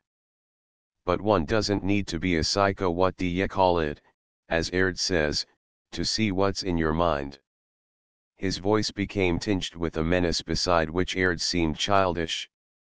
"You think you've only got to say yes now, then, when it comes to the point, you'll turn on us and give the show away? We're not such fools as all that. I've got a string that I'm going to tie to your leg. It'll bring you running back to me and no questions asked." He paused for a moment, as though expecting her to speak, but, as she said nothing, he continued in the same tone, "You think that the worst we could do to you would be to hand you over to Aird, there, or to share you amongst us? You can make your mind easy. It's not going to be that." The wave of relief which passed over Cressida at this hint was followed by a chill of apprehension as she realized the full implication of his words. He did not keep her on tenterhooks long. "Ever heard of hydrophobia? Know much about it?" "No." "Well, then, I'll tell you something. You get bitten by a mad dog. First of all you feel tired and restless, and naturally you can't help being worried a bit. Then, after a day or two, things get a bit more definite. You can't swallow, and you get a thirst that torments you. Then, they say, you get spasms even at the thought of drinking, and you get into a state of devilish funk, unspeakable terror, they say in the books. After that you get fits, frothing at the mouth, and all the rest of the jolly business. And, of course, eventually you die after considerable agony, if you get the proper dose. I'd hate to see a pretty girl like you afflicted in that way. Dreadful waste of good material." He paused deliberately, letting this picture sink into her mind, and scanning her face to see the effect which he had produced. "No mad dogs here, of course, but they have them in France. I've a French medical friend who's kindly supplied me with some extract taken from one of them." Again he paused, to let anticipation do its work. "If you get injected with this extract, or whatever it is, there's only one hope. Within a certain number of days you've got to get to a Pasteur Institute and put yourself under treatment there. Nothing else is any good. And, if you overshoot the time, even the Pasteur Institute can do nothing for you. You just go on till you froth at the mouth, get cramp in the throat, and die that rather disgusting death." He looked down at Cressida's face, with its eyes dark with horror, and something which might have been a smile passed over his shattered countenance. "My French medical friend supplied me with both the bane and the antidote, at least, enough of the antidote for a first dose. You see the point? Perhaps I'd better be precise. Here's a hypodermic syringe." He produced a little nickel case from his pocket, and drew from it a tiny glass syringe, to which he fitted a hollow needle. "I'm going to fill this with some of the mad dog extract and inject it into your arm. Once that's done, your only chance is to get Pasteur Institute treatment within a certain time, or else rely on me to give you a first dose of the antidote before the time's up. Once the time's passed without treatment, nothing can save you. I couldn't do it myself, even with the antidote. You'd simply go through all the stages I've told you about, and then die. He fingered the tiny syringe thoughtfully. Now do you see the ingenuity of my plan? I'm going to inject some of the stuff into your veins now. Then we'll keep you here until the very last moment of your safety. Then you'll come with me and get spliced by special license. By that time it'll be too late to get to an institute, you'll have no chance whatever except the dose of antidote that I've got. And you won't get that from me until we're safely married without any fuss. You'll stand up in public and say, I will, without any objection, because it'll be your one chance of escaping the cramps and all the rest of it. Ingenious, isn't it? Shall I repeat it, in case you've missed any of the points? It's no trouble, I assure you. Cressida glanced from face to face in the hope of seeing some signs of relenting, but none of the three showed the faintest trace of pity. Be sensible, miss, said Aird, with the air of one reasoning with a wayward child. A pretty girl like you wouldn't want to be seen frothin' at the mouth and runnin' round bitin' people. It wouldn't be nice. His unctuous tone brought up all Cressida's reserves of strength.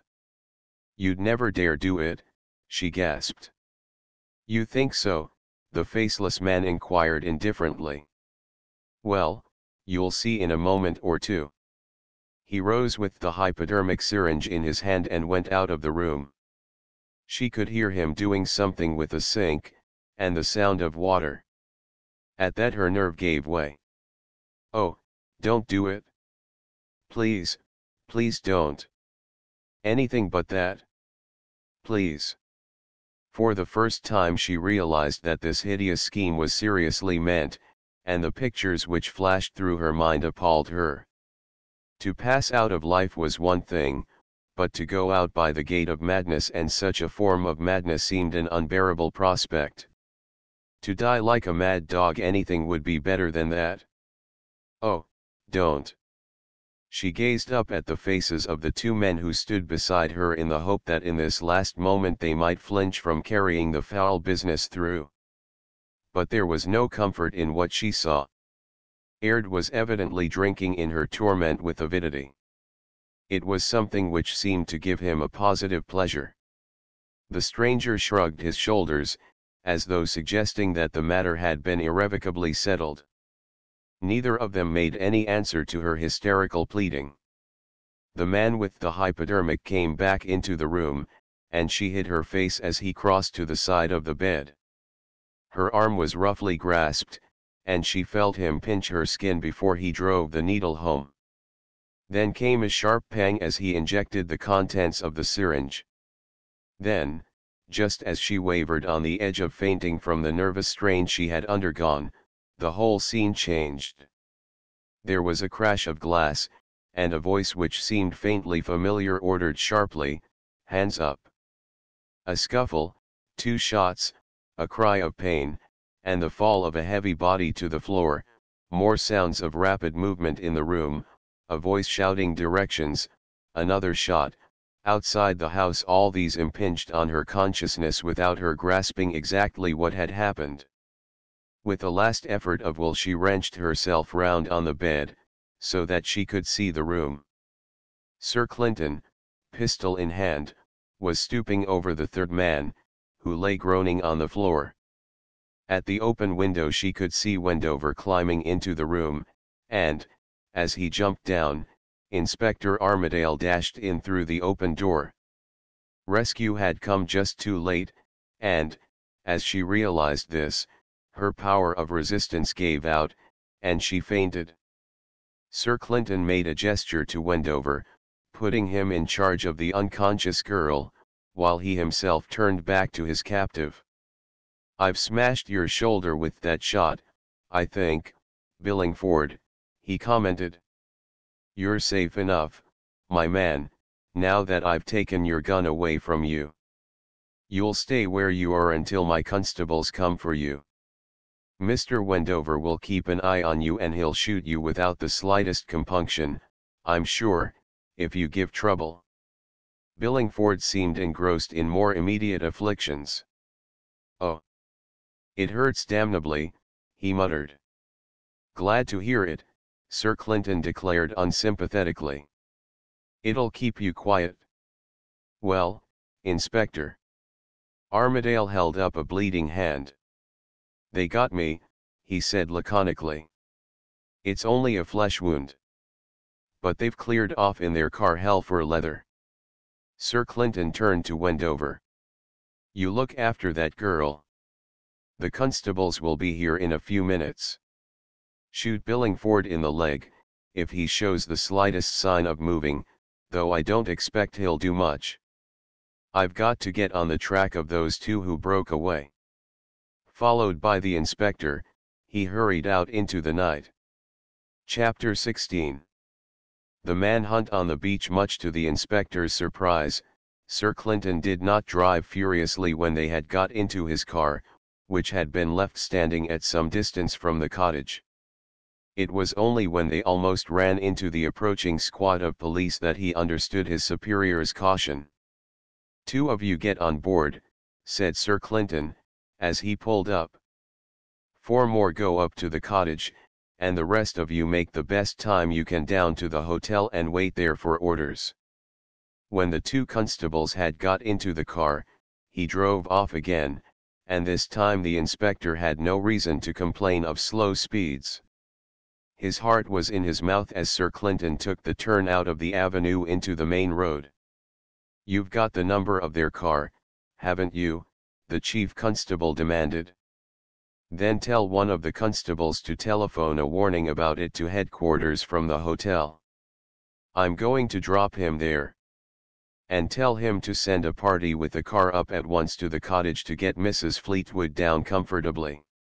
You'd better get Billingford brought down also, not in the same car.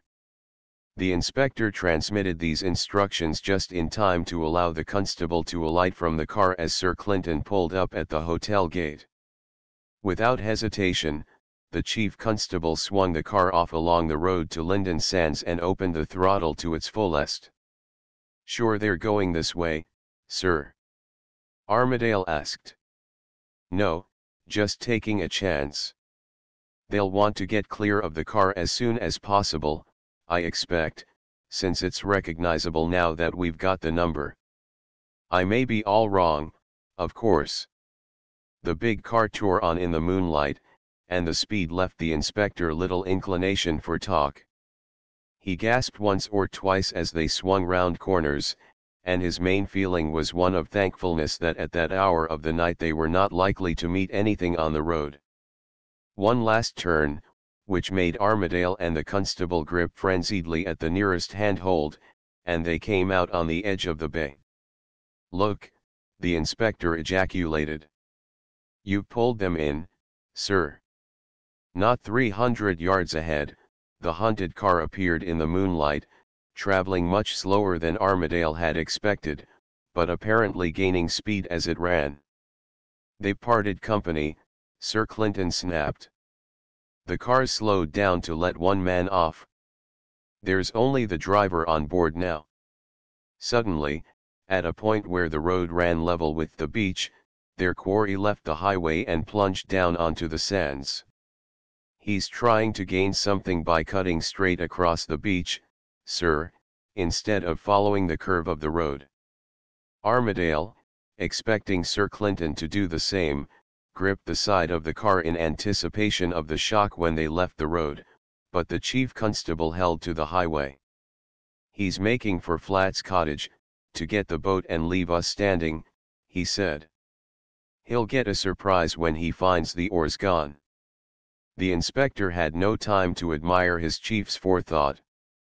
The hunted car was now running on a line which would bring it between the old wreck and the edge of the incoming tide, and on the hard sands it was making tremendous speed. Armadale, leaning forward in the excitement of the chase, saw the long cones of its headlights illuminate the hull of the wreck for a moment, then the beam swung up into the air, the car seemed to halt for an instant, and then rolled over sideways along the sands. And then it vanished as though the ground had swallowed it. The quicksand, ejaculated Armadale, as he realized what had happened. Sir Clinton shut the throttle and let his car slow down. Hit some rock projecting slightly from the sand, I expect, he commented. Probably the front axle or the steering gear went, and he came to smash. Well, that's one of 'em gone. He chose a place carefully and turned his own car onto the sands, running down to near the wreck. Don't go too near, he advised. One can't be sure of the danger zone. They got out and went down to the scene of the disaster. A glance at the car tracks showed the correctness of Sir Clinton's guess. The hunted car had struck a low projecting rock with its near front wheel, and from that point the wheel marks were replaced by the trace of the whole vehicle, overturned and sliding along the beach. The trail ended abruptly, and where the car had sunk they saw an area of repulsive black mud. Ugh, said the inspector, examining it with disgust. Fancy going down into that stuff and feeling it getting into your eyes and mouth. And then choking in that slime. It gives me the creeps to think of it. He shuddered at the picture conjured up by what he saw before him. Do you think there's any chance of recovering the body? He inquired after a moment or two. Sir Clinton shook his head. I doubt it. You'll need to try, of course, best do it with grappling irons from a boat, I suppose. But I shouldn't think you're likely to succeed. It doesn't matter much, anyhow. He's got his deserts. Now for the other man. Come along. They went back to the car and got aboard. Sir Clinton seemed to have decided on his next move, for he drove along the sands in the direction of the hotel. Rather to the inspector's surprise, they did not turn off onto the road at Neptune's Seat, but went still farther along the shore, making for the headland on which the blowhole was situated. Armadale was still in ignorance of much that had happened in the last hour. When they had reached Peter Hay's cottage, Sir Clinton had detached the inspector to search for the car which had brought their quarry, and, as this had been carefully concealed, Armadale had spent some time in hunting for it. In the meanwhile, Sir Clinton and Wendover had gone cautiously to the cottage. The next thing the inspector heard was the sound of shooting, and two men had come upon him before he had time even to think of disabling the fugitive's car. They had shot him in the hand, flung him down, and escaped in the car before he had time to do anything to hinder them. His entry into the cottage had failed to enlighten him as to what had been going on, and Sir Clinton had hurried him off again almost before he had time to get his bearings. That's as far as we can go with the car, Sir Clinton announced, opening the door and getting out. The moon shone out just at that moment, as a passing cloud slipped away from its face, and Sir Clinton, gazing along the shore, uttered an exclamation of satisfaction.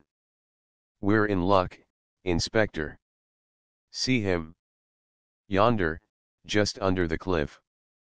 He hasn't been able to get far. He pulled out his automatic. I've often wondered how far these things carry. I don't want to hurt him, and it seems safe enough at this range. A scare's all we need, I think. He's making for the mouth of the cave below the headland. He lifted the pistol and fired in the direction of the figure. At the sound of the shot, the fugitive turned and, seeing his pursuers, ran stumblingly over the rocks where the edge of the tide was washing close up against the cliff. No hurry, Sir Clinton pointed out, as Armadale and the constable quickened their steps. We've got him trapped by the tide. There's only one bolt hole, the cave. And I hope he takes it, he added, with something of sinister enjoyment in his tone which surprised the inspector. They moved leisurely in the direction of the cave mouth, and, as they did so, the fugitive gave one backward glance and then splashed waist deep through the water which was foaming into the entrance. He ducked under the low arch and vanished. As he did so, Sir Clinton halted, and then, after a careful inspection of the incoming tide, he led the way back to the car. "It's as cheap sitting as standing," he commented, settling himself comfortably in the driving seat. "We'll need to wait here until the tide shuts the door on him by filling that tunnel he's gone through. After that, I suspect he'll be the most anxious of the lot of us." "But there's another exit from that cave," Armadale pointed out. "He's probably climbing up the tube of the blowhole just now, sir. He might get clean away by the top of the headland." Sir Clinton pulled out his case and lit a cigarette in a leisurely fashion. "I'm sure I hope he does," he replied, much to the inspector's surprise. "Just wait a moment and you'll see." He smoked for a minute or two without troubling to make his meaning clear, and then the souffleur itself gave the answer. Armadale's ear caught the sound of a deep gurgle from the heights above their head, then came a noise like a giant catching his breath, and at last from the blowhole there shot up the column of spray, towering white and menacing in the moonlight. As it fell, Sir Clinton pressed the self-starter. "That bolts the back door, you see, Inspector. I only hope he's been caught on the threshold. Now, I think, we can go back to the hotel and see if we can pick up one or two useful things." He turned the car on the last strip of sand before the rocks and swung it round towards Neptune's seat. After a little searching, he found a spot from which he could ascend to the road without straining his springs. "I had the curiosity to examine that blowhole cave at low tide once, Inspector," he explained as he drove up towards the hotel. "The thing works this way. The entrance is low, and the tide fills it soon. The air in the cave can still get out by a narrow tunnel leading up to the blowhole. But in a minute or two this second tunnel's mouth gets filled up, and there's no escape from the cave. The sides are smooth, and the tide rises quickly, so that fellow will either drown or else he'll creep into the blowhole tunnel to escape. The tide rises a bit farther, and compresses the air in the cave. At that stage the souffleur begins to work. Intermittently, you get the air pressure in the cave big enough to blow through the blowhole tunnel, carrying the layer of water there in front of it, and that mixture of water and compressed air makes the jet. So, you see, if that fellow's in the cave, he must be swimming round like a rat in a pail, and if he's in the tunnel, he must be suffering agonies as the jet comes up and tears at him. You know what sort of force it has. And if he can't cling onto the rocks of the tunnel, he'll be battered against the sides as the jet carries him before it, and he'll probably be severely injured by the time it spits him out at the top." "Good Lord," said the inspector, as the realization of the thing crept into his mind. "That's a nasty trap to fall into. He's going to get his gruel, sure enough." They had reached the hotel, and Sir Clinton dispatched the constable to bring ropes, if any were available. "You don't seem eager to get him out, sir," the inspector ventured, as they were waiting. "I don't know exactly what happened at Peter Hayes tonight," Sir Clinton returned, "but I saw enough to know it was something uncommonly bad that they were trying to do to that girl, Inspector. It must have been something worse than the normal way of putting the screw on a woman. Our friend in the blowhole didn't mind doing that. And, somehow, that makes me feel a bit indolent when it comes to rescuing him. Let him go through it. Besides, the longer he's there, if we happen to get him out alive, the more his nerves will be shaken, and the easier it will be to wring some truth out of him. You can tackle him at once, before the effect wears off. And I shan't feel inclined to ask you to be moderate in your questioning this time. We must get all we can out of him while he's got the jumps. I've no doubt whatever that Billingford will turn King's evidence if he gets half a chance. He's that sort. But the other fellow was deeper in, and we may get more out of him if we can catch him at the right moment. So I'm not really in much of a hurry." This isn't a case where my humanitarian instincts are roused in the very slightest. He broke off, seeing Wendover coming out of the hotel. Everything fixed up comfortably, Squire? He asked. Wendover nodded affirmatively, then, as Sir Clinton invited him to join them, he amplified his news. We got Mrs. Fleetwood down here quite comfortably, and she's upstairs now. Very shaken up, of course, but she's a plucky girl, and she hasn't had any bad collapse of her nerves so far, though one might have expected it. I've a good mind to see her myself now, Sir Clinton said thoughtfully.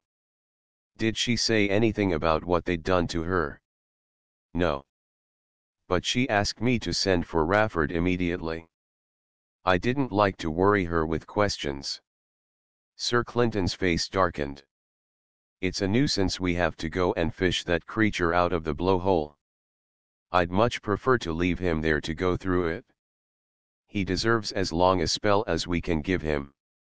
But I suppose there would be a howl if we left him to die. Besides, I want to hang him if I can. By the way, what about his jovial colleague, Billingford? He's here too, Wendover explained. We thought we'd bring him to the hotel and wait for your instructions. He's safe enough. That's all right. Now here's the constable with the ropes, so I think we'll have to move on. Sir Clinton showed no desire to hurry, nor did Wendover when he had learned the state of affairs. Both of them were in the mood to prolong the agony so far as decency permitted. Wendover could not get out of his mind the expression he had seen on Cressida's face at Peter Hayes' cottage, and when it came back to his memory he felt that the man in the blowhole tunnel was getting only a fair retribution for his crime. As they came near the mouth of the Souffleur, the great fountain shot up into the night air and broke in spray in the moonlight. Sir Clinton hurried forward and bent down to listen to the orifice. He's there, all right, and still alive, he reported. A trifle unnerved, to judge by his appeals. I suppose we'll have to yank him out now.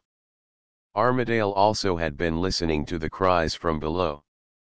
If we get him out in that state, he said, with satisfaction, there won't be much that he'll keep back when we start questioning him. He's all to pieces. Before they could do any more, the Souffleur spouted again. Wendover, whose imagination was keener than that of the inspector, was suddenly appalled by the picture conjured up by that wild fountain jetting from the ground. Down below their feet he could see with his mind's eye the miserable wretch clinging for life to some inequality in the tunnel, while the continual blasts of the Souffleur tore and battered at him, and the rush of water made him fight for his breath. A rat in a trap would be happy compared with that. Oh, let's get him out, he exclaimed. It must be devilish down there in the dark, waiting for the next spout. If you're set on seeing him hanged, Squire, we'll do our best, Sir Clinton conceded, with no sympathy in his tone. But, even by doing their best, they had great difficulty in rescuing their quarry from the grip of the death trap. When at last they got him to the surface, he was more dead than alive, and 3 ribs had been cracked by the last torrent which had flung him against the side of the conduit.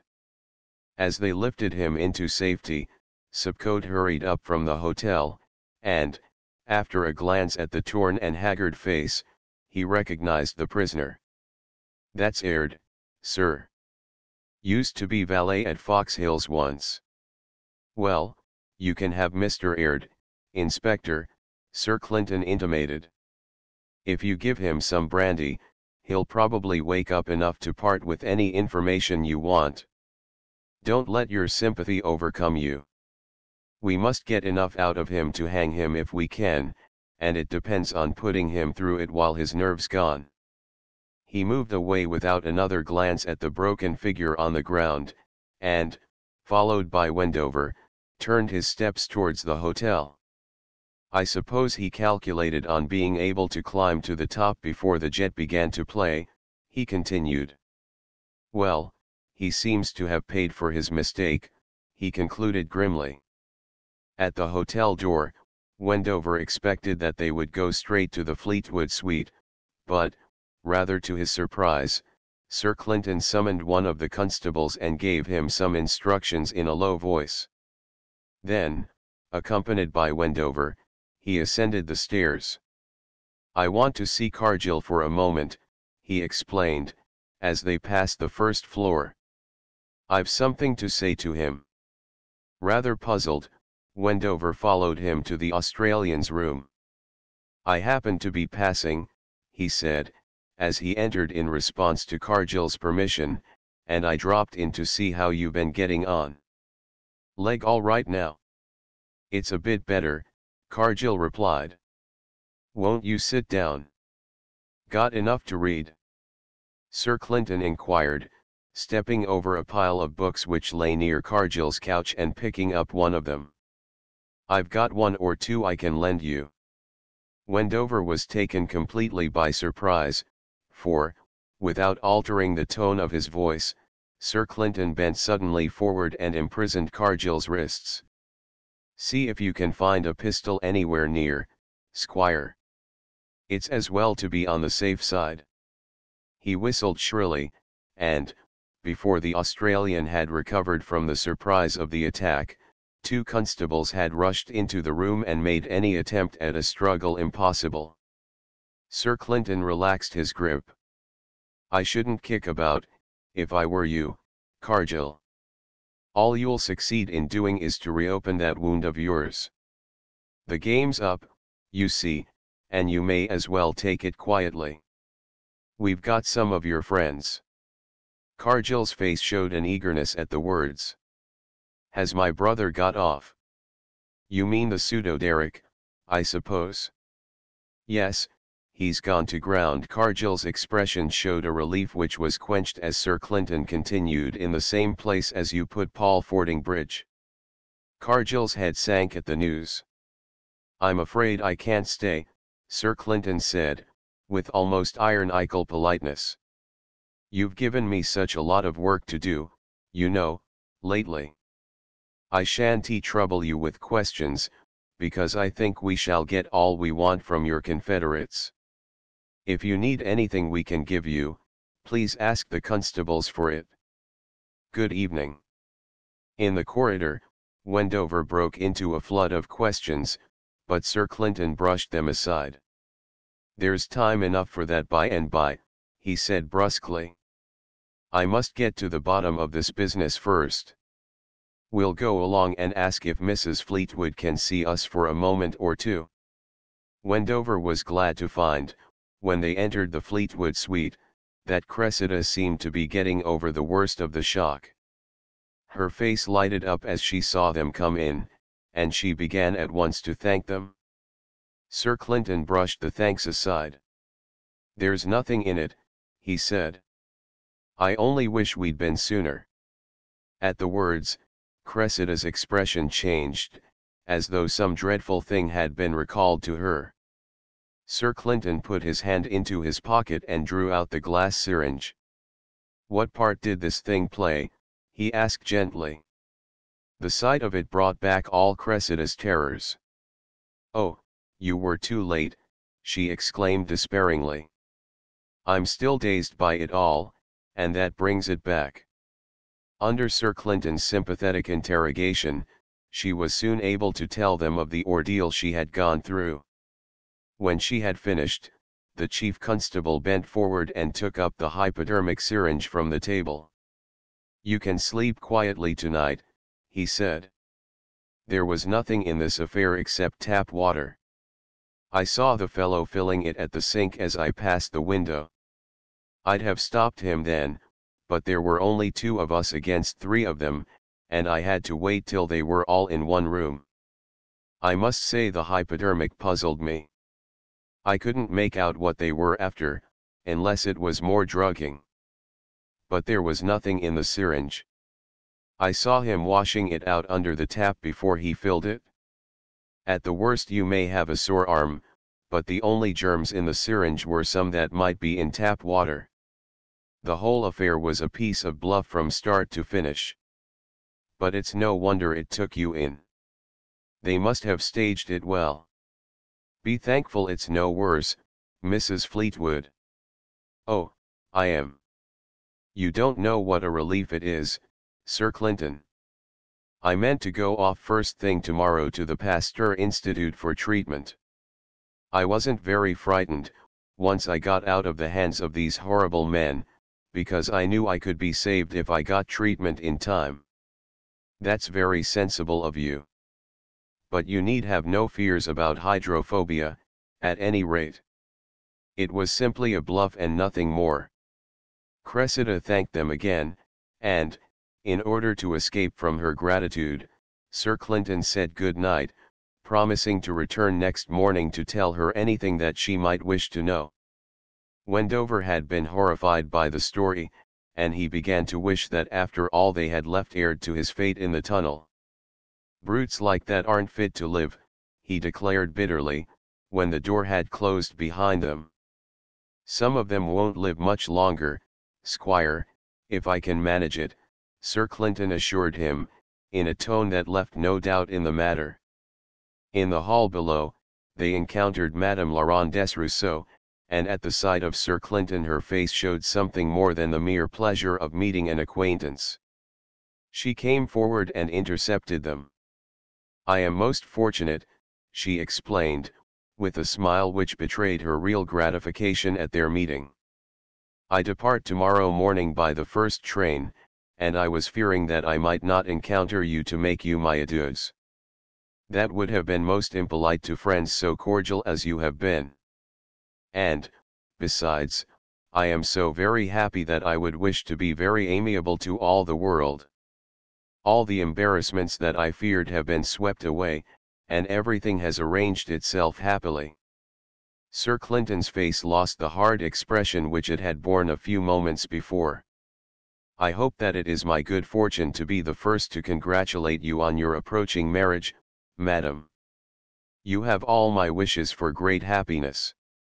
Madame Laurent Desrousseau's manners did not allow her to throw up her hands in astonishment, but her face betrayed her surprise. But it is marvelous, she exclaimed. One would need to be a sorcerer to know so much. It is quite true, what you say. Now that Staveley is dead, I can espouse such a good friend of mine, one who will be kind to me and whom I have been adoring for so long. I can hardly believe it, I am so happy. Sir Clinton smiled. And you would like everyone else to be happy too? Then you will perhaps begin at once.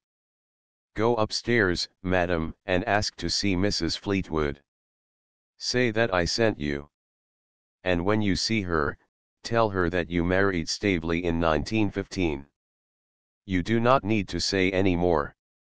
Rather puzzled, but quite anxious to do as he told her, Madame Laurent Desrousseaux bade them both farewell, and they saw her ascending the stair. Sir Clinton gazed after her. Easy enough to guess that riddle. One gets a reputation on the cheap sometimes. Her association with Staveley, then her complete separation for years, then this sudden need to meet him again in order to sidetrack some embarrassments. Obviously she had married him, and needed a divorce if she was to marry again. I wish most problems were as simple. And, of course, if she married Staveley in 1915, as she seems to have done, he committed bigamy in marrying Mrs. Fleetwood. Which means that Mrs. Fleetwood is Mrs. Fleetwood, and that she's legally married now. She won't be sorry to hear it. That's why I sent Madame Laurent Desrousseaux up there now. First-hand evidence is better than documents, and, of course, the documents will be forthcoming if they're required in future. Evidently those three scoundrels didn't know this latest twist in the affair, or they wouldn't have tried the trick they did last night. They'd have done worse, probably, when they got hold of her. If she'd been dead and out of the way, there would have been no one except old Miss Fordingbridge to contest that impostor's claim, and she was so besotted with him that she'd never have dreamed of doing so. He paused for a moment or two, as though considering the case, but when he spoke again it was on a different point. You sometimes jeer at me for playing the mystery man and refusing to tell you what I infer from the facts that turn up. It's sometimes irritating, I admit, and now and again I suppose it makes me look as if I were playing the superior fellow. But it's really nothing of the sort. In affairs of this kind, one never can tell what the next turn of the wheel may be, and one might quite well blurt out something which would give the cue to the very people you want to keep in the dark. You do irritate me often enough, Clinton, Wendover admitted. I can't see why you shouldn't put your cards on the table. A fact's a fact, after all. I'll give you just one example, said Sir Clinton seriously.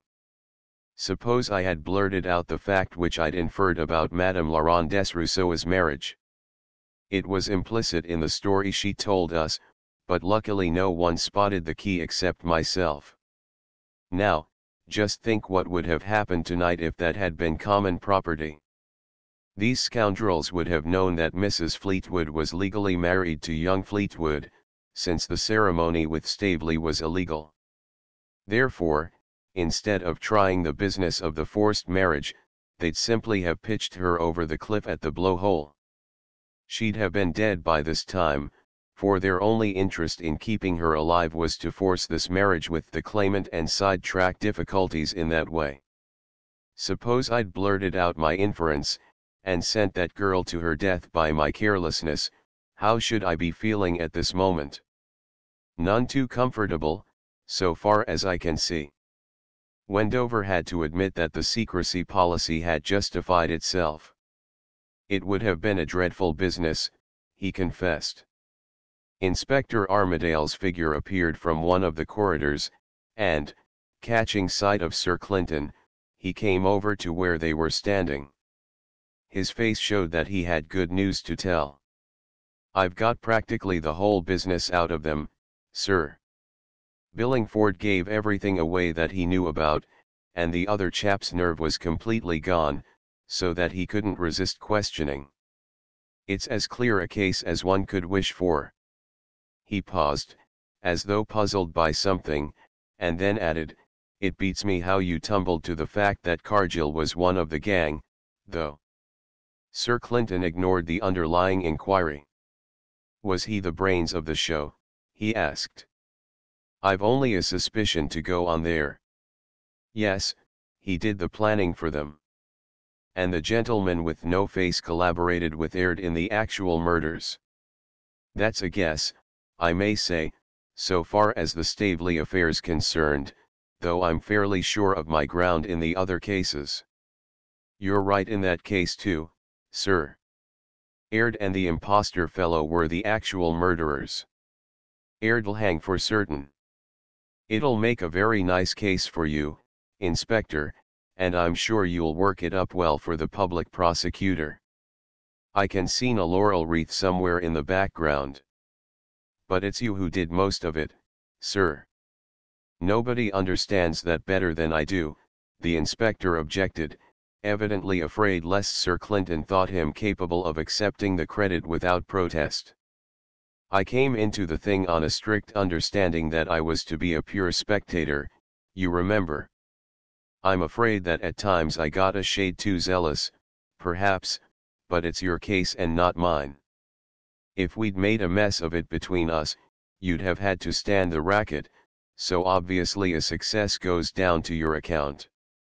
The subject's closed. Wendover, seeing the inspector's difficulty in framing a suitable reply to this, intervened to change the subject. I see the main outlines of the affair easily enough, Clinton, he said, but I'd like to hear just how you worked it out as you went along. Any objections to telling me? It'll go no farther, of course. The chief constable's face betrayed a tinge of boredom. You've lived with this case for the best part of a week.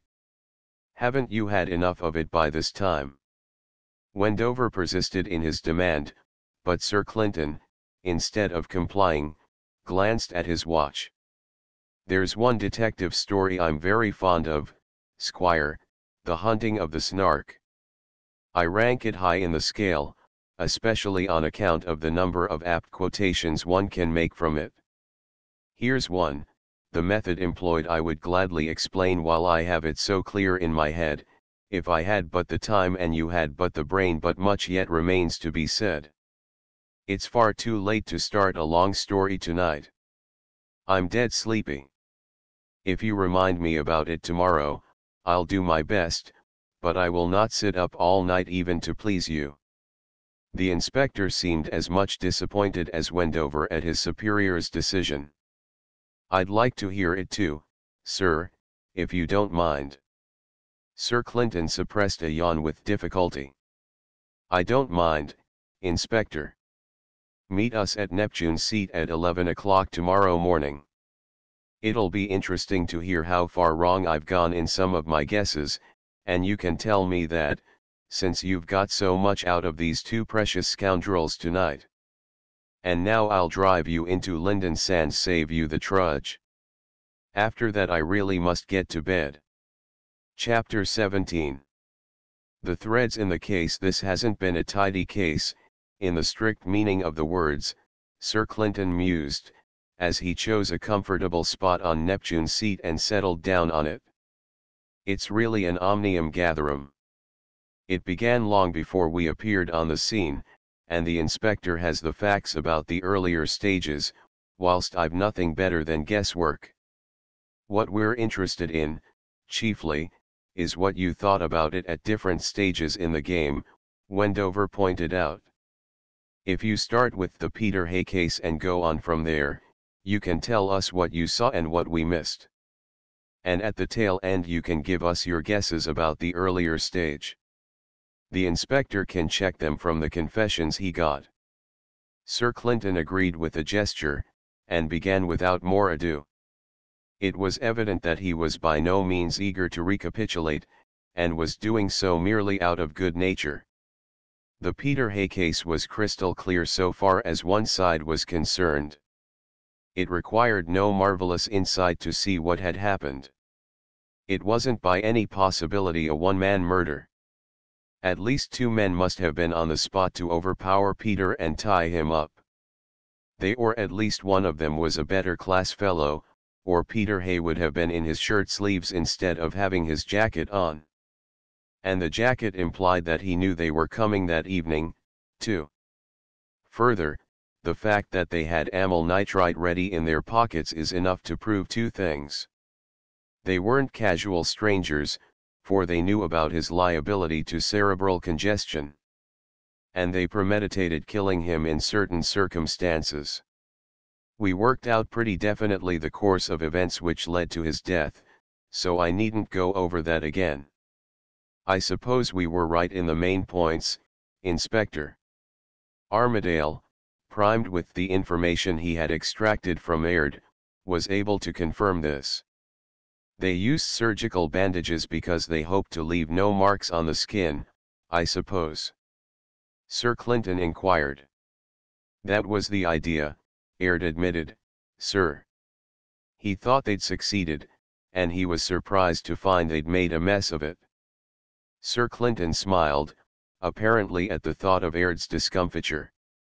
Well, if they bungled one side of the affair, they certainly managed to leave us in the dark about the second side, the motive behind the murder. It wasn't robbery, obviously. It wasn't bad feeling. Everyone we examined had a good word for Peter Hay. It couldn't be homicidal mania, not with two of them mixed up in it. That left, so far as I could see, only one probable motive at the back of the thing. Either they wanted to force Peter Hay into something he didn't like, or else he knew something about them which they were afraid of. Peter Hay wasn't the blackmailing type, from all we learned about him. That notion wouldn't hold water for a moment. So, if he had to be silenced, then the information he had must have been something he'd come across quite innocently. What it was I couldn't guess. In fact, the whole idea was very vague in my mind, since there didn't seem anything definite to support it. That was the stage I'd reached when we sat in the garden and discussed the thing. But there was one thing that seemed to lead on to something fresh: the silver we found in Peter Hay's drawer. That silver was the murderer's mistake, the silly thing that gives them away. No sensible person would ever have tried to throw a suspicion of breach of trust on Peter Hay. The thing was absurd on the face of it, from what we learned of his character. But these fellows weren't looking at it objectively. They would have abused their trust in Hay's shoes, and naturally they saw nothing outre in faking a petty theft and trying to throw it on his shoulders. That made me think. Why suggest a robbery at Fox Hills? For that was what they evidently intended the police to swallow. As a matter of fact, they'd have been much better to have left the thing alone. It was a mistake to fake evidence, it always is. However, they'd done it, and I wanted to know why they'd done it. So, when the Fordingbridges arrived, we went off to Fox Hills. I wasn't surprised to find that the murderers had tried to make the thing convincing by filling that sack with silver odds and ends. I'd almost expected something of the sort. But I don't suppose any of us were misled to the extent the murderers hoped. They thought we'd be delighted to find confirmation of Peter Hay's dishonesty stuff ready packed up for transport. But what one obviously asked oneself was the question, what's all this meant to cover? And the answer was, so far as I could see, the removal of some inconspicuous object whose absence won't be noticed in the excitement over the silver. It wasn't long before I got an inkling of what that inconspicuous object was. Miss Fordingbridge was able to tell us. But, notice, if Miss Fordingbridge hadn't happened to come up to Fox Hills when we paid our visit, we'd never have known that the diary was missing. We'd have missed the main clue in the whole affair. That was where we were really lucky, and where Aird & Co. had very hard lines. There was the diary gone missing, anyhow, and the obvious question to ask was, cui bono? Who stands to score by its removal? You heard the story of the missing nephew and the power of attorney given to Paul Fordingbridge. You could hardly help drawing the obvious conclusion that here at last was a possible motive appearing behind the Peter Hay case. The stake on the table was the assets of the Fordingbridge estate, and that was quite big enough to make murder worthwhile, if you happen to have a turn for that sort of thing. But when you come to ask, cui bono, you find that the problem's like one of those quadratic equations we used to get at school, where there are two answers and one seems just as good as the other. Suppose the claimant was an impostor, and see where that leads you. Derek Fordingbridge had spent a lot of time with Peter Hay in earlier days. The chances were that Peter Hay was the only man who could give evidence about their joint doings, and that evidence might form the basis of a damaging examination of the impostor. Further, the diary would be a priceless thing for an impostor to lay his hands on. It would supply him with any amount of irrefutable evidence which he could draw on for his sham recollections.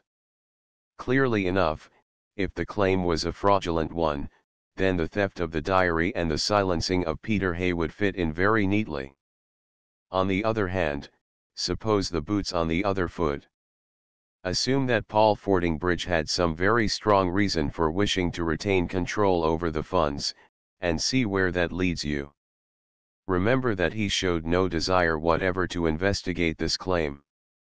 He simply denied straight off that the claimant was his nephew, without waiting for any evidence on the point.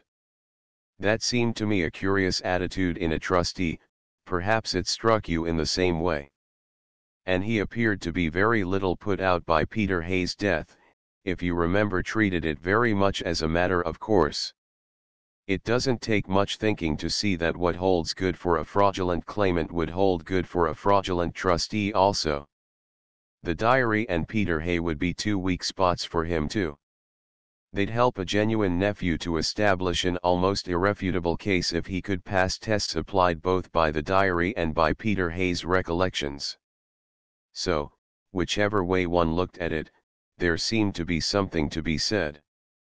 and, consequently, I got no further at that stage than being able to say that three things were possible.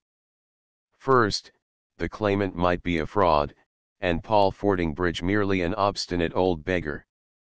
Second, the claimant might be genuine, and Paul might be a dishonest trustee.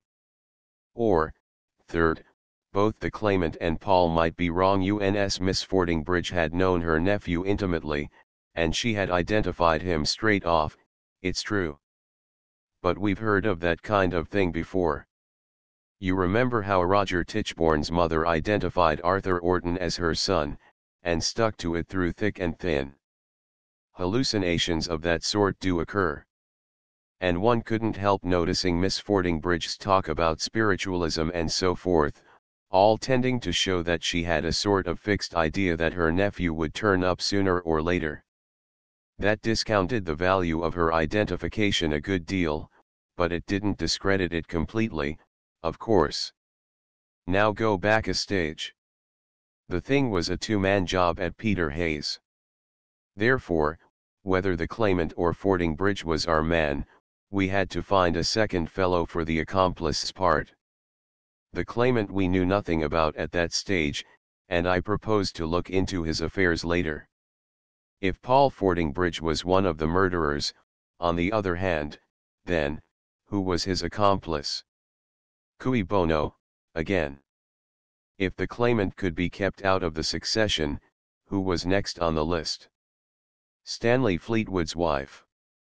Careless of the inspector's feelings, Wendover broke out at this point, "You won't persuade me you were such an ass, Clinton, as to suppose that young Fleetwood helped in a murder merely for the sake of cash or any other reason. It wasn't my business to make pets of anyone, and exclude them from suspicion merely because I liked them in private life, Squire. Many murderers are most amiable persons. Crippen, for example. A fair field and no favor is the only motto for a conscientious detective." Before we had time to delve further into the Peter Hay case, however, the Staveley murder occurred. There's no need to go into the whole business, it's fresh in your minds, but I'll tell you the main points that struck me when we'd finished our examination of the scene of the murder. First, Staveley had banged his wrist and stopped his watch at 11:19. But, of course, that didn't prove he'd been killed at that moment. Second, his clothes were wet under his rainproof, and, he'd been shot through both rainproof and jacket, it must have rained before he was shot. Third, since the car tracks had gone back on a dry road for a while before the rain came on and made them clearer, Staveley was killed after the car had gone off, and the people in the car weren't mixed up in the actual killing. Fourth, there was only one cartridge case to be seen, the one on the rock. There was no cartridge case at the groin when I searched the place. Besides, that track at the groin belonged to the man in the car, and he was cleared completely by the rain question. If I was right in my inferences, then the murder must have been committed by one of three people: the woman with the neat shoes, Billingford, or someone who had left no tracks on the sand. The letter we found in Staveley's pocket showed the business, and you worked up the case against them that Mrs. Fleetwood had been to meet him on the previous night at the Rock, and, as she was acting in conjunction with a man, there wasn't much trouble in inferring that young Fleetwood might have been on the spot also. As soon as we heard that the Fleetwood's car had been out all night, you, Inspector, jumped to the conclusion that the Fleetwoods were at the back of the business, and you worked up the case against them very convincingly. But, as I told you at the start, the case wasn't sound. I wanted all the data I could get, of course, so I didn't discourage you too much, and you eventually dragged out a lot of interesting material about the events of the night. Meanwhile, we'd come to a blank end with the Fleetwoods and had turned to Billingford. My impression was that he seemed genuinely surprised by the news of Staveley's murder, but he might have been acting, for all one could tell. What we did get out of him was the general impression that Flat's cottage was inhabited by a gang of rogues. How many were there? 3. If one took Billingford at face value. 4. If one believed the story the claimant blurted out when we questioned him at the cottage. Anyone could see that the fourth man was a dark horse. He might be the murderer whom they were shielding, possibly. But there was another explanation of his disappearance: he might be someone well known to the local people, and whom it was desirable to keep under cover. How would that fit in with things? Suppose the claimant was an impostor, he wouldn't be very anxious to meet the villagers more than he could help, for fear of dropping on someone who might trap him and expose him. The less he saw of his neighbors the better, and his disfigurement gave him a fair excuse for keeping indoors in the daytime. Staveley was well enough known to the villagers also, and perhaps he had good reason for not wishing his presence known. If the fourth man was in the same boat, then none of them would care to go shopping and so forth, and yet supplies had to be got daily.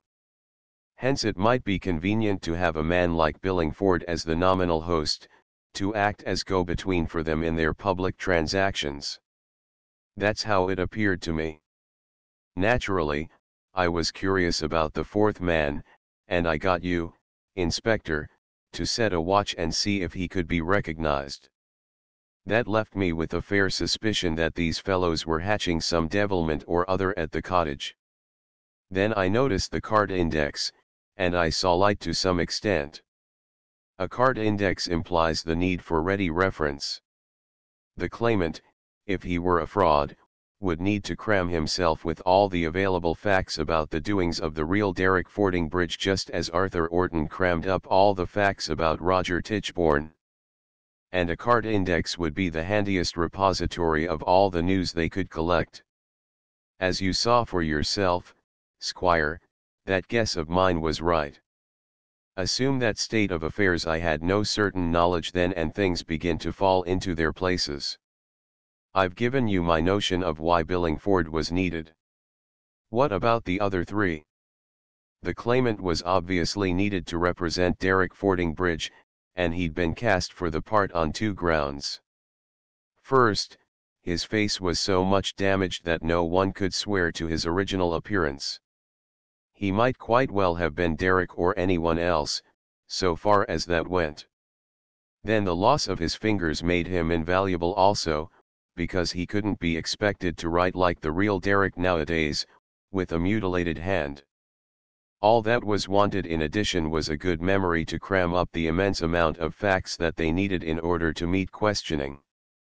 Then there was Staveley. What was he doing in the affair? Well, obviously, he had a lot of information about the Fox Hills people which he must have picked up while he stayed there with the real Derek on leave, and also some more facts which he must have learned from Mrs. Fleetwood from time to time. And, finally, there was the fourth man. I suspected that he might turn out to be a second information mine, and when I heard the report you gave me, Inspector, about the fisherman and subcode having recognized him as an ex-valet at Fox Hills, I felt I was getting onto fairly sure ground. Well, there were four of them to share in the loot if they pulled it off. But a third's better than a quarter share any day. If they had pumped Staveley dry of his information, and had got notes of it all on that card index, what further need had they for friend Nicholas? None whatever. And suppose they could involve the Fleetwoods in a murder case and get them hanged, wouldn't that remove one possible set of objectors to the claimant dropping into the funds? So I didn't exclude the possibility that they knew, although they denied it, that Staveley was going to meet Mrs. Fleetwood at Neptune's Seat that night. When I say they, I really mean the faceless fellow and Aird. There was a further long shot possible. I'm not sure if it really entered into their plans, but I give it you for what it's worth. Suppose they suggested a walk along the sands to Billingford that evening, and arranged matters so that he would reach the rock just after the murder had been committed and they had cleared out. Wouldn't that have been a tight corner for Master Billingford? With any luck he might have been hung for the murder, since he'd no evidence but his own to rely on to prove he wasn't on the spot when the shot was fired. And then there would be only two of them, instead of four, to share out the loot if they got it. You see now how I was beginning to look at the affair. But I was considerably worried by the woman with the neat shoe. Her part in the business would have to be cleared up eventually, but for the moment I had to put it aside. And then our friends made their second blunder trying to prove too much, as usual. Friend Cargill came on the scene, innocently going down to bathe. He sat down on the groin and proceeded to dig up a .38 cartridge case, which he presented to me like an honest fellow anxious only to help the police. Well, all three of us had been over that particular bit of sand and had seen no cartridge case before he arrived on the scene. Also, as I pointed out to you, Squire, an automatic ejects its cartridge case sharply and jerks it well behind you, especially on hard sand where the thing can jump along. It was obvious that no one could fire a shot from Fleetwood's position at the groin and leave his ejected shell lying close under the groin, where Cargill assured me he'd kicked it up. So naturally I began to look at Mr. Cargill with more than common interest, and, as you saw yourselves, he's got a build rather like the claimant's, so I wondered if they were related. Then our friend Cargill told us his yarn about meeting Derek fording bridge in the war, and off he went to meet his dear old friend. And later on he volunteered eagerly that he'd had a talk with the dear old fellow. By that time I was more than a bit suspicious of the dear old friend, and naturally some of that suspicion spilled over onto Cargill. If the claimant was an impostor, then the man who recognized him was a liar, and, as I had no use for aimless liars in a case of this sort, I inferred that Master Cargill was one of the gang, posted at the hotel for intelligence purposes to keep an eye on the fording bridge group. And that cleared up one of the main difficulties I'd had, namely, how the murderer had known to use a .38 automatic so as to match the Fleetwood pistol. Of course, if you assume that Cargill had taken the opportunity of rummaging in Fleetwood's room, or had drawn him in to talk about pistols, they would be sure of their ground on that point. That had been a troublesome point to me, for I didn't like to stretch coincidence to the extent of assuming it was mere accident that made the Fleetwood pistol and the bullet in the body both of the same caliber.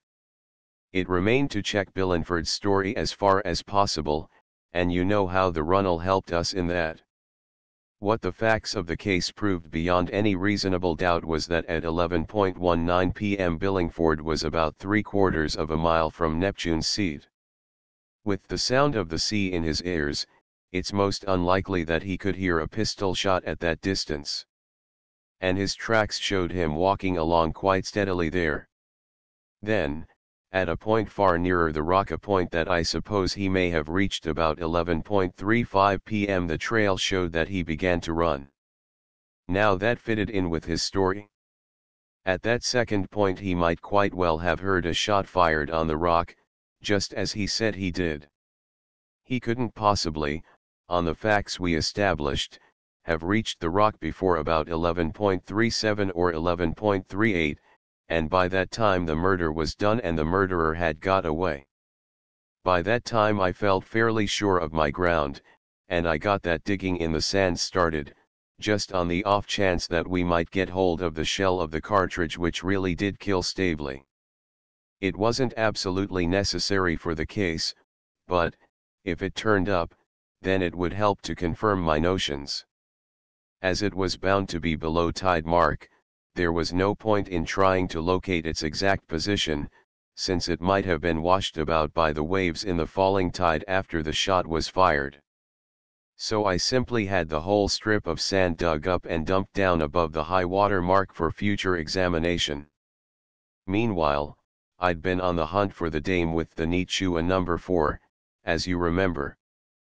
There were several of the guests wearing shoes of that size, but I picked out Madame Laurent Desrousseau first of all because she seemed likeliest. Stavely had served in France, she was a French woman, she was at Lynden Sands Hotel, where she most obviously was out of place and knew no one.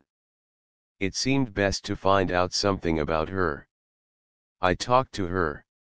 She was a bit lonely, it seems, and quite ready to go for a walk now and again. I know my own length of pace, so, by counting hers in a given distance and comparing with the numbers of my own, I made a fair guess at her step measurement. It fitted in with the prints of the neat shoe on the sands. Gentle treatment did the rest, as you saw. She told us her story quite honestly, and it threw a good deal of light on the affair. I inferred from it just what you yourself inferred later on, Squire, the shot fired by Mrs. Fleetwood at 11:19, Staveley's fall on the rock, and the bolt in the car to the hotel. And, in turn, this checked Billingford's story quite neatly, because he couldn't have heard the shot at 11:19, being so far away. It was the second shot, about 11:35, that he heard. Now, let's reconstruct what really happened, and remember that, although it was full moon, it was a cloudy night, and the light was bad all through. We'll begin with Staveley leaving the cottage. He's in a bad temper, been drinking as well as playing poker. He gets to the rock and waits for Madame Laurent Desrousseau. She's late, and his temper gets worse. She arrives and tells him she wants to get a divorce arranged. Between his temper and the chance he sees of making her pay sweetly for the favor she asks, he treats her brutally, and sends her off both pained and angry. Then Mrs. Fleetwood arrives, and that meeting culminates in the shot she fired at 11:19 by accident. Then you get the talk between the Fleetwoods at the car, overheard by Madame Laurent Desrousseau, their drive back to the hotel, and her hurry to get away from what she thinks is the scene of a murder. That leaves Staveley on the rock, stunned by his fall, and Billingford sauntering across the sands towards the runnel. In the meantime, Aird and the gentleman without a face have got out the boat belonging to Flat's cottage and are rowing for Neptune's seat, which is just above tide level. Down comes the rain. Staveley gets soaked, and perhaps the chill revives him. He staggers up and puts on his rainproof. Then in comes the boat, and they shoot him without having to land on the rock at all. The ejector jerks the cartridge case into the water, where it sinks into the sand and gets covered up by the wash of the waves. The murderer and his pal row off into the dark. Meanwhile Billingford has heard the shot, and he, not knowing anything about this little plot, rushes up rather pluckily to see what it's all about, and he finds the body on the rock. That explains the two shots and the general chronology of the affair. Now, by this time friend Cargill had made his second error. He'd been keeping his eye on things at the hotel, and he'd got hold of that envelope which Madame Laurent Desrousseau addressed to Staveley and dropped in the waste paper basket. He thought he could give me a fresh scent to follow up, and he was just going to produce it when he realized that Madame Laurent Desrousseau herself was with us, so he suppressed it then and handed it over later on. All it did was to confirm me in the idea that he was one of the gang. Up to that point everything seemed plain sailing. I had, as I believed and as it turned out in the end, got the thing cut and dried against the gang at the cottage. The case wasn't complete, but, short of getting some direct evidence from one of the two actual murderers, I didn't see how I was to make it absolutely watertight. They'd been a bit too clever for a jury, I feared. And, of course, the Peter Hay case was getting clearer also, once you could assume that these fellows would stick at nothing. Then, out of the blue, came the shooting of Cargill. That wouldn't fit in with the rest of the business. Cargill wasn't a pawn like Staveley and Billingford. He was watching one end of the business for them, keeping an eye on us for one thing, and, besides, I was becoming more and more sure that he was a brother of the faceless fellow, and possibly the brains of the gang. They had a use for him, they wouldn't shoot him. But, then, who did? And at that point I took a long cast back and raked up again a possibility I'd dismissed at an earlier stage. Suppose that both the claimant and Paul Fordingbridge were wrong UNS, what then? Suppose friend Paul had been at some hanky-panky with the funds he held in trust for his nephew. Then, whether the claimant was an impostor or not, it would be very convenient for friend Paul if the claimant left this vale of tears. And the claimant and Cargill were much alike in build, and Cargill was shot after leaving the cottage. There might be something in it. And when I found that friend Paul carried a pistol in his pocket, and didn't care who knew it, by the look of his jacket, I began to think furiously. I didn't blame Paul for carrying arms. In his position, with that gang at the cottage in the offing, I think it was a wise precaution, for he must have known that he was the main stumbling block in the claimant's road. But I don't think that he kept within the limits of precaution. I think he decided to get ahead of them by knocking out the claimant, and after that he would be able to live in peace as heretofore. However, I never had time to probe that matter any further, for the next business was the disappearance of friend Paul. I think I have a fair notion how that was managed. They approached him and asked for an interview. He sent the claimant a scrap of paper, "Meet me at the blowhole tonight at 11 p.m. come alone." The last two words give you the key to friend Paul's feelings about them. One man he could keep an eye on, and he didn't propose to have any more present. Of course, they filed that note and used it again later, as you'll remember. Probably the claimant met him at the blowhole and suggested a walk over the open sands as a good way of avoiding eavesdroppers. Paul would feel safer in the open. By the time they reached the old wreck the claimant would have got him interested, or else his natural fears would be dissipated. At the hulk the claimant obviously turned, as though to go back across the sands, and Paul turned with him. Then, from behind the hull, Aird stole out and did le coup du Père François. "What's that?" Wendover demanded. "You talked a lot about Père François and Sam Lloyd's get off the earth puzzle, I remember. If you happen to be in Paris late at night, Squire, and a rough-looking customer asks you the time or begs for a match, you'd better look out for his friend Le Père François, they call him, who may be coming up behind you with a long strip of flannel in his hand. While the first man holds you in talk, the Père François lassos you with his flannel rope and pulls the two ends so that it catches your throat.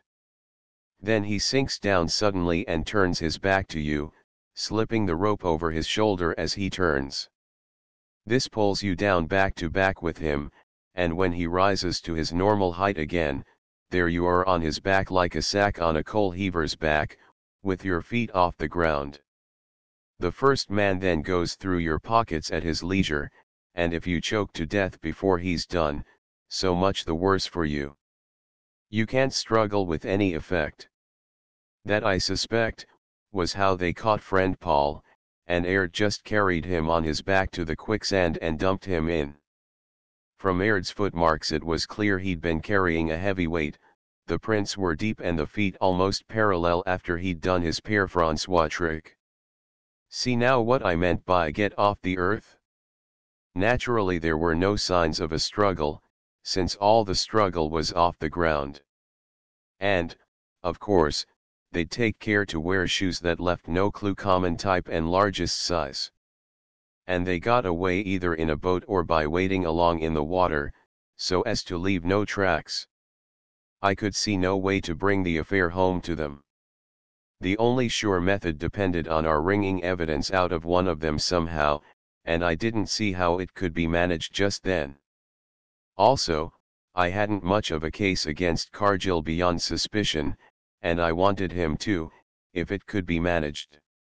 The next thing was the arrival of the Fordingbridge lawyer, and from him I learned that we might get on the track of any malversations by friend Paul if I went up to London. I wanted to know definitely where I stood in that matter, because, if I was wrong there, then the whole latter part of my notions would collapse. So I made up my mind to go to town. But I was very uneasy. Now that Paul Fordingbridge was out of the road for good, Mrs. Fleetwood was the only person between the claimant and the cash. If she disappeared in her turn, then Miss Fordingbridge would have welcomed her long-lost nephew with pure joy and gratitude for his preservation, and there would have been no one left alive to object to his coming into Foxhills and the rest. Therefore, I was inclined to take some steps to see that she came to no harm while I was away. The obvious thing to do would have been to warn her. But that would have meant giving my case away to the Fleetwoods, and I don't feel inclined to chuck confidences around if it can be avoided, as I pointed out before. Further, the police were not altogether in good odor with the Fleetwoods, and I wasn't sure if I'd make much impression on them by a mere warning, with nothing to back it. So I hit on the notion of putting a man on to watch Mrs. Fleetwood, and, as a further precaution, I fixed up that code wire so that if I wanted it I could have her arrested at a moment's notice, and then she'd be safe in police hands and out of reach of the gang. I went up to London and found, as I'd expected, that friend Paul had been playing ducks and drakes with all the securities he could handle without exciting too much suspicion. He seems to have been speculating right and left, most unsuccessfully.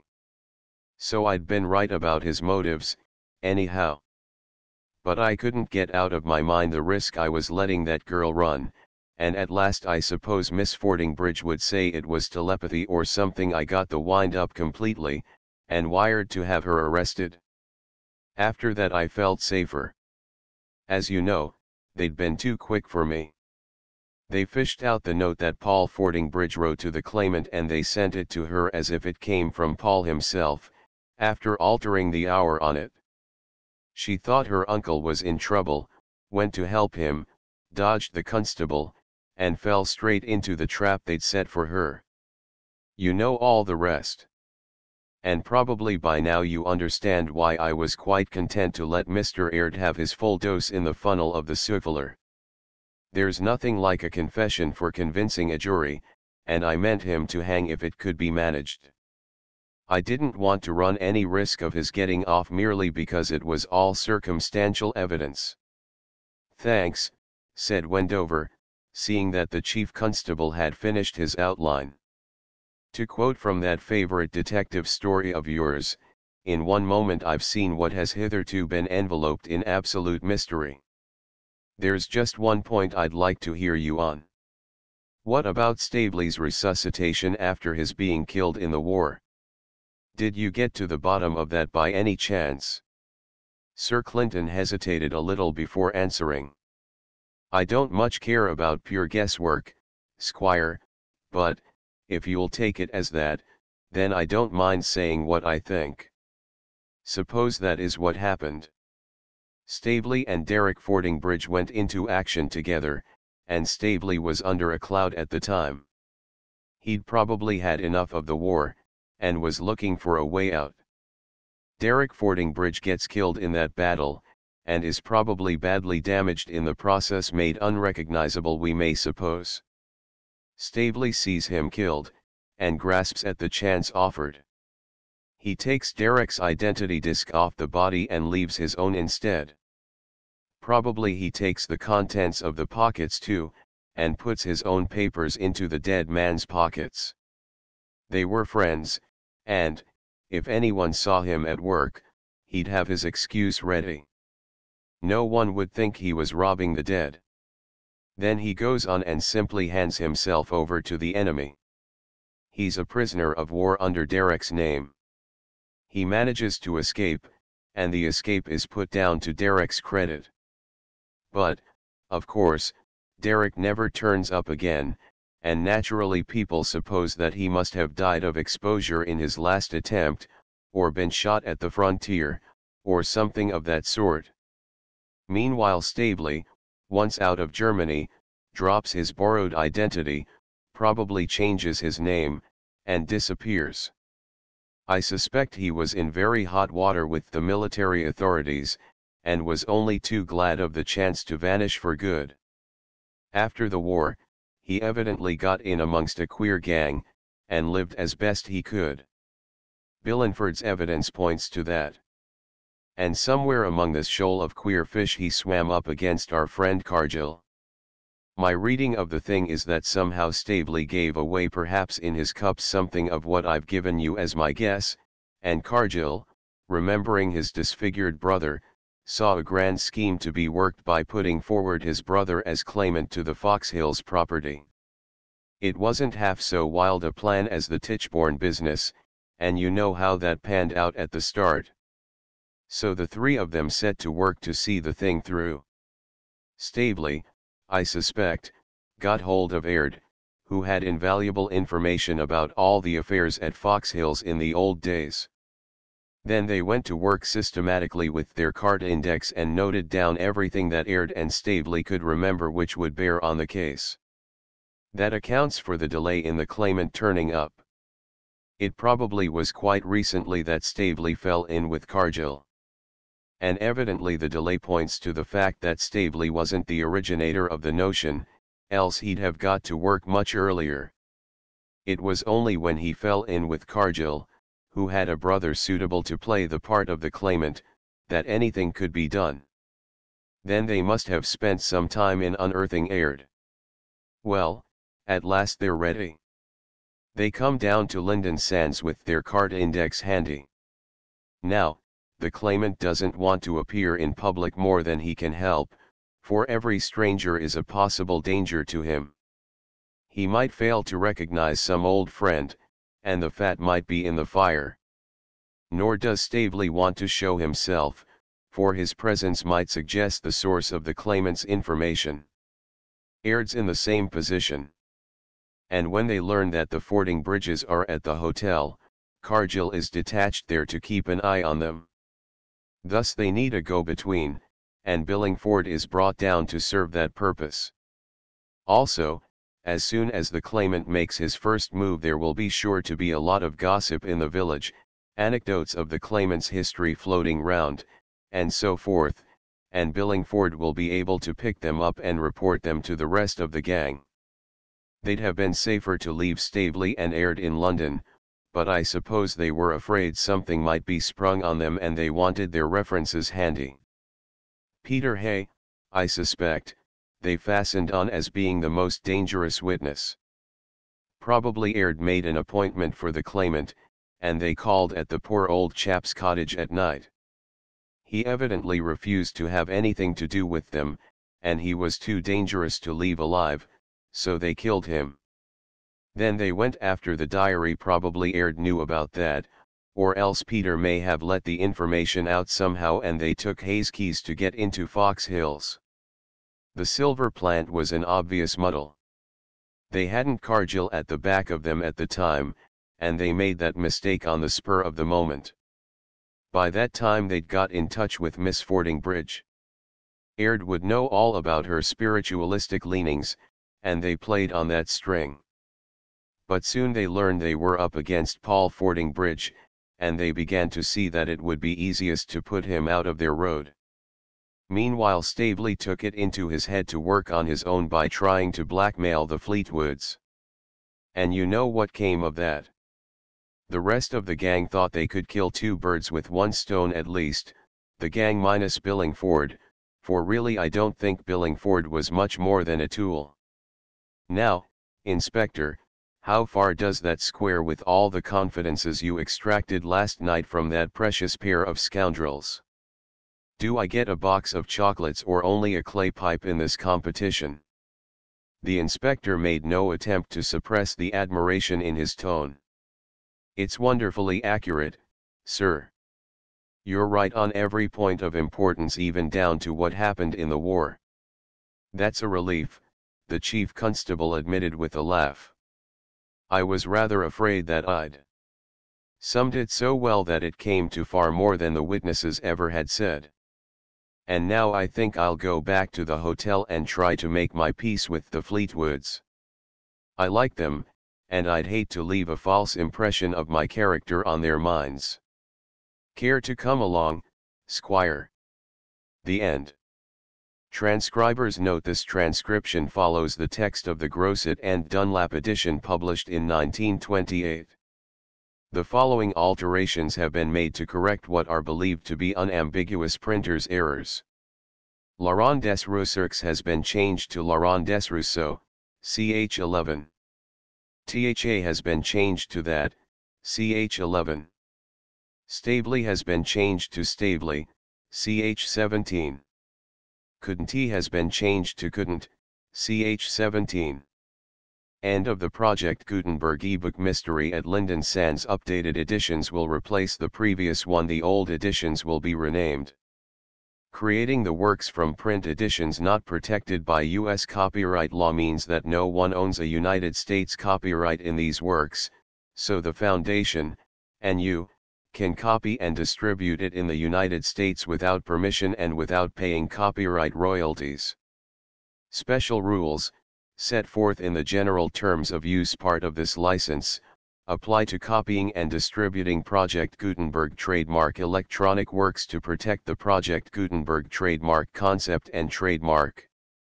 Project Gutenberg is a registered trademark, and may not be used if you charge for an ebook, except by following the terms of the trademark license, including paying royalties for use of the Project Gutenberg trademark. If you do not charge anything for copies of this ebook, complying with the trademark license is very easy.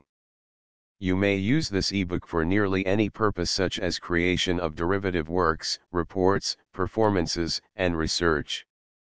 Project Gutenberg ebooks may be modified and printed and given away. You may do practically anything in the United States with ebooks not protected by U.S. copyright law. Redistribution is subject to the trademark license, especially commercial redistribution. Start, full license. The full Project Gutenberg license. Please read this before you distribute or use this work to protect the Project Gutenberg trademark mission of promoting the free distribution of electronic works, by using or distributing this work, or any other work associated in any way with the phrase Project Gutenberg.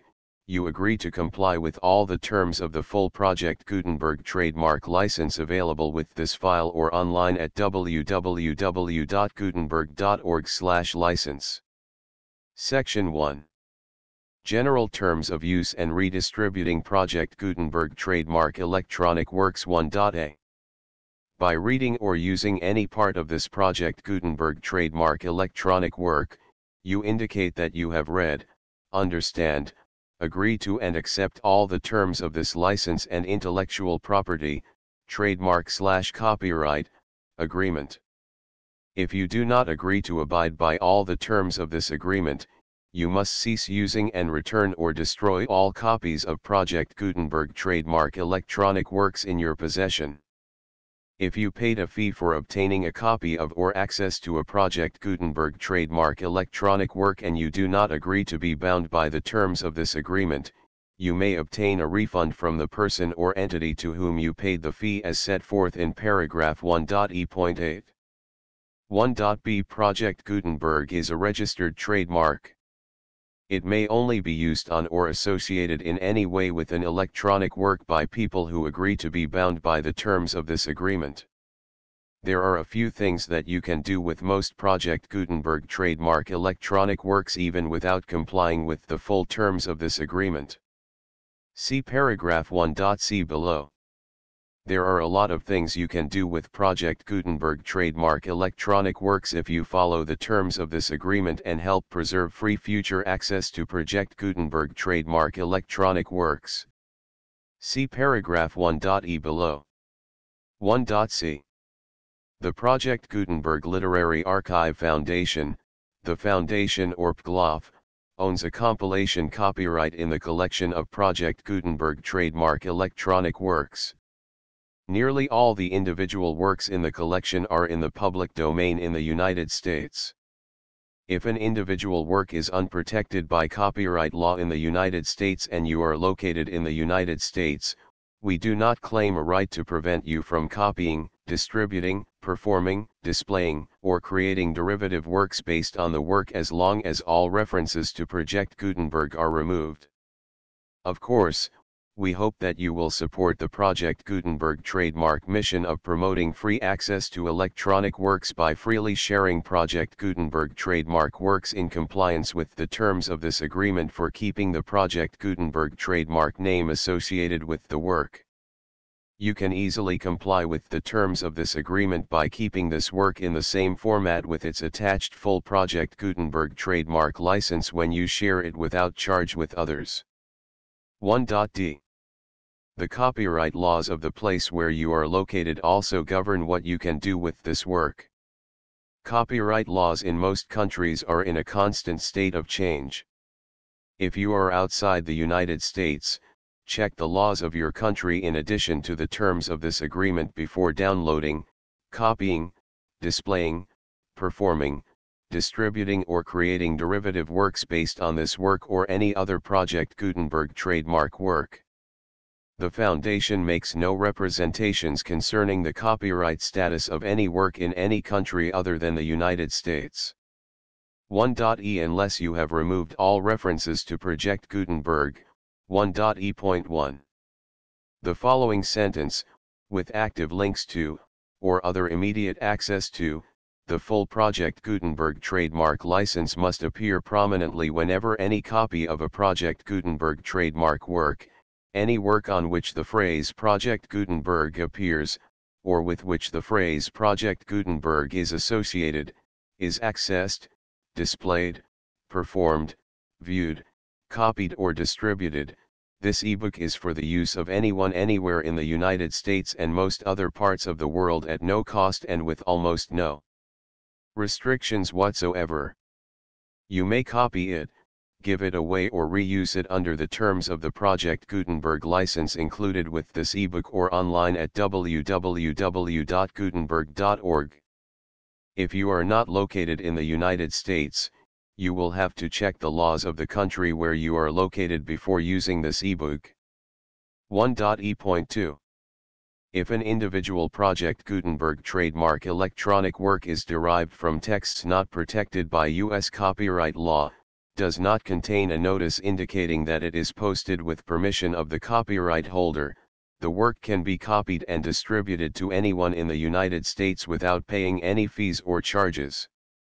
If you are redistributing or providing access to a work with the phrase Project Gutenberg associated with or appearing on the work, you must comply either with the requirements of paragraphs 1.e.1 through 1.e.7 or obtain permission for the use of the work and the Project Gutenberg trademark as set forth in paragraphs 1.e.8 or 1.e.9. 1.e.3. If an individual Project Gutenberg trademark electronic work is posted with the permission of the copyright holder, your use and distribution must comply with both paragraphs 1.e.1 through 1.e.7 and any additional terms imposed by the copyright holder. Additional terms will be linked to the Project Gutenberg trademark license for all works posted with the permission of the copyright holder found at the beginning of this work. 1.e.4. Do not unlink or detach or remove the full Project Gutenberg trademark license terms from this work, or any files containing a part of this work or any other work associated with Project Gutenberg trademark. 1.e.5. Do not copy, display, perform, distribute or redistribute this electronic work, or any part of this electronic work, without prominently displaying the sentence set forth in paragraph 1.e.1 with active links or immediate access to the full terms of the Project Gutenberg trademark license.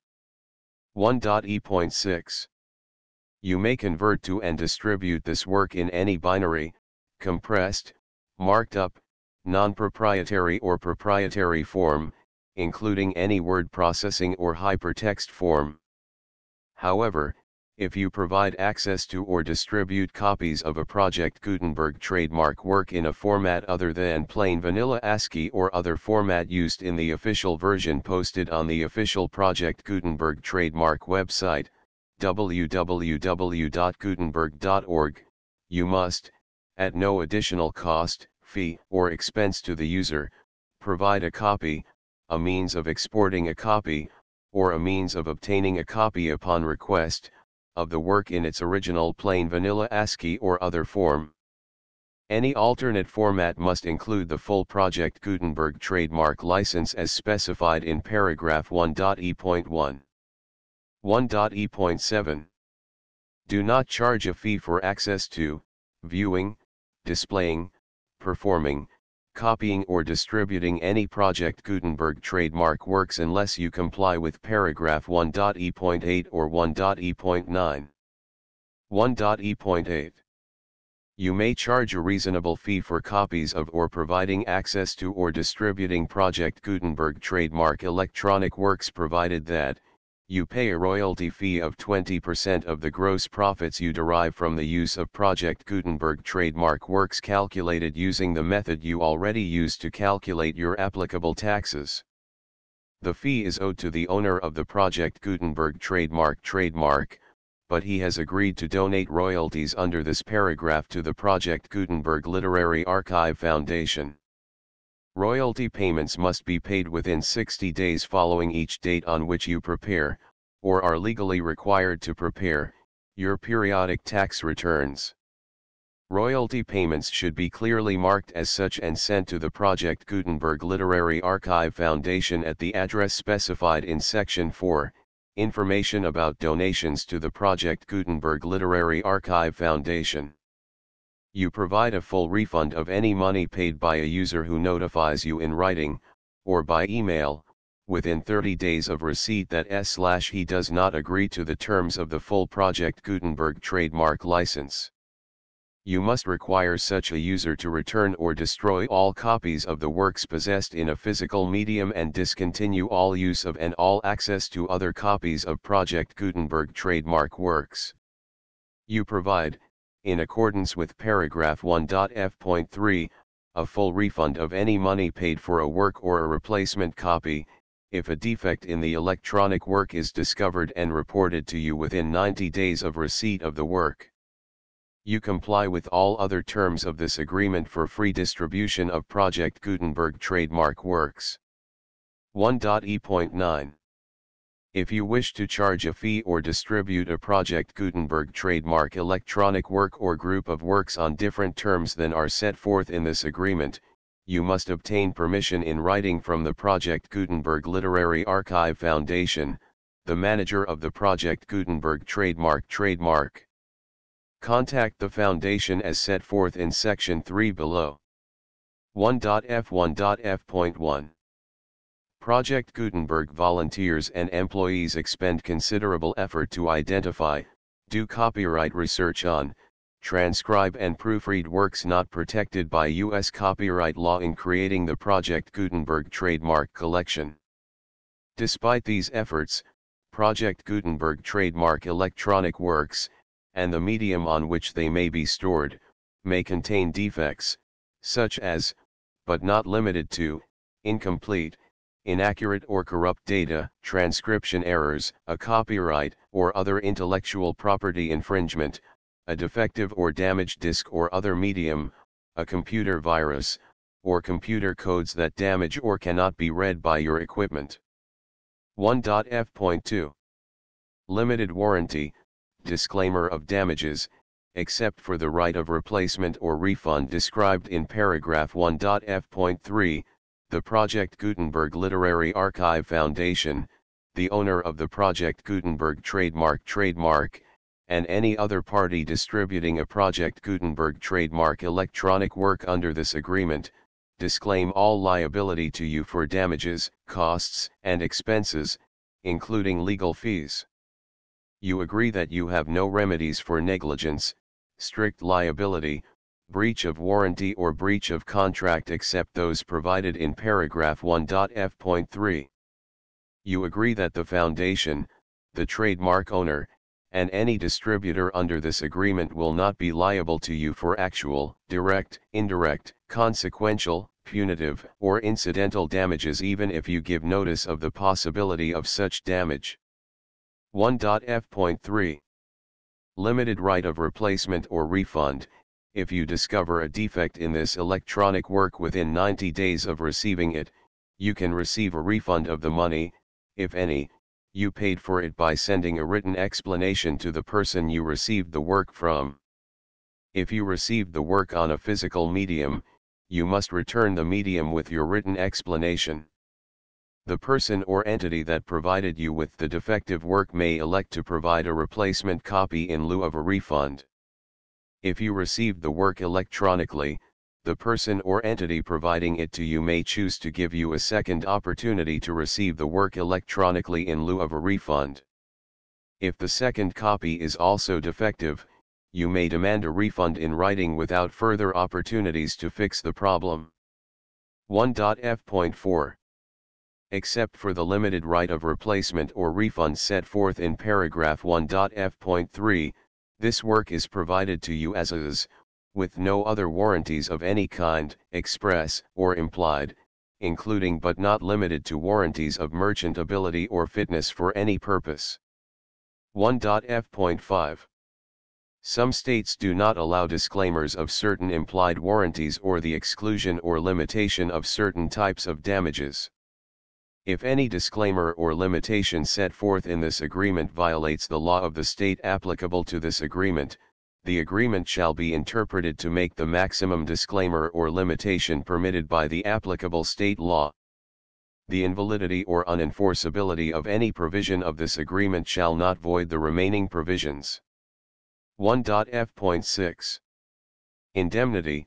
You agree to indemnify and hold the foundation, the trademark owner, any agent or employee of the foundation, anyone providing copies of Project Gutenberg trademark electronic works in accordance with this agreement, and any volunteers associated with the production, promotion, and distribution of Project Gutenberg trademark electronic works, harmless from all liability, costs, and expenses, including legal fees, that arise directly or indirectly from any of the following which you do or cause to occur. A. Distribution of this or any Project Gutenberg trademark work. B. Alteration, modification, or additions or deletions to any Project Gutenberg trademark work, and C. Any defect you cause. Section 2. Information about the mission of Project Gutenberg trademark. Project Gutenberg trademark is synonymous with the free distribution of electronic works in formats readable by the widest variety of computers, including obsolete, old, middle-aged, and new computers. It exists because of the efforts of hundreds of volunteers and donations from people in all walks of life. Volunteers and financial support to provide volunteers with the assistance they need are critical to reaching Project Gutenberg trademark's goals and ensuring that the Project Gutenberg trademark collection will remain freely available for generations to come.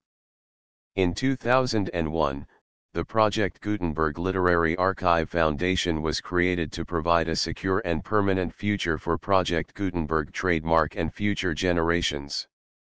To learn more about the Project Gutenberg Literary Archive Foundation and how your efforts and donations can help, see sections 3 and 4 and the Foundation information page at www.gutenberg.org.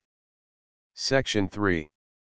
Information about the Project Gutenberg Literary Archive Foundation. The Project Gutenberg Literary Archive Foundation is a non-profit 501(c)(3) educational corporation organized under the laws of the state of Mississippi and granted tax-exempt status by the Internal Revenue Service. The Foundation's IN or Federal Tax Identification Number is 64-6221541. Contributions to the Project Gutenberg Literary Archive Foundation are tax-deductible to the full extent permitted by U.S. federal laws and your state's laws. The Foundation's business office is located at 809 North 1500 West, Salt Lake City, Utah 841-16801-596-1887. Email contact links and up-to-date contact information can be found at the Foundation's website and official page at www.gutenberg.org/contact section 4. Information about donations to the Project Gutenberg Literary Archive Foundation. Project Gutenberg trademark depends upon and cannot survive without widespread public support and donations to carry out its mission of increasing the number of public domain and licensed works that can be freely distributed in machine-readable form accessible by the widest array of equipment including outdated equipment. Many small donations, $1 to $5,000, are particularly important to maintaining tax-exempt status with the IRS. The Foundation is committed to complying with the laws regulating charities and charitable donations in all 50 states of the United States. Compliance requirements are not uniform and it takes a considerable effort, much paperwork, and many fees to meet and keep up with these requirements. We do not solicit donations in locations where we have not received written confirmation of compliance. To send donations or determine the status of compliance for any particular state, visit www.gutenberg.org/donate. While we cannot and do not solicit contributions from states where we have not met the solicitation requirements, we know of no prohibition against accepting unsolicited donations from donors in such states who approach us with offers to donate. International donations are gratefully accepted, but we cannot make any statements concerning tax treatment of donations received from outside the United States. U.S. laws alone swamp our small staff. Please check the Project Gutenberg web pages for current donation methods and addresses. Donations are accepted in a number of other ways including checks, online payments, and credit card donations. To donate, please visit www.gutenberg.org/donate. Section 5. General information about Project Gutenberg trademark electronic works. Professor Michael S. Hart was the originator of the Project Gutenberg trademark concept of a library of electronic works that could be freely shared with anyone. For 40 years, he produced and distributed Project Gutenberg trademark ebooks with only a loose network of volunteer support. Project Gutenberg trademark ebooks are often created from several printed editions, all of which are confirmed as not protected by copyright in the U.S. unless a copyright notice is included. Thus, we do not necessarily keep ebooks in compliance with any particular paper edition. Most people start at our website, which has the main PG search facility, www.gutenberg.org. This website includes information about Project Gutenberg trademark, including how to make donations to the Project Gutenberg Literary Archive Foundation, how to help produce our new ebooks, and how to subscribe to our email newsletter to hear about new ebooks. Mystery at Lynden Sands. Contents. Chapter I. The Death at Fox Hills. Chapter 2. A Bus Driver's Holiday. Chapter 3. The Police at the Caretakers. Chapter 4. What Happened in the Night. Chapter V. The Diary. Chapter 6. The Beach Tragedy. Chapter 7. The Letter. Chapter 8. The Colt Automatic. Chapter 9. The Second Cartridge Case. Chapter X. The Attack on the Australian. Chapter 11. Madame Laurent Desrousseau's Evidence. Chapter 12. The Fording Bridge Mystery. Chapter 13. Cressida's Narrative. Chapter 14. The Telegram. Chapter 15. The Method of Coercion. Chapter 16. The Manhunt on the Beach. Chapter 17. The Threads in the Case. Transcribers note the full Project Gutenberg license.